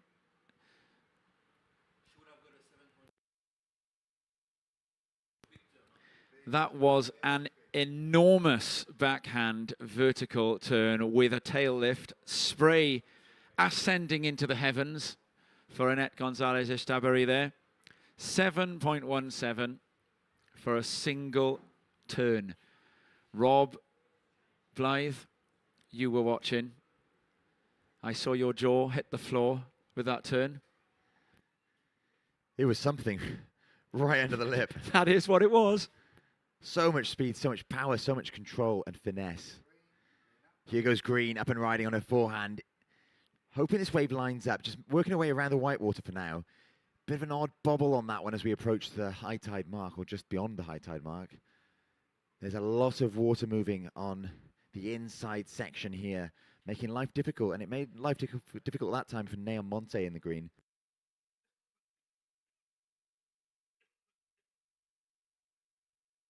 So we have surfer in white, up and riding now, Janire Gonzalez Estabri of the Basque Country. Lovely turn to open up, wraps back into the whitewater, will pump down the line now. This wave will provide an opportunity for her on the inside if she were to stick with it. She decides not to, instead of opting to paddle back out and reset. Scores still to come in, 16 minutes and 15 seconds remaining. As the scores drop, we will update the situation. The beach is packed, the bars are full, the surfing action is still coming your way. After this semi-final, we move into semi-final number 2. And it's yet again another stacked heat. Meanwhile, in this, sets approach the lineup here at North Fistral. Scores still to come for last of white. Here we have. This is surfer in green, wraps back down, up into the lip for a second, quick turn, races down the line now for a closeout, re-entry. Finding the lip line, not managing to hang on there, though. That was surfer in green, Niamonte. Meanwhile, at the back, a much bigger set approaches. No one managing to get into that one. Lovely looking left to the north of that. However, there is a second opportunity because another wave approaches the lineup now. And it's going to be our surfer in red, Echebarri. Pulls the trigger, wraps back into the pocket stylishly, looking for another section on this. One change of direction, pumps through, decides that wave offers no more in the way of scoring potential. 15 minutes remaining, scores to come for red, white, and green. That means surfer in blue sits at the back, alone with priority. That's Sarah Lysiaga of France. Just one score for blue so far, 1.27. So she's playing the waiting game, exercising great patience because there's been no shortage of waves in this heat.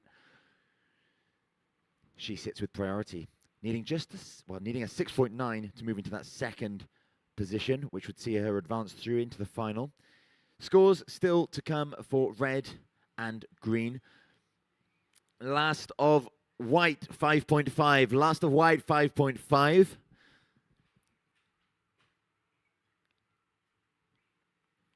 Scores about to drop for last of green, and it will improve her situation. Scores also still to come for last of red. Last of red, 3.0. Last of green, 3.67. We have a situation update. 14 minutes remaining. Here's green, up and riding. This is Niamonte of France on her forehand. The goofy footer up into the lip for a single maneuver, looking to replace a lower score of 1.07. She needs a 4.51 to move into second.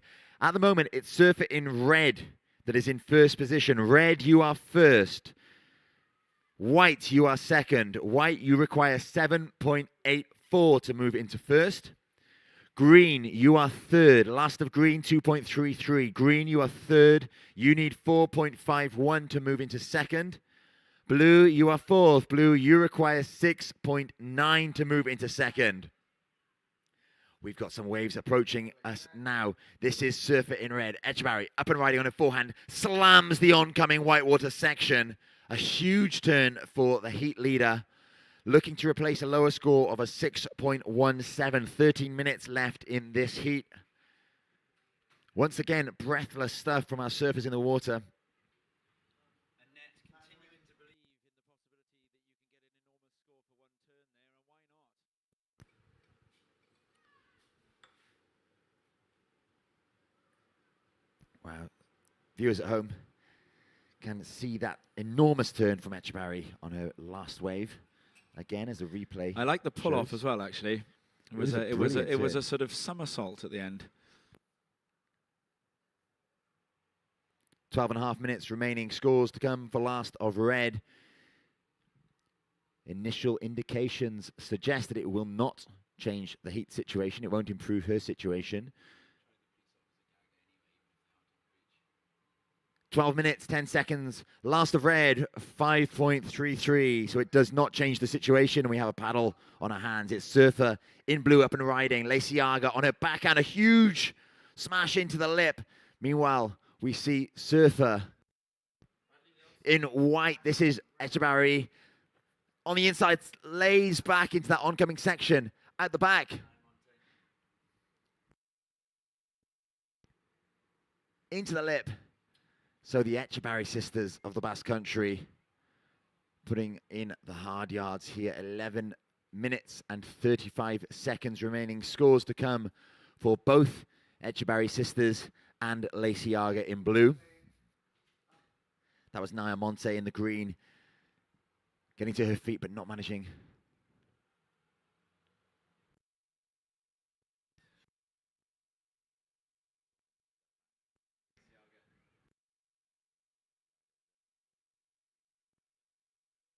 So it was Lacey Arger, sorry, that fell at the takeoff there.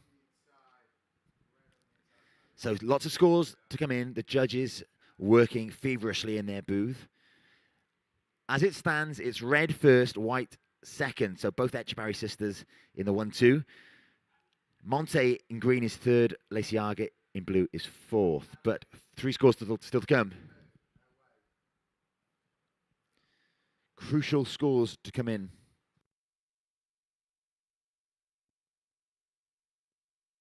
This is Lacey Arger in the blue, taking a look at this wave. Goofy foot up and riding on her backhand. This right will line up through the inside, getting steeper, growing as it approaches the shore. Lacey Arger carrying loads of speed on the inside, wraps into the lip, back down. Slightly fatter section of the wave here as it goes through deep water. Lacey Arger sticks with it, jams off the end section.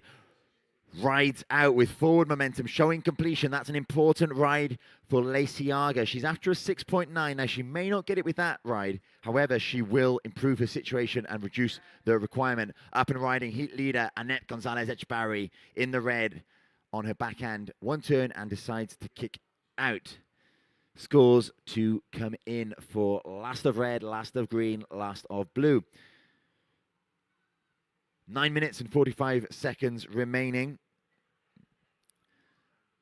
Lacey Arger in blue is looking for a 6.9, remember. A very well-served wave there. And even if it's not the 6.9 that she needs, she will improve her situation. She'll reduce the requirement to get into that advancing second position that would see her through into the final tomorrow. Last of red, just a 1.93. So we're still waiting on that score of blue. It could impact the situation in this heat. 9 minutes, 10 seconds remaining.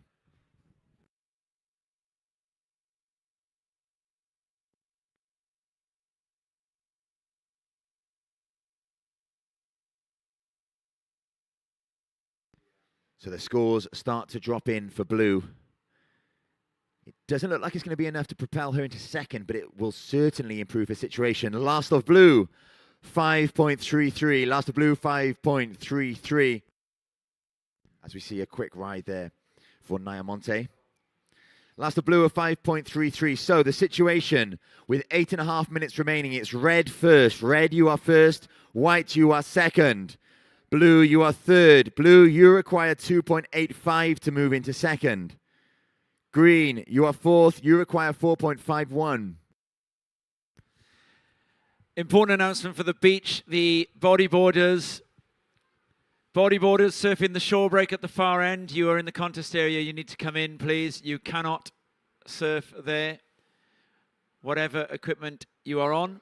And up and right in here on the backhand, Janire Gonzalez-Etchebarry, and a lovely under-the-lip stab at that one, looking to replace a 2.67. Highly likely to have done that. Annette with a massive gouge out back, and a second. And a third here now, and she's going to style through to the inside. Those first 2 turns, it looked like she was surfing snapper rocks or burly heads. And in she comes, Annette. She's going to abandon that wave there. Those first 2 turns, they were a masterclass in frontside carving. We'll see a replay in a minute. The front arm out the way. And here goes the surfer in blue, Sarah Lacey Arger, and she's looking for an inside collection. 2.85 the requirement here, but she hasn't got the right angle to get at that inside section. Didn't have the ramp. We'll get a replay shortly of those 2 turns from Annette Gonzalez-Etchebarry in the red. 6.17 would be her low score. She's the heat leader.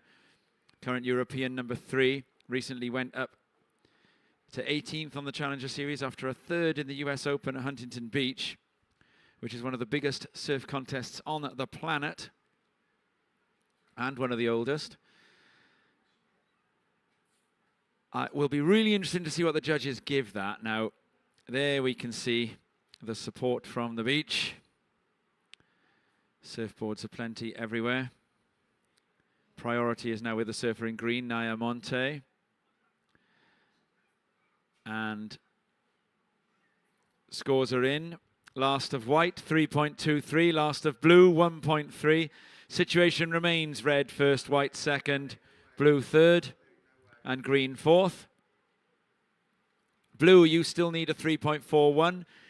Green, you need a 5.07. How about those two turns from Annette Gonzalez-Estabri? And they have been rewarded. Last of red, a 6.97. Last of red, a 6.97. If those two turns had been carried out in a swell, in Snapper Rocks, in free surfing, they would have made any videographer's edit of the season. They were incredible.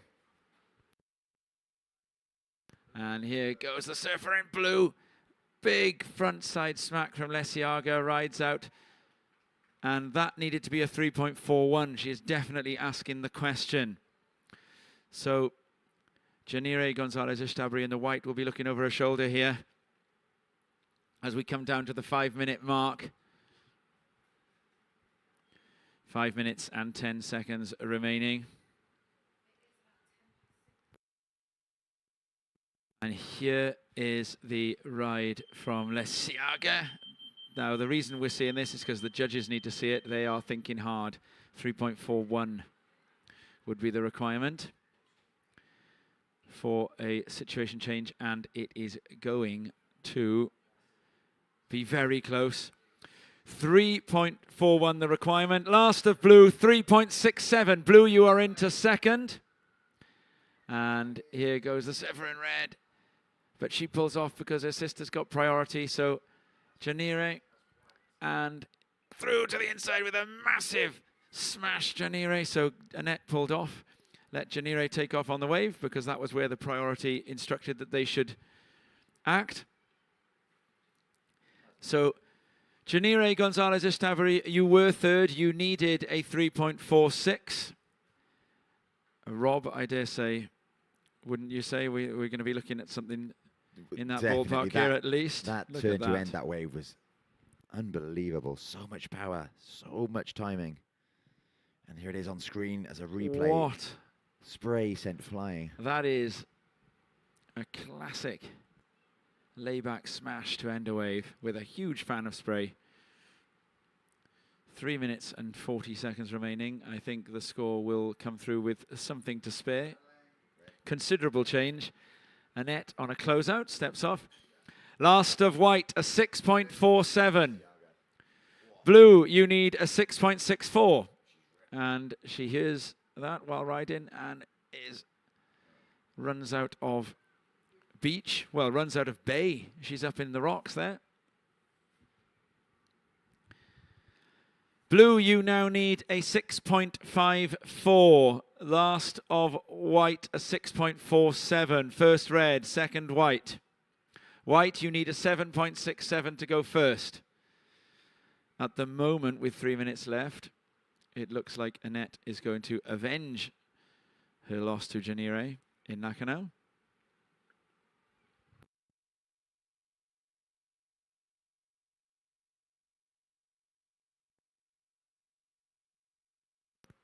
Up and riding now, it is Naya Monte in the green.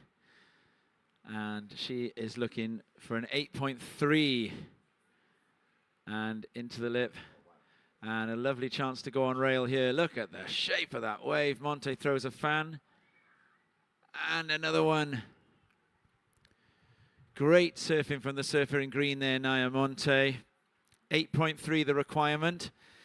But anything over 3.67 will reduce the requirement, and that is distinctly possible. With 2 minutes remaining, Monte will need to get out quickly.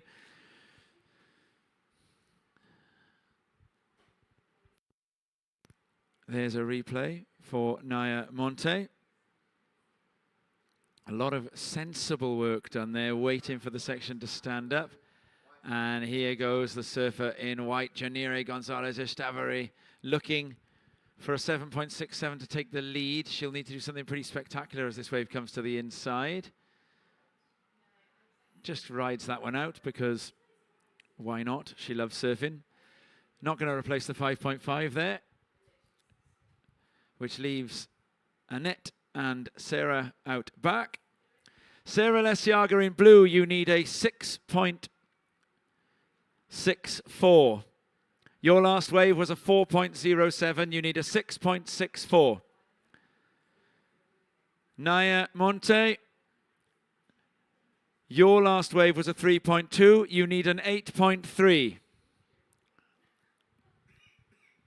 1 minute remaining.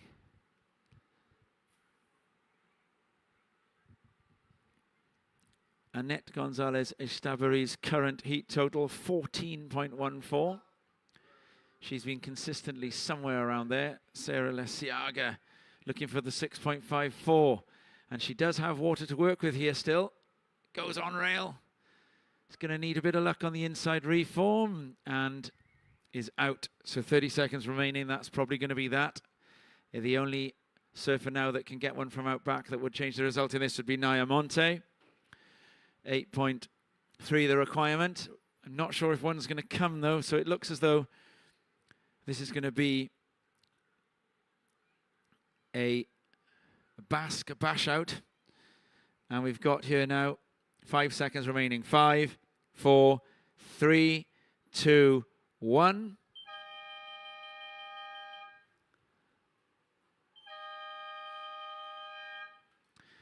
Well, Annette first, Janire second, Lesiaga third, and Monte fourth there. Those are the results confirmed. You can see the Gonzalez Estabery sisters putting on a show for a crowded beach bar here at Fistral and the Headland Hotel.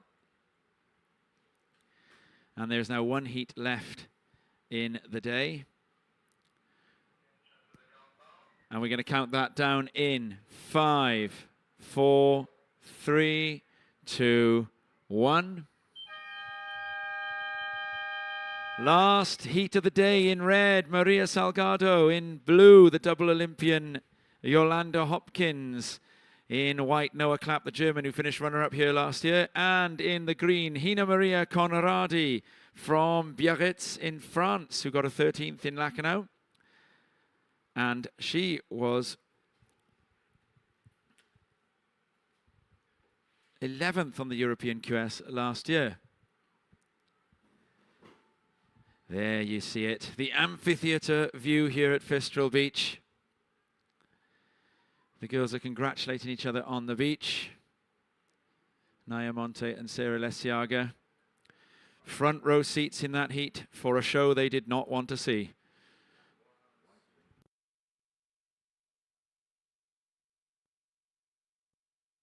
So White opening her account on the inside there, surfing really well across a fast wave on her forehand. The surfer in white representing Germany by way of Malibu in California. Clapp drawing first blood there. The judges just waiting to lock in that score as a few lines approach the southern end of the contest area here at North Fistral. This is the final heat of the day. It's semi-final number 2 in the QS 2000 women's event. The sun is shining. The beach is packed. And we have action here as surfer in blue, Yolanda Hopkins, with a quick up and down, in and out.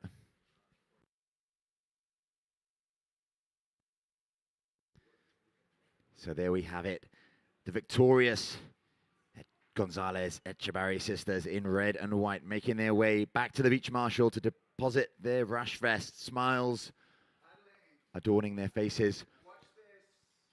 And wow, we have a situation in the water. Oh, wow.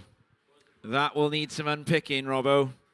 We had a crossover between two of our surfers. Now, the judges are going to be watching that back. Conradi and Salgado, green and red. Well, it's all on video, so we'll be looking back at that. First of all, they're going to give the scores. It's a 0.5 apiece, I think. Ooh. So both surfers looking to backdoor the peak on that one. Now, the judges will be trying to decide whether that was a left or a right. Now, if you look to the right from what the camera has got available to it, it's mostly whitewater. There was possibly some peeling potential off to the left. They're going to watch it from all. They're going to think very carefully about this. Now, not only are we not judges, Rob, but we are absolutely not priority judges, but that looks like it's going to really take some unpicking.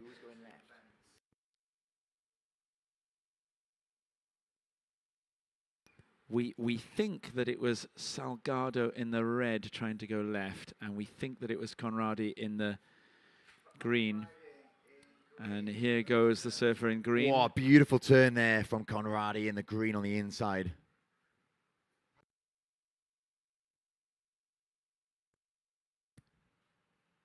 And here goes Maria Salgado. And she smacks one off the top. Both surfers just looking to get a few scores on the board. And in goes the surfer in white, Noah Clapp, last year's runner-up. And what a turn from Clapp. That will go into the books. Yolanda has a little look behind. There's a lot of human in that bit of the bay by there now. So Yolanda decides not to go, risk of running someone over. And now Yolanda is up and riding. Here goes Yolo. And a really creatively placed turn across that section. She'll now ride into the sunlit inside, stabs the tail, and uses the oncoming whitewater to get control and momentum. Up and riding in the green. This is now Hina Maria Conradi. And that is a middle of the sandbar wave, not offering up much scoring potential at all.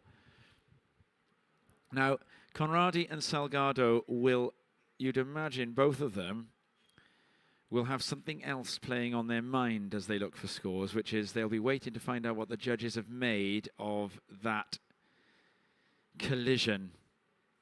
There are several decisions available to the judges from that collision. They could do nothing. They could decide it was a 50-50 and do nothing. They could decide it was a 50-50 and penalize both. Or they could decide it was a right and penalize one, or they could decide it was a left and penalize the other one. The backwashy nature of the waves makes the decision no easier. And we can see it looks as though a decision has been made.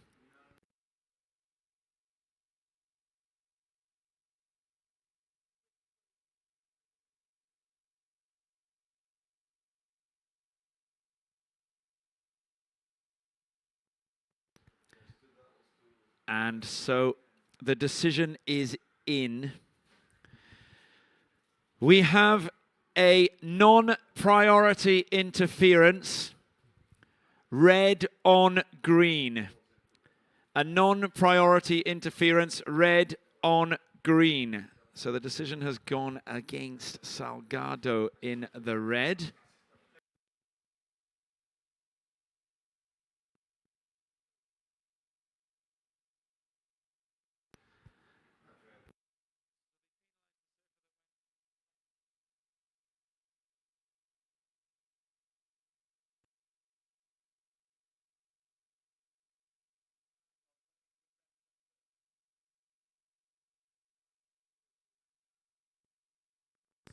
So Yolanda Hopkins up and riding here with a really nice first turn. And then she comes through to the inside and ejects. So the non-priority interference means that the second scoring wave of the surfer in red is halved. So Salgado's scores are 2.6 for her first wave and then a 0.5. The 0.5 is then halved to a 0.25. There we see Hina Maria Conradi. And she will now be free to collect that score. And here's a replay of Yolanda's big turn. And it looks as though the surfer in red, Salgado, is riding a wave while that replay is going on, but it's not a huge scoring wave. So another factor that the judges will have thought of will be who was on their feet first as well. So we have a situation once the scores are in. First of white, 3.33. Second of white, 3.6. Second of red, 2.6.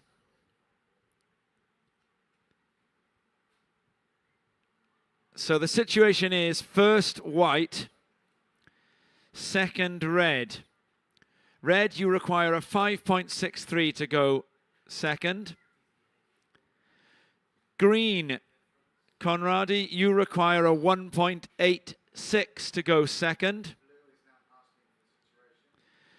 Blue, Yolanda, you require a 2.36 to go into second, but there is a score still to come.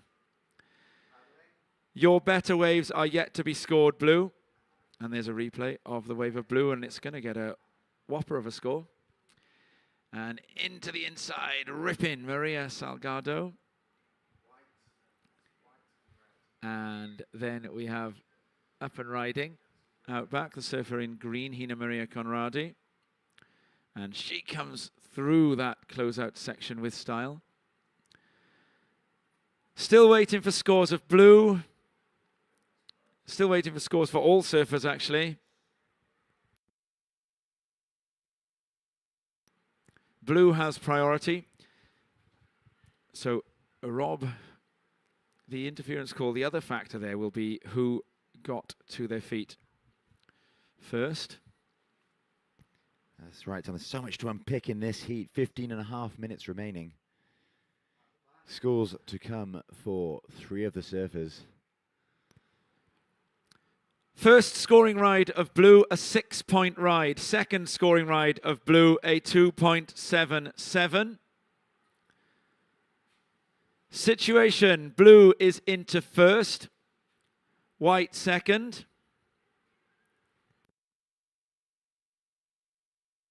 Red, you're in third. You require a 5.63 to go into second. Green, you are in fourth. You require a 5.93 to go into second.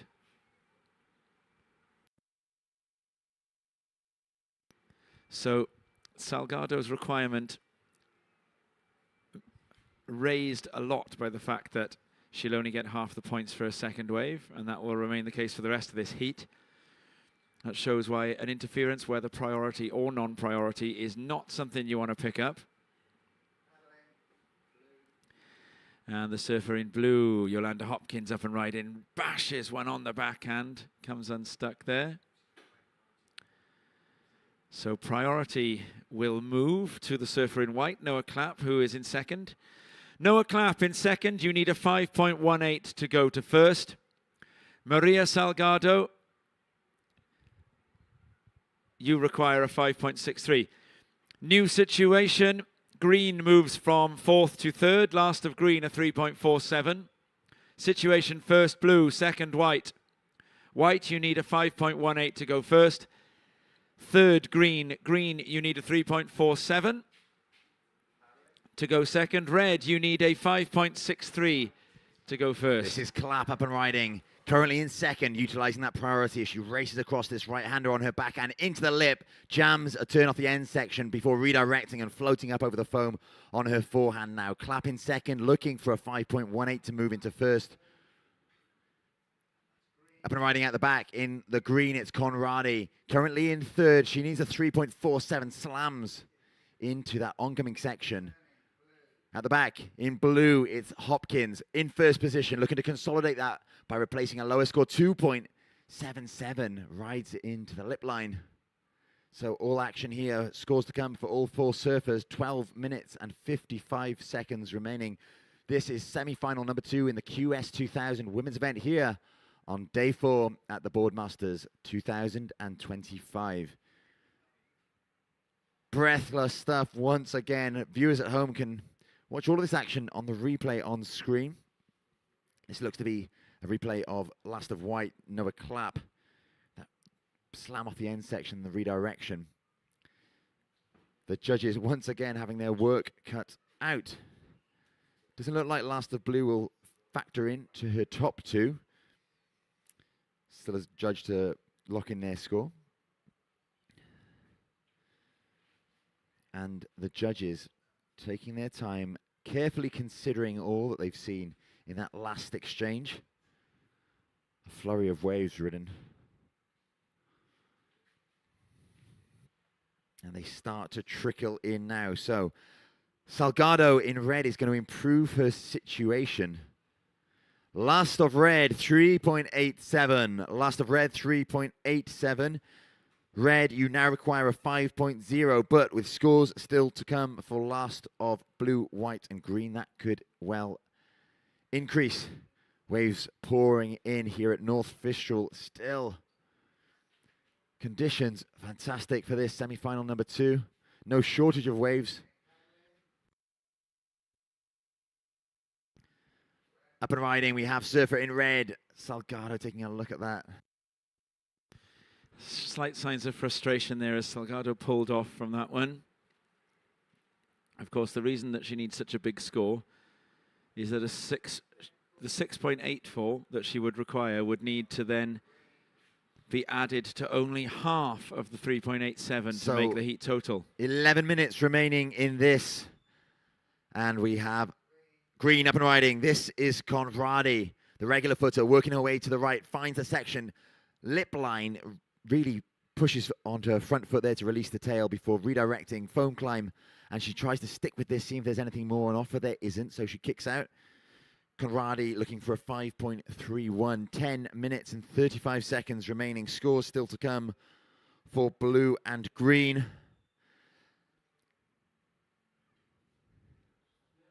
Last of green, a 3.47, and there is still a score to come. Last of blue doesn't look like it will change any situation.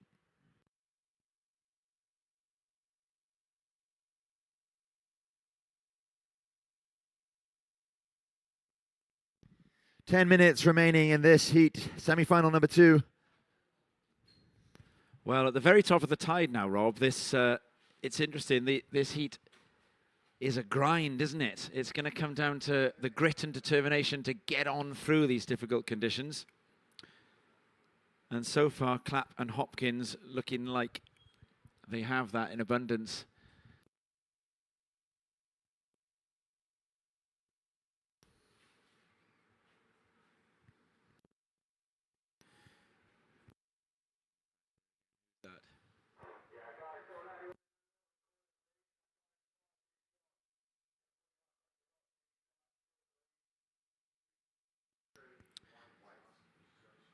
White, you are in the lead. Your low score is a 3.6. Blue, you are in second. You require a 4.18 to go into the lead. White, your scores are a 6.57 and a 3.6. You are in the lead. Blue, Yolanda Hopkins, you're in second. You require a 4.18 to go into the lead. Green, Hina Maria Conradi, you require a 3.84 to go into second. And red, Maria Salgado, you require a 6.84. Just explaining for those of you at home, Salgado has an interference. So Salgado would require a wave that can be added to only half of 3.87, because 3.87 would then become her second score, and then it would get halved. And Surfer in blue up and riding, wrapping through the lip on that one, carrying so much speed through the inside. This is Hopkins racing down the line now, looking for a section as she rides into the glare. Bounces off the foam, redirects onto her backhand, slams the lip again on the inside. Will this wave provide her with one more opportunity? Yes, it will. Not sure if she rides out of that, though. So Hopkins currently in second, looking for a 4.18 to move into first. Up and riding out the back is Noah Clapp, heat leader on her backhand. The goofy foot into the lip for a second time there. Great first turn, providing her with plenty of speed to attack that lip line for a second time. Clapp looking to replace a 3.6. Yeah, and Hopkins looking to replace a 2.77. So even if she didn't get the 4.18, she would move further away from Hina Maria Conradi if she could get more than the low score of a 2.77. Well, I'm almost certain that she has done that. It was a brilliantly surfed wave by Surfer in blue. I think you're right, Rob. And here is a replay of that wave. The Surfer in blue, Yolanda Hopkins off the bottom. smacks it. A lot of bouncing backwash and various bits of sidewash and wind there. Comes round, redirects to come left, drives hard off the bottom, bashes one off the top, and then a last turn, which does get held up against the white water. Noah Clapp was then looking to replace a 3.6. Solid backhand surf in there. And so I fancy that both first and second in this heat are about to replace their second scores. I think we're going to get better backups for both surfers. Now, whether the better backups for both surfers then results in the same 1-2 as we had before, well, there's an extra 0.57 in Noah Clapp's pocket when you put the first scores together, isn't there? Because Yolanda has a 6 and Noah a 6.57.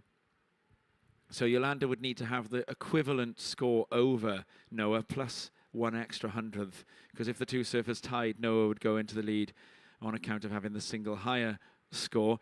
So last of blue a 5.1, which means that the last of white would need to be a 4.53. And here goes Maria Salgado. So last of white needs to be a 4.53, and it comes in at a 4.33. Lead change. First blue.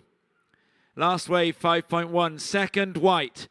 Last wave 4.33. White, you now require a 4.54 to go first. Green, third.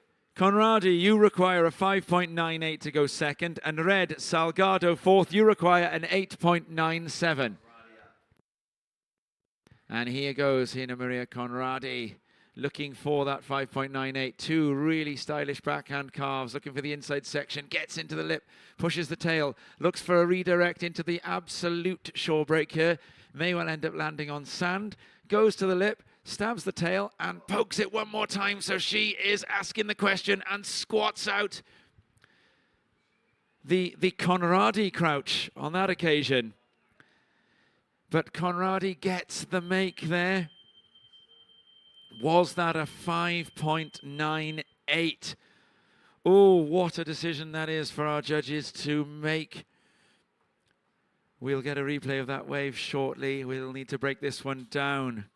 Here goes Maria Salgado, I believe, in the red. So this wave, oh no, this was Hina Maria Conradi. Yeah, so this wave, this is the wave, yeah, this, and the way she redirects here, that she needs the 5.98. So it's this work on the inside, that tail lift there, and a lovely closeout finish. And that will, I'd imagine that's the ride out because there was only sand left. Control and forward momentum. The question that the judges will ask themselves about that. So that wave there that you just saw needed to be a 5.98. The workout back, there were lots of bits of that wave with a bit of downtime, but once she got sections to hit, she hit them. And so there's two small scores that the judges are going to drop in for Yolanda, first of all. And then they will turn their attention. A 5.98, the requirement. I think it's going to come just under. Last of green, a 4.9. Green, you still require a 5.98. Red, you still require an 8.97. Blue, you remain in the lead. Low score of a 5.1. White, you are second with priority. You need a 4.53 to take the lead. And here we see a ride by Yolanda. And that's a lovely first turn. I think this might be a heat recap here. So I think that's Yolanda's. I think that was Yolanda's 6-point ride from earlier in the heat. 2 minutes and 40 remain in. Last heat of the day. What a day it has been. We're set up for finals. These two surfers surfing for a place in the final where they will have to go up against the Gonzalez Estavari sisters, who are already sitting there sunbathing and waiting, watching their opponents. The rest time, the extra half-hour rest time won't matter by tomorrow. 2 minutes and 10 left in this heat. And here again is a reminder. Oh, now this is, I believe, a replay of, that was Hina Maria Conradi. Now, I'm not sure which ride that was.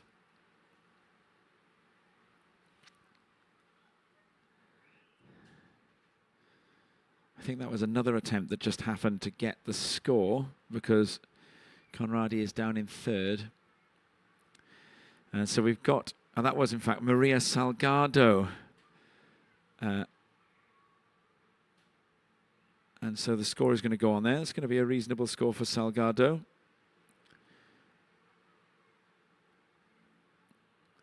Last of red, a 1.9. And a big blast for Noah Clapp there, looking for a 4.53 to try and take the lead. What do you reckon, Robbo? Oh, I love that. Just tagging the end section. Just the one turn, but showed the intent of white there with just a minute to go, knowing there's not much time left to try and get that 4.53. So it was well worth her having a go. She probably will make it back out into the lineup in enough time to turn and catch a wave if there is one there. Meanwhile, at the back, 45 seconds on the clock, and we have surfers in position to catch waves. Big set approaching. What can we see? Directly out, we've got all three surfers in the lineup paddling now. Oh, what a wave this would be. Up and riding on the inside, it's blue, it's Hopkins. Into the lip, manages to ride out of that really foamy, tricky section and finds space for another turn. That's Hopkins, fist pumping, current leader, and surely that wave assures her progression into the final as we're almost counting down into the last 10 seconds. Red is up and riding at the back as we count down in 5, 4, 3, 2, 1.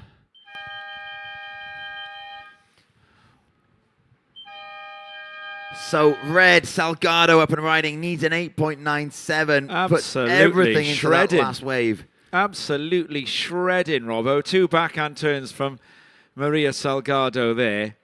Absolutely ripping. Yolanda makes her way up the beach. What a heat. High drama all the way through that. From the very first moments to the very end.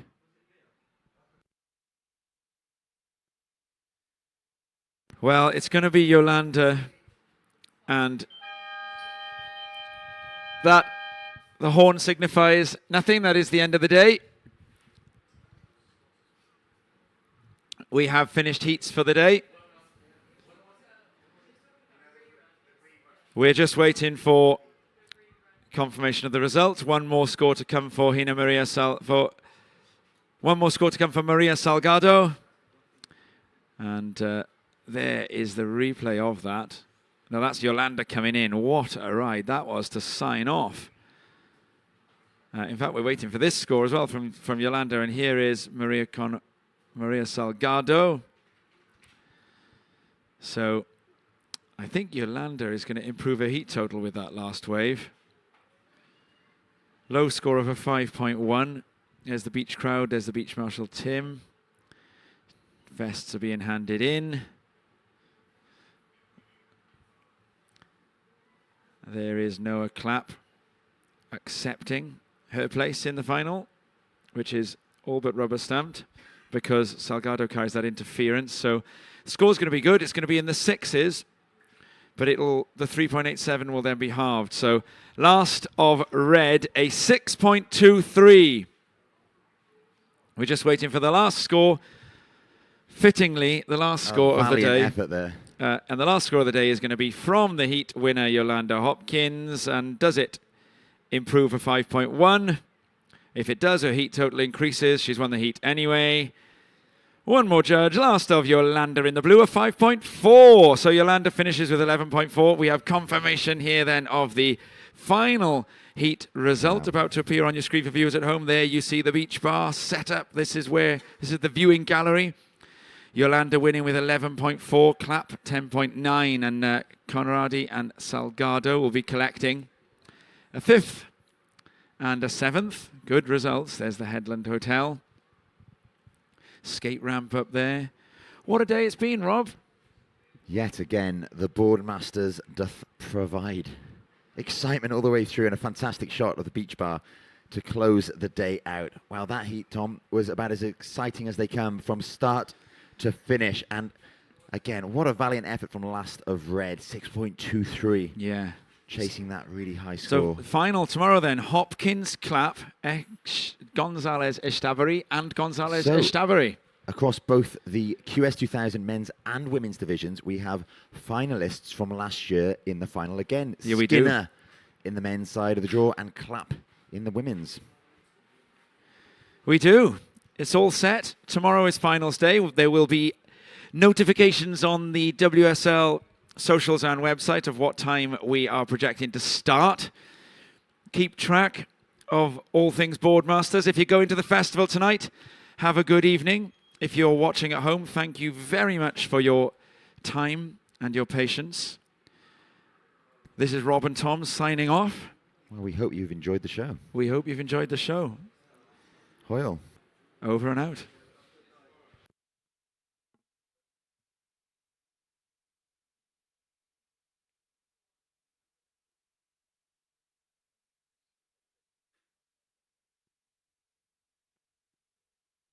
We might go to a couple of highlights videos possibly, or a little recap of the day if you're still watching on the webcast. And what a day it's been.